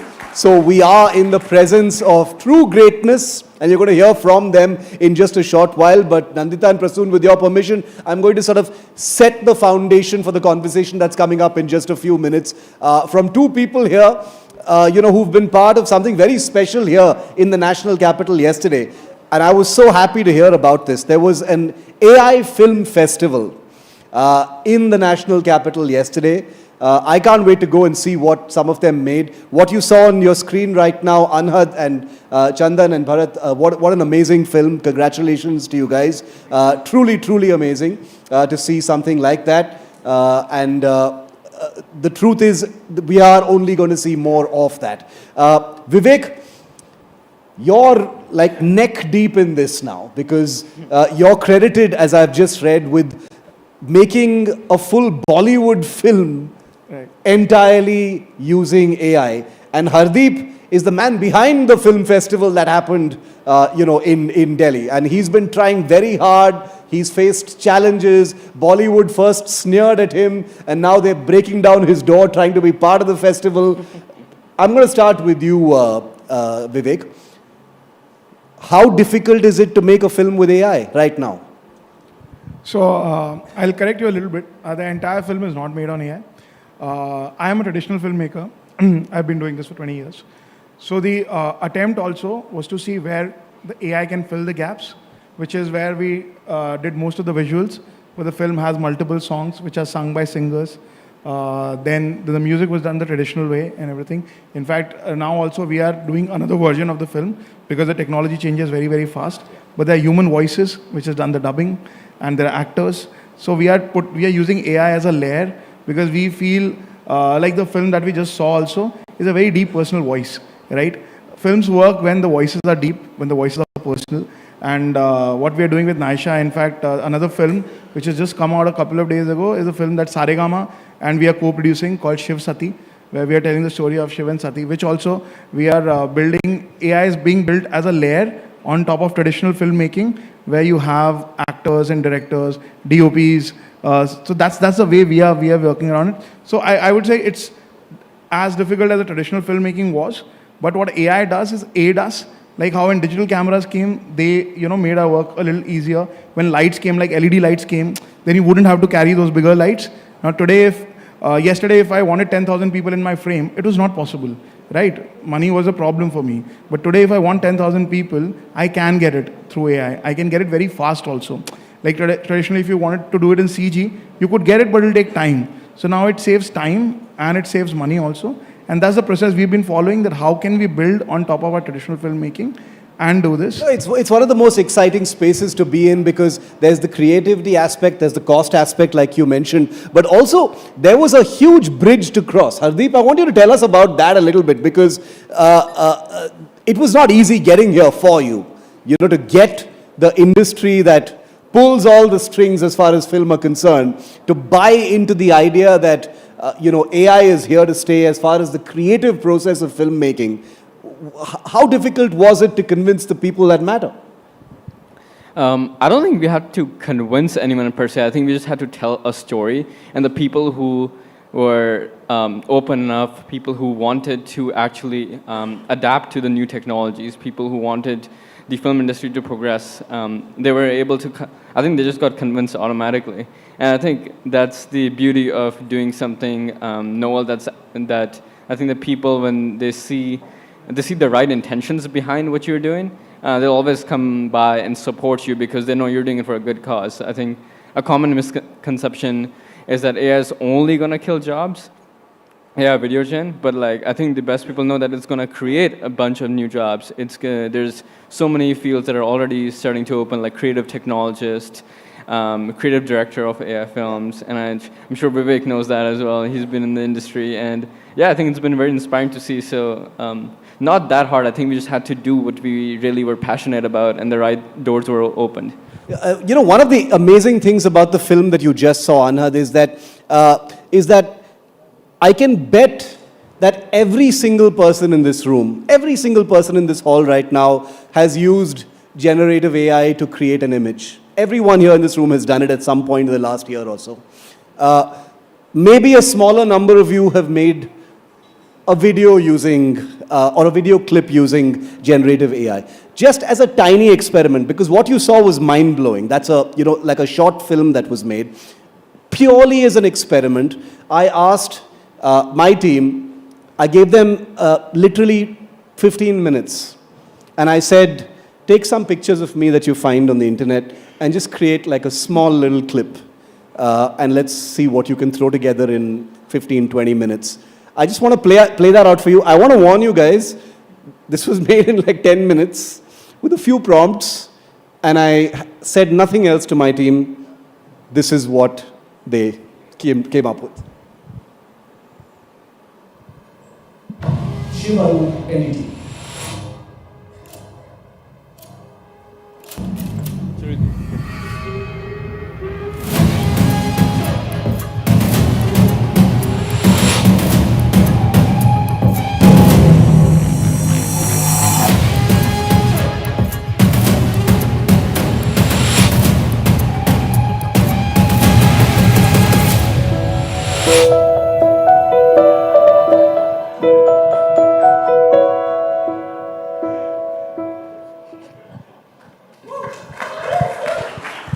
I really wanted to remove that last frame, but my team said, no, that's the best part. You've got to keep it in there. That was done in 10 minutes, guys. Okay, so I'm not surprised by the quality of what is being put out there. So my question to you now, Vivek, is when one watches AI-created video or a film, at the back of your mind, you can sort of tell that AI has been used. Is there going to be a point very soon where nobody will be able to differentiate between what's been made in AI and what is real? Yeah, I think with pictures, that's already the case. With video? Yes, I think we are very close. In fact, I think we are there already. The technology does exist. There are, we are working on some projects where while we are working on it, we can't tell that it is AI anymore. And it's about physics. It's about a lot of things that the machines have been learning over time, have been fine-tuned and everything. The data sets are getting better and better. And now we are at a point, the film that we are trying to do is a mix of traditional AI and CG. So if you're watching it as an audience, you would not be able to tell that this was made on AI or this was made on CG or this was made, doing the live shoot. So that I think we are already there. What happens is, but you do need, like I said, if you need to get to that quality, then you need people who understand the craft that much so that they can take away that layer of fakeness that you get to see in AI videos, but it is possible to take that layer off. Because that layer of fakeness, Hardeep, has already evaporated in images. One cannot tell the difference, literally, unless you have a very, very trained eye. You look at this very closely. You were watching the films that came up at your film festival as well. At what point, how soon do you think we will be at that point where we're not going to be able to tell the difference? I think it's really hard to put a timeline to it, but I do think this year is going to be one of the most transformative years for AI video gen. Like, we hosted the Mumbai AI Film Festival as our first iteration in November, and right now we just hosted the India AI Film Festival in Delhi yesterday. So that's about, I'd say 4 months, three and a half months. And I think just in that time, you can just see the amount of models that have come out, how advanced they've gotten. 2 weeks ago, Dance 2, it's a model from China that just got released, and it's just impeccable. And I feel like they keep getting better and better. So I think it's going to be very soon we come to a point where you can distinguish AI films from actual films. And that's sort of our goal, actually, with the AI film festivals. I think our success is done well when like in 1.5 year, we don't need to host AI film festivals anymore because the real film festivals that exist in the world already incorporate AI films in there. One of the most daunting aspects of AI created films and the creative economy using AI so much is that one part is what we just discussed, which was this. The other is that the creative process becomes not so much about creativity as we understand it, but about prompts and how we deploy different models to affect that creativity. There was a recent very, very viral example which some of you may be familiar about, and I just wanted to show you a small bit of that. This was Seed Dance, the Chinese model, where someone spent apparently 3 minutes asking them to put together a fight sequence involving Brad Pitt and Tom Cruise, fighting over Epstein being killed. How did that look? 3 minutes. This is what they did. Take a look at this.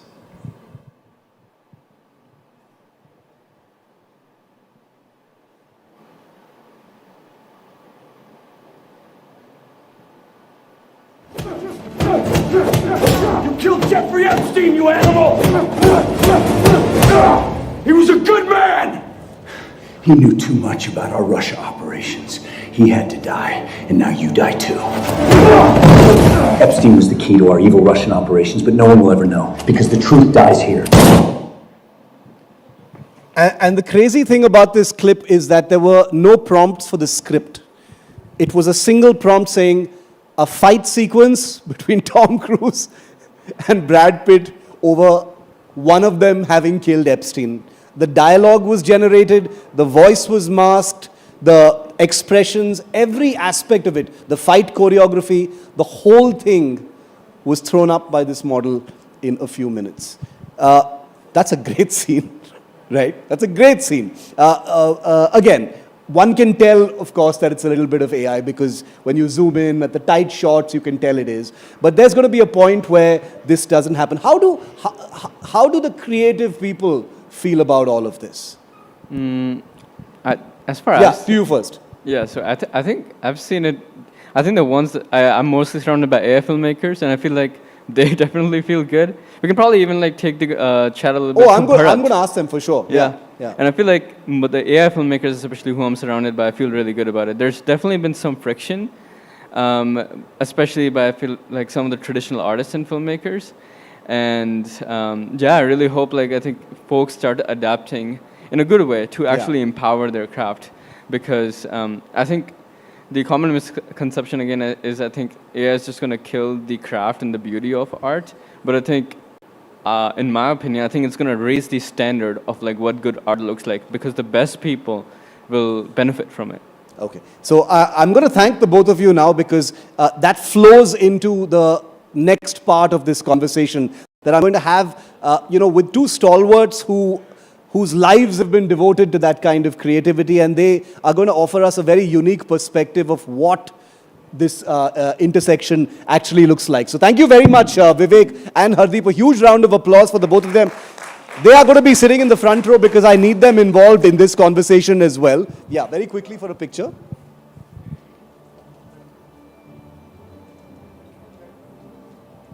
May I invite Prasoon Joshi, please, and Ms. Nandita Das up on stage.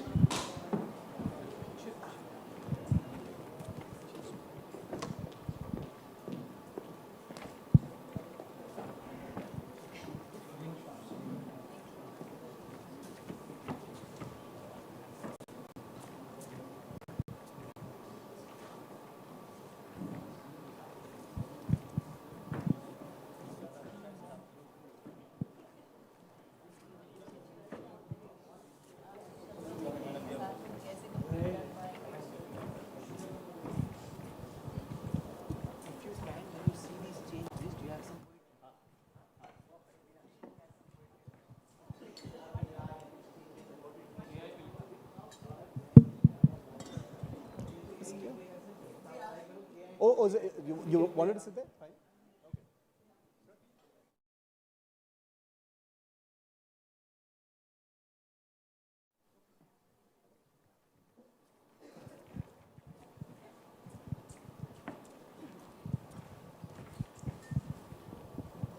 Sorry.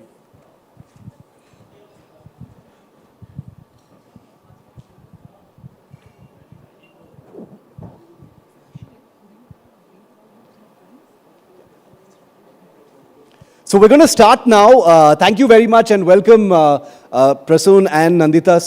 So amazing and a privilege and an honor to share a stage with the both of you. Can't wait to hear what you think about the AI inflection point in the creative economy.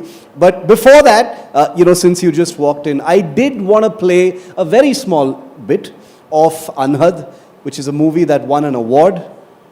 Made by Bharat sitting over there, the filmmaker. He's an award-winning filmmaker who's just done this. I want to play that out for you because it's going to get your wheels turning and then we're going to have this conversation. Can we just play out that operative bit of this amazing film?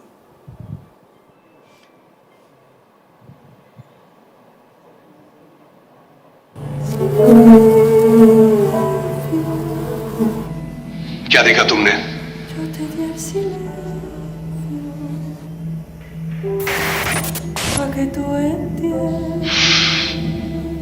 Alaska again. क्या देखा तुमने?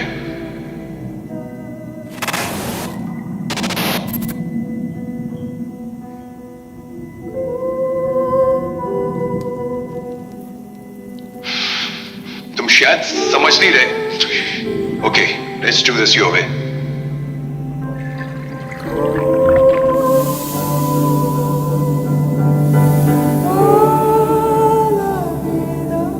क्या दिखा तुझे?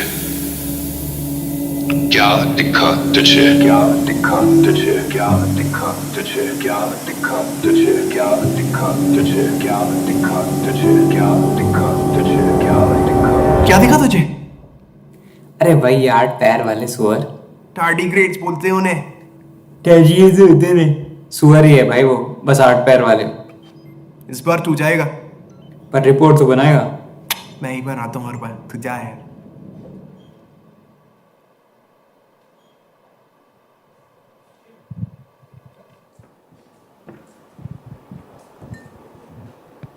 तो ये ज़बरदस्त trailer आपने फिर से देखा है। यहाँ पर फिल्म का ज़रा ज़ोरदार तालियों के साथ ज़रा समा बांधिए, इसलिए क्योंकि फिल्म, सिनेमा, आर्ट, कल्चर जो कि शुद्ध रूप से विचारों पर आधारित है, शुद्ध रूप से क्रिएटिविटी जिसकी हम बात करते हैं उस पर आधारित है। और वहाँ पर जब आर्टिफिशियल इंटेलिजेंस का रोल आता है तो इस पर बात करने के लिए हमारे साथ आज एक बहुत ही ज़बरदस्त पैनल है और एक आज की शाम का ये ग्रैंड फिनाले सेशन होने वाला है। तो फिर से मैं चाहूँगी ज़ोरदार तालियों के साथ प्रसून जी का, नंदिता जी का एक बार स्वागत करेंगे। अवार्ड मिल चुका है प्रसून जी इस फिल्म के लिए। क्या कभी एक वक्त में ये सोचा था कि ये दौर ऐसा भी आएगा जब कलम चलती है सफ़ेद कागज़ पर और विचार उस कागज़ पर निकल कर आते हैं? मैं तो जब भी आपका लिखा हुआ पढ़ती हूँ, सुनती हूँ, तो दूर उस आकाश की गहराइयों में एक नदी से बह रहे हैं आदि योगी। वो विचार जहाँ से जनरेट हो रहा है और आज की तारीख में जब यहाँ बैठकर हम आर्टिफिशियल इंटेलिजेंस की बात कर रहे हैं, लगा था कि कभी ये होगा जो आज हो गया है? ये देखिए, बहुत सी चीज़ें in the human history, there are so many things which we didn't imagine will happen, होती हैं। ये लगातार होने की प्रक्रिया है, ये एक माया है, ये होती रहती है, इसमें बुलबुले उठते रहते हैं। एंड तो मुझे आश्चर्य नहीं होता, बिकॉज मुझे तो पूरी रोज़ जब मैं पूरी सृष्टि को देखता हूँ तो तभी मुझे आश्चर्य होता है कि ये जब बनी होगी, ये सृष्टि जब बन रही है लगातार, ये एक चमत्कार नहीं लगता आपको? एक फूल का खिलना चमत्कार नहीं लगता आपको? मुझे तो लगता है चमत्कार ही हो रहे हमारे चारों ओर। और मुझे तो आर्टिफिशियल इंटेलिजेंस में आर्टिफिशियल जैसा कुछ नहीं लगता, because all the we call artificial intelligence, it's all based on human data which is a real human experience.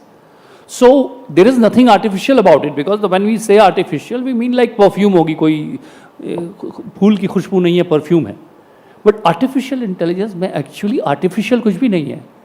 Everything which is there is being produced by human minds. उन्होंने human minds ने जो produce किया है वो ही आपको किसी और form में मिलता है. तो उसकी एक तो ये definition. दूसरा देखिए, जब हम लोग, मैं कविता लिखता हुआ सुनाता हूँ तो मुझे अक्सर ये एक्सपीरियंस होता है नमिता जी कि लोग जब मेरे पास आ रहे हैं, मुझे कई बार लगता था कि मेरी कविता की तारीफ करने आ रहे हैं, बट सो मेनी टाइम्स वो मेरे पास इसलिए आते हैं कि मेरी कविता सुनकर उन्हें अपनी कविता सुनाने का मन हो रहा है. Now, this is very natural. And somewhere there is artistic condescension which comes in, a hierarchy that I am an artist and this person is not an artist. I think what artificial intelligence has done is that democratized it. Now, if I want to produce, if I want to tell my story, I have tools to tell my story. And I can also tell my story. It is not necessarily that I have to be coming कोई कहीं और ग्रह से आया हुआ व्यक्ति है. So that speciality has gone. In fact, if you see, it's very, very Advait Vedanta for me. Oneness. There is no localized intelligence. It is intelligence as a whole. Intelligence एक है, पूरी intelligence. उस intelligence का हिस्सा सबके पास है. Everybody has access to it, portal into it. Hence, everybody in that sense is equal. Everybody can create. Now there, I feel artificial intelligence has done wonderful job, and it is going to grow. What is going to be a question mark is the process. The product. The time has become very, very important when you talk about artificial intelligence. आपने भी जब अपनी film की बात की कि मैंने लोगों को ब्रीफ दिया, ये 15 मिनट में हुआ, ये 15 मिनट में हुआ, आपने कोई 3-4 बार बोला. ये मिनट इतने इंपॉर्टेंट क्यों होते जा रहे हैं? आर्ट के लिए तो वक्त को रुक जाना चाहिए, समय को ठहर जाना चाहिए. उस समय जो ये मुझे थोड़ा वरी करता है कि बटन दबाते creativity, the process which is a great process, बहुत अपने आप में महत्वपूर्ण है, लेकिन प्रोसेस आर्टिस्ट के लिए बहुत महत्वपूर्ण है. जो आर्ट है वो फिर भी प्रोड्यूस होगा, लेकिन मुझे लगता है artist will suffer somewhere because artist will have a degree of separation from art. That doesn't feel that great, but as far as we are collaborative with AI, as far as AI is our collaboration, I'm fine with it because it will give more opportunities to more people. You use the word suffer, which is an important one, because I think the dilemma is, where does suffering end and collaboration begin, which we'll explore a little bit more. But Nandita, if I could ask you, as an artist, what is your instinctive response when you see AI generated art, like, a small glimpse of what you've just seen? I mean, frankly, it's pure awe. You feel, really? ये सब machines ने किया है, ये some prompt has been given and oh my God, it's like a child looking at the miracles of life.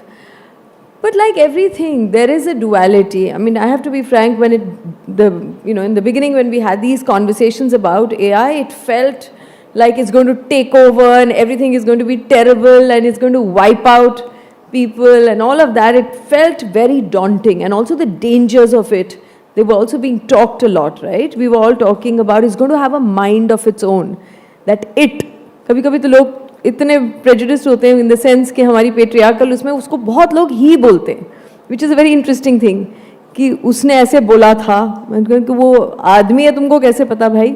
तो एक ये जो AI है in a country that's largely uneducated, traditional, patriarchal, feudalistic, ये सारी चीज़ें भी हैं और एक सडन ये एक टेक्नोलॉजी भी है.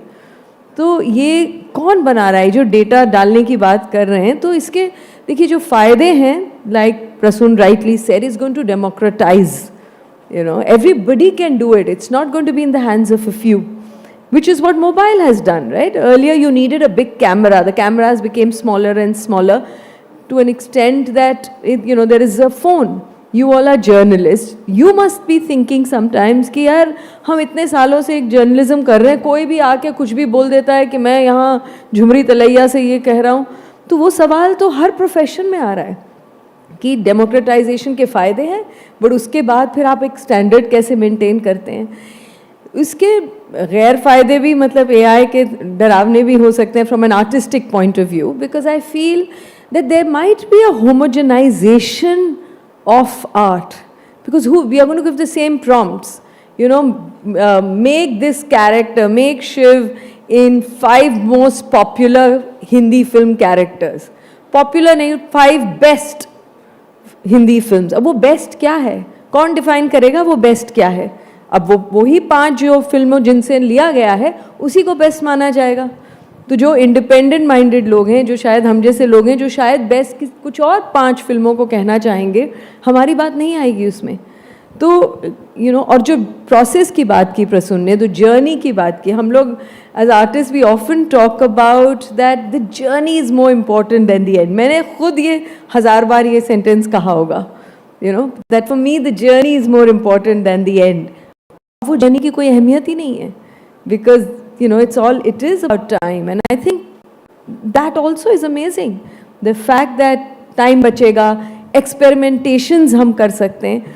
So I guess there is that duality. I would imagine in a conference like this, we of course you all must be talking about the technology and seeing the potential of it, but we maybe also need to talk about the conscience. Who are the people who are going to drive it? Who are going to be the decision makers? How do we use this amazing tool for the good of the world? Because like everything, it can do good and it can do bad, it can destroy and it can create. So I think that's also a conversation where we need to sort of deeply talk about. I'm very happy that you mentioned that, Nandita, and I'm happy to tell you also that just before the both of you arrived, the 2 sessions that preceded the both of you were precisely on that. Wonderful, and yeah, I'm sure. We will share those with you. Absolutely. The guardrails, the safety, the conscience, and I'm glad you used that word because that is very important to this. Prasoon, same question to you, from the specific area of you being a poet and a lyricist. What are your concerns when you look at AI? Because AI is churning out poetry and lyrics and, it can get anything to rhyme on any topic in a matter of seconds. What concerns you as someone, who is a poet and a lyricist? See, Nandita touched upon that. And what happens is, and this is could be limited to my experience, but there is a lowest common denominator of the exceptional. There is the lowest common denominator of what you call exceptional. The majority view of exceptional. For example, आपने कहा कि भाई मुझे destination और journey की बात करनी है, and I give the prompt, and it would sound very profound that the answer would be रास्ते ही मंजिल हैं, journey is the destination. Very profound. But I might not write that. I might write, जब मंजिल मुझ ही में रहती है तो सफर ही क्यों करूं? क्या बात है? डुबकी क्यों ना लगाऊं खुद में? So what happens is the definition of exceptional suddenly gets, a lowest common denominator of that. So you might not be that exceptional as you think you are. What artificial intelligence does is that gives you a lot of options. Numerous options in front of you. तो artist का क्या role है? Actually हमको ये सोचना पड़ेगा कि आने वाले दिनों में आर्टिस्ट या क्रिएटर का क्या रोल है। जब उसके सामने चीज़, वो इमेज, वो पिक्चर, वो पोइट्री, वो लिखा हुआ, I believe that as we speak artificial intelligence बेहतर से बेहतर होती जा रही, तो रोल क्या होगा हमारा? शायद choice will become your role, कि मैं इन 5 में से खुद को क्या समझता हूं, मेरा विचार कहां सबसे अच्छी तरह से व्यक्त हुआ है, ये है।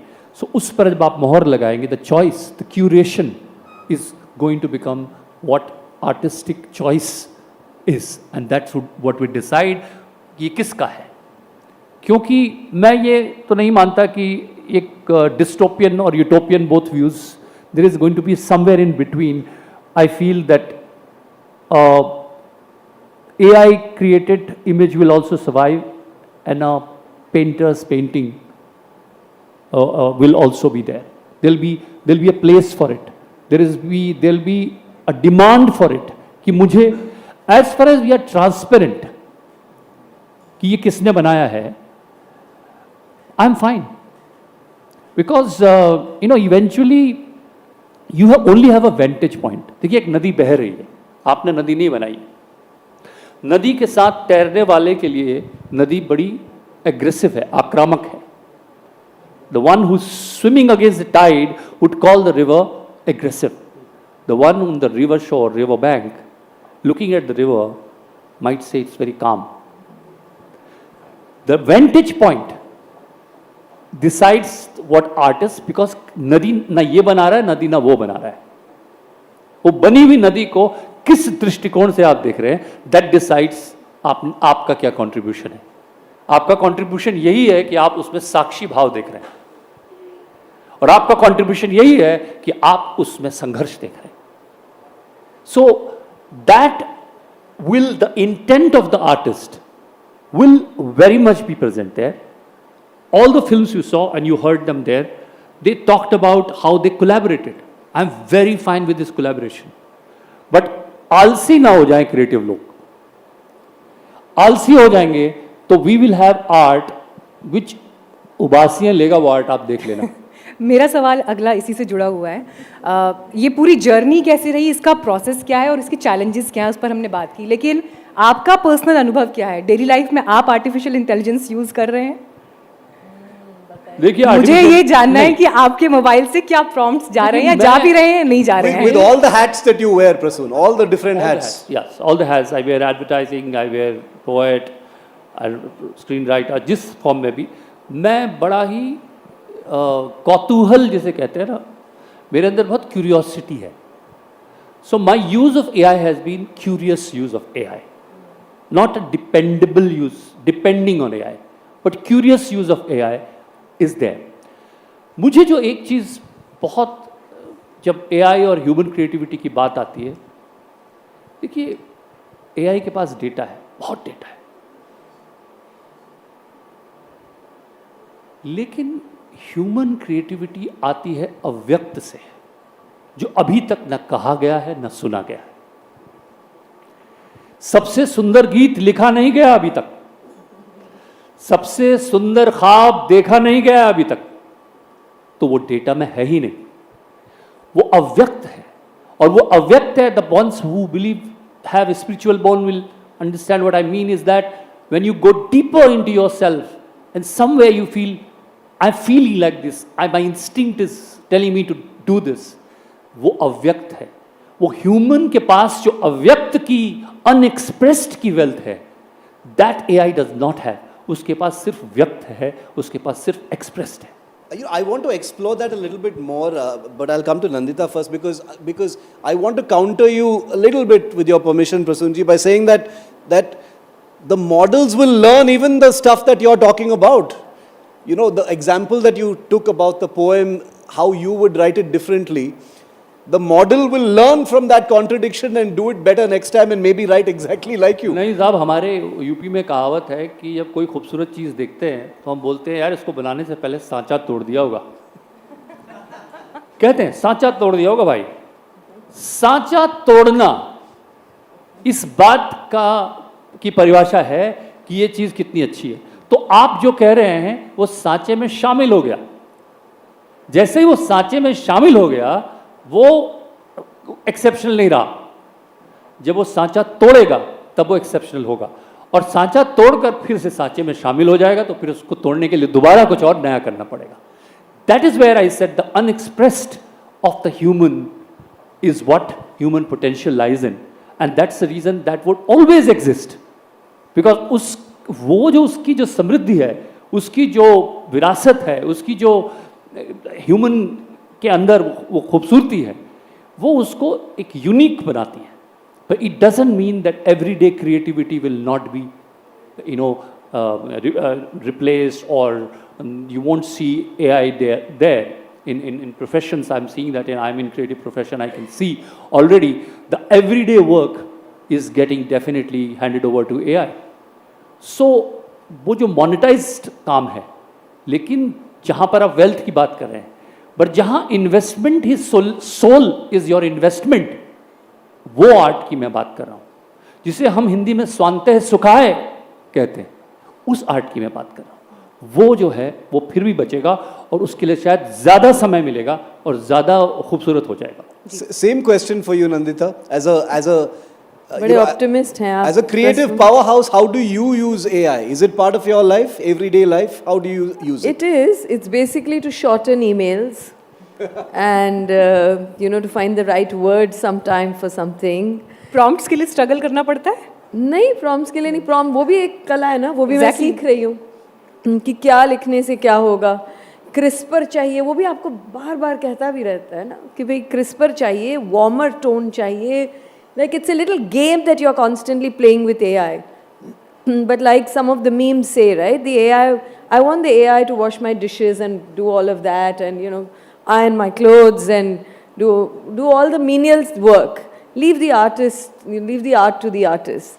But I think, Prasun, I think you're very optimistic कि आप जो कह रहे हैं अव्यक्त चीज़ जो नहीं, AI सब करेगा. AI का अपना एक दिमाग है which is beyond like everything that we put in. It's a quantum leap from what I understand.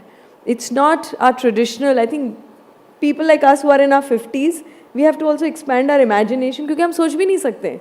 हमको लगता है ये एक चीज़ है, उसको हम बता रहे हैं तो वो वही करेगा. वो तो अव्यक्त चीज़ को और 10 गुना आपको 50 प्रॉम्प्ट्स देगा. आपको ये अच्छा नहीं लगता, चलिए आप वो दे देते हैं. 2 और 2 का जोड़ हमेशा 4 कहाँ होता है. सोच समझ वालों को थोड़ी नादानी दे मौला. सो ये जो नादानी है ना, वो नादानी की बात कर रहा हूँ मैं कि it's not mathematical. Beyond mathematics, for sure, beyond brain, beyond calculation and permutation combinations. No, I'm not disagreeing with it. I'm saying that is going to be marginalized from what I understand it. Like पहले ज़माने में monitor नहीं होता था. जब आप shoot करते हैं, only the cinematographer knew what was being shot. Some of the greatest films have been made in an era where there were no monitors. There was, you had the sound of the thing. I mean, technology was not developed. And we thought, okay, now with all the technology, can we say the films are getting better? So I think we will go over this cycle. There'll be a lot of work that will come out. There's going to be quantity over quality. And then when we will have a saturation and then people will start respecting and admiring those little things that human beings bring. Because human beings are all very unpredictable. Like I was just coming and I have this big bag and there's a little thread, एक woolen thread जैसा है, उसमें एक छोटा सा एक bag है जिसके अंदर मैं अपना एयरपॉड रखती हूँ. तो फ्लाइट के एयरपोर्ट में किसी एक लेडी ने मेरे साथ बात करना शुरू किया. She was like, oh, this is a really nice bag. But what's that thread? She looked at it like with some disdain. कि वो स्टाइलिश नहीं था, एक गंदा सा पीच का कुछ एक थ्रेड था. तो मैंने कहा मेरा बेटा ना क्रोशे करता है, उसने मेरे लिए एयरपोर्ट के लिए क्रोशे का एक छोटा सा बैग बनाया. Now if you are going to do a bag of a working woman coming to an AI conference, you will have her carry a bag, but it's unlikely that you will add a little crochet pouch that the mother, who is also an AI speaker, is carrying. So I think the particularity of things that human beings will bring, that will also continue. And आजकल सब जगह wifi, हमें hotel में जाते हैं हम wifi चलाते हैं. आजकल ऐसी भी जगह है जहाँ पर लोग जाते हैं जहाँ वाईफाई नहीं है. They are seeking out places, but that's always going to be a minority. So I think we have to become collaborators, क्योंकि अगर हम जंग लड़ेंगे between AI and us, it's a losing battle. Professor Ji, I want to. Sorry, Meenakshi. Sorry for interrupting. Bharat is the man who made the movie you just saw. I know, amazing. Is that, because you said that many of the things that you, the way you look at AI is out of curiosity. Is there anything you want to ask him? Young filmmaker, just won an award, it's put together this incredible film that's playing still on the screen behind us. Anything that you would like to ask him, Prasoon or Nandita? Anything you're curious about? I was curious that, you are also in the film, right? So there is, it's sort of live action and AI. So it's mostly AI, but some of the scenes are, we shot it and then we stylized it. So basically motion capture. The acting at some part with the dialogue is done. So I acted with the dialogues, then we used AI to stylize it, put it in the movie. Yeah, that's what it felt like, that there was some parts that were real. And in the film after that, there were these scenes with children and mother and, those things. Was that also, that was purely AI. That was purely AI. Purely AI. The one with the children and Yeah. the mother. Yeah. That's interesting because the production design of that was quite interesting. We'll just and play, very we'll just play a bit of realistic. that. Yeah, L- sure. Very let's- realistic. Let's tell everyone what we're talking about. Can we just play a bit of that second film?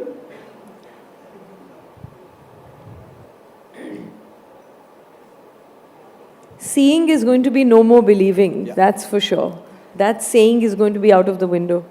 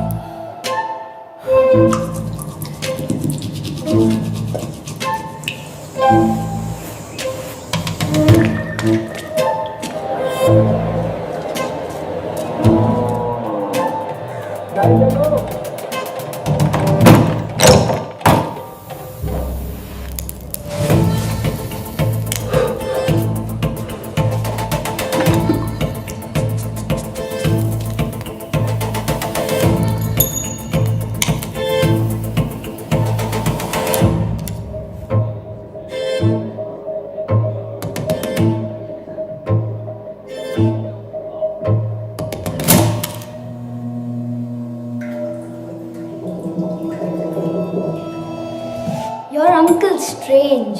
He's always mad. He never smiles. You know, he never left Varanasi. And he takes photos of dead.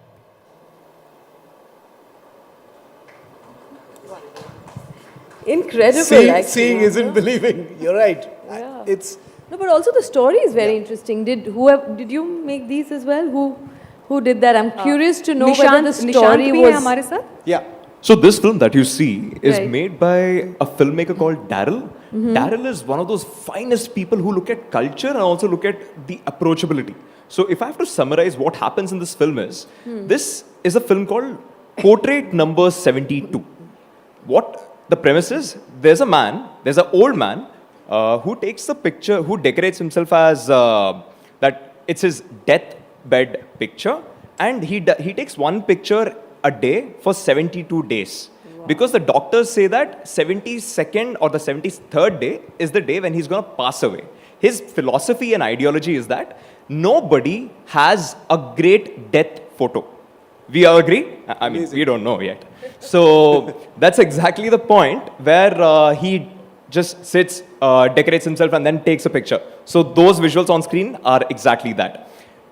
What happens is that in the quest of getting that best picture, the child, one day while getting the flowers, there happens to be a small overflow of the river, Varanasi, river in Varanasi. And that's when he happens to drown in river Ganga, and the kid passes away. Now, the irony is that the child, before passing away, plays around with the camera and basically takes a bunch of pictures of the old man. And in them, he happens to find that one picture which he realizes that, you know what, I don't need a picture like that. I finally found a picture of me smiling. So No, this it's is, a loop. it's amazing because to listen to someone feel so passionately about a film that's been made completely on AI. Meenakshi, you were going to ask a I question just wanted similarly. to ask Continue one on that. quick Yeah, question, please, if you please. don't mind.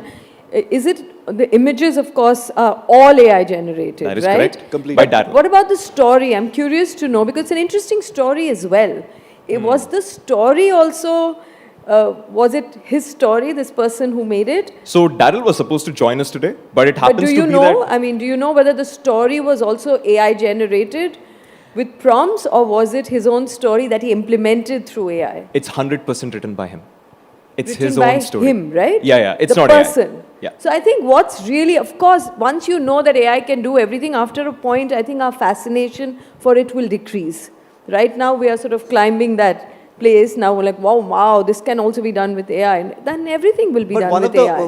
one of the But it's interesting the things. story I found that sort of really interesting, and So, that was done by a human being. I was Sorry. looking at a use case, and you guys can correct me if I'm wrong, and Meenakshi can jump in on this as well, is that creators and writers are putting together plot points or just basic sequences, the tent poles of a story or a poem or a script, and asking the model to suggest whether this is the most exciting way to tell it. And, you know, getting suggestions from them. Which actually brings me to my next question. Meenakshi, you want to go first, then I'll come in. No? Okay, so, okay, because this comes back to what Prasoon was talking about. I am wondering whether with a lot of AI, with the one thing we can all agree on is that much more AI is going to be used in the creative process. Does this just increase the premium on stuff that's made completely by humans? Is that premium factor going to increase? You know, will there be a time when we will say, no AI in this film? Yeah, I think I've heard this a lot, and I think you know, anything which becomes part of the museum, we have to worry about. Okay, so if human art becomes part of the museum, and it is like, you know, a novelty, we'll have to worry about, because, you know, human expression, and I do not actually worry in that sense. I feel AI is an extension, it's not an expression. When it's an extension of me, then, see, any creative person will tell you, while I'm doing a song, I can talk about doing a song, the creation reveals itself in the process. You have a mota idea that this is what I want to do. You don't have the clear, you know, absolute clear image of what final product I want. So you gradually write something, you hear it, you go back and forth. In the entire process, the art reveals itself. Art reveals itself. एक कृति जो है स्वयं को उद्घाटित करती है, अपने को दिखाती है, आपको प्रकट करती है. आप जानते नहीं हैं अभी तक कहाँ जा रहे हैं आप थोड़ा बहुत समझते हैं कि मुझे उधर विली नीली पहुँचना है. आई थिंक एआई के साथ that possibility still is there. You going to experiment. As far as it's collaborative, I think it's great, because it's going to give you more options, more collaboration. Acha, what if there is no instrument in this entire song, just human voice? Or what if there is, you know, no rhythm, and immediately you are getting those things and you're making. Also, what it allows, I think AI does is, a lot of idea infanticide happens in India. Idea infanticide by the एक idea की भ्रूण हत्या होती है. जन्म लेने से पहले वो आइडिया दम तोड़ देता है, because people do not somehow don't present it well, और उनको लेके सामने नहीं, और जो जिसको पिच कर रहे हैं उसको समझा नहीं पाते कि हम क्या कहने की कोशिश कर रहे हैं. I think AI can be a great ally in that. And idea infanticide, ideas की भ्रूण हत्या, वो रोक सकता है AI. So there are lot of things there, but as far as it's consciously done. देखिए, ये बहुत ज़रूरी है कि हम ये डिस्कस करें कि एआई एंकर्ड कहाँ पे है. Where is AI anchored? There is a checkout story called Miss Fortune. In that he talks about these two friends and one friend's wife. One friend is attracted to the friend's wife and does not meet her, but keep telling the friend things, because he knows that he is very close to his wife, and he'll tell her what I am. So he tells beautiful things which he knows is going to be supplied to this woman. And gradually this woman is falling in love with him without actually meeting. And there is one day when she decides to meet him. And that's what he has been waiting for. And which Chekhov has intended, and I am elaborating the end, that she meets him and tells him that you are amazing, you're great, but you know what, I have to decide, and my decision is to be with someone who is very transparent and childlike. I think he has more integrity. You have been very manipulative. You could never come to me. You enticed me. But this guy has been very trusting to you and me both. In my value system, I would go for this. Now, you can say whatever you want to say about her decision, but every decision comes from a certain value system and certain anchoring. Now we need to debate, where is AI going to be anchored in? Which value system? Every society has a certain value system. It could be from your family, it could be from your religion, it could be from your books you've read, but you know willy-nilly when a child is talking to you how to respond to a child's question, which might be age inappropriate. But you know how to handle it. You know how to give what to talk and what to tell this child. That comes from a certain filter. Now, it's important at this juncture where we are unleashing AI and celebrating it, and we must, that where is this anchoring going to be? इसी बात को मैं maybe आगे that's नंता why ji it's so आपके पास लेकर dangerous, आऊंगी। actually. हाँ। जब आपने इस एंकर और आधार की बात की, नंता जी कुछ देर पहले मेरी बात विवेक अंचलिया से हो रही थी, और शिव सतीश टाइटल के साथ वो फिल्म बना रहे हैं आर्टिफिशियल इंटेलिजेंस के ज़रिए, कुछ ही समय बाद रिलीज़ होगी। लेकिन आज के वक्त में जब आप किसी भी ऐसे सब्जेक्ट पर फिल्म बनाने के लिए जाते हैं, जब नॉर्मल फिल्म भी बन रही है, तो लोगों की भावनाएं आज बड़ी जल्दी जल्दी आहत हो जाती हैं। समाज में एक परिस्थिति ऐसी खड़ी हो गई है, और ख़ासकर अगर विषय इस तरह के हैं तो उसमें और ज़्यादा है। ऐसे में आपका आर्टिफिशियल इंटेलिजेंस उसके लिए कितना तैयार है? हम तो ये देख रहे हैं नॉर्मल फिल्म मेकर्स भी अगर फिल्म बना रहे हैं तो उन्हें भी कई बार कितनी तरह की आलोचनाओं का, कितने सीमित दायरे में और किस तरह से काम करना पड़ता है। तो आर्टिफिशियल इंटेलिजेंस पर कितना भरोसा किया जा सकता है और कितना उसे उसका आधार कितना मजबूत माना जा सकता है? ये देखिए, जो ह्यूमन बायसेस और प्रेजुडिसेस हैं, हम ही लोग वो डेटा डाल रहे हैं उसमें, तो जो हमारे बायसेस होंगे वही चीज़ें, उसी को वो एक क्वांटम लीप लेके 10 गुना उसको शायद बढ़ा देगा। अभी जैसे आपकी फिल्म थी, and do not please take it as a criticism, but you know there is one shot where this woman's hand comes out, right, and it was a light skinned hand, because our notion of a beautiful woman is somebody who's fair and lovely. And so if our bias is that beauty equates to somebody who's fair, then that bias is going to come, and you are going to put in these beautiful white, you know, peachish hands, and your color or my color is not going to be represented, right? So I think beyond a point, it is जो हम उसमें डालेंगे, जो हमारी खुद की जो चीज़ें होंगी वही वो निकालेगा। जैसे अभी प्रसून बोल रहे थे कि वैल्यू सिस्टम क्या है, हमारी वैल्यूज़, मुझे तो इसीलिए बल्कि एआई से डर लगता है, क्योंकि हमारे खुद की moral compass as a society, as a country, as a community, individually क्या है? आप किसे कहेंगे कि क्या हमारे वैल्यूज़ इतने सही में हाई स्टैंडर्ड के हैं कि हम सच को झूठ से परख पा रहे हैं, या क्या सही है क्या गलत है, किसके लिए है? वो सारी चीज़ें जो सच्ची में अंडर प्रिविलेज्ड हैं, मार्जिनलाइज्ड हैं, उनके बारे में हम सोचकर ट्रूली डेमोक्रेटाइज करना चाह रहे हैं, क्या ये सारी चीज़ें हैं? और अगर नहीं हैं तो फिर उसका इस्तेमाल कितनी ज़्यादा जिम्मेदारी से करना पड़ेगा। And you know, this fascination with images is amazing, but is it going to in fact increase that prejudice and bias? Because you know, that's what we are going to feed it. No, that's an incredible theme that you've pulled up, and I want to get more into that. I want to quickly welcome Nishant Tahil Ramani, who's the head of production of InVideo. He's with us here. Thanks for finally joining us. I know you were stuck in Delhi traffic. Nishant, welcome. Nishant is the head of production of InVideo. It's an AI-powered video generation platform that is wildly popular.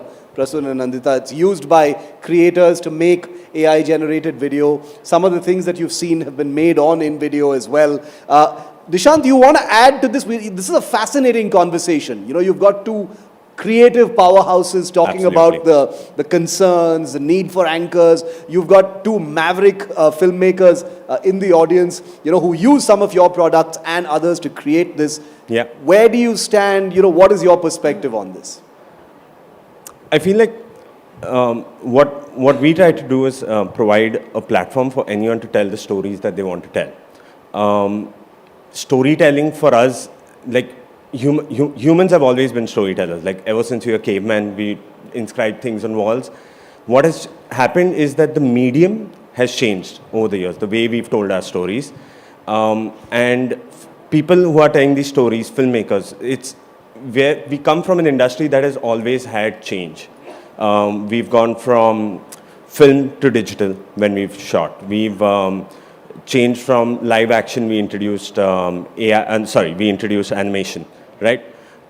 We now have new tools that are telling the stories, but at the end of the day, it's if you are coming from a point where you want to tell a story that is true to you, we now have a new tool to do that. Nandita, would you get behind? I'd love you to train me of a product, yeah, and use it because you've made films. You've been in front of Right. the camera. You've been behind the camera. Would you ever step into that kind of a place where you're deploying AI to unleash your creativity? Absolutely. For a film? I mean, absolutely. And, I would love to explore it. I'd love to learn. And I'd love to see how it can enable, collaborate, enhance the work we are doing. Right. But without sort of losing, like I say, the social conscience of it, without the creativity of it, without making films a science. Right. Already, I mean, before AI came in, when abhi hamare paas bhi hain, like mainstream, I don't want to name anybody, but everybody, like mostly when you make a mainstream film, you go to these agencies, they do, they show it to a bunch of people, you have to fill in forms, ye iska ending sahi nahi tha, this character needs to be a man, they suggest certain changes, and then they incorporate it, they do a little, so it's like a science, right? You kind of tweak it, it's not really your vision then. You tweak it and you tailor it. Now you will just give it to an AI and say, hey, tell me, is this going to make money? Is this, is this not hurting anybody's sentiments? Whatever the prompt may be. Is this going to be, is the ending right? And it's going to give you 5 options. So it's slowly, if art is going to become science, then that's going to be sad. Because art is all about alchemy. Art is about not knowing what's going to emerge. We shoot, I write a script, we shoot it, the actors bring something different, the cinematographer, some magic happens on set suddenly that day, you change it, then on the editing table. So there is that journey, that process is what people like us, I'm assuming, enjoy. Absolutely. But if you can hasten certain aspects of it, if you can help us experiment more, if you can widen our creative thought process, all of that is amazing. But I'm not sure, if all of art You're getting live product inputs, by the way. Yeah. From Loving someone who Absolutely. wants to make a film using Oh, AI. absolutely. I'll connect with you after this, and there are enough witnesses that, now you'll have to commit. Absolutely. Nishant आपको time कितना लगा इस film के production में? So the film that we had premiered is not this one. There's another film that we introduced. It was an idea called Vedic Odysseys. What? Sorry. Vedic Odysseys. Okay.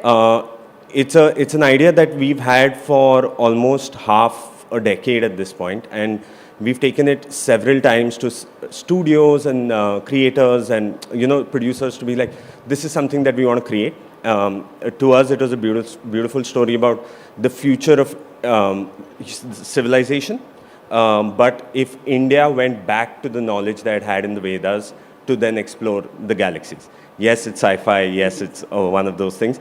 But it's something that just never got greenlit because you needed immense amounts of money to make that kind of a concept.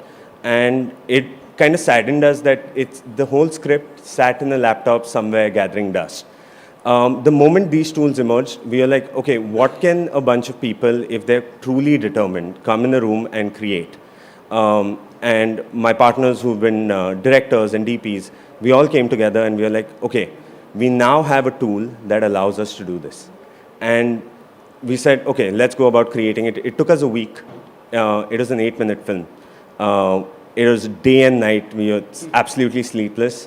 But then now we can present this story to the world because we have a tool like this, and we don't have to wait for the people to give us a green light to go ahead and create it. This is a story we want to tell, and now we can do it with these tools. And Prasun, you did touch upon the cost aspect of it. Filmmaking, the creative process is a wonderful thing, but it's also hugely expensive.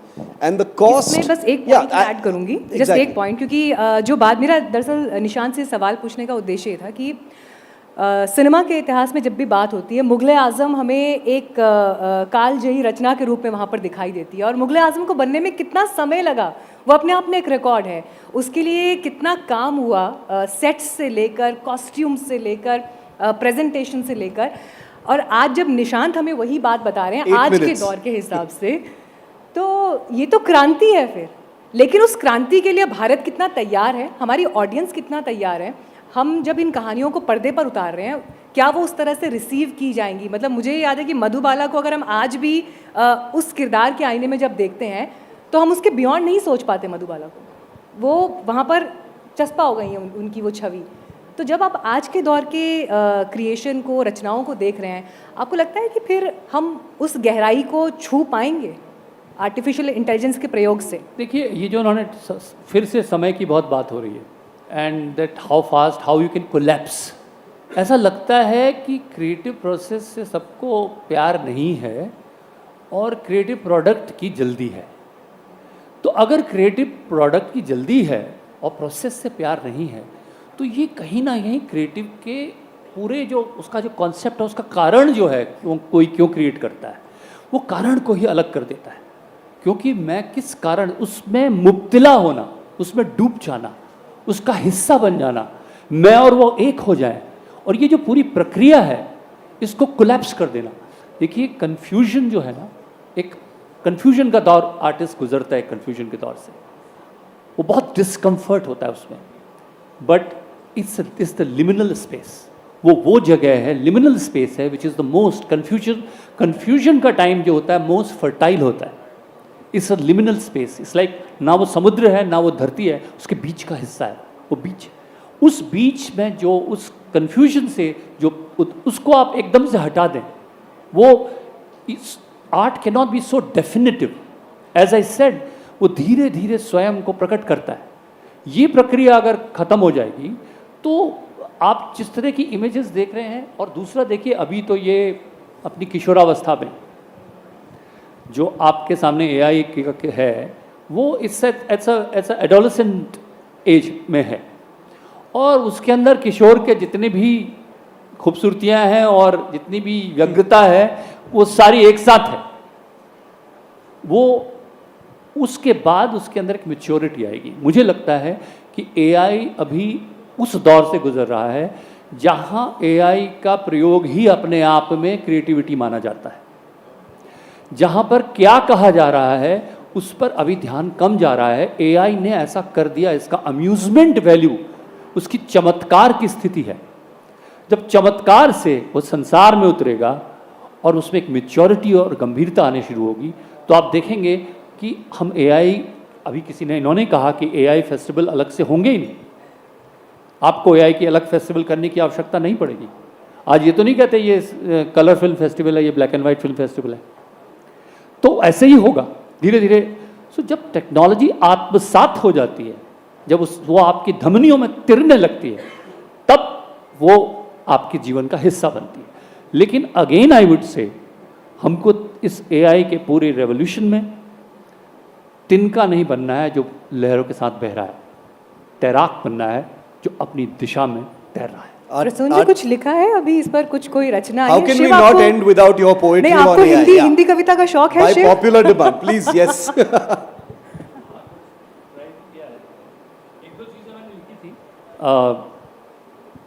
कोई बहुत ऐसे मतलब rhyme वाली poem नहीं, AI से मैं नहीं लिखता। एआई को मैं अपना समझता हूँ, मेरा श्रोता रहेगा एआई आने वाले दिनों में। एल्गोरिदम,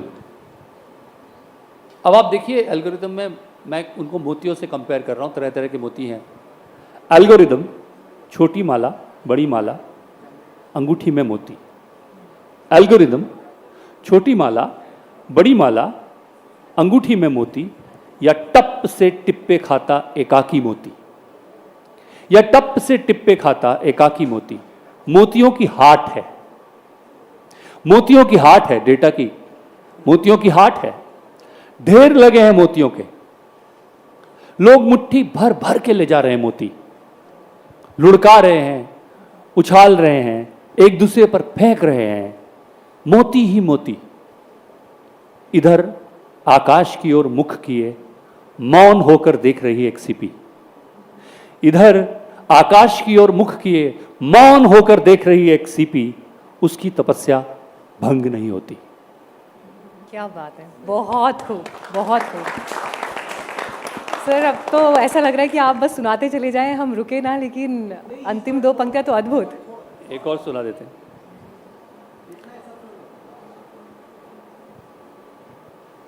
वो कहते हैं वो कहते हैं कलम मौन हो जाएगी। वो कहते हैं कलम मौन हो जाएगी, कूचियां और रंग एक दूसरे से नहीं मिलेंगे। कूचियां और रंग एक दूसरे से नहीं मिलेंगे। The brush and the colour will not meet. वो कहते हैं कलम मौन हो जाएगी, कूचियां और रंग एक दूसरे से नहीं मिलेंगे। स्वर कंठ की गुफाओं से निकलकर आभासी दुनिया में बस जाएंगे। कंठ की गुफाओं से स्वर निकल के आभासी दुनिया में बस जाएंगे। कृतियां स्वयंभू हो जाएंगी। कृतियां स्वयंभू हो जाएंगी। रचनाएं स्वयं ही गर्भ धारण करेंगी। रचनाएं स्वयं ही गर्भ धारण करेंगी। वो कहते हैं सृजन स्वतः ही होगा। वो कहते हैं सृजन स्वतः ही होगा। दृश्य और दर्शन का अंतर मिट जाएगा। ध्वनि स्वयं को उत्पन्न कर स्वयं को ही सुनेगी। When they say AI will become the audience and AI will become the creator. वो कहते हैं सृजन स्वतः ही होगा, दृश्य और दर्शन का अंतर मिट जाएगा, ध्वनि स्वयं को उत्पन्न कर स्वयं को ही सुनेगी। तब हम तुम क्या कर रहे होंगे? तब हम तुम क्या कर रहे होंगे? हम तुम साक्षी बन जाएंगे। हम तुम साक्षी बन जाएंगे जो किसी स्रोत से फूटी धारा को कल कल छल छल बहते देख रहे होंगे। देखेंगे नदी का बहना, देखेंगे लहरों का नृत्य निर्लिप्त। एआई ध्यान का आरंभ है। एक अभूतपूर्व ध्यान यात्रा की तैयारी कर लो। माय गॉड, एआई ध्यान का आरंभ है। बिकॉज वो आपको साक्षी बना देगा। अगर एआई ही क्रिएट करे और एआई कल के दुनिया में एआई ऑडियंस हो जाए, एआई से आज कहते हैं ना agents are talking to agents. So when they will start creating, हम क्या कर रहे होंगे? हम साक्षी भाव से ध्यान मग्न होंगे और ये होता हुआ देख रहे होंगे, एक नदी को बहते हुए देख रहे होंगे। Nandita, any reactions to that AI poetry about AI? My brain is sort of, I'm having a parallel conversation with myself, frankly. No, I want to actually address something that Prasun said earlier about creative product and creative process. कि हम वो process को, but वो तो हमारी journey है ना as artist.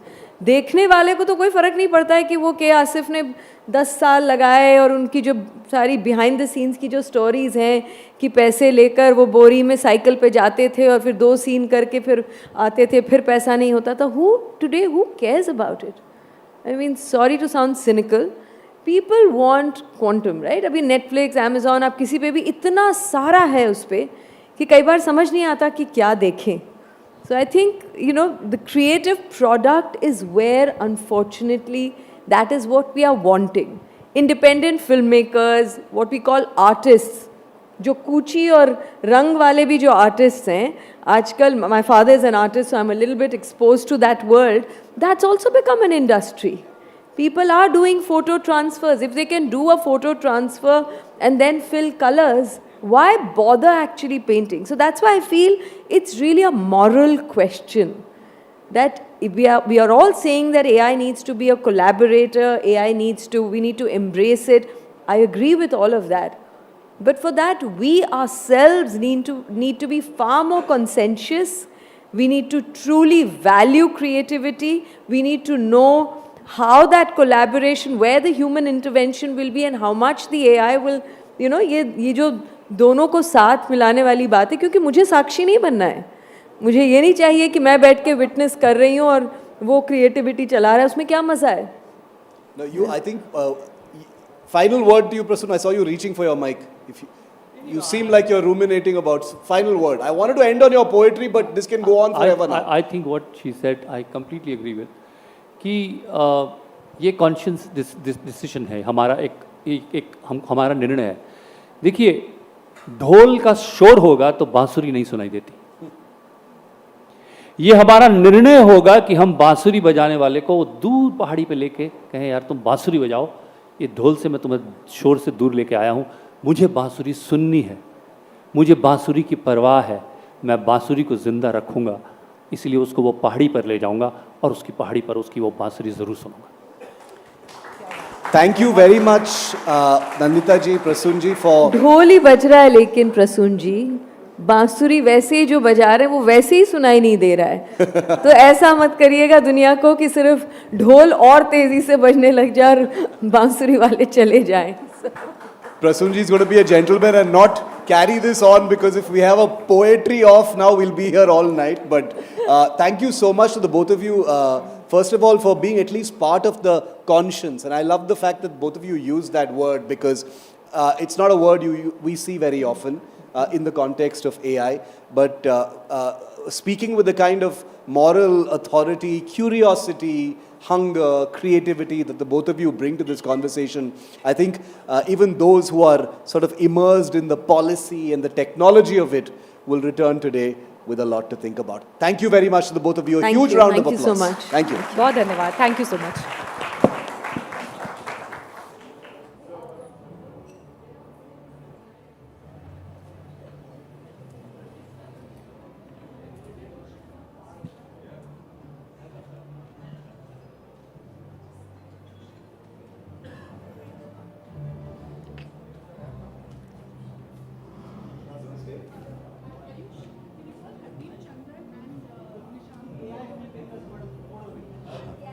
Hardeep.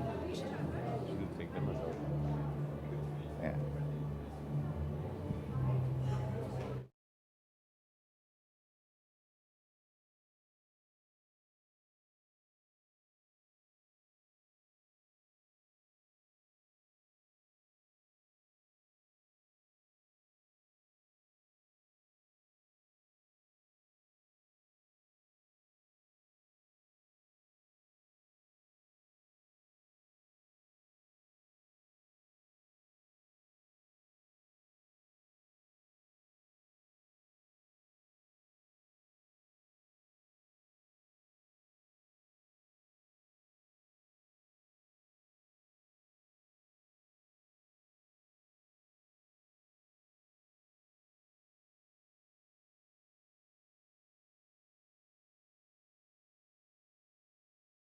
Long, arduous, and a little tiring, but I've enjoyed hosting this show with you and with this lovely audience. Every minute of it, Ayush, and it's been the cutting edge of everything that's happening on artificial intelligence, and it's been right here at the NDTV Ind.AI Summit. No AI used right here. Thank you so much. We're going to be viral in 5 minutes from now. 5 minutes from now, all it takes is for Mr.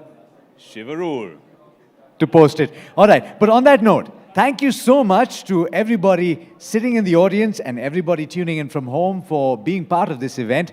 It wouldn't have been possible without you. Absolutely, and we must now thank our partners and sponsors as well for helping us put this magnificent event together. Knowledge partner, Dayanand Sagar University. Co-powered by DP World. State partner, Government of Uttar Pradesh. Handset partner, Motorola. Insurance partner, Axis Max Life Insurance. Associate partners, Rocket, Union Bank of India, and Tata Power Solar Roof and Zoho. Impact partner, Adani Solar and Adani Ports and Logistics. Special partner, Lokpriya Gopinath Bardolai International Airport, Guwahati. Real estate partner, Eldeco.